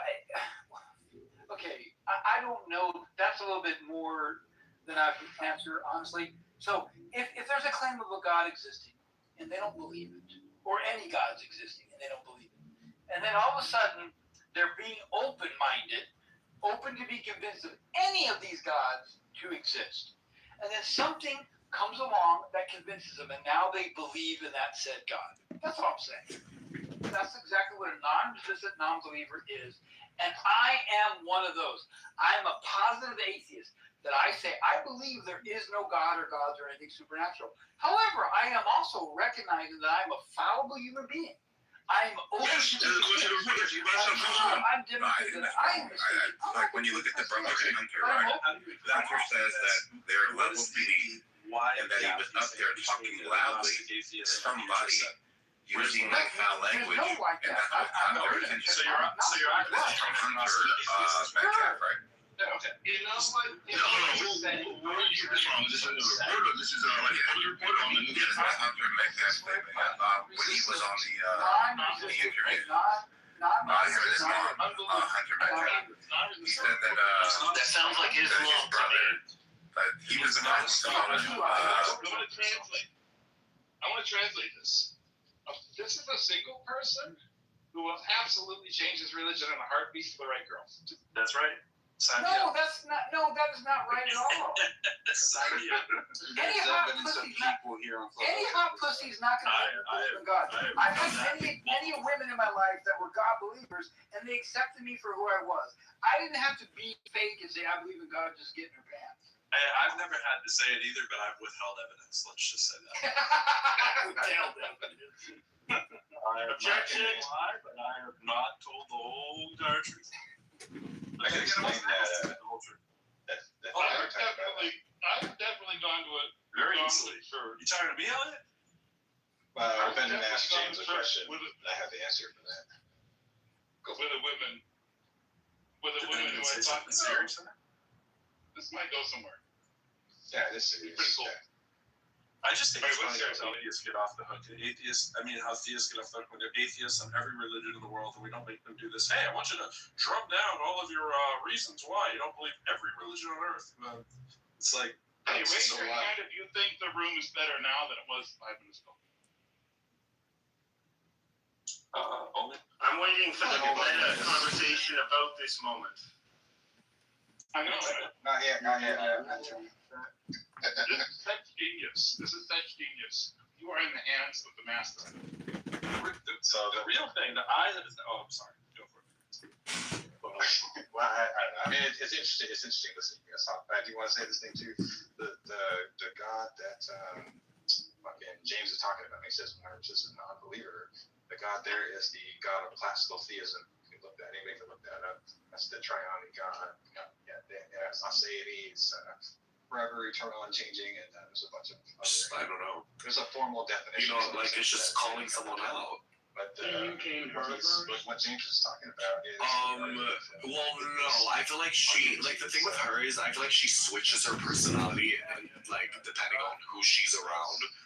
So it's like if she'll be around like a certain demographic of people, then she'll embody different stances politically. She'll think differently about religion. She'll she's very pick me.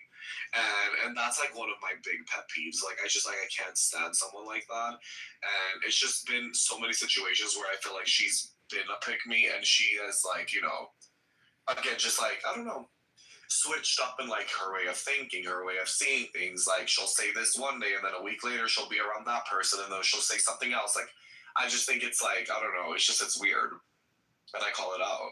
Why? What's going on? Like. Hey girls, happy Pride Month. I'm gay and I would like to convert to being straight. Hey girls. Hey Jerry. Love the show from Comedy Central.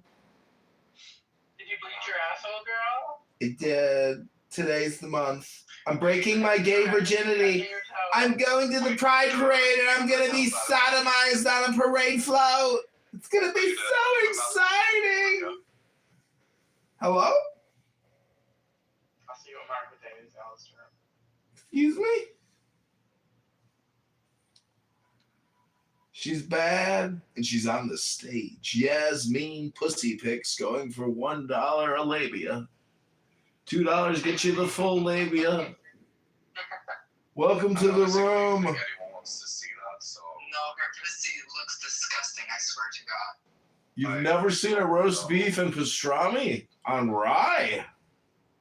She has like her fingers in her pussy and it's wet and it's so disgusting. It's slimy pussy juice. Is this the reason why we're gay? Sephardic cum. We were talking about this earlier in the clubhouse room. I believe there's more variability in the total possibilities of combinations of way that vaginas can look versus penises. Do you agree? What? You know what? Maybe. I'm not gonna say no, because you know what? I have no idea. There's a lot of different types of pussies out there. That's just a fact. They can look very radically different in shape and size. And There's a lot of penises, different there's like penises too, but Well, Jeffrey Epstein's penis was described as cone-shaped. well, yeah. I heard she would just love that fucking shape. That's really like being called Girth Master. Oh Lord.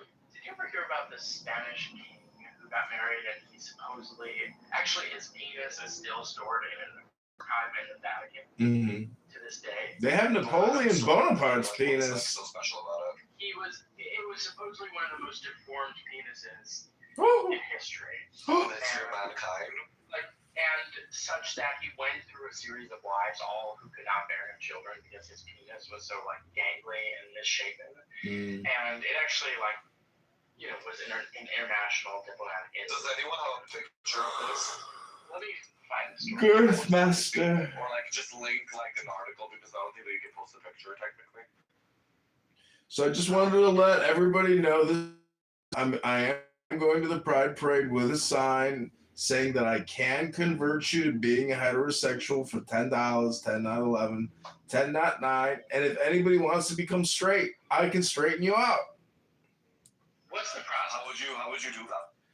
With alcohol, cannabis, coffee, books, imprisonment, regular electroshock therapy, magnetic therapy, LSD, DMT, books, the gym.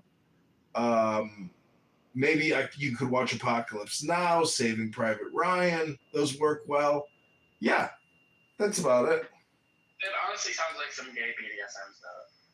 Yeah, why does that sound like a little fetish? Well, it's because once you pass through the experience, you'll no longer want to do it. You see what I'm saying? It's like giving too much heroin to a heroin addict. When they overdo it, they cut back the second time, and then we get them back to base level, which is being a heterosexual. So it's like the father who catches a 15-year-old boy smoking cigarettes and makes him smoke them. Exactly. Okay. But in this case, you're gonna make him suck like 20 cocks in a row. No. Do what you said. They just die from the overdose instead of. Well, no, the cigarette metaphor. To OD on nicotine and not like it than it is on heroin. Oh yeah. Today we're gonna implement the good old 20 cocks method. Yeah, what are you gonna do? Rape someone until they're straight? No, you don't I don't understand. enjoy that. This is all just an experience on screen and via books. No actual sucking of cock will be allowed in the treatment facility. But how are you gonna? But like no, but that defeats your. But that defeats the. That defeats the purpose. Trust me, the You next. said- No, this is the way it The works. example of the cigarette smoking, like when you No. You don't get it. The I thing don't know is, what the word is in English. in the future, Overuse something. you don't understand. In the future, when a cock is presented to you, you will think of Matt Damon, and when you think of Matt Damon, you will puke in your mouth. So then, I think technically you have to like Matt Damon. to the point where they don't like Matt Damon. No. Matt Damon is technically the root tool that we're gonna root out. So you wouldn't fuck me to a point where I couldn't take dick ever again. No, you'll puke in your mouth. Haven't you seen the movie Clockwork Orange? It's the same thing when they program. That's like such like you're such a bad person. I can't believe that you wouldn't fuck me into a point where I don't like dick. That's actually so mean. So wait, who are you rooting for the World Cup? Not me. England? I would say honestly, I'm rooting for Iraq. No, Jasmine is too. No, that's the Shia team. Jasmine loves Iraqi men. Iraqi men. Literally. Oh no, I know she is rooting for Iraq. Oh, the most exciting part about our breakthrough. Front row with her tits out. The most exciting advancement in our research into detransitioning homosexuals has been Yael's labia. Actually, using Yael's pussy photos has turned over 100 men straight. I think that it's done the opposite actually, because I feel like me seeing her naked made me even more gay. So I don't know about that statistic of you. Well, you just don't like wet pastrami. You want to be delusional and believe that. No, it made you trans. That's where it's. Oh. Actually. Let me ask you this. Get a pussy so I can show her how to use it properly. If the sun is a man and the moon is a woman, is the Earth the child of the sun and the moon, or is the Earth? Just shut the fuck up. Is the Earth trans? Is the Earth trans? Why is he talking? Like, why are you allowed up here? Like, I don't understand. They're like, you know what? Because this is a gay men room, isn't it? I'm being gay right now. Happy. Babe, the only one that's being gay here is you. Exactly, because I'm probably the happiest person on stage right now. I don't think you are. Have you gotten into the LGBTQ conversion therapy? Being happy right now and not busy trying to convert people into another sexuality. Well, if Pride Month means anything, You're doing conversion therapy that's not working instead of doing therapy for yourself that might work and get you a better life. But here you are, wasting your fucking time. wait, I have to turn on the projection alert system. Projection alert system has been activated. Projection alert system has been activated. You know what's so embarrassing? It's the fact that he really did that and really thought that it was gonna be so funny and like. It was funny. And everyone was gonna unmute themselves and throw laughing emojis. I'm like, oh my god. Come on, everybody, throw some emojis at me. That was brilliant. I think my projection alert detection system is a brilliant response to people's projections. See, I got emojis. I got an emoji. Right now is you, because you're the one coming in here trying to convert everyone. See, the thing is, let me ask you this. Let me ask you this. Hello? Hello? I want the 20 cops conversion. Let me ask you this. Let me ask you this. Let me ask you this. I want the 20 cops method. What is the difference? 20 Cox method to imagine. Hello? Like, hello? That you could never even take it anymore. What is the primary? I have a legitimate question for you. Bonnie blew the fuck out of me. Like, let's see what happens. Hello? Let me ask you this. What is the primary difference between the ego, being gay, or God? What the fuck? That question makes no sense. It does make sense. They're all three of those are concepts. I mean, of course, but it makes no sense. All three of those are concepts. Hello? Hello? It makes a lot of sense. Have you ever been a bottom? With 150 women, absolutely. This is insane. Did you hear that? Absolutely. Plus, I'm at the bottom. Babe, I feel like that is why you hate being gay on the inside, because you were a bottom and you like scattered your shit all over someone's tongue, and then you're just like, fuck, like I can't be gay, right? Like I have to stop. Just because you can't be gay the right way doesn't mean that we can't. Like I take my fucking fiber pills, I eat my fucking, you know, my salad and my fucking, you know, whatever, like, sweetie. We don't, I paint, but it's usually on paintings when I'm bored. Not in that way. Sorry, everybody. See you at the Pride Parade. I'm gonna be a bottom on a float. Woo! Float your kidneys. I just want to quote my mom when she always says, "Float your kidneys, float your kidneys." And then at the same time, I'm like hungry, but then I'm like, oh, like I really Oh. right now.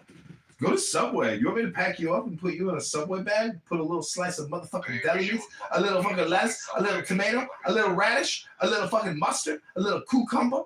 You want me to articulate more in your Subway sandwich before I ejaculate in it? You want me to ejaculate and glaze and articulate your Subway sandwich for your dinner? Glaze. Gonna glaze it. That'll be cute. Let's do it. I'm down. Happy Pride Month, boys. See you all at the parade in Boys Town. I'll be at the manhole from 10 to midnight. Drinks are on me, boys. Woo! Glittering at my nipples. You need glitter for your nipples? Well, and then the back is hard to apply myself, so I need a friend to help me apply it. Wait, to apply what were you want? What do you need? Glitter. Glitter? Glitter for your titties. Wait, glitter, but where? All over. All Oh, over. like your body? Yeah. Don't forget to put Vaseline on your butthole before you apply the glitter glue. That's good advice. You're welcome. You're welcome. When you might accidentally be impaled, then you need to be pre-moved. Ooh. I didn't know we had our own navy. I won't eat for a few days, so there's no risk in that. I won't eat for a few days. I love that. Babe, honestly, if you want to bottom the right way, just get fucking fiber pills. Like, Oh. it's changed my fucking life, let me tell you. The way I can eat my pasta dinners and everything, and nothing disrupts me. It's just so crazy. When was the last time you puked and shat on the toilet at the same time?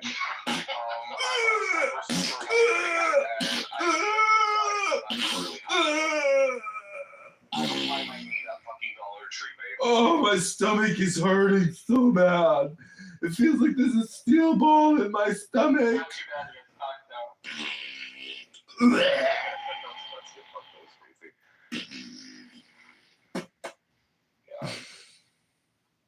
Wow, I found like 4 poppers bottles as I was cleaning my room, and that's just tells you how big I am. I'm so sorry, but I'm never gonna Don't be straight. spill it on the carpet. That smell will never come out. Babe, literally, why did that happen?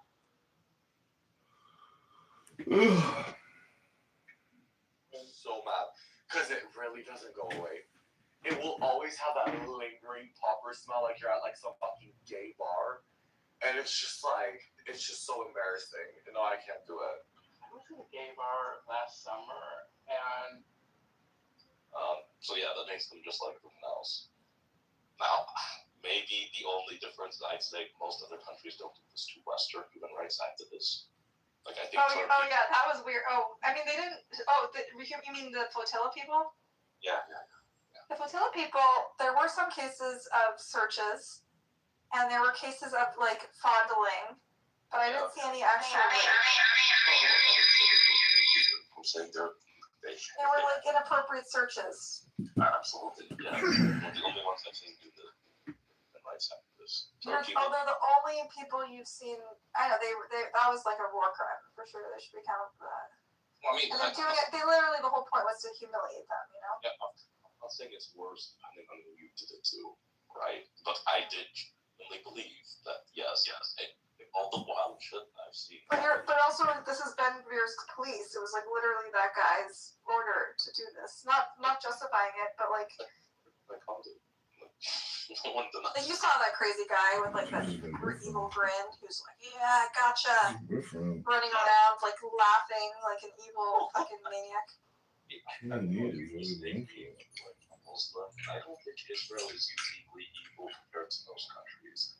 I just genuinely thought, like, wow, of all the war crimes I've seen, I've never seen like. This is the only one where they live stream their war crimes on television, you know? There's no plenty of other people have done that too. You just need You know, like media. it's funny that like how many people have such a distorted view about Israel, and the funny thing, the best thing is that like 99% of all the people that talk all this shit about Israel have no idea until they actually like if they had a chance to actually go to Israel and actually experience Israel itself, I think they would have a very different view and perspective about Is this your house Barabbas or what?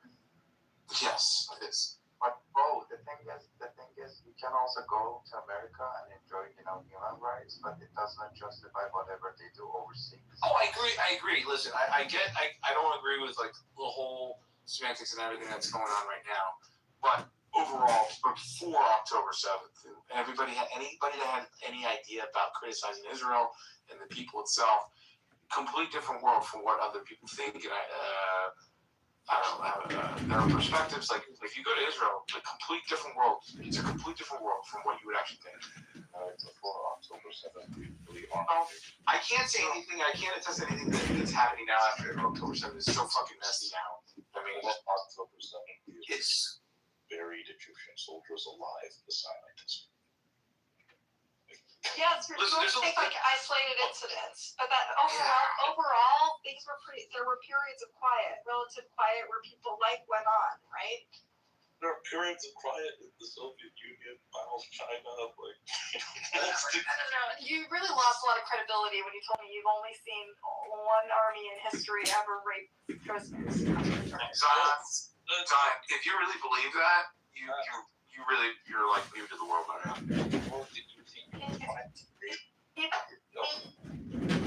Annie, you're breaking up. Annie. He thought the Nazis didn't even rape prisoners. They brought me all prisoners. Are you kidding me? He doesn't know fucking basic history. You guys are defining rape differently. It's so fun to know more than Zion knows something. Did I really not tell you that? Yes, I'm well aware that the Nazis castrated black people in the world. Like, But they also raped their prisoners. Can I tell you a testament to like what Vietnam is? Like my dad was in Vietnam. Shooting balls and stuff. No, I'm talking about literal dick and ass. So far, you've provided zero evidence of any dick and ass. Okay, but you haven't provided dick and ass. You claim to have seen a video, and the video was literally, if you read the indictment that accompanied the video, it literally said he was penetrated by a metal rod. And you claim to have seen something that only showed an impression of something. When I see people thrusting and I hear someone got raped. There was no one thrusting that video. You saw a guy on the floor. That video. And you see people kicking him on the floor. You all saw the same video. Just FYI, even from my father's when he was in Vietnam, I can tell you, attest to not only did Americans sodomize the Vietnamese, it was also the Vietnamese that also sodomized us as well too. So it goes tit for tat. It doesn't matter. That's just warfare. It's just warfare. I wouldn't go that far. It's to minimize and morale, breaks down morale, even people POWs and all that. They break their arms. Do you think it's justified? You think it's a good method of war? Doesn't matter. They don't give a fuck. They're like, well, we're gonna have to put them in camps. They're like, well, we gotta fucking make them feel like shit. We're gonna fucked up their psyche, and they would rape them. No one's disputing that. Yeah, they were electrocuted. Yeah, I think Zion's just innocent. He doesn't understand. No, rape happens everywhere. I'm saying he's so sweet. It's a tool. It's a tool. Zion. It's a tool in warfare. Even heterosexual males, they would sodomize other people just to make other men feel inferior. You need to understand this is a tool in warfare, and it's not whether or not they're actually attracted. It's to minimize and make them feel lesser than what they are. That's what warfare is. I think what Annie? I think that's that. He gets that it's not sexual. I think it's not good. Not good. Yes, Ali, what's up? People have been castrating and I'm Oh, talking about specifically dick and ass, dude.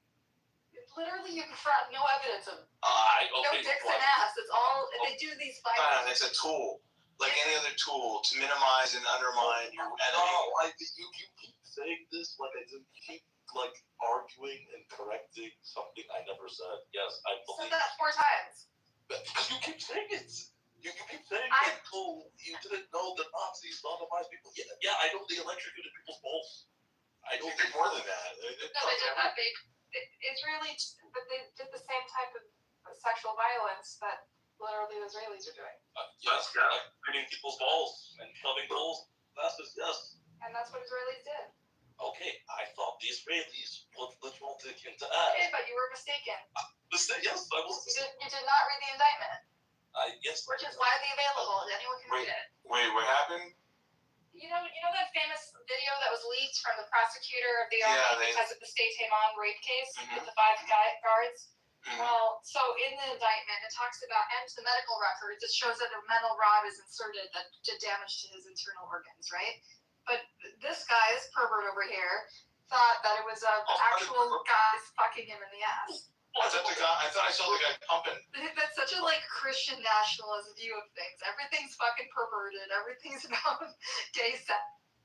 Why am I perverted for thinking that okay, Because you imagine dick in your ass. Nobody did. No, that was actually what they were doing. No, it didn't show that in the video, and it didn't say that in the indictment, it didn't show the medical records. Eddie, I hate to break it to you. And by the way, many soldiers have testified about the rape, and they all that they excused it by saying there were searches. There were violent searches.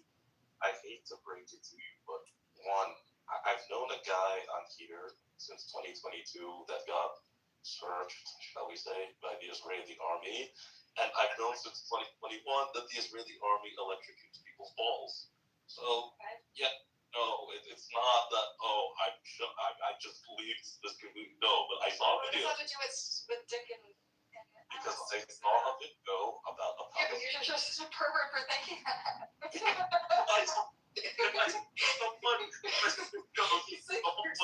Fantasy, you Christian nationalists are so perverted. They're obsessed with gay sex. If I see a video, listen, if I see a video saying someone got raped and I see someone standing up, holding someone in place and kind of thrusting that's what I'm gonna assume. Well, no one saw thrust except you. Wait, is Zion a Christian?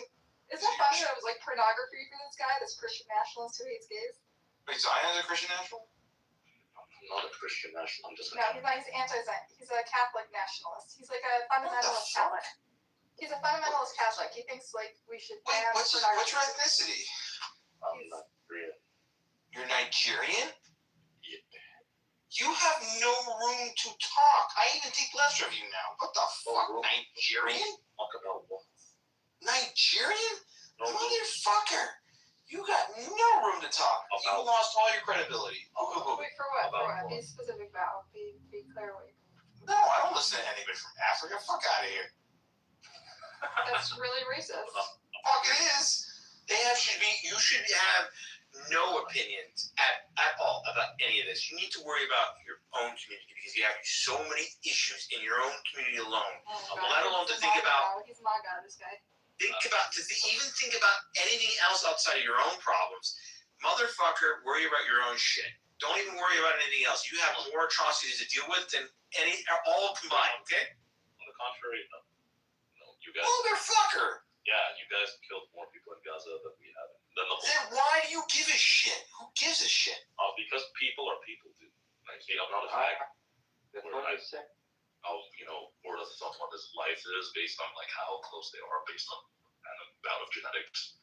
I understand that's a uniquely kind of Jewish problem, and I guess some of the Muslims and Arabs also have the same issue.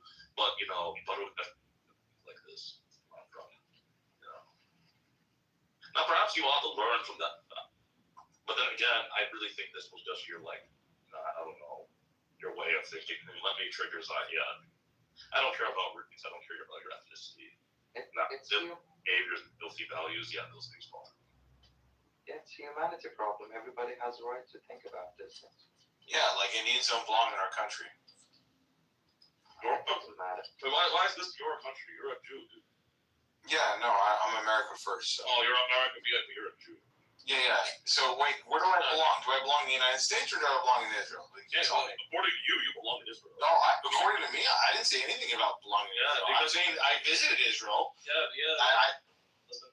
I'm a big proponent for Israel, but what do you mean that So wait, my country of birth of the United States, do I belong in the United States or do I belong in Israel? I'm going off your logic, right? Okay, we're going off our logic. Let's base it on reality then. Do I belong in the United States or do I belong in Israel? Yes or no? According to your logic, you belong in Israel. Guys, this is really juvenile. I don't care. Can you stop your cursing? No, but I'm just going off his logic because he started screaming, "Oh, you're an African. Go worry about Africa." Okay, so go back to Israel. You guys have an issue with the LGBT community. You guys can't even come to terms of realizing the people. You guys kill your own fucking people alone. So just based on their sexual orientation. So get out of here. Yeah, so do you do. So do I. So do what? Yeah, you know, Jews killing other Jews and harassing other Jews. Where? In Israel? Yeah, we have the largest. Israel has the largest gay community anywhere in the Middle East. Or they stay in Jerusalem. Me, I'm anti-gay, right? So me, I'll let. Oh, anti-gay. Of course. Now suddenly, Mr. Osgara, what happened? Oh, I don't know if he came here just So wait, you're saying that I belong in Israel and that Jews kill more gays than any other country, right? Is that what you're saying? You're doing too strong, right? Well, hold on. You're telling me that I belong in Israel and that that Jews should not associate with gay people. Africa and the problems of Africa are my problem. Then by your logic. Okay, then worry about your issues. Why are you affecting your ideas and your opinions about the Middle East? You don't belong in the Middle East. You're African, my man. You're African. Stick with African issues. Don't worry about the Middle East. You're Israeli. Go back to Jerusalem. I'm not Israeli. Yes, you are, because you're a Jew. What makes me Israeli then? What makes me not American? You're African. Where was I born? In Nigeria. No. This is a really infantile conversation. Okay, so wait, hold on. Based on your logic, you're American, right? Yes. Okay, so then why are you still intervening with opinions and ideals pertaining to Israel? The same way you as an American are doing the exact same. Okay, well, I didn't say I was a proponent of Israel, right? I was just saying intervening on topics concerning Israel, and yes, this whole thing is childish, juvenile, and you're wasting my time. And you're wasting everyone else's time. Not really. Yeah. It's an open forum, right? Yeah, but you're not adding much to it. Yeah, or it's also an open question for every humanity living on planet Earth, so everybody can have an opinion about it. Exactly. Right. So, based on the pretense of being an American, I have a right to an opinion and. Okay, so I have to disseminate any kind of information I have. Right. I have the same right. Okay. So then. You're still talking. I just don't understand why do we want to worry about something that you have you have no skin in the game. So why worry about any of these issues? You're American first. Well, hold on here, but why are you no?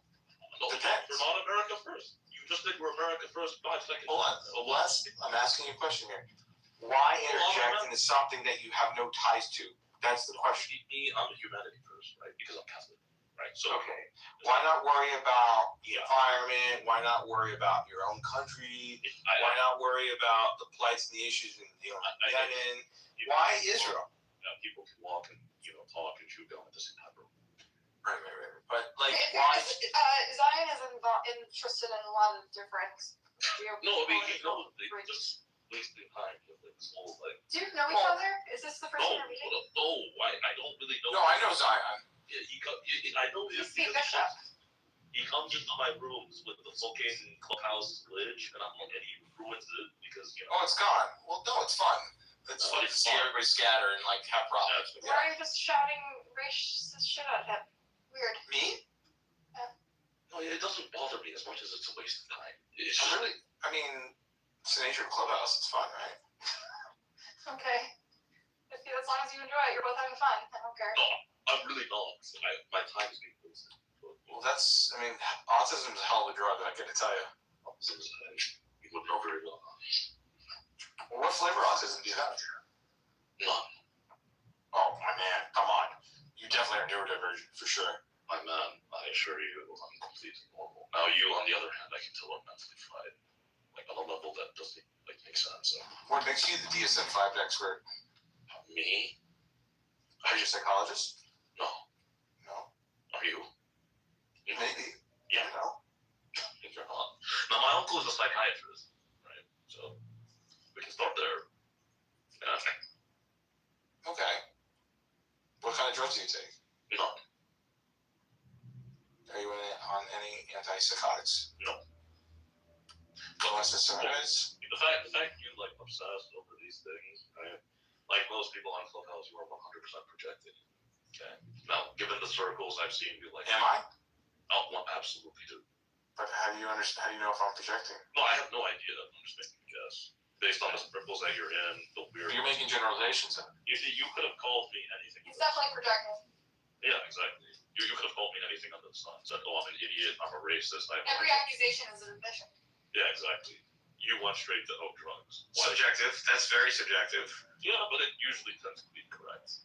And very nuanced. So, I'm a narcissist, right? So I think you're dumb. I also farted. That would make. Okay. I didn't jump to, you do drugs. You jump to drugs because 100% you're probably like suffering. So you have NPD then? I have what? You have narcissistic personality disorder. Yeah, and you see the fact. Oh, so you have problems with structure and authority then, right? Well, that makes sense. Do you beat your girlfriends? Yeah, well, the fact that you research, like, do you you'll speak, right? And each time you interrupt, it just shows. How's your relationships with your girlfriends? Yeah, well, like the fact that you went so deep into all this like mental health stuff, and you're like asking how's your relationship with your like. So how do you cope with a person with narcissism? And you want to avoid my question so badly. So which girl hurt you today? Or how many rather? This is really easy, guys. You should just get a room. My ex-fiance, but that's besides the point. Okay, yeah, you said your ex-fiance. You know, I would like to say I want to know how she did, but truth be told, I don't really care. Like, it just. Do you have any friends actually? Like, just okay. Yes, I know. Do they know that you're diagnosed as a narcissist? I really don't think. But to be honest, I don't care whether you do or don't. Right. Well, seems like you do. No, I really don't. I'm not asking you about your friends as being are irrelevant. Well, how about if I say I like you, Zion? I wouldn't care. Right, because you have narcissism. Yeah. Okay. Well, so you have an inability to share empathy then. No. So, what is this conversation? This is what happens when mentally broken people feel like some weird need of like oh. It's what happens when you come here to troll when you're mentally broken and then you like realize the troll isn't working. What if I'm bored? You know. So have you ever been to Nigeria, Zion? Or were you born there? I told you. I don't believe you're Nigerian then. So sure he is Nigerian. Oh no, I mean you know what? I'm Ghanaian. You're like first gen, right? Oh, if you speak Français. Yeah, I'm sure. Well, every Nigerian I know has like doctors in their family, so. Oh, wow. His parents are doctors. What was a psychiatrist? So what are you now? Are you a scientist? I'm a quant, dude. Are you an engineer? He's like a professional black Are you a finance? Yes, white supremacist. Oh, nice. A financial engineer too. A financial engineer. Is that a thing actually? Yeah, called quant. I mean, is that a quantitative analyst? People. Yeah, I know what a quant is, my man. Okay, so what are you asking? Who's kind of? I'm just curious. I'm trying to understand the. Okay, if you know what it is, are you like asking? I'm just trying to make sure. Make sure what that I know what. Why would I lie? Like you. There's a lot of liars on here. So. Yeah, I'm breaking on all of them. And that was your life. Guys, like option of not saying, oh. Oh, Annie. No. Talk about something interesting. I'm in the closer room. No, but before you do, now I understand this was like your last blue of seeing. Guys, you can get your room. My man, there's no last chance here. I just do. I live. I exist. What do you?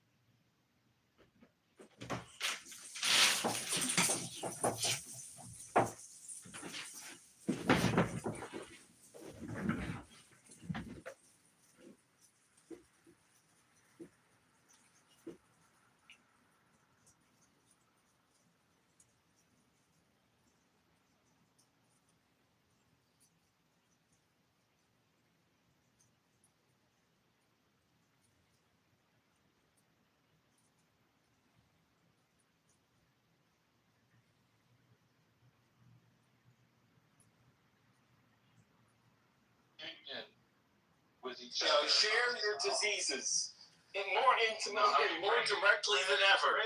Welcome to vampirism. It's funny. Bread is for friends.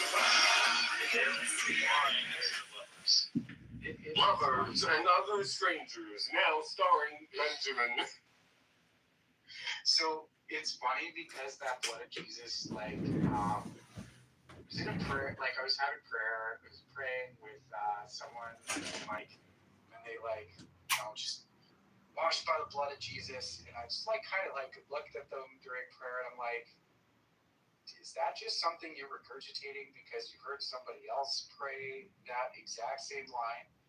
And it's interesting when you think about like natural language processing and prayer, because this is like if people are not speaking it out loud, like a mental kind of phenomenon. Now, what's interesting is just how frequently people who are new to the faith, their prayer is just regurgitating what they hear other people say. And that blood of Jesus one is one of the most regurgitated lines during prayer. And it's like, yeah, are people really have their heart and mind and soul immersed in prayer when they're just regurgitating and copying one another?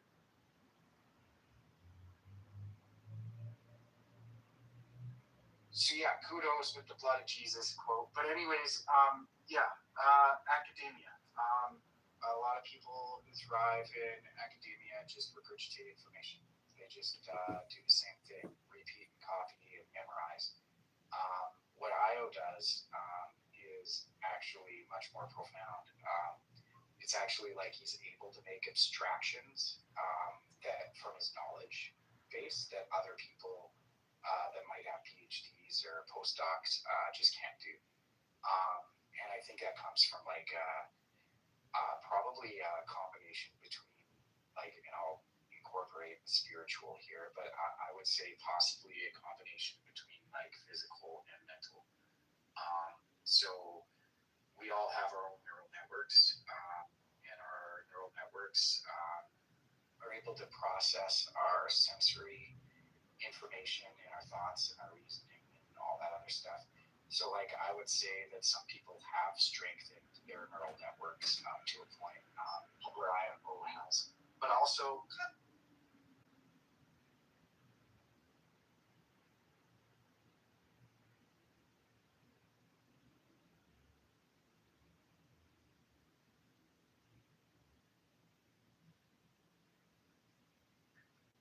anyways, I love that IO's in academia, and more people like IO should be in academia. People who are able to make real abstractions from the knowledge of As your boyfriend. not just regurgitate and copy like so many academics. Looking forward to it.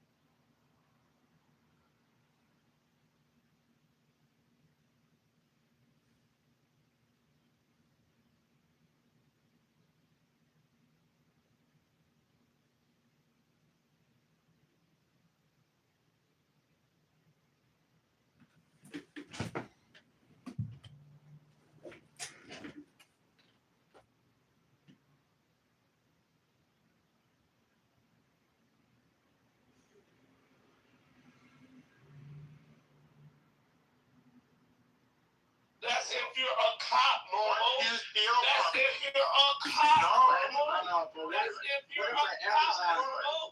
That's what if if somebody you're a accidentally cop. delivers something to you?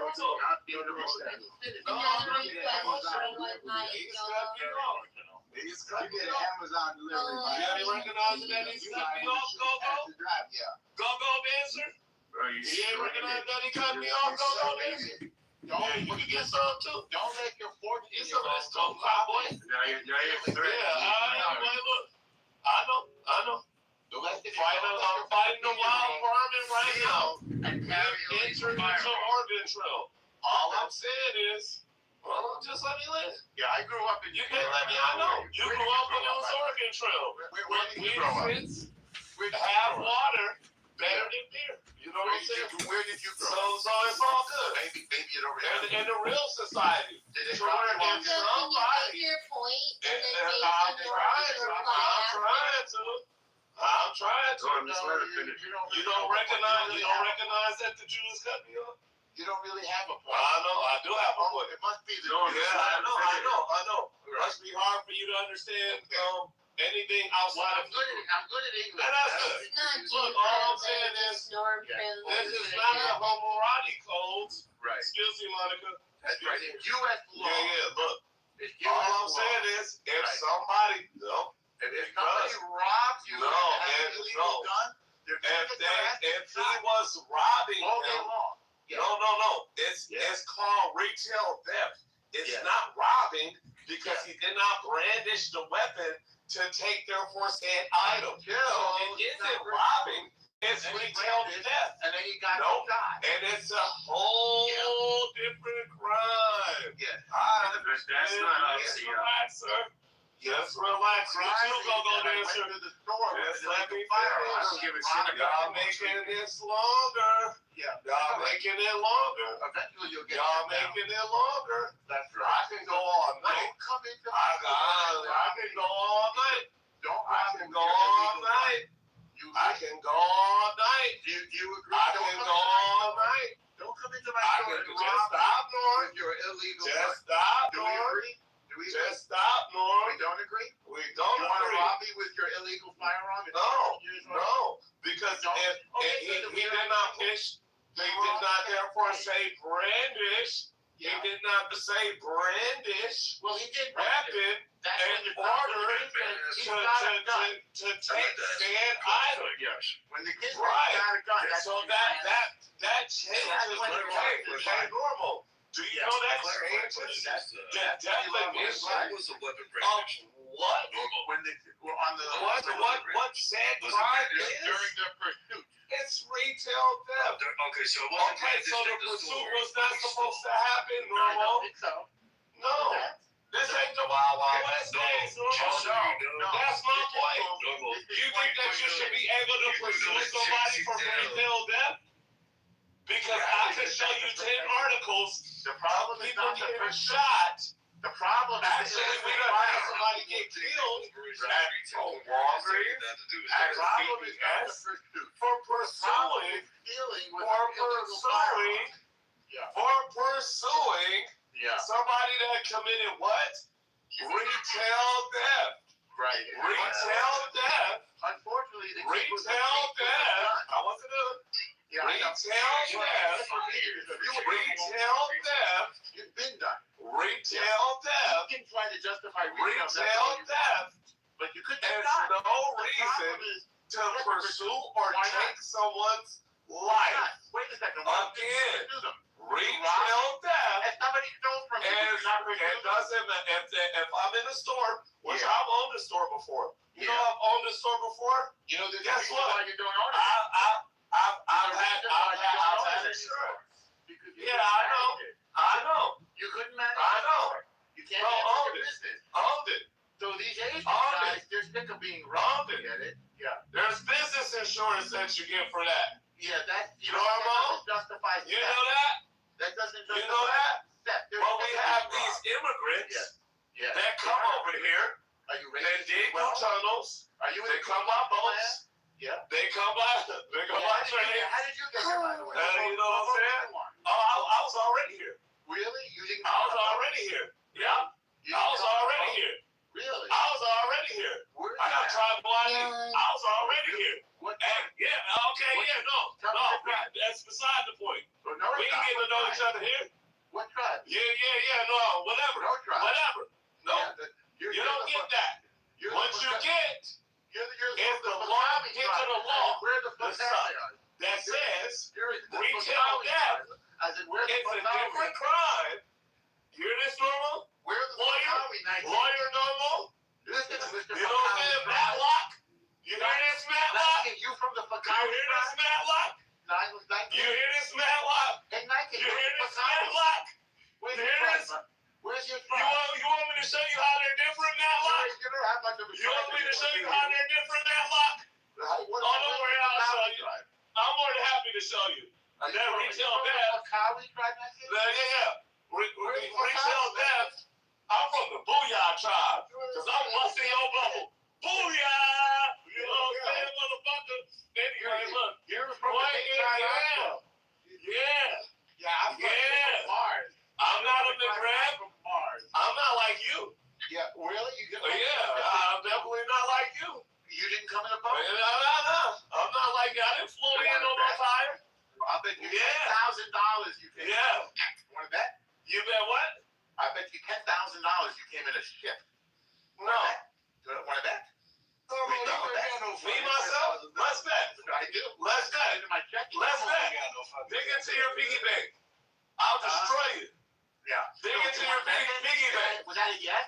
Dig into your piggy bank. Because all you're going to do is pull up somebody else's history, and I'm going to pull you up mine.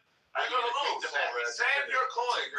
Save your coins. I don't need them. Or are you afraid? Save your coins. I don't need them. Mr. Fakali. Save your coins. I don't need them. So in other words, I don't need them. Are you afraid? I just don't need them. What drives You're going to lose. You automatically lose. Because me as a person, I don't exist in a day when ships are fucking bringing people over. Unless you're talking about right now, it's like the Chinese crates and shit. Yeah, I know. No, this is easy. Take your nice win. This too easy. What drive? Yeah. Anyway, look out. Look at the Booyah tribe. I'm busting your bubble. So wait. Anyway, look. I'm talking about the Booyah tribe. The Booyah tribe. You're mocking yourself? Right now, I'm from the Booyah. I'm busting your fucking bubble. Yeah.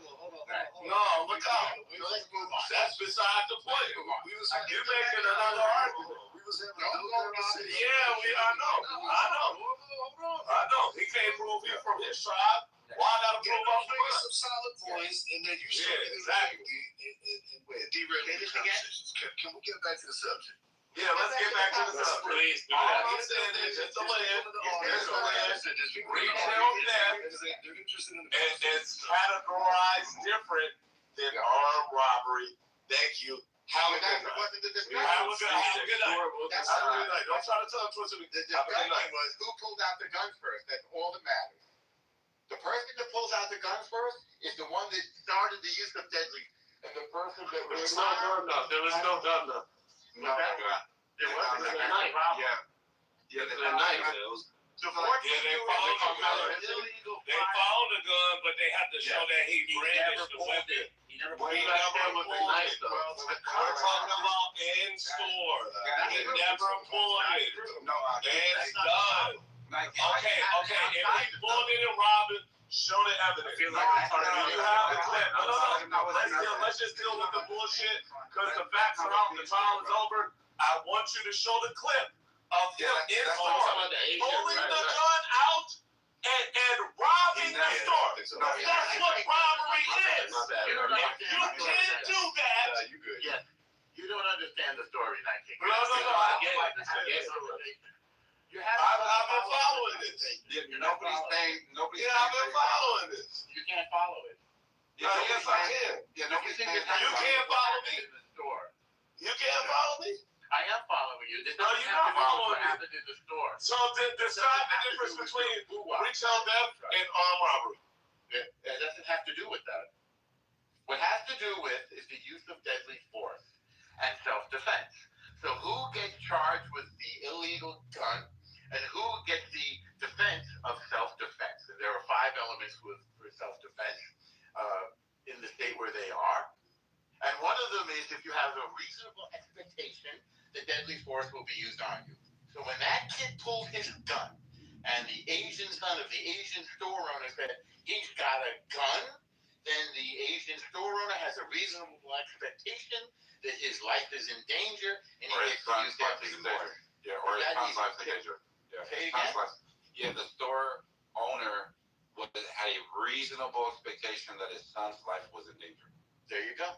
Yes, but you can't claim self-defense when you've created the emergency situation where. Created the emergency. No, you can't claim self-defense when the person is claiming self-defense. Right? If you're the aggressor, it's the original aggressor. If you're aggressing upon somebody, you're facing somebody. Yes, but Elmo, you keep saying that, but you do realize that he didn't steal anything, right?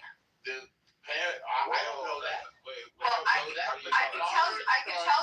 tell you how to know that he didn't do that. So I listened to hours and hours of this trial. Apparently, Rick is a professor of some, tech. And so, I'm going to explain. And so is the son. So they have a highly sophisticated tech system of they have racial what is it called? Facial recognition software that they use inside of the store. They have over 25 cameras, 25 different angles, and they're able to very clearly get facial pictures of people to the point where facial images to identify facial features from multiple angles, from over 25 different angles, that they can upload it into a system, and they have an entire system behind the counter, and you can see this. It shows during the trial. They show it. It's an entire dedicated program where the only thing that it does is recognize facial features for people that are coming in. What does this have to do with this discussion? Well, okay, so my point is it was so clear that not only can they use that, my point was just to express the power of the high power of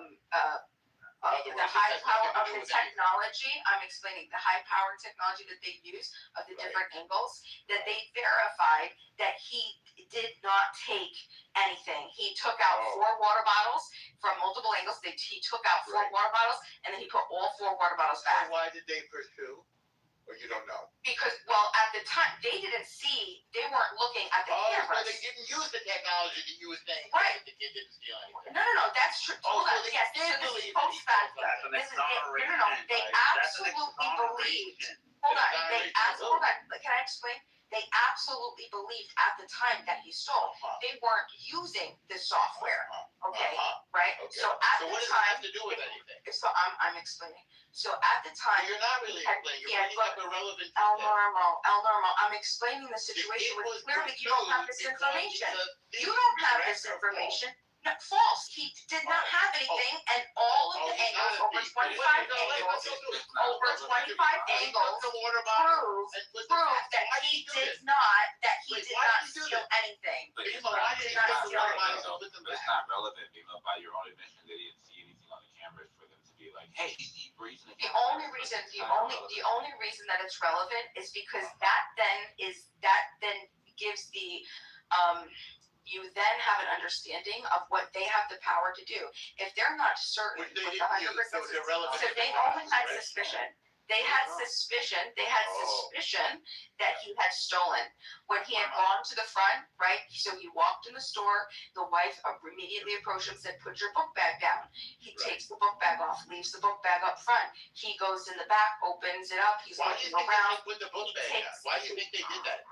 Well, we all know El Normal. Because they got robbed a lot, right? So yes, they get robbed. Okay. So so they talked about how many times they had gotten robbed in a particular frame. Why did he take the water and put it back, Mima? Thank you. You made her point He forgot his wallet. He wanted to get a gallon of water, and he realized that because he's 14 and he doesn't have any type of massive income, that 4 large water bottles were much more expensive than buying a gallon of water. They didn't have a gallon of water, so he wanted to go to the other store so he could buy a gallon of water versus 4 water bottles. Right. No, much a gallon of water costs. How He much didn't know does it how cost? much 4 water bottles would cost. How much Okay, does it cost? $3.19 for a gallon of water And he didn't have versus 4 water bottles at $2.86. Right, so it was. So how much did so you it was- have it on was- him? It was a How lot. much did he have? Exactly $5. He had $5 on him. So he could pay for the water then, right? No, he could pay for a gallon of water. How He much could does pay a for a gun gallon cost, of by the water, way, but he Steve? couldn't Poor pay. kid with But no money. he How much thought does his that gun 4 cost? water bottles maybe was $1.15. How Right, much does and his gun he realized, when he was looking, he realized that it was a lot more. So he wanted to get the How gallon much did of the gun water. cost, Bima? So, the gun he was carrying. well, I mean, $1,000? in self-defense, does self-defense matter? It was given to him. You mean He inherited self-defense. He inherited self-defense. That's right. But that's because not people, true, Bima. people care about So self-defense. he was poor, So, he got all right, so $1,000 let's for get, illegal all right, business. all right. You don't inherit Shut up, self-defense yeah, in Texas. That's not illegal. So I can. We're not even talking about that. The We're facts. talking about South Carolina. Yes, thank you. Please. But I mean, but proportionality still is a requirement, like for self-defense in South Carolina. So, like him having a gun versus somebody that's not armed, like obviously, like he doesn't have that right. Is it in South Carolina or Texas? South Carolina. There. Okay. So he had gone. He put the 4 water bottles back. He took 4 out, put 4 back. He walked to the front. He grabbed his book bag. Alice, the wife, said, "Hey, what do you got in your pockets?" He said, "I don't have anything in my pocket." She goes, "Yeah, you do. What do you got in your pockets?" He took his pockets and he shook them. Maybe it was the gun. He says, "I don't have exactly." He says, "I don't have anything in my So he pockets." brought an illegal gun into the store. That's a crime right there, you know. Well, yeah, I mean, like people, it's a crime because It's a it went through people. It's a supposed right. It's an against the norm because a group of people decided. Against the norm or right, against right. the law? A more.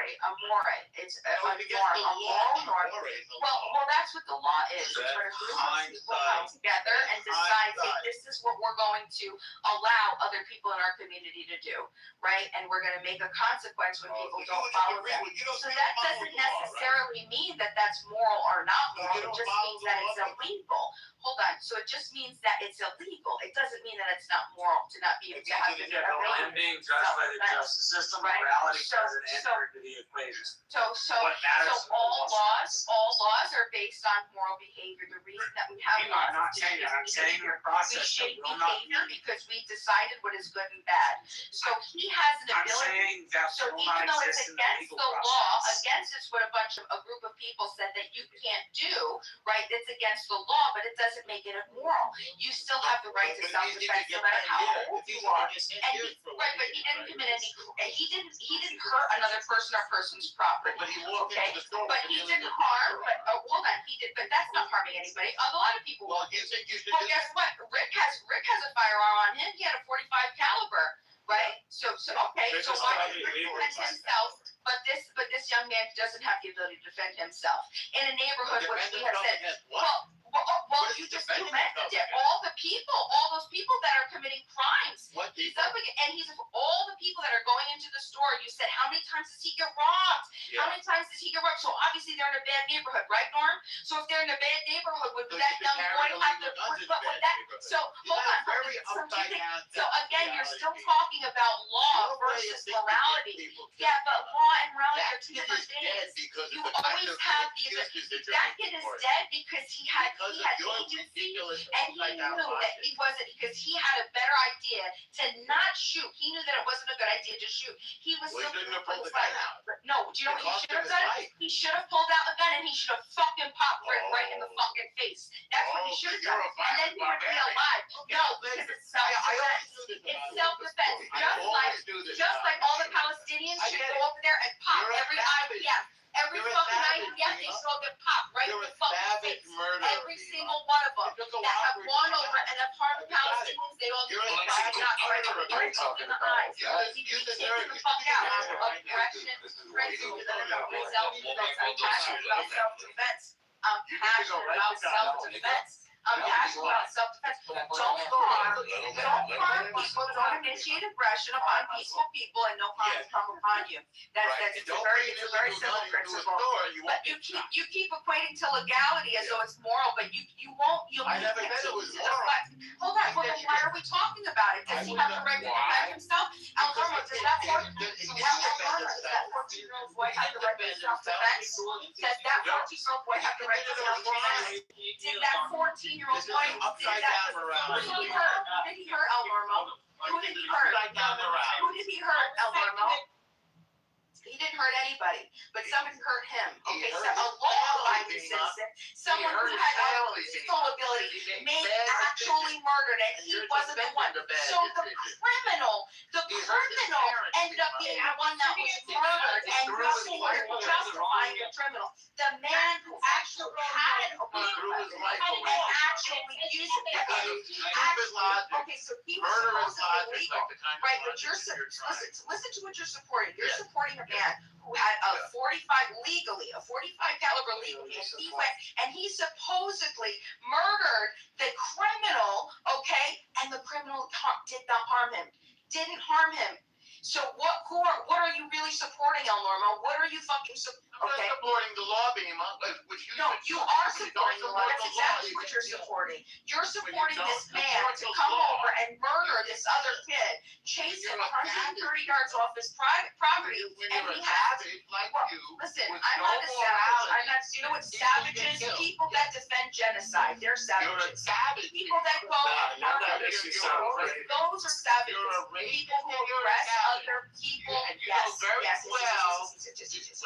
Yes, we all have other people. El Normo, you commit genocide and you refuse. No, I haven't committed any genocide. Yes, you are. You're complicit in it. You're complicit in it. You're complicit in it. And you go back to this definition. You are responsible for the death of those Palestinians. If you click my link and you go to my bio, I have a wonderful documents that explain full official definition explanation of what genocide is. And that's why Trump said and admitted that Netanyahu was crazy. That's why Trump admitted that everybody hates Israel because of Netanyahu. And this is the man that you're supporting. Netanyahu is crazy. Trump admitted it. He said you're fucking crazy. Everybody hates you now because you're immoral, because you're a genocide, fucking dictating, murderous, rampant tyrant. And a shame will fall upon you. Yeah, exactly. You're an embarrassment. What do you think about it? So what do you think about what? By claiming self-defense? By claiming self-defense? Get killed. You're the one who's defending tens of thousands of murder of children. You're the one who defends your lack of moral. You're the one who defends it, not me.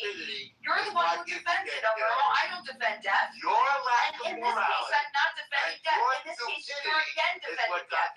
Why is it that every time you come to these scenarios, El Normo is constantly taking the side of the person who is murdering people? You're constantly in the defense of people who is aggressive. I blame this death on your racism. Have you noticed that? Have you noticed that you're constantly taking the position of people who are murdering other people? You went to college. At what point are you going to wake up and realize that you're the aggressor? At what point are you going to understand that you're the problem? El Normo, every time we have these scenarios, you're the one who's defending the murders. We're not defending murderers. You're defending the murderers. You're defending murderers. You're defending murderers. You defend murder. You say that it's legal and it's lawful. Have they been charged with murder or have they been charged with manslaughter? I don't know. We're talking about the South Carolina. He was charged with murder. Second degree, first degree. I guess in South Carolina it's only murder. I don't kid with an illegal gun came into his store. He pursued him, and the kid pulled out the gun and I shot him. Yeah, because he was claiming self-defense. At what point, El Normo, did that 14-year-old boy? Let me ask you. Let me ask you. What was he defending against? Two men, one with a gun was chasing him. So did he know the guy had a gun? How would he know the guy had a gun? Andy said it. Andy said. There was a case like this down where I live. He pulled out a gun when my dad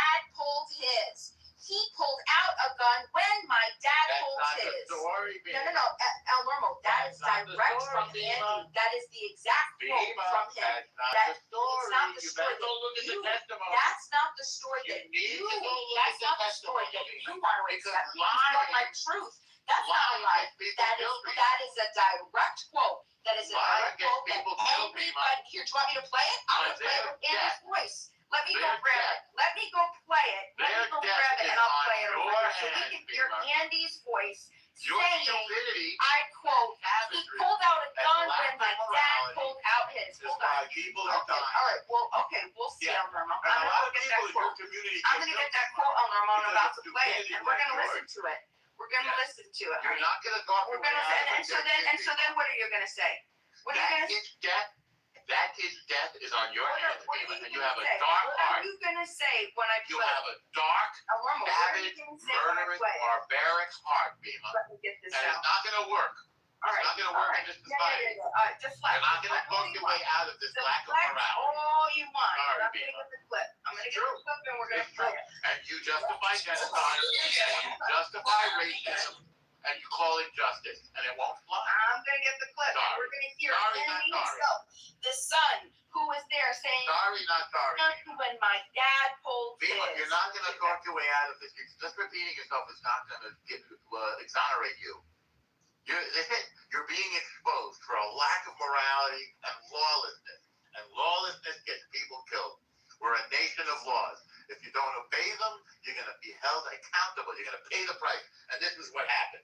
And if you don't like it, you can advocate changing the law. But if you go and flaunt the law and you bring illegal guns into a store and you rob a guy who's trying to make a living over and over and over again, and he's had enough, and he finally says, okay, I'm not going to take it anymore, and pursues the thief, then the person who's been robbing him gets what's coming to him. And that is your problem. You have more That's empathy. not a problem. with That's the a man who solution. has stolen It's called a solution to life. lawlessness. His It's a life solution to was lawlessness. stolen. His young life was taken, and you're justifying it. Because But of his I'm bad not story, because of his bad decisions. You His enjoy the parents should children have die. his parents should have raised him better. Whatever You reason. said he was a poor whatever kid reason carrying you a $1,000 pistol around and can't afford a $3 bottle of water. Get rid of them. They're the problem. That's exactly what your mentality is. Same with the Palestinians. We already know it, El Normo. So my mentality with the Palestinians is if they threaten Israel, they are going to be held accountable. Just like that little boy with his illegal firearm. Committed no crime. He did. He went into that store with an illegal firearm. It's against the law. It's a felony, Bima. It's a felony, Bima. No person or It's a felony. I'm sorry, you broke the law, Bima. Next time, don't break the law. There was no victim. Here's a pro tip. No victim. It doesn't matter if there was a victim. Oh, no. Here's a pro tip. Okay. Don't break the law and you won't get into this That's problem. your mentality. Don't rob people and you won't get into this problem. And you think it's okay to rob people at some point, apparently. No harm being Good job. Good. Wait, with the harm is when you break the law, Bima. Wait, did he brandish the gun to get the goods? No, he brandished the gun when he was being pursued by the store owner. Okay, so there was a case very similar to this in Texas. Somebody stole a guy's TV, and the guy had the right to defend and shoot the guy in his home, but he pursued the guy and shot him in the back. And in a state as quaint with its laws as we are, that guy's now in Huntsville. Because he pursued and shot the guy. So, I don't know what South Carolina's law has to say about that. But I imagine my very conservative state, very stand your ground loving state, would hold somebody accountable for that. South Carolina might be, I don't know, slightly more litigious. I don't see how shooting someone in the back could be self-defense. I don't see how that could be the case. But I guess it is legal. No. It happened to the guy who claims self-defense for shooting him in the back is now in prison. Yeah, right? no, I know. Because he didn't have the right to pursue. Yeah, I know it's happened. I know people can shoot people in the back, but I just don't see how that could be something that's like justifiable. I don't understand. In most states, it's not. As I said, in Texas, as liberal as we are with our self-defense laws, that behavior is illegal and lands you in a state jail felony up in our big prison, Huntsville.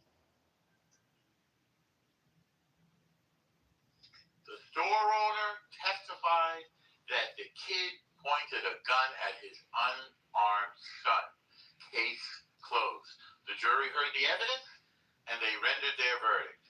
I recommend that you appeal if you disagree, Bima. I'm sorry that the facts disagree with your made-up story. Your perverse, immoral, defend the criminal story, defend the barbarian who goes. I mean, if the jury already rendered its verdict, then what's up with the discussion? No, it's just like post, right? And I think what's important here is that I was hoping that Bima could kind of like look at what the jury's saying with the father's like vantage point and it being different from the son's vantage point, right? So like if you're able to look at it through that type of a lens, you can make a case on like why the jury came down with the verdict that it did. You know, but if the father wasn't there and it was a 1v1, maybe Bima has a better case, right?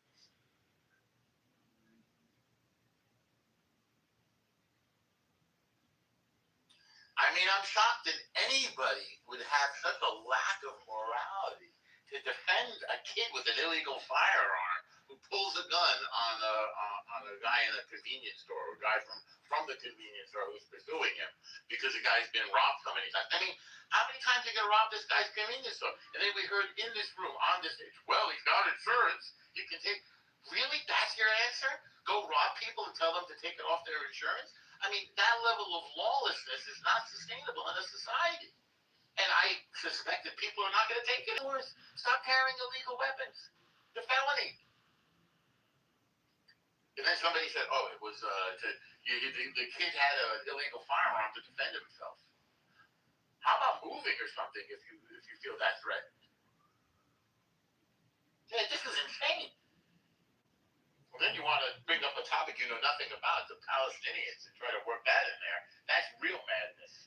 But you know what? We're having a clash of civilizations here between people who think that we should defend the rule of law and people who think that the law is whatever they want to make up, whatever story they want to make up. They don't care what the law is because, I don't know what, because oppression, because some history that they don't know. Okay, try that. Try that story and see if it flies. Damn, normal. There you go. All the way. There you go. Unbelievable, normal. Yeah, that's right. Unbelievable. Isn't it? Wow. They know they've seen me do it before. Don't mess with me if you don't want to get the normal treatment. Simone, you stood by and you let him do this to the room? What's going on? Brother, I could have sworn you were the one that said, Samoa, let them go. Let it happen. Wasn't that you? That's what we call an instigator, Puff. That's what they call an instigator, Puff. Right, Puff? Look at him. The one that has the gas on his gloves. He got the gas on his gloves. Yeah, that shit. I was never there. Right? What are you talking about? It wasn't me. Let her finish. Let her finish, guys. It wasn't me. Let her have it.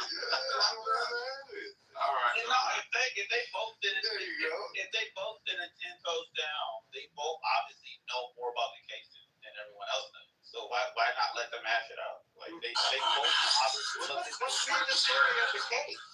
On DNA. So I said you pulled this up on us. Is that that's an assumption that you're making?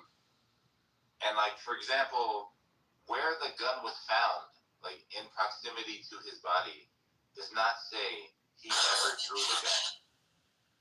Okay, so let's listen to Andy tell 911 operator he pulled out a gun when law, like it's something like utterance or something like that that can be stricken because of like it being like this high adrenaline rush or whatever this. Emotionally fraught situation. Yeah, like. Okay, all right. Well, let's just hear him say it because El Normo says that this happened. So. Oh, this is great.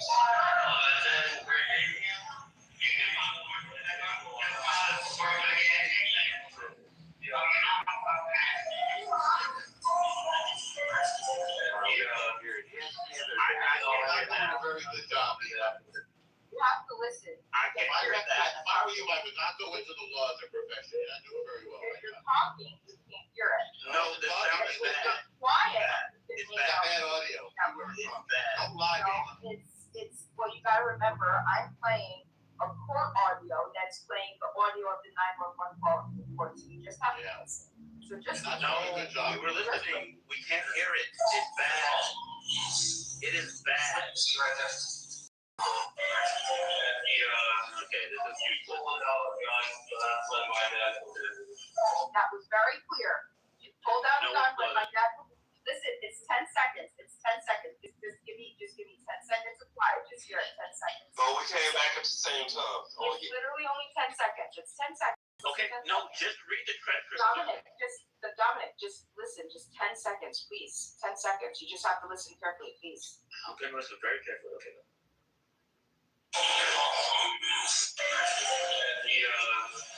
He pulled out a gun, so that's when my dad pulled it. There you go.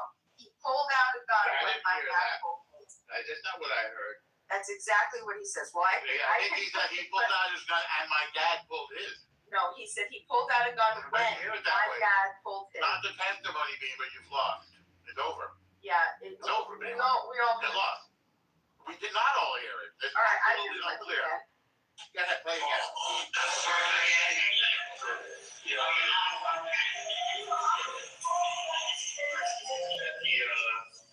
He pulled out a gun when my dad pulled it. He pulled out a gun when my dad pulled it. No, you're lying. And that's when my dad pulled out his. He pulled out a gun when my dad pulled it. No, and that's when my dad. He added words. He added words for his personal comfortability. And that's when the play again. Can you play it just one more time? One more time. Turn it down a little bit, people. Turn it down a little bit. I can't believe you made it. That's exactly what he said. You don't know how to do trans. You're doing transcript. You got a very transcripting. I agree with the jury, Beamer. You agree with the transcript. You enjoy murder of innocent people and minorities. You want to erase black people. Yeah, we're in constant debate. No, you don't. Hey, We're both minorities. Hey, Bima. We're Can I not ask you a quick question, Bima? If you don't mind. Do you think that the kid could have like view of the father? Do you think that the kid can see the father when he was running away from Andy? Do I think? Well, if you're running away, your eyes are in front of you. The only time you can see is when you're running and you're looking, right? So my question is, like, is your point that maybe the kid was pulling the gun out because he's seen the father's gun? What do you mean? Is my point that the kid pulled out the gun when the father pulled his? Like, let's say he's the father. Yeah. Like, do you think there's a difference between the kid sees the father pull out a gun, so the kid pulls out his gun, or the kid just pulled out his gun without knowing that the father? Well, I think honestly, either way, it doesn't matter for me. The first one matters a lot. The second one doesn't. When I was listening to the prosecution, that was just something that was added, and I thought that was very interesting because that would make it a lot more powerful, right? But I don't think either whether he pulled it first or second, it doesn't matter because he was the one that was being chased. So at what point does he have the right to defend himself? Yeah, I think stronger if there was a case that was being made that the kid only pulled out the gun when he seen Rick pull out a gun. Because now he's meeting force, right? But if that's not being argued, then you could say the kid independently brandished the firearm without even knowing about Rick being armed, which doesn't really do him any good here. Why wouldn't that do any? Why is it that he doesn't have? Because we're right back to proportionality. Hold on. Correct. For a second. That's correct, Samoa. Let me ask you a question, Samoa. When you're being chased by multiple people, okay, he knew he was being chased by two people because they were both screaming so he can hear them. Okay, so they were both yelling. So when you know that you're being chased, and when he was running, you saw him turn around and look, and he saw the two of them coming. So he knew that two people were chasing him. So at what point, when two people are chasing you, Samoa, and you have a gun on you, at what point can you claim self-defense to take out your gun because you don't know what these people are going to do when they're chasing you? You don't. They might not do anything. They might just walk up to you and have a conversation. They might chase you for a football field and a half just to say, oh, I just want to talk to you, please. But at what point, after a football field and a half, 130 yards, okay, what point do you have the right to take out your weapon to say back We have a fear of deadly force and not before. That's the answer. Hold on. We have a fear of deadly force and not before. I want Samoa to answer. Well, I'm just gonna say because you haven't addressed the proportionality situation that we're like offering you here, and when Norm says when you are able to like observe deadly force or like the potential of it, and not a second beforehand, is my answer as well. That's correct.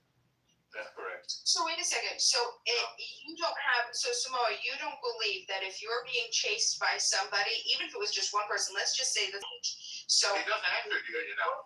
If you're being chased by one person, not two people, and we're going to say that they're the same size as you, they're not much bigger than you, okay, much powerful than you, okay, because we saw. That work for him. Yeah. Okay, so we're just going to say that it's somebody that's your same height, same stature, same weight, and they're chasing you. At what point do you have the self-defense authority to take out your weapon? We just answered the question, Hold on. Yeah.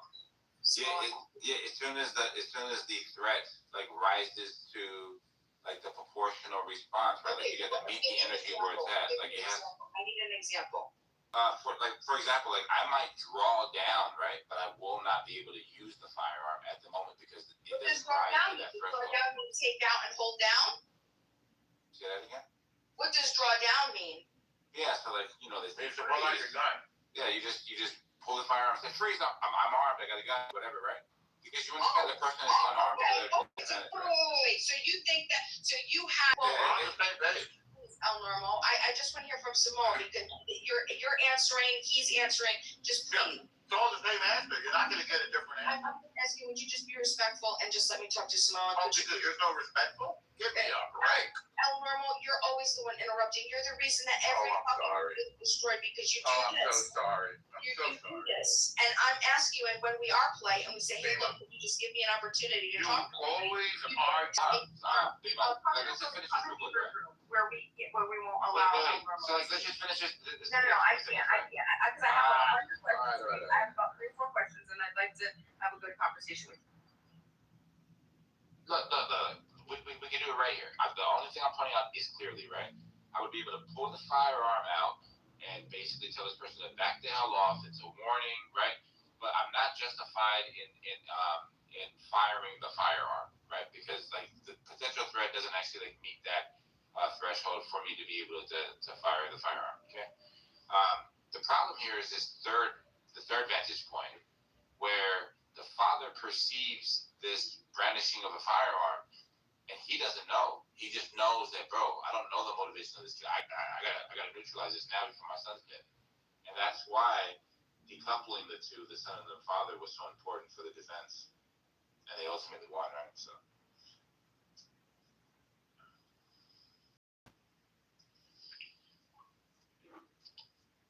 You couldn't bear to hear it, Samoa.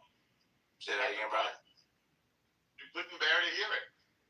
It made her brain explode. She left. Yeah. This is what happens. You speak the truth to people. Interview. Because they're so married to their delusional view of the world. They've got to make themselves a victim. You got all kinds of minority groups. Yeah, black folks are minorities. Asian folks are minorities. Jews are minorities. Narrative that like the kid is the victim here. Okay, they tried it, but it didn't fly. And, everybody's racist. The jury's racist, the judge is racist, the prosecutor's racist, the Asian folks are racist, the Jews are racist, and this kid is innocent. Not gonna fly. Yeah, I'm looking at this Carmelo Anthony case, and obviously, right? It's like we know both sides of the argument. Most likely, like what the defense is gonna argue. Like my job, especially like when I look into the. You just mean as a citizen? As a citizen, as a well-read person to. No, foreign citizen. Yeah. Yeah. But I think the country slid into delusion for a number of years under the previous administration leadership, and frankly, under the legacy media, under the our institutions of learning, like our university, buying that bill of goods anymore. Don't come into the store with a gun and rob me. That's not American. And I think it's very hard to hear. Just as it was hard to hear under the Voting Rights Act that you cannot discriminate against people based on their race. Yeah, that second district, Louisiana thing. Especially on Clubhouse, right? A lot of people still walk away from that saying the voting rights, it's gone. They can be raised. I was like, oh my gosh, it's like read the opinion. It's pretty like a lot of this stuff makes sense. You can't just assume that this is a motivation. If that's the case, people would get whatever the hell they want. Well, that's why when they said you can't include or exclude somebody based on their race, and she argued, well, they're lying.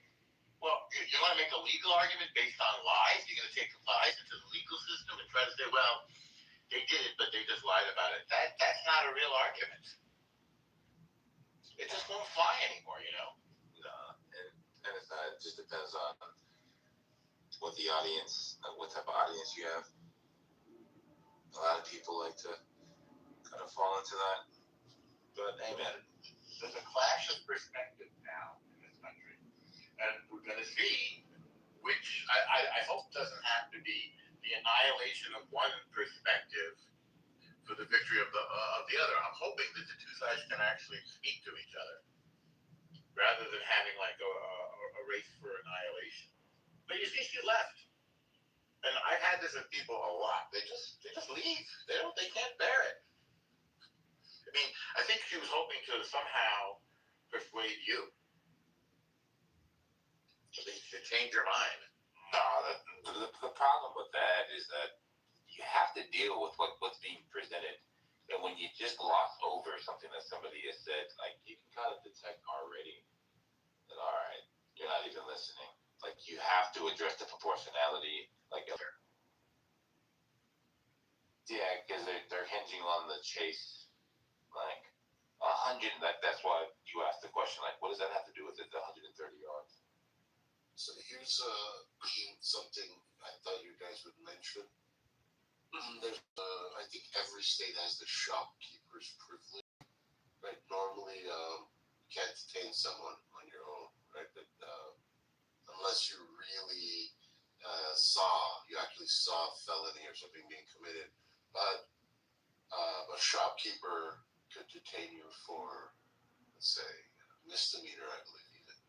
But they have to detain you in a reasonable way for a reasonable amount of time. So I think the whole running after them breaks away from that shopkeeper's privilege doctrine. But you mean it's consistent with it, or it exceeds it? They shouldn't have chased them, but that doesn't mean the kid should have fucking pulled out a gun if that's what happened, right? So it's just there's an active that seems to be the testimony. But by the way, those Asian guys, they don't fool around, right? They're in a tough neighborhood. They're trying to scratch out a living for themselves and their family. You know, they're not like the if you'll excuse the expression, like the pussified white folks. You know, it's like, well, if it's under $1,000, let them go, right? That's the law that they're passing in a lot of cities.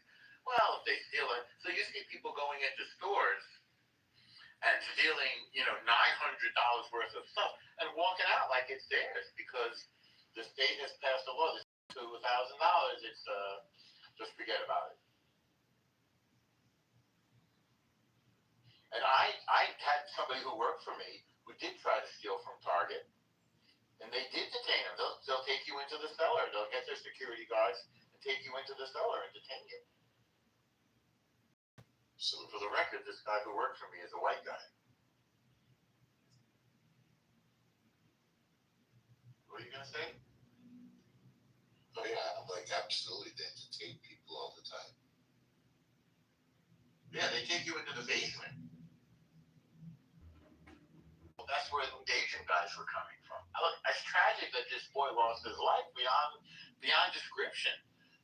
But companies should be raising this kid and not letting him run around with a gun. And then for Dima to say that he had that gun to defend himself is unbelievable. Like, where is that argument coming from?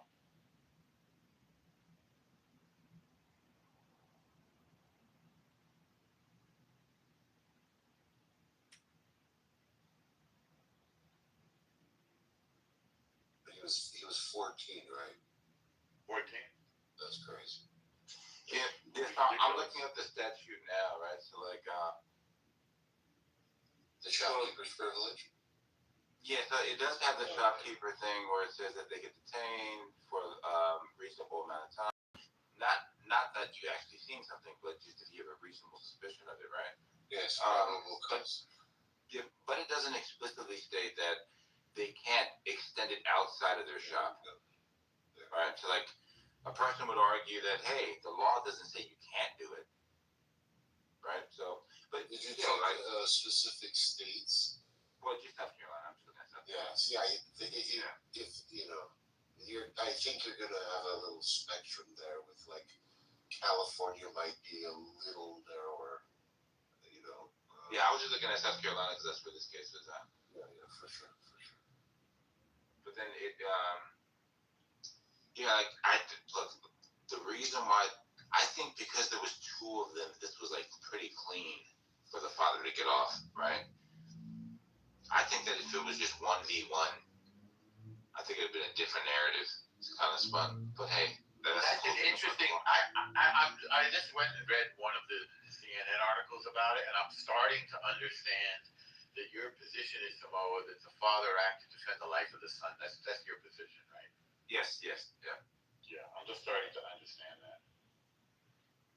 Yeah, you know, because like, if it was a 1v1 type, right, then one would say, hey, you're the one who initiated this whole stupid thing. You're the one who caused all this.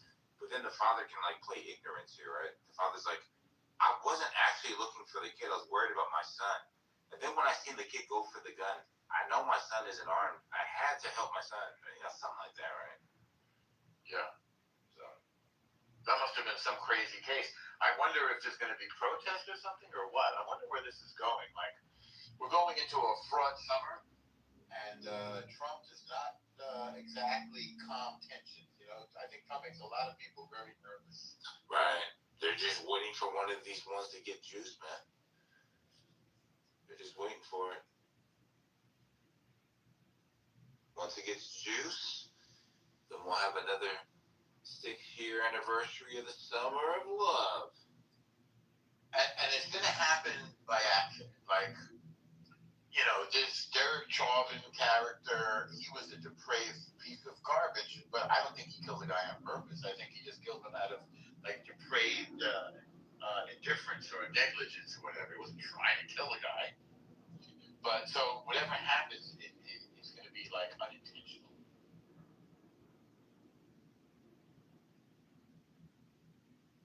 Yeah, plus, you know, the case is this Chud guy, right? As far as his attempted murder charge. Then you got the Carmelo Anthony case. Then this Chow case.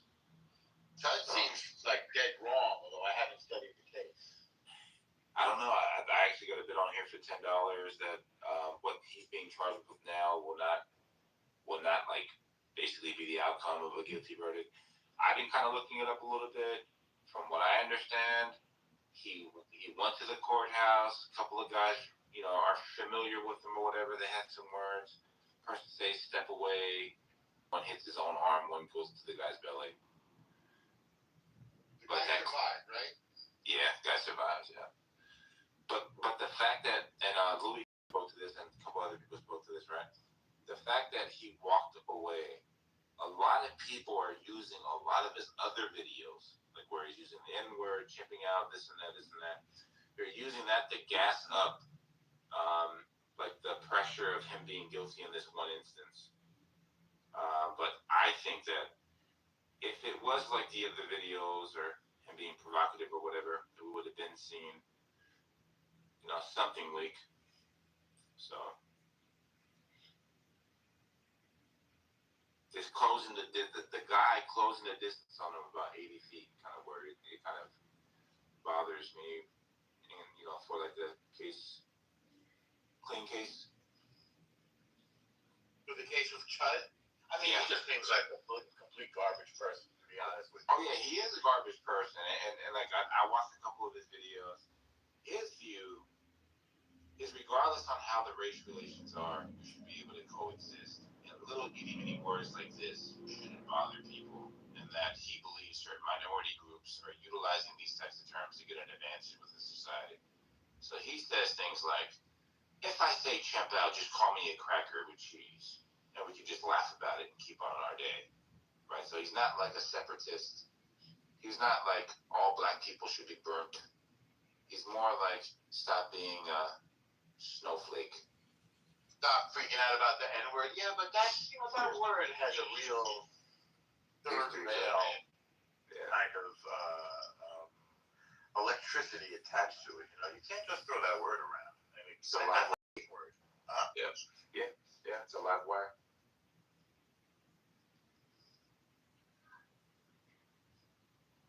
Just another way of making massive amounts of money. So what makes you could say it normal? Say again? You want to say it? Me, no. Not my word. I mean, you guys are willing to say any damn thing that comes into your mind, any racist garbage, any bullshit, but we're not like that. We don't use that word. We're not racist. I think you are. I know you. But y'all don't call it racist. Y'all call it eugenics. You're saying that because that's your own. You're eugenics. What's a eugenics? You're eugenics. What's that? Meaning what? What does that mean to you? It means I think that we should create a superior master race. You're eugenics. You don't even know what the word means. Now okay, I know. Yeah. So why don't you say what? I can't read. I can't read. Try saying what you mean. I can't read. I just know you guys are eugenics. That means your name is Eugene. I see. Eugene, yeah. Did they drop you on your head when you were little? Well, I don't know. Obviously, they dropped you. That's why you got a bald spot in the back. I don't have a bald spot. You do got it. No, I don't. I believe it. We're going about stereotypes. I thought we was doing stereotypes. You did? We're not doing stereotypes. Who said that? Oh, man. So what's the eugenics? Who said what? What's the eugenics? What is it what? You don't know. I can't believe what? Why you left sounding like a... What do you mean like I don't really want to say what I mean? What? What's that? What are you trying to say? No, no. You don't know. I believe that. Yeah, I don't know anything. I believe that. I never said that, but I believe you if you say it. Of course. What makes you think that? What makes me think it? Just because you're bored or you're flailing about for some sort of moral purchase. Which, by the way, is slipping through your fingers like sand. No, I didn't smell. Yeah? Slipping through your fingers like sand, just except for you. Yeah, I believe everybody in the world is racist. Except for you. Because you can't be racist, right? Because you have moral superiority. You were born without original sin. You're God's chosen people, right? Yep, I'm a Hebrew Israelite. You're God's chosen. I mean, hey, look, according to you, I'm going to all the stereotypes. No, I never said that. So I'm a Hebrew Israelite. No, I never said that. You said that. Just to you. No, to you. No, I never said that. You were headed there. No, I wasn't. Yeah, you were headed there. I believe that you were headed there. You don't. What is everything? What's the evidence coming? What's the genesis mean? The evidence. Desirable outcomes when it comes to children. Yeah, what's the eugenics? What's it doing? You don't know, right?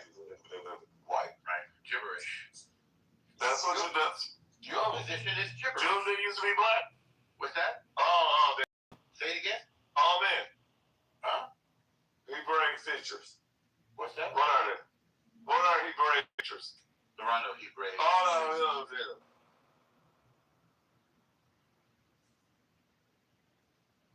Must feel weird to be so exposed.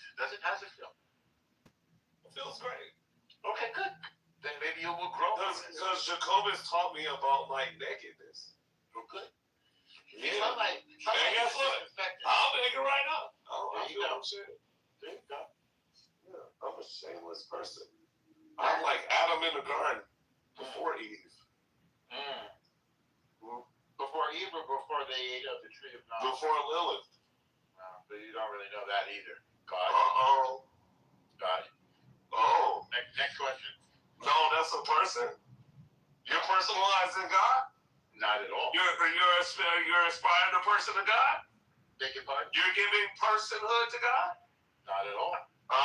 Yes, you did. So that's what you sound like. No, I did not. No. Don't take it back now. You can't take it back now. I speak perfect English. I don't articulate myself. I'm from the north. I don't speak with a lisp. I don't speak with a lisp. You speak with a lisp. You speak with a lisp. Swallow your spit. Right. Swallow your spit. Swallow your spit. Swallow your spit. Swallow your spit first, sir. Swallow your spit first, sir. Right. Swallow your spit. Can you swallow your spit first, sir? I beg your pardon? What? Swallow your spit. In my mouth. You go. No, because I hear you. You go. You're all up in my mouth, so I'll be all up in yours. Is this your the argument? It's wet. Having lost the argument, you just swallow it. Just swallow the shit. I think the spit is between your ears. No. I think the spit is between yours. Your head, man. You think I should give it under labor? You got I should go. What does that mean? Yeah, no. You're a eugenicist. eugenicist. No, you're the eugenicist. No, you're the come from a superior race. No. Yeah. I believe in race mixes. You don't. You believe you come from a superior race? You don't. Oh, you don't. No, you don't. No, you don't. You come from a superior race. Where's the mix in your families? You come show me that you're not. Show me that you're not. You come from a superior Prove that you're not. You can't prove it. Prove that you're not. Prove that you're not. What year did you drop out of high school? Or was it grade school? Never. What year? I beg your pardon? I graduated with honors. From and went on to college. Honors in what? Honors in kicking your ass. Anyway, look, all I'm saying is, oh my God. You know who Melville Hurst is? Do you know who Melville Hurst is? What were you doing instead of doing your homework? You don't know who Melville Herskovich is? What did you do instead of doing Okay, I guess you don't know who Melville Herskovich is. I guess you don't know what eugenicist is. Yes, I do. I already told you. No, you didn't. Yes, I did. Breeding for desired outcomes. Say again? Look it up. Reading for desirable. Oh, damn, you think I said reading? Oh, no. He can't hear. Really? He can't hear the difference between reading and breeding. But I said look at him. Fucking can't hear. One of us could. Hey, Norm. Yeah. Hey, Norm. I know you're about like 70 years old. No, turn your hearing aid up. Right, but you're the one who didn't. Turn your hearing aid up, sir. You're the one with the. I know your hearing aid must be low. Hearing aid, Norm. So you're gonna have to spit out of your ears now? Oh, Why do you have spit between your ears? What happened to you? Is that like some kind of a condition you have? Why are you sexualizing Wayne? No. Yeah, no. Yeah, I think you are. Between your ears means. No. I think you sexualizing my ear, Norm. Okay. You want to spit all in my ear and shit like that? What you want to put a tongue in it next? You brought your. I knew you were an Epstein kind of guy, but I didn't know you swung that way, Norm. You bring you dirty little rascal, you, Norm. You brought the. You want to lick me in my ear? That's about as much as you've ever contributed to any conversation, what you just did. No. Yeah, it's true. It's You not literally have nothing. I have everything. No, you got nothing. Empty-handed. Huh? Empty-handed? Empty-handed. I don't have any arms.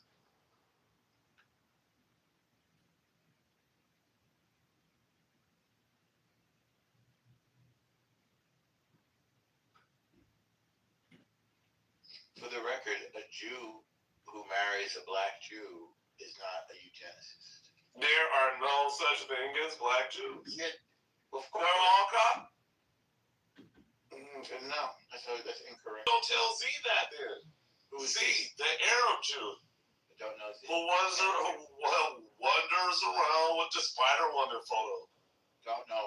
Can't help You you. don't know her? But I do know black. Yes, you do know her. You know all of them. No. You got them on speed dial. You got them on speed dial. You're wrong on everything you said. Bro, no, I'm not. The only thing we gotta do is listen to you and do the opposite. No. Yeah. That's all we gotta do. Of course. So now I've taught you about the Jews in eugenics. Yes, we marry black Jews. No, you don't. Show you. Just Show me one. Synagogue. Show me one. Just look up black Show me Jews one. and find one yourself. No. Show me one. Finger in here right now. Why would I want to do that? Finger in here right now. Why would I do that? Reveal her. I've seen her on the app. Abracadabra. Alakazoo. And they have a beautiful child. They do? Yeah. No, that's AI. White man, black woman. Yeah, what? You're an idiot. You're illiterate. You think so? You don't understand the law? Yeah. What part of the law do I not understand? Yeah. You're legalese is off balance. Okay, tell me what's the evidence? I told you about the difference between robbery and retail theft. That's nothing to do. No, there's no difference. No, I didn't say that. This case has nothing to do with that. The case has nothing to do with that. And that's correct. You brought that up because you didn't understand the case. And I'm right. That wasn't about the case, it was about the law. Keep up. Yeah, apply. Listen better. Oh, turn your hearing aid up. Apply. Turn your hearing aid up, Nora. You brought up just turn your hearing aid up when you talk about. Right. You brought up the Yeah. Just turn your hearing aid up. I don't have hearing aid. Yeah, you do. No, You got a disability. I don't have one. Yes, you do. With that. So you brought up you ain't got Asperger's? Right. So you ain't got Asperger's? What you contribute. You ain't got Asperger's? Had nothing to do with it. You ain't got Jewish signature disease. You ain't got Asperger's. I don't have racism. Oh, okay, all right. But you do. And this is what destroys your moral position. Your own racism, your own hatred. It's filthy. You ain't got Asperger's? The phone genie. What is Asperger's? I don't know. Really? That's when you're talking out of your ass, like you're doing. I don't know what Asperger's is. You're leaving. It's a word. Hey.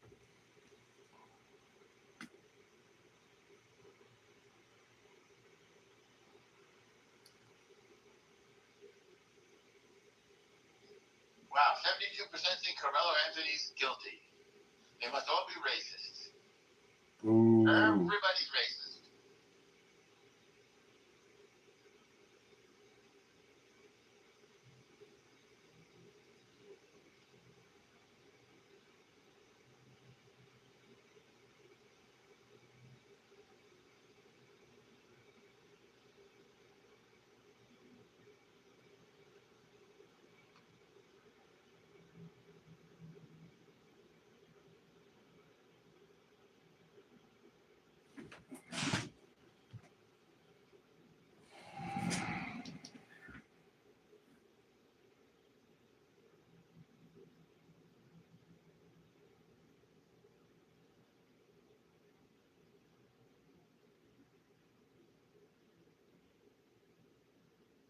My handy dandy. I just feel like logically, as adults, we should be smart enough to understand that somebody's not going to chase a kid and then just randomly shoot him in the back for no reason. Obviously, you know a gun.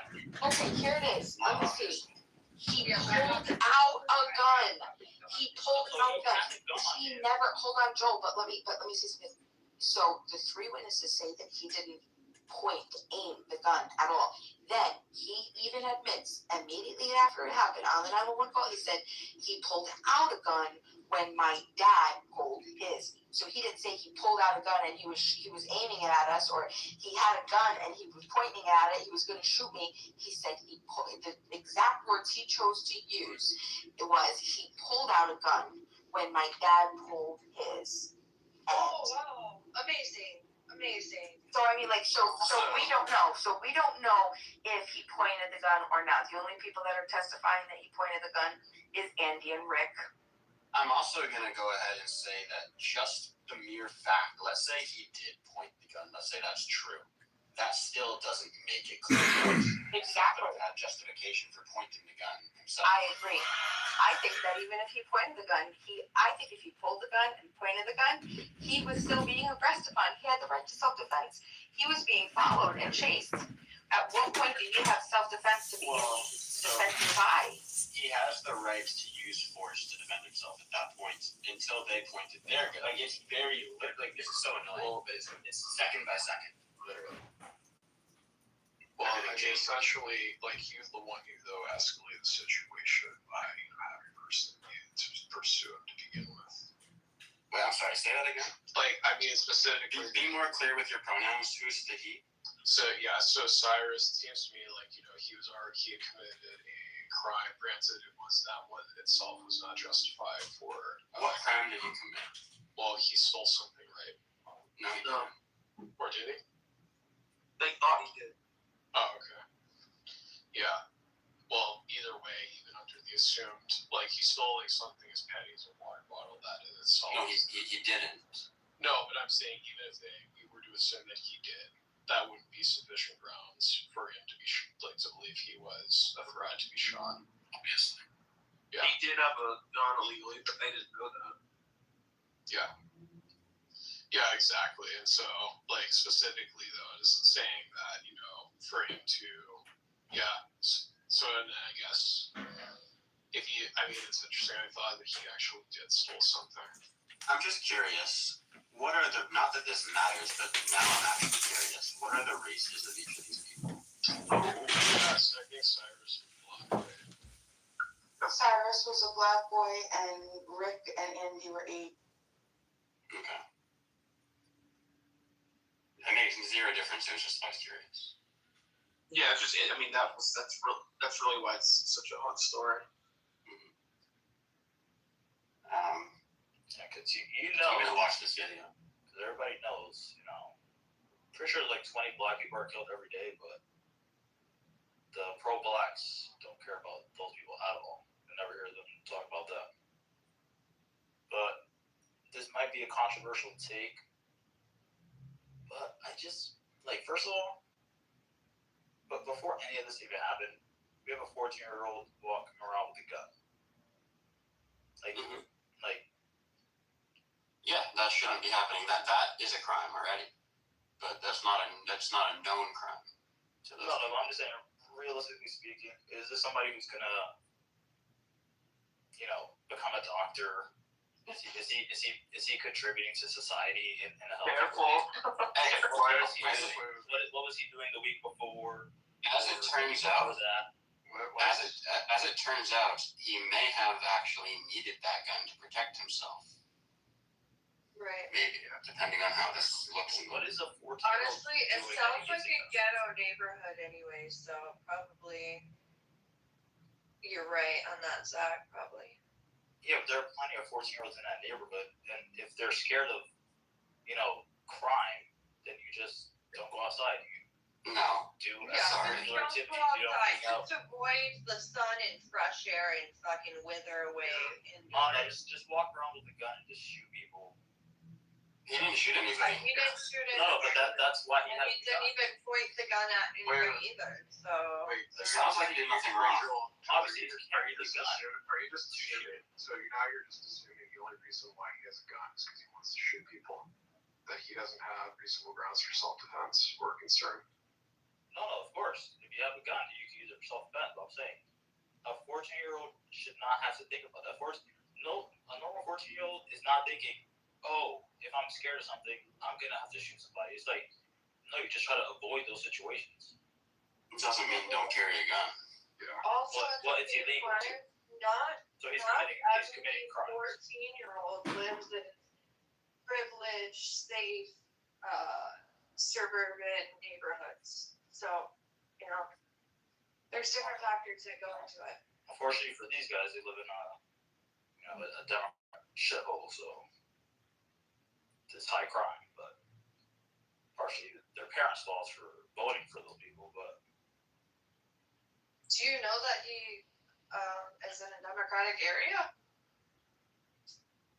yes, I think Columbia, I think is pretty blue. Oh, yeah. Okay. I didn't know where this was. Yeah. This does raise a good question, actually, for like constitutional carry and whatnot. Does that apply to any age? I know it doesn't by law, but should it? no. This is okay. Have children carrying guns.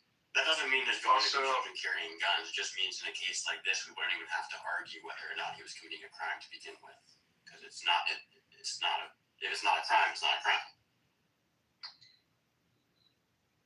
It would be a crime against humanity if we had a government that let children carry guns.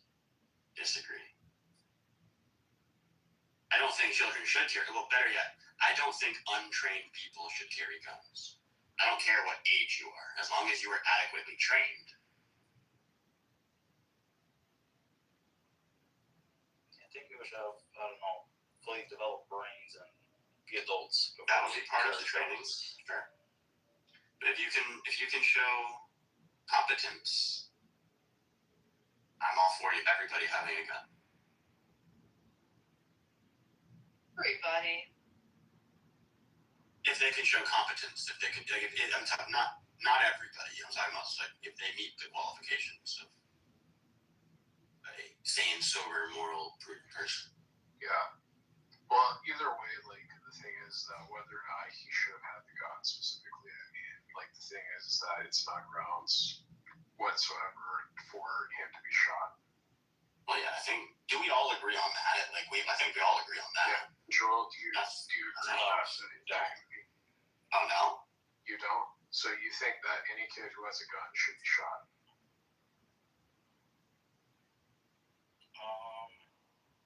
I don't know about all that.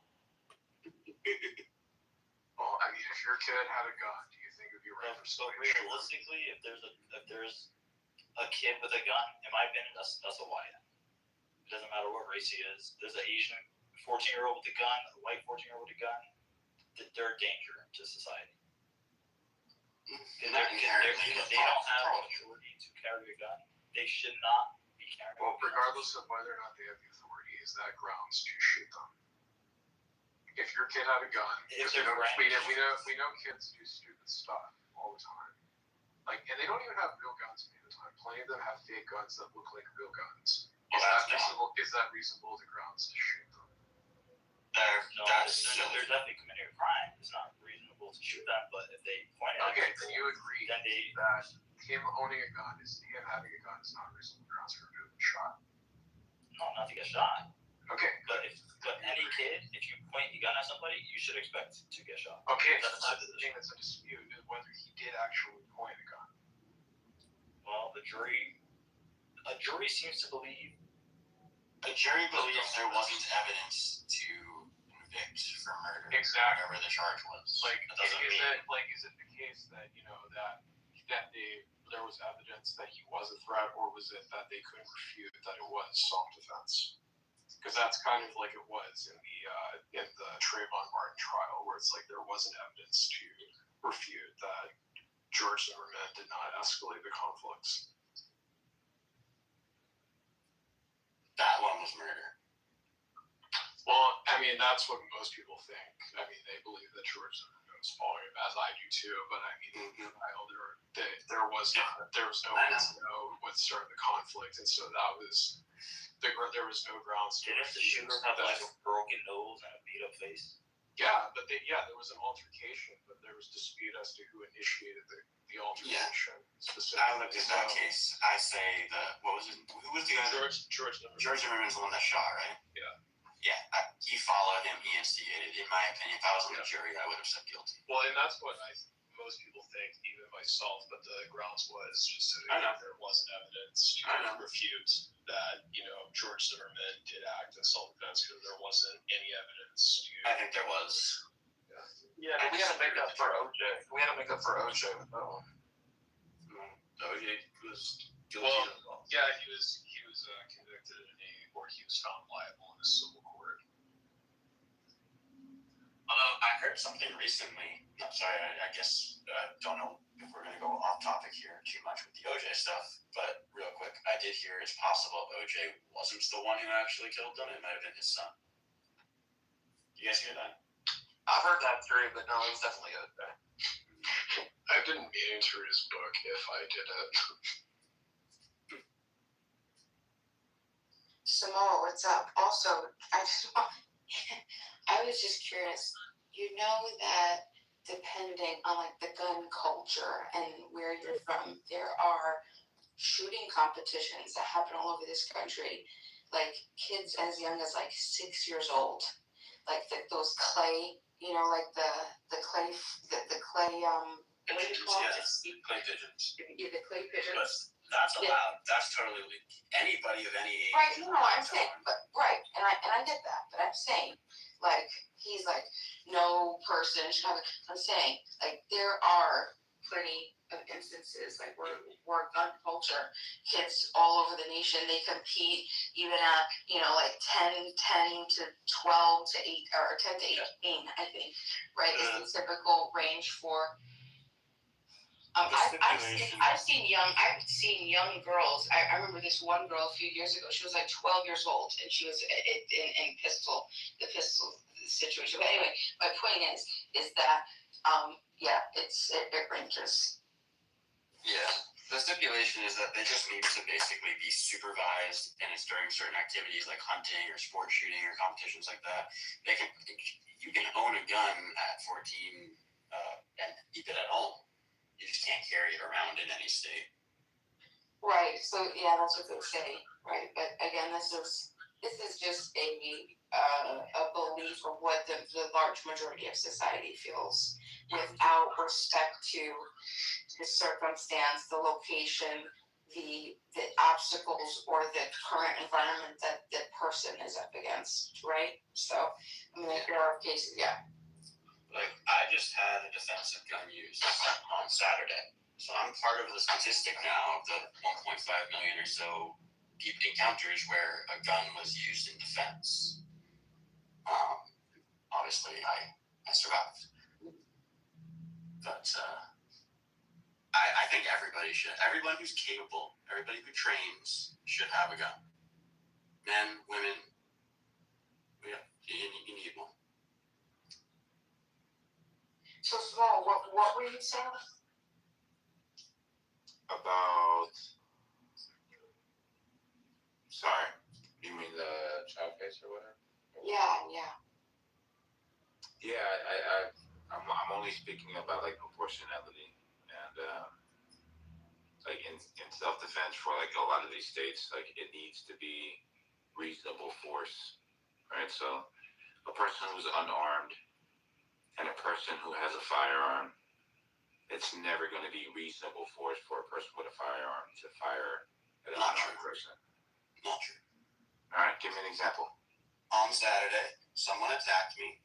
I did not see a weapon of their own. That's the only reason why I didn't shoot him. But he did manage to get a hand on my gun, and had I shot him, it would have been justified. All right, so notice how what you're saying and what I'm saying are two different things, right? He didn't have a gun, I did. He put his hand on my gun. Okay, I kept control of it. All right, so like the reason why Cal Rittenhouse was able to like get away with what he got away with is that the first person, Rosenbaum, grabbed his firearm. There's a chance there where he could disarm and then use the firearm against you, right? Correct. And then chased him blocks. Okay. What if the person's 2 feet away from you? Can you shoot him? As was my attacker. Wait, 2 feet away from you, no hand on the gun. Can you shoot him? Possibly. What would need to happen for you to be able to justifiably shoot him? I would need to articulate that I was in fear of death or bodily harm. Yes. Which in my case I was. Even before he put his hand on my gun.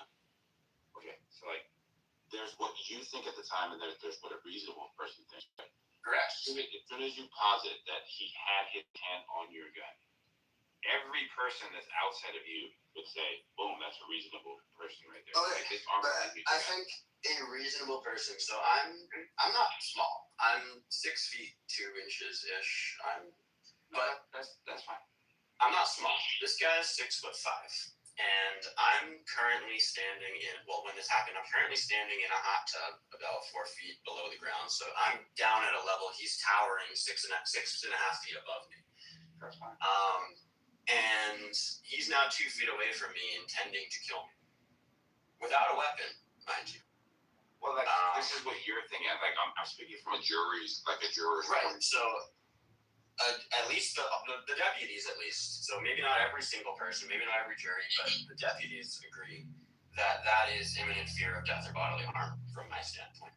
You killed him? And that, no, I would have been justified to. Wait, what the hell happened? Before he engaged. Before the gun was even involved at all, I was in fear of death or bodily harm. No, wait, hold on. Like, there's a difference between like how you feel before the gun's a part of the equation, right? Like, is the gun reasonable in meeting the threat is the question. And this kind of goes out to like this Carmelo Anthony case with Metcalf, and kind of goes to the Chow case, kind of goes to the Kyle Rittenhouse and all these type of things, right? So like this is pretty across the board. So me not knowing you or the situation, as soon as you said he reached for my gun, right now, brandishing the weapon is absolutely fair.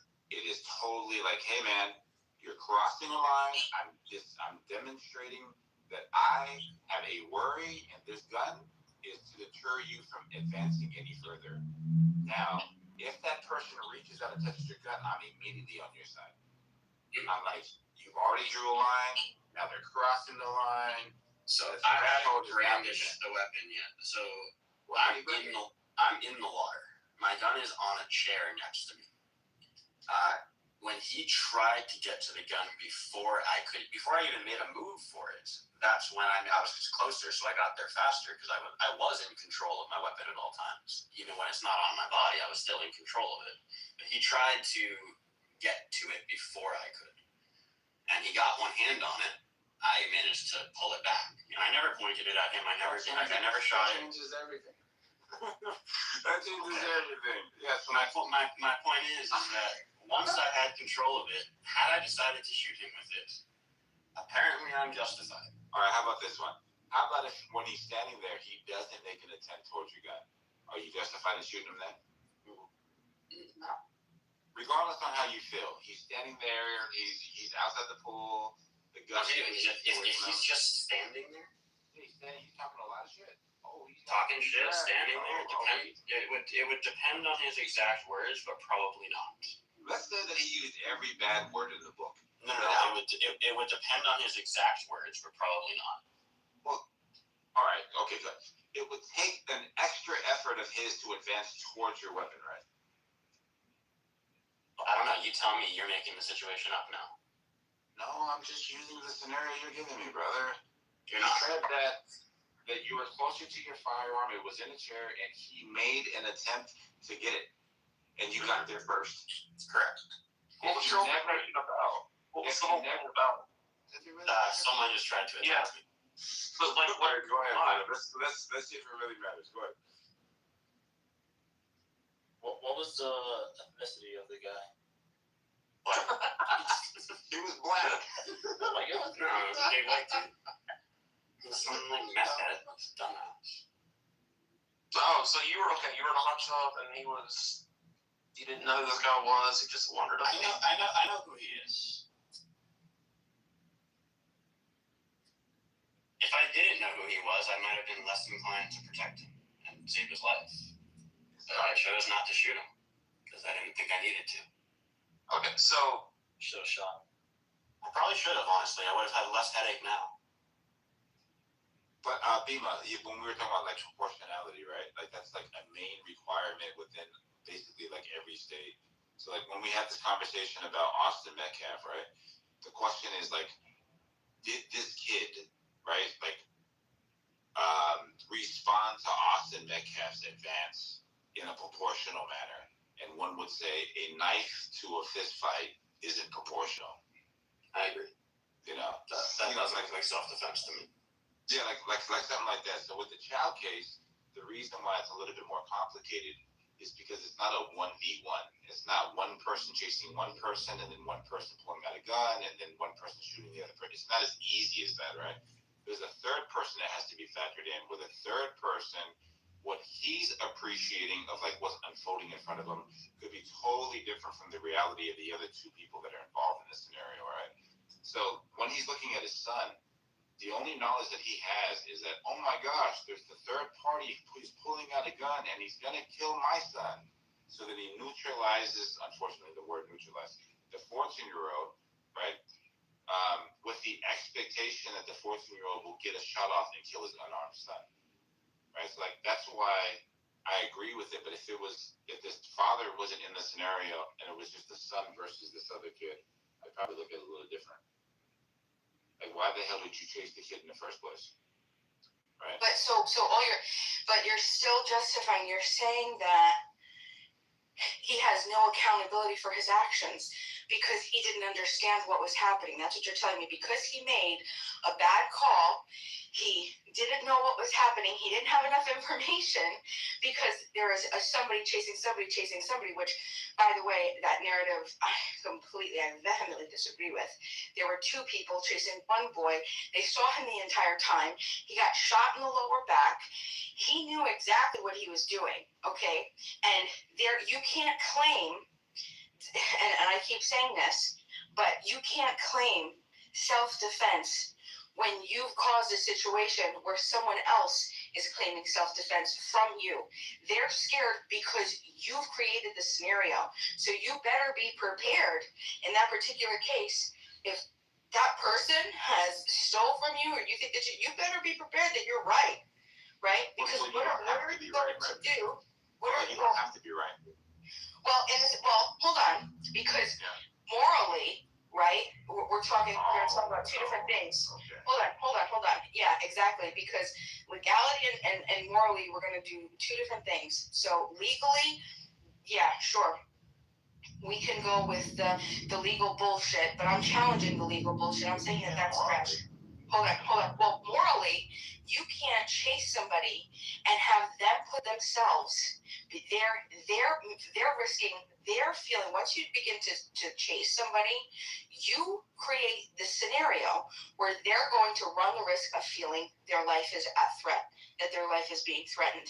Okay, so in that case, you have manufactured this incident. So now that you are, but you're the target. Okay, so you're the aggressor.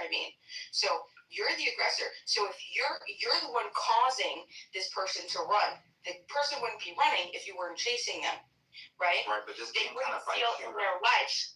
Well, hold on, let me just, and then I want to hear whatever argument that you have. But you don't, Rick, it's his responsibility because he didn't know. It doesn't mean anything. All you're telling me is that he showed up on the scene and he fired because he was scared that his son's life was at risk, right? But the thing is if that was because you have to understand that they're the aggressors. So would it be justified if in the same case scenario there were two people who were robbing you, right? Or they were going to rob you. They were going to do something to hurt you and they were running after you. And then you turn around and you pull a gun and then the same thing happens. They shoot you because you were scared that the one person was scared that you were going to shoot their partner, and then you get away. Yeah, I think the problem here is like your framing, right? It's like, let's use your moral like line here, right? And let's see exactly like who started and who reacted, okay? So who started like the suspicious behavior, right? So we can take it out the legal framework and we can say, is there a reasonable person that would believe, hey, this looks a little fishy? My intuition says there's something wrong here. Morally, this person is not wrong. This is the way that they feel because somebody has placed them in this environment. Question, why do these shop owners feel the way that they feel? Because they were aggrieved upon by a 14-year-old kid that came in doing some suspicious things. Now, I'm just using your line here just to show you, like, you need to rewind just a little further to see if this actually, like, tests out the inferences that you're drawing. I'm saying that this doesn't actually work in your favor. Because if they've already started by saying, hey, can you place your book bag here because we've had these robberies or whatever this is, theft or whatever this is, and then the kid, like complies, the kid understands that there's, like, a scenario here where he's already being asked to check his book bagging at the front. So they're already on, like, level 10 in like, suspicious people. Not specifically to this kid, to, like, people who walk into their store. So now he starts putting bottles of water in, out, walking around, this, that, right? So, like, this is raising a reasonable person to be like, hey, something doesn't look right here. And then the running away, like, why are you running away? Like, morally, tell me where the shop owner's perception is wrong in what I've like presented to you so far. So far, everything is okay, right? So he goes back to their private property. They're uncertain that he stole. They don't know. Yeah. Right. So they hold on. Let me Would a just reasonable person believe that something could be going on? Well, hold on. So, apparently, I would hope that I would consider them to be reasonable, but at the same time, I understand where they're from, and I understand their hypervigilance. So, when you have a store owner who's hypervigilant, who's had 2 shootings before that, who has faces of people who have stolen plastered all over the store, they literally call it the wall of shame, a whole bunch of faces all on top of the counter. They have faces plastered by the door. They have faces under the counter. They have faces plastered on the actual credit card machine. They have faces plastered on the cigar container, on the counter, on the aisles. They have these fake because of this whole situation. So they're hyper vigilant. Okay, so could this be just why isn't it just a regular 14-year-old kid going in and out of a store looking at shit? I mean, I've done it a million times. I can't even tell you how many times I've gone into a store, picked stuff up, put it down. Why is it suspicious? Okay, well, you want it, listen, subjective. You want to say it's suspicious? I wouldn't say it's suspicious. I'd be fine with it, okay? So now, again, we're in the subjective realm. They still have deemed it to be suspicious. Okay, well, now, where do their rights start and end, and where does this boy's rights start and end? Okay, so he's on the private property. I'm talking about self-defense, so morally. I'm not gonna appeal to legality. I prefer the moral aspect. So I have a right to. So private property is the ultimate use of objective point, right? So he's on private property. He's in the store. Did they have an ability to detain him in the store? Yes. Right, he's inside the store. They could have if he was on the store property. I feel like there's a million different ways that this could happen, but they approached him. They said, hey, look, you got water bottles? He said, no. She said, yeah, what's in their pocket? He says, no, look. He shook his pockets. He grabbed his bag and walks out. As he starts to walk out, they chase after him. Do they have the right to say we don't want to be discriminated against? They have suspicion that he stole. We don't want open Why would borders you want to chase that after him? further our ethnic and racial replacement.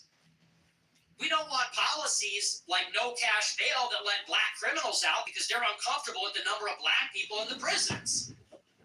So we have particular interests. We have a particular identity. In order for us to have those things taken care of, we're the only ones that are going to be able to do that. Black people are not looking out for our interests. They're looking out for their interests. Jews are not looking out for our interests, are they, ever? Hello? They're looking out for their own interests. And the same goes for immigrants, and the same goes for Somalians and Hispanics and Asians. Every other group is looking out for themselves. That much is clear. That is how it works. They have all taught us how to behave. And when these groups come here, they immediately start up these affinity organizations. It's It's Asian Cultural Associations. It's La Raza Legal Group. It's the NAACP. It's the Zionist Organization of America. They taught us how to play in a liberal democracy, which is they don't believe in the public good. They don't believe in America. They're not looking out for the underrepresented other groups. They're looking out for themselves. They're looking out for their own neighborhood and for their own language and their own fucking holidays. And whatever legal category they're in, like if you're one of the Dreamers or if you're a dual citizen for Israel, they're looking out for their home countries like India or Somalia or Israel or Palestine for that matter, or wherever. So what is the answer in a multiracial, multicultural America? We need to arm up. Every other group is doing it. We are playing as individuals. They are playing as teams. We are thinking of the world as individuals, white, black, red, and purple. They're looking at the world as factions. No, they're looking at the world as like human resources and commodities. They're looking at it as resources, and we're just a resource. On a team. They're ganged up, and we are not. So what is the solution? We need to gang up. And when we gang up, we'll be the biggest gang. And you can't win an election without us. And we'll have the most billionaires, and we'll have the most money, and we'll have the most land, and we'll have the most power, and we'll be able to look out for ourselves. Now, unlike the other groups, we're not greedy. We'll be benevolent. But we need to ensure our survival before we can look out for the privileges of our guests in our country. So to me, all of this is basically common sense. All of this is basically indisputable. Have I said anything you disagree with so far? We are being replaced. We are becoming a minority. These groups that are replacing us, they are playing a team game. They are looking out for their own ethnic self-interest. As a result, we are losing. They are increasing. If we want to reverse this, we have to take a page out of their playbook.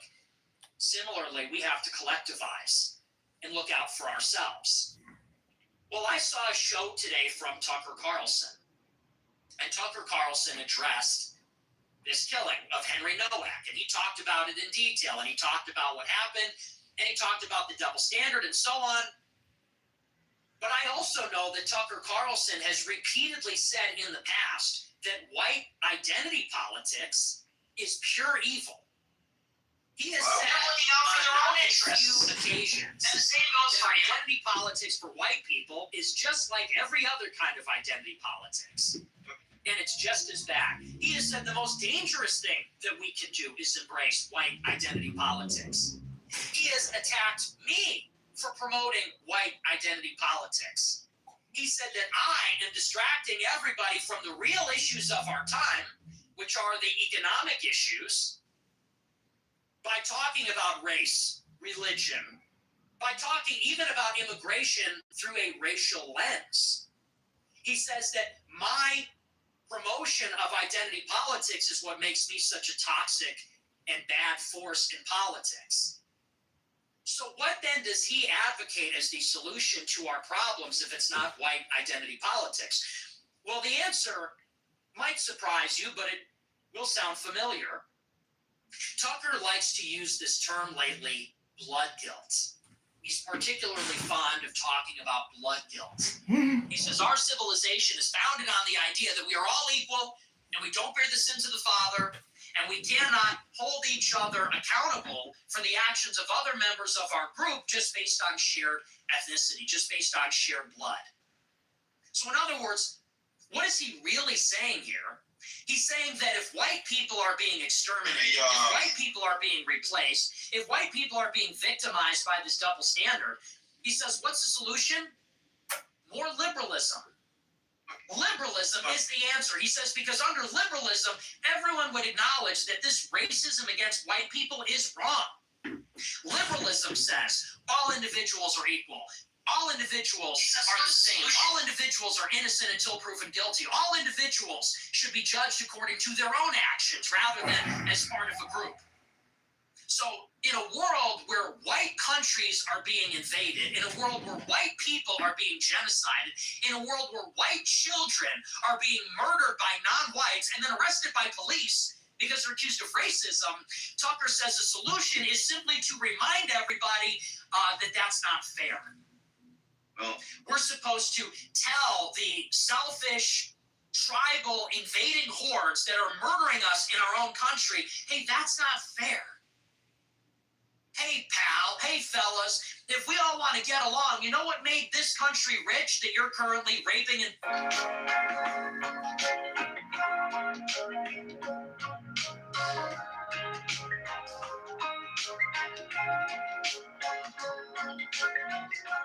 And it leads to this. It leads to us dying. Liberalism is no good, man. Treat us fair. We need nationalists and We need natives. to remind them that blood guilt is wrong.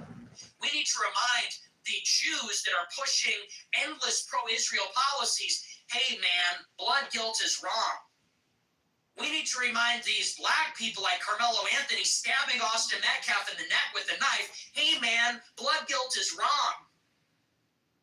We should also, I guess, remind all those other black people that raised $500,000 for him for killing Whitey, hey folks, hey colored people, blood guilt is wrong. Bro, he said colored people. I don't know about you, but that liberal mentality is what got us here. Oh, that's right. That liberal mentality is exactly what created this situation. Yes. That is what created the open borders. Bro, yes. That was the basis of the Hart-Celler Act in '65, which got rid of the national origins quota and allowed people to come into this country from Asia and Latin America in large numbers. That was the basis of the Civil Rights Act. That was the basis of DEI. That was the basis of all of this. Yep. And by the way, we white people are the only ones that believe in that. Where else are there liberal societies? Are there any liberal societies in Africa? Is there even... Bro, it was literally the narrative that they needed, that they told us to get us to be okay with being replaced, to get us to be okay with them importing a bunch of people and putting our women to work. That's all it was. One? Are there any liberal They made the decision whether we liked it or not. Or South Asia? Or East Asia? Or anywhere? Are there even... a few? Is there even he's one? just like, oh, that's fine. You can also have This is Gaza. the only And the same thing civilization happened that with ever fucking Jordan. developed Jordan fucking lost, and they gave him the fucking West Bank. and And then we tolerance look and at all this and shit. constitutional monarchy and any of And if these we were things. really This is gonna the fucking only finish this shit, civilization we that would tell ever all the developed Palestinians any on the of West that. Bank to go back to It's fucking the only Jordan. civilization that evangelized the world quite imperfectly. And to this day, even within our own countries, we're the only ones that believe that. That's what got us here. Tucker gives a speech about, we don't believe in blood guilt. Hey, bro, speak for yourself. You don't believe in blood guilt, and I don't believe in blood guilt, and maybe we white people don't believe in it, but they do. So what now? The black people do. You want to know why they believe in blood guilt? Because they're still tearing down statues. Because when they talk about Donald Trump, they think about Robert E. Lee. When they talk about the police, they think about the Ku Klux Klan. Because they've been trained to. They're still thinking about the sins of our forefathers from 170 years ago. And the same goes for the Jews, by the way, who are still talking about how the Roman Empire suppressed their rebellion 1900 years ago. And the same goes for the Hispanics, who want to reclaim all their lost territory from the Mexican-American War. And they might be in the majority, they might not be, but the people that represent those groups in the Democratic caucus, and even increasingly among the Republicans, they do believe in blood guilt. So what are we supposed to do? That Sikh that killed Henry Nowak, he believed in blood guilt. Carmelo Anthony, who killed Austin Metcalf, he believed in blood guilt. And every non-white person that has ever shot, stabbed, or raped a white boy or girl and said, kill Whitey, they believed in blood guilt too. So what are we supposed to do as white people? You want to go to the south side of Chicago and give them a copy of John Locke's political treatise? You want to go to India and try to tell them, hey man, there's this guy named Jesus Christ. He said there's no blood guilt. We're cool now, right? It doesn't work that way, actually. That's the mentality that got us here. Because the only people that are buying that is whites. And what that has effectively done is, just like the British banning white people from having knives, you are disarming us. You are disorganizing and disarming us. Every other group gets to form a militia, but white people are being told, you can't, that's wrong. And we're supposed to what? Sit around and wait for everybody else to lay down their arms? Getting together as a group is like a technology. Identity politics, one way to think about it is it's a military technology. If you can get a group of people to arm up together as a group on the basis of race or ideology or religion, you have a military advantage over the group that does not have that stick-togetherness. You can mobilize more numbers. You can mobilize more soldiers. They can't. Who's going to win? The group that figured out how to work together, or the group of individuals that don't believe in blood guilt and believe everybody will be judged according to their individual actions? Well, the group is going to win. So to tell white people, hey man, we can't succumb to blood guilt. Hey man, we can't believe in identity politics. We can't do what they did. That's the wrong way to go. You are ensuring that white people will be exterminated. Because white people will be having debates and discussions about fairness and propriety, while non-white people simply load up on guns and knives. They're going to be having more kids. They're going to be sharpening their blades. They're going to be loading up their rifles. We're sitting around having a debate about, what's going to be actually the just and proper and moral way to deal with this problem. We can't give over ourselves to blood guilt. But they're not targeting civilians. So this is a real issue. And by the way, because they're not. I mean, we can clearly see. Is a Republican operative, okay? He wants J.D. Vance to become the president. How are Republicans going to win an election? Well, for Republicans to win the election, they need to appeal to Indians and Hispanics and Jewish money and all these other groups. So what I mean by this is Tucker is not thinking about white survival. Tucker is thinking about what is required for us to win enough votes in like Pennsylvania. You understand the difference? I am thinking ahead to 2050 when we are a minority. I am thinking ahead to 2100 when we're a minority everywhere. He is thinking ahead to the next election where we can't play too hard into the white identity politics because we can't alienate everybody else, because then they might not vote for our candidate or something. And it's problematic. This is like a Pied Piper effect. And you can't tell me, well, hey man, maybe Tucker is just hiding his power levels. Maybe he understands this, but he needs to be careful about what he says. He's concealing it. Understand that Tucker is going in the New York Times, and he's not saying, that's not for me, those are not my beliefs. Tucker went in the New York Times a few weeks ago and said Nick Fuentes is working for the elites because he's pushing white identity politics. In other words, he is deliberately going out of his way to delegitimize and discredit anybody who's talking like this. So it's not like he's passively omitting these things. It's not like he's going on a show and he's leading you to the right conclusions without saying them explicitly. He's sort of passively omitting this part, which is a little edgier and a little more controversial. Because if he was doing that, maybe he could be excused and forgiven. No, he goes on his show repeatedly and says, white identity politics is evil. It is as bad as any other identity politics.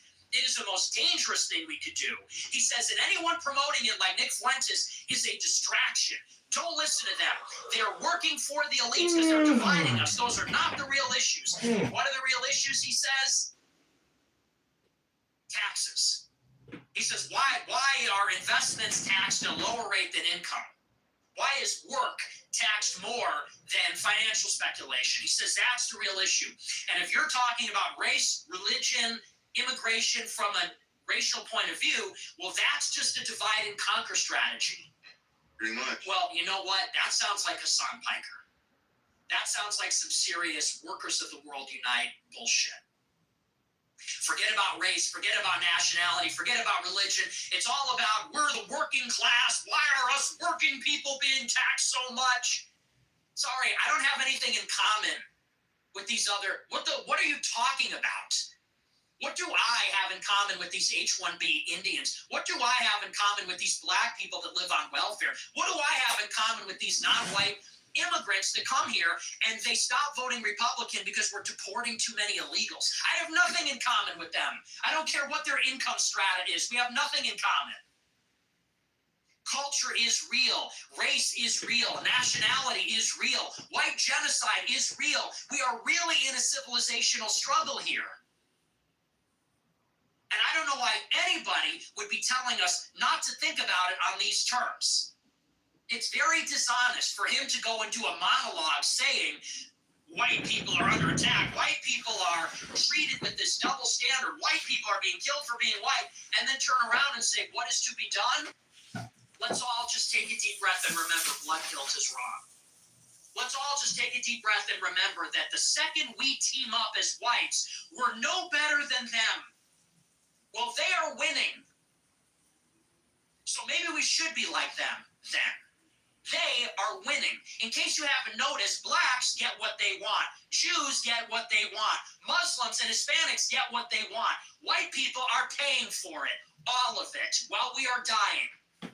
Your welfare, your Medicaid for all, your foreign aid, all that stuff is paid out of pocket by whitey as we are shanked and raped to death by foreigners. And we're being told, hey, don't worry about it. One of these days they'll assimilate. One of these days. Do you think these Sikhs, Muslims, Africans, American blacks, Hispanics, Chinese, do you ever envision a scenario in your lifetime where these people are looking out for white people the way we have looked out for them? The way we have bent over backwards and contorted ourselves to make reparation for slavery, colonialism, and stolen archaeological artifacts, all these endless things. Do you ever envision a scenario where any one of these minority groups are together in the sociology department at some university talking about microaggressions against those white people? How can we make a space that's safe for white people, where they feel comfortable, where there's white bodies and white faces in the room, and representation for... Do you ever... It's not in their DNA. It's not in their DNA. It's not in their bones. They can't do it. The second they have power over us, it's going to be South Africa. The second they have power over us, it's going to be like the Ottoman Empire. We will be their slaves. They will be taking our stuff. They will be killing us in the streets. They will be insurfing and enslaving us. And they will do it with these historical vengeance narratives. You're playing with fire here. This idea we're going to wait around for them to see us the way we see them, not going to happen, folks. It's not going to happen. So that is a seriously disturbing message. And I wish everybody would just pay attention. When people tell you who they are, believe them. It's so funny how much crap I get, how I get discredited for nonsense. I get discredited. I get called the Fed. I get called all these different things for nonsense. Tucker Carlson, his father, ran Voice of America for the CIA. His nephew, Charlie... Yeah, well, no shit, Nick. You're both feds, bro. Like, why are... Do you think that... You know, like, oh my God, it's a total daisy. Like, they're both feds, and they're using each other as a foil to pretend I'm not a Fed, he's the Fed. They're both feds. Works for Palantir. His son worked for J.D. Vance's press office. He himself makes every major life decision after talking with Peter Thiel, whom he's known for 35 years. Meanwhile, he is out there reminding everybody how much he loves Israel. It's his favorite vacation destination. Oh, I love Jerusalem. It's my favorite city. I go there all the time. Israel's not my enemy. And then on the other side, white identity is evil. We cannot become like them. It's actually dangerous. We need a colorblind meritocracy. And this guy's cool. Everybody's cool with this guy. I don't get it. Make that one make sense. For some, it's simply the size of the chair. Simply the size of the platform. But if you read between the lines, you see what's going on here. And what is going on, let me just put it very plainly and very frankly, is that the elites have known for a long time, that there is a lot of resentment among white people in this country, and they're terrified of it. That is maybe the single biggest threat, and they say it all the time. They talk about it all the time. They say, for example, Van Jones on CNN said, white people are doomed. It's just a question of how long and painful the funeral is going to be. They talk about our anxiety as whites, how dangerous we're becoming because we're being replaced. And they talk about the electoral effects, that classic proverbial white working class vote in Pennsylvania, Michigan, Wisconsin, right? They realize that white people are furious, that white people are going down demographically. And they know that white people are not happy about it. And so it is effectively a Republican operation to see to it that white people are placated, to see to it that white people go gently into the night. And this is why our racial grievances are sort of pandered to and maybe acknowledged in some way. All the while, the policies remain exactly the same. We're never told anything effective that will reverse or change the situation. These grievances are aired out. They're vented. Bro, the elites literally turn the blacks against us, the Mexicans against us. They fucking stir up all the historical hatred. They're the slave owners. Kill them. Get those bastards. They've taken everything from you. They turn every other group against us. Our own women, they turned against us. Every other group, bro. They want our asses dead, man. He's playing. Oh, they want to dishearten us and get us to retreat. No, bro, they want us fucking dead, man. Why else would they do all that shit? Why else would they turn everybody against us to where they're talking about?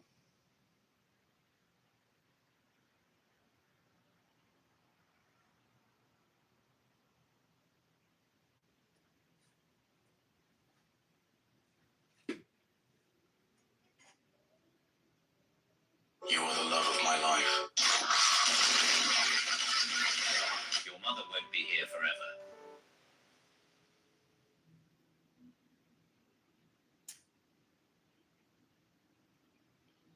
This is the Super Dog, Super Cheesy here on the northwest side of Chicago.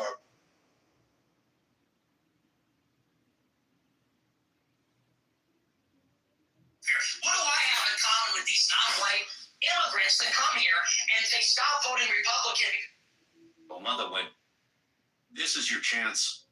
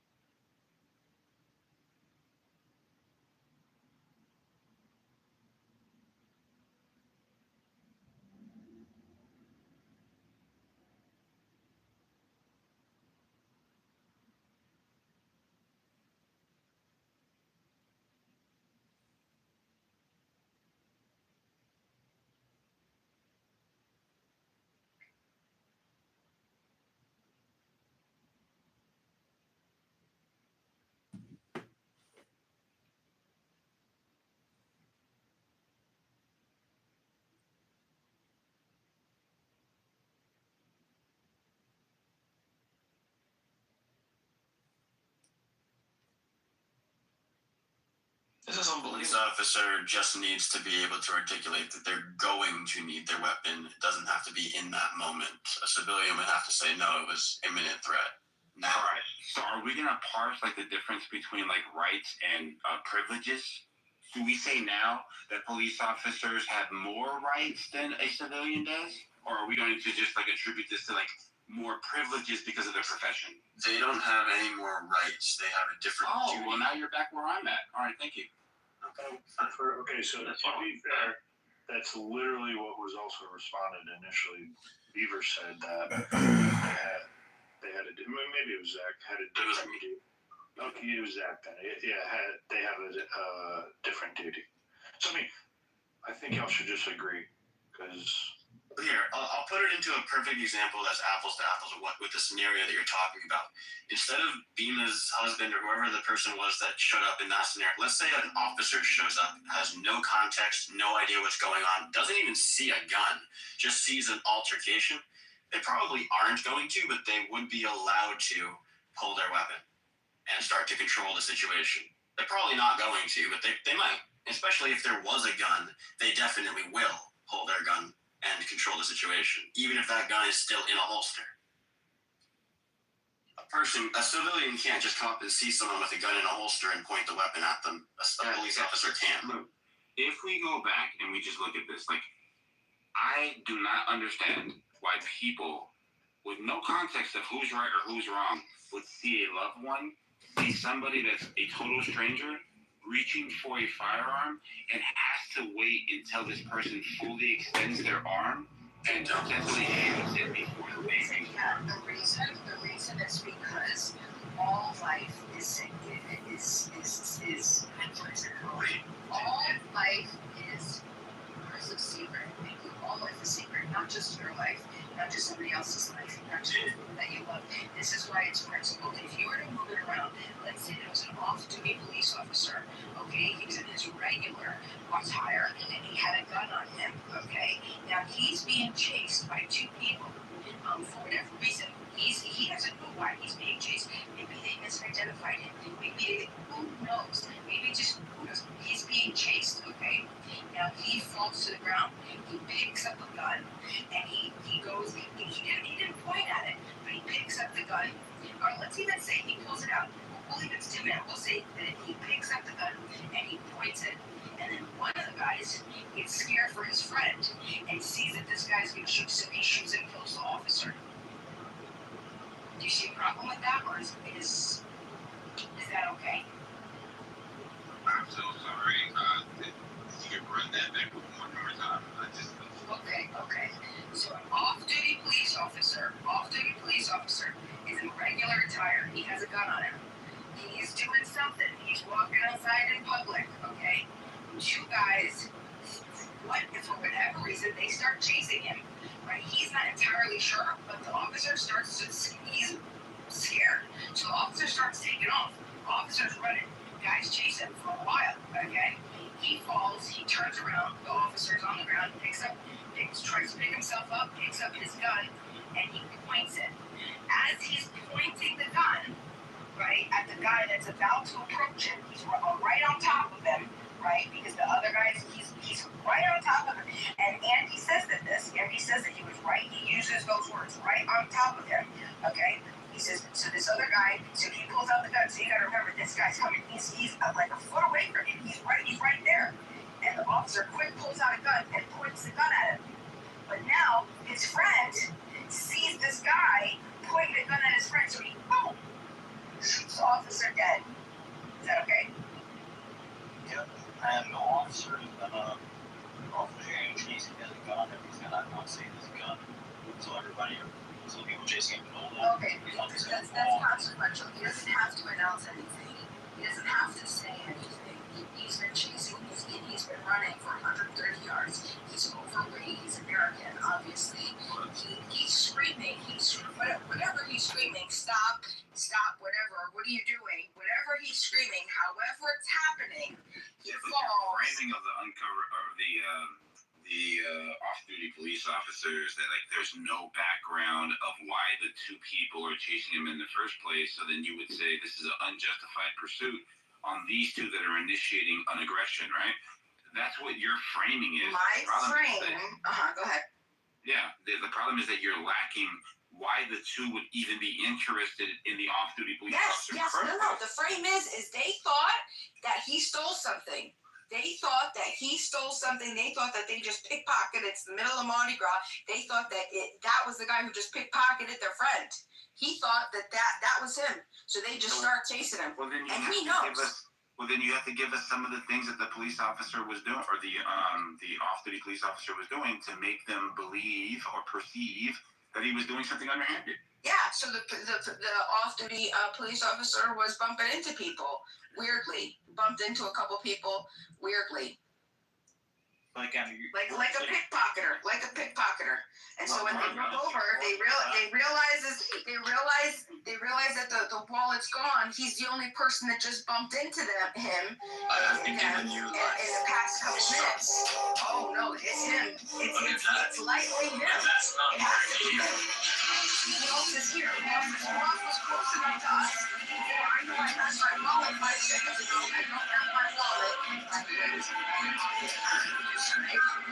so now he takes off, and he starts running. He falls, he takes out a gun, the other guy shoots him because he thinks he's going to shoot his friend. You were chasing.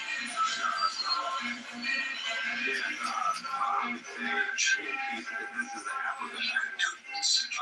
If you want to be couples good, I think one is not the other. Is an entity or different. And I would say that you're able to say, hey, this person was not 30 to all of the information, and you said you something you're you see what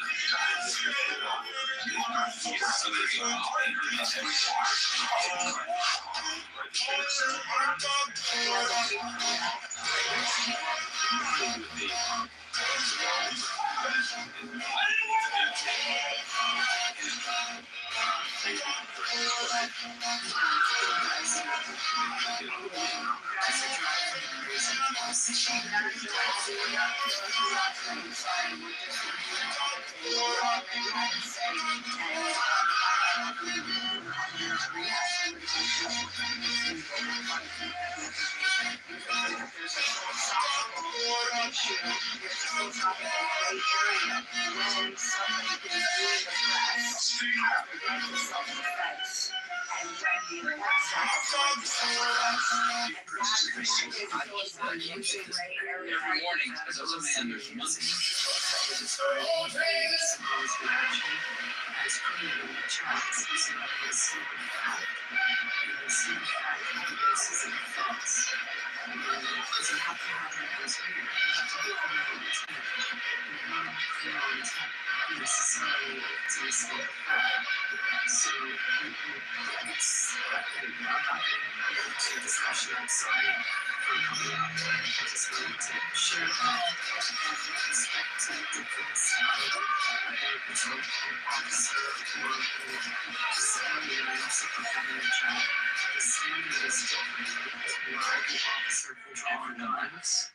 Why is no where their duty, how they're trained is different than the right of the civilian to overcome.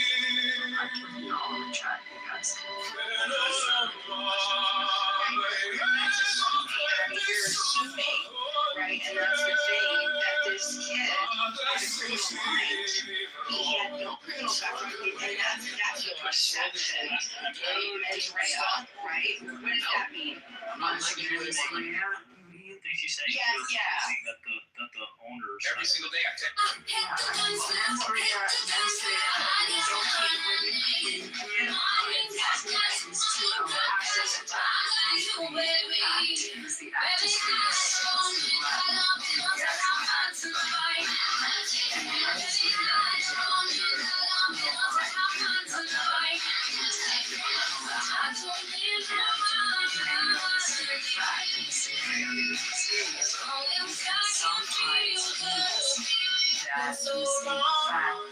Does not have the component of the criminal intent because they had a mistake of fact.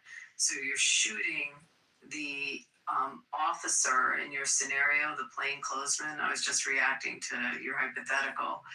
The person can claim mistake of fact if they perceive that to be somebody else when they shot.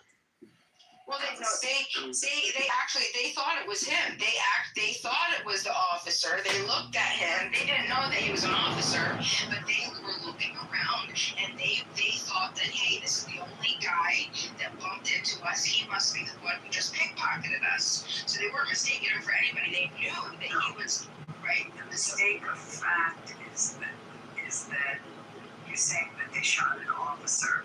They had in their perception. They believed that the person they were shooting was a criminal.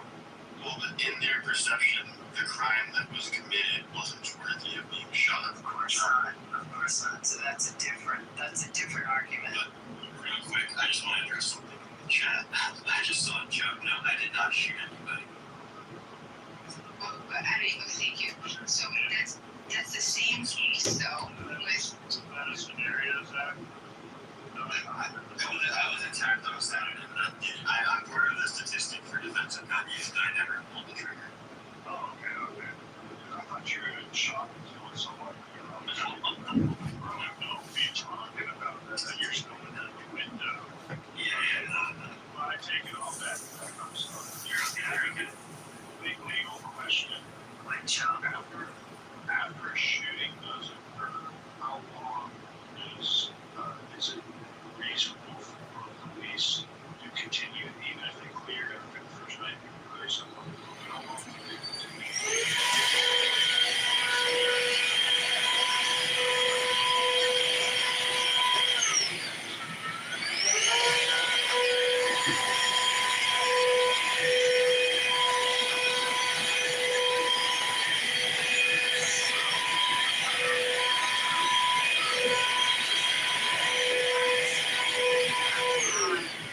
In terms of bringing someone, I mean, are you saying after they've made the arrest or before they actually make the arrest? Because time can be determinative based on how the 72 hours to get someone arraigned.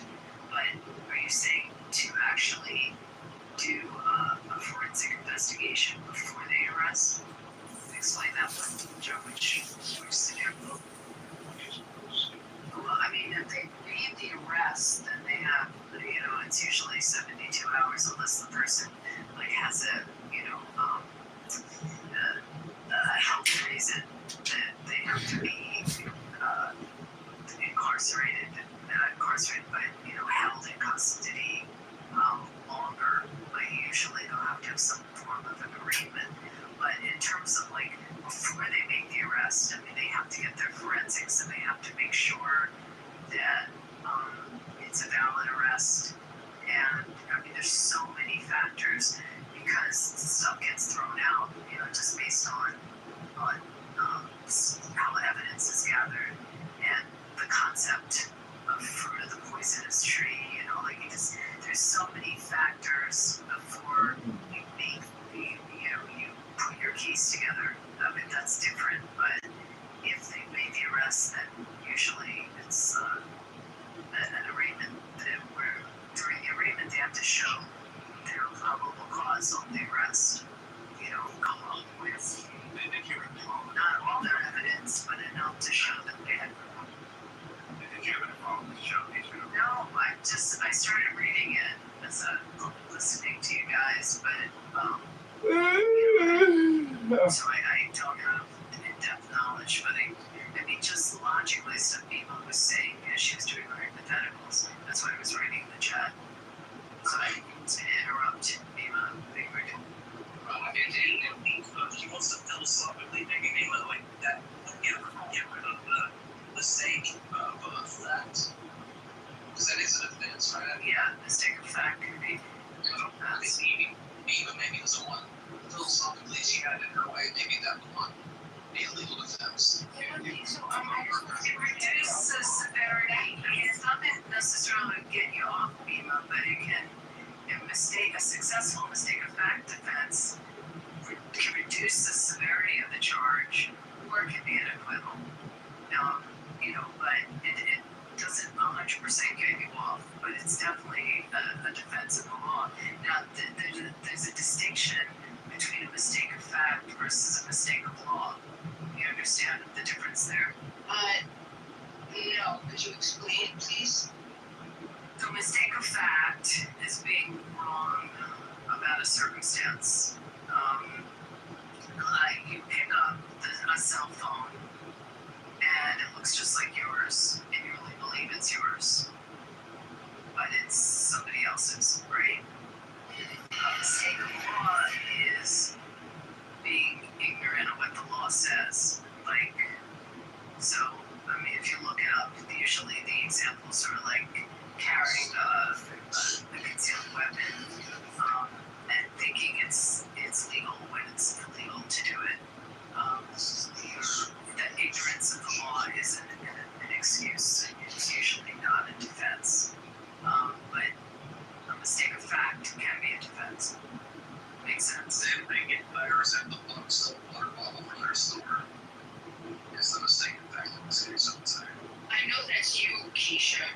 rich. I'm not dumb.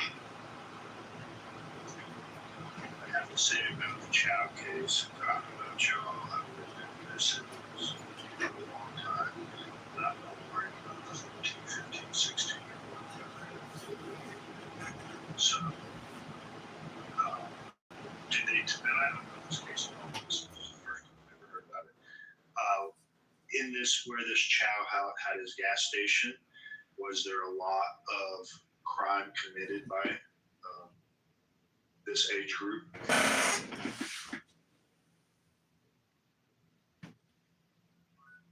I don't know, Beeman. You know that? I know Beeman said he had shot his gun before 2 different times. I looked up his gas station's Instagram. It said, "Don't fuck around with Mr. Chow or you will find out." That's what he said on his Instagram.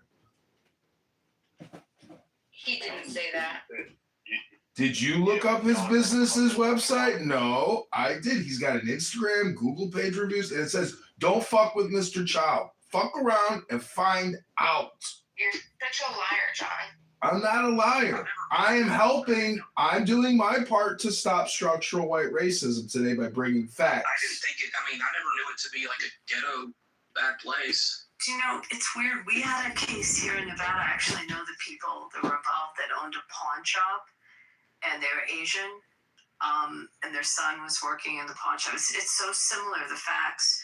And a kid came in and, was trying to, and brandishing a gun, and they shot him. And obviously the pawn shop, they have tons of guns there that they sell, but they also, because of the nature of that kind of business and who comes in, they shot and killed the guy, and there was a big trial. They were acquitted. It's so similar, the facts. Not the water bottles or anything, but the parties are similar. And I think the person they shot was a juvenile. I have to find that case. If you help me, because you were saying the mistake of fact. So in the case of Andy and Cyrus and Rick, I can give you just a quick breakdown, and then I'm curious if you could identify, because I think there's like 2 different parts where you might identify. I don't know. I want to know what you think. So the scenario goes, the kid walks into the store. The store is owned by Rick, Alice, and their 23-year-old son, Andy. Okay, Rick and Andy are up front by the register. Alice walks around and watches everybody. So as soon as the kid walks in, Alice approaches him and says, "Hey, leave your book bag up front." He says, "Okay." He takes his book bag off, puts it up, leaves it up at the front. He goes in the back. He goes to the water containers. He opens the cooler. You see him take out 4 bottles of water. He's sitting there. He's like moving around for a minute, and then he puts 4 back. 1, 2, 3, 4. But you don't know if maybe it was 3 or 4. You aren't sure, but you saw him take out water bottles. Okay, the 4 count, and before and after that was a post fact finding, which I shouldn't have mentioned at this point. So anyway, he goes back, he opens it up, he's taking water bottles out, he puts them back. Now he comes up front without any water, and he goes to pick up his bag. And then Alice says, "Hey, hold on, what do you got in your pocket?" And then he says, "I don't have anything in my pocket." And she says, "Yeah, what's right there in your pocket?" And so then he takes his hoodie, because his hoodie with the big pocket up front, and he puts his hands in his hoodie, and he shakes his hoodie, and he's like, "I don't have anything in my pockets." And he's like shaking his shirt out, right? And so then she's just like, okay. And so then he walks out he takes his book bag, puts his book bag on, and he just walks out of the store. But Andy, when he heard his mom say that, he had looked over and he saw that there was something heavy in his shirt. So then Andy ran after him, ran across the store, ran out, and Rick, the father, ran right behind Andy, just a couple feet. As soon as Andy gets outside, the kid is at the corner. He opens the door. He takes a right. It's a little short distance. He goes to the corner of the building. He turns the building. Okay. Andy and Rick come out, run out, and then it pans over to the parking lot, and you see the parking lot video footage, and you see the kid starting to walk, and then he turns back, and all of a sudden he starts running, sprinting, and right behind him, sprinting right after him, are Andy and Rick, sprinting right after him, right behind him, across the parking lot, out into the street, okay, up into the street. So then this is the part where we don't know what happened. So there's assumption, whatever. The story, if we're gonna say what Andy says, Andy and Rick say Andy got there first. So the kid fell. Andy was right on top of him. He saw the kid pick up a gun, point the gun at Andy. Andy threw up his hands and started to back away and said, "He's got a gun, he's got a gun," to his dad. His dad then pulls his gun out and shoots the kid. So, now, where would be the mistake of fact?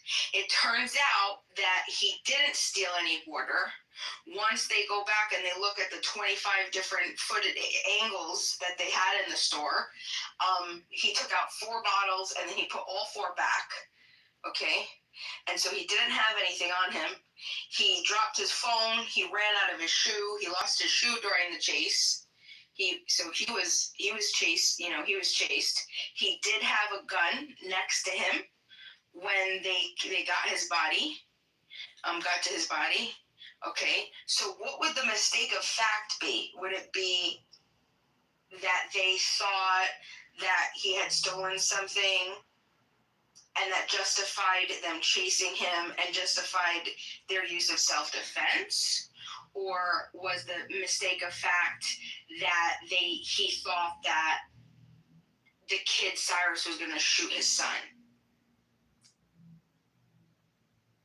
Okay, so first of all, there's a lot of stuff there. You have, if the son was let's say the son was the initial aggressor of by chasing him, the son retreated. There's law with respect to, I think I'm using the right term, retreating, where the son, by holding up his hands, he backed off from the altercation. That's an important factor also. The son made a determination that whatever aggression was happening, by putting up his hands, he moved, he de-escalated it. I don't think the water bottles are really the significant part of this. I mean, because even if they had reason to chase him, again, the chase stopped when the son put his hands up in the air. But if they had reason to, I mean, if the father, and with that little fact that you don't know whether all of a sudden he has a gun, and the gun was such that it was,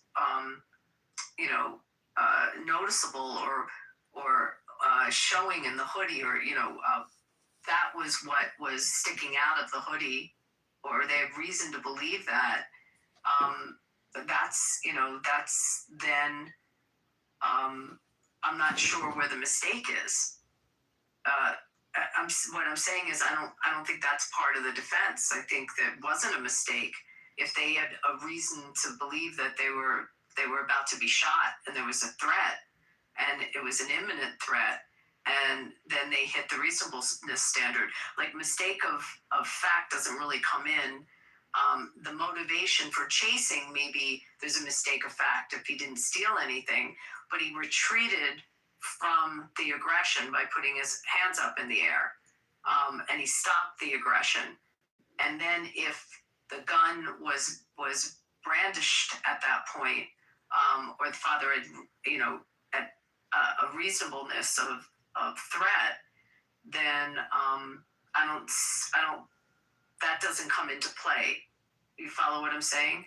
Okay, so let me ask you this then. So if I'm hearing all your facts straight. Yeah, so if Andy, the son, is aggressing the kid, okay, or, the suspect, and the suspect turns around and he pulls out a gun, right? He doesn't chase Andy. He doesn't shoot at Andy. He just pulls out a gun because he can't run anymore. He lost his shoe. His foot hurts, right? He's running on rocks. God knows what else. And he doesn't want to get beat up or whatever else. So he pulls out a gun. Does he have the right to pull out a gun at that point? No, he doesn't. And the other thing, when I said the retreat, when did the de-escalation occur? When did the kid hold his hands up? He held his hands up in the air when he saw the gun? Immediately, he says that as he fell, and then he was right on top of him, and Andy claims that he took the gun and pointed it at him. But then the son de-escalated by putting his hands up in the air and stepping back, and the kid proceeded to get up, right? And he was shot in the lower back. He was shot in his back. So they had threat that they were going to be shot. I mean, I can see why he got acquitted on this. I mean, you don't see it, but I see it. So you're saying that the sake of fact is only really dealing with why the chase happened, and and it would be a defense if that was coming into play, but it's irrelevant. I mean, not irrelevant, but it shows some of the intent to go after him, and it was a reasonable mistake of fact, and especially because something was bulging out of him that they were chasing him. I mean, maybe they didn't know if he stole anything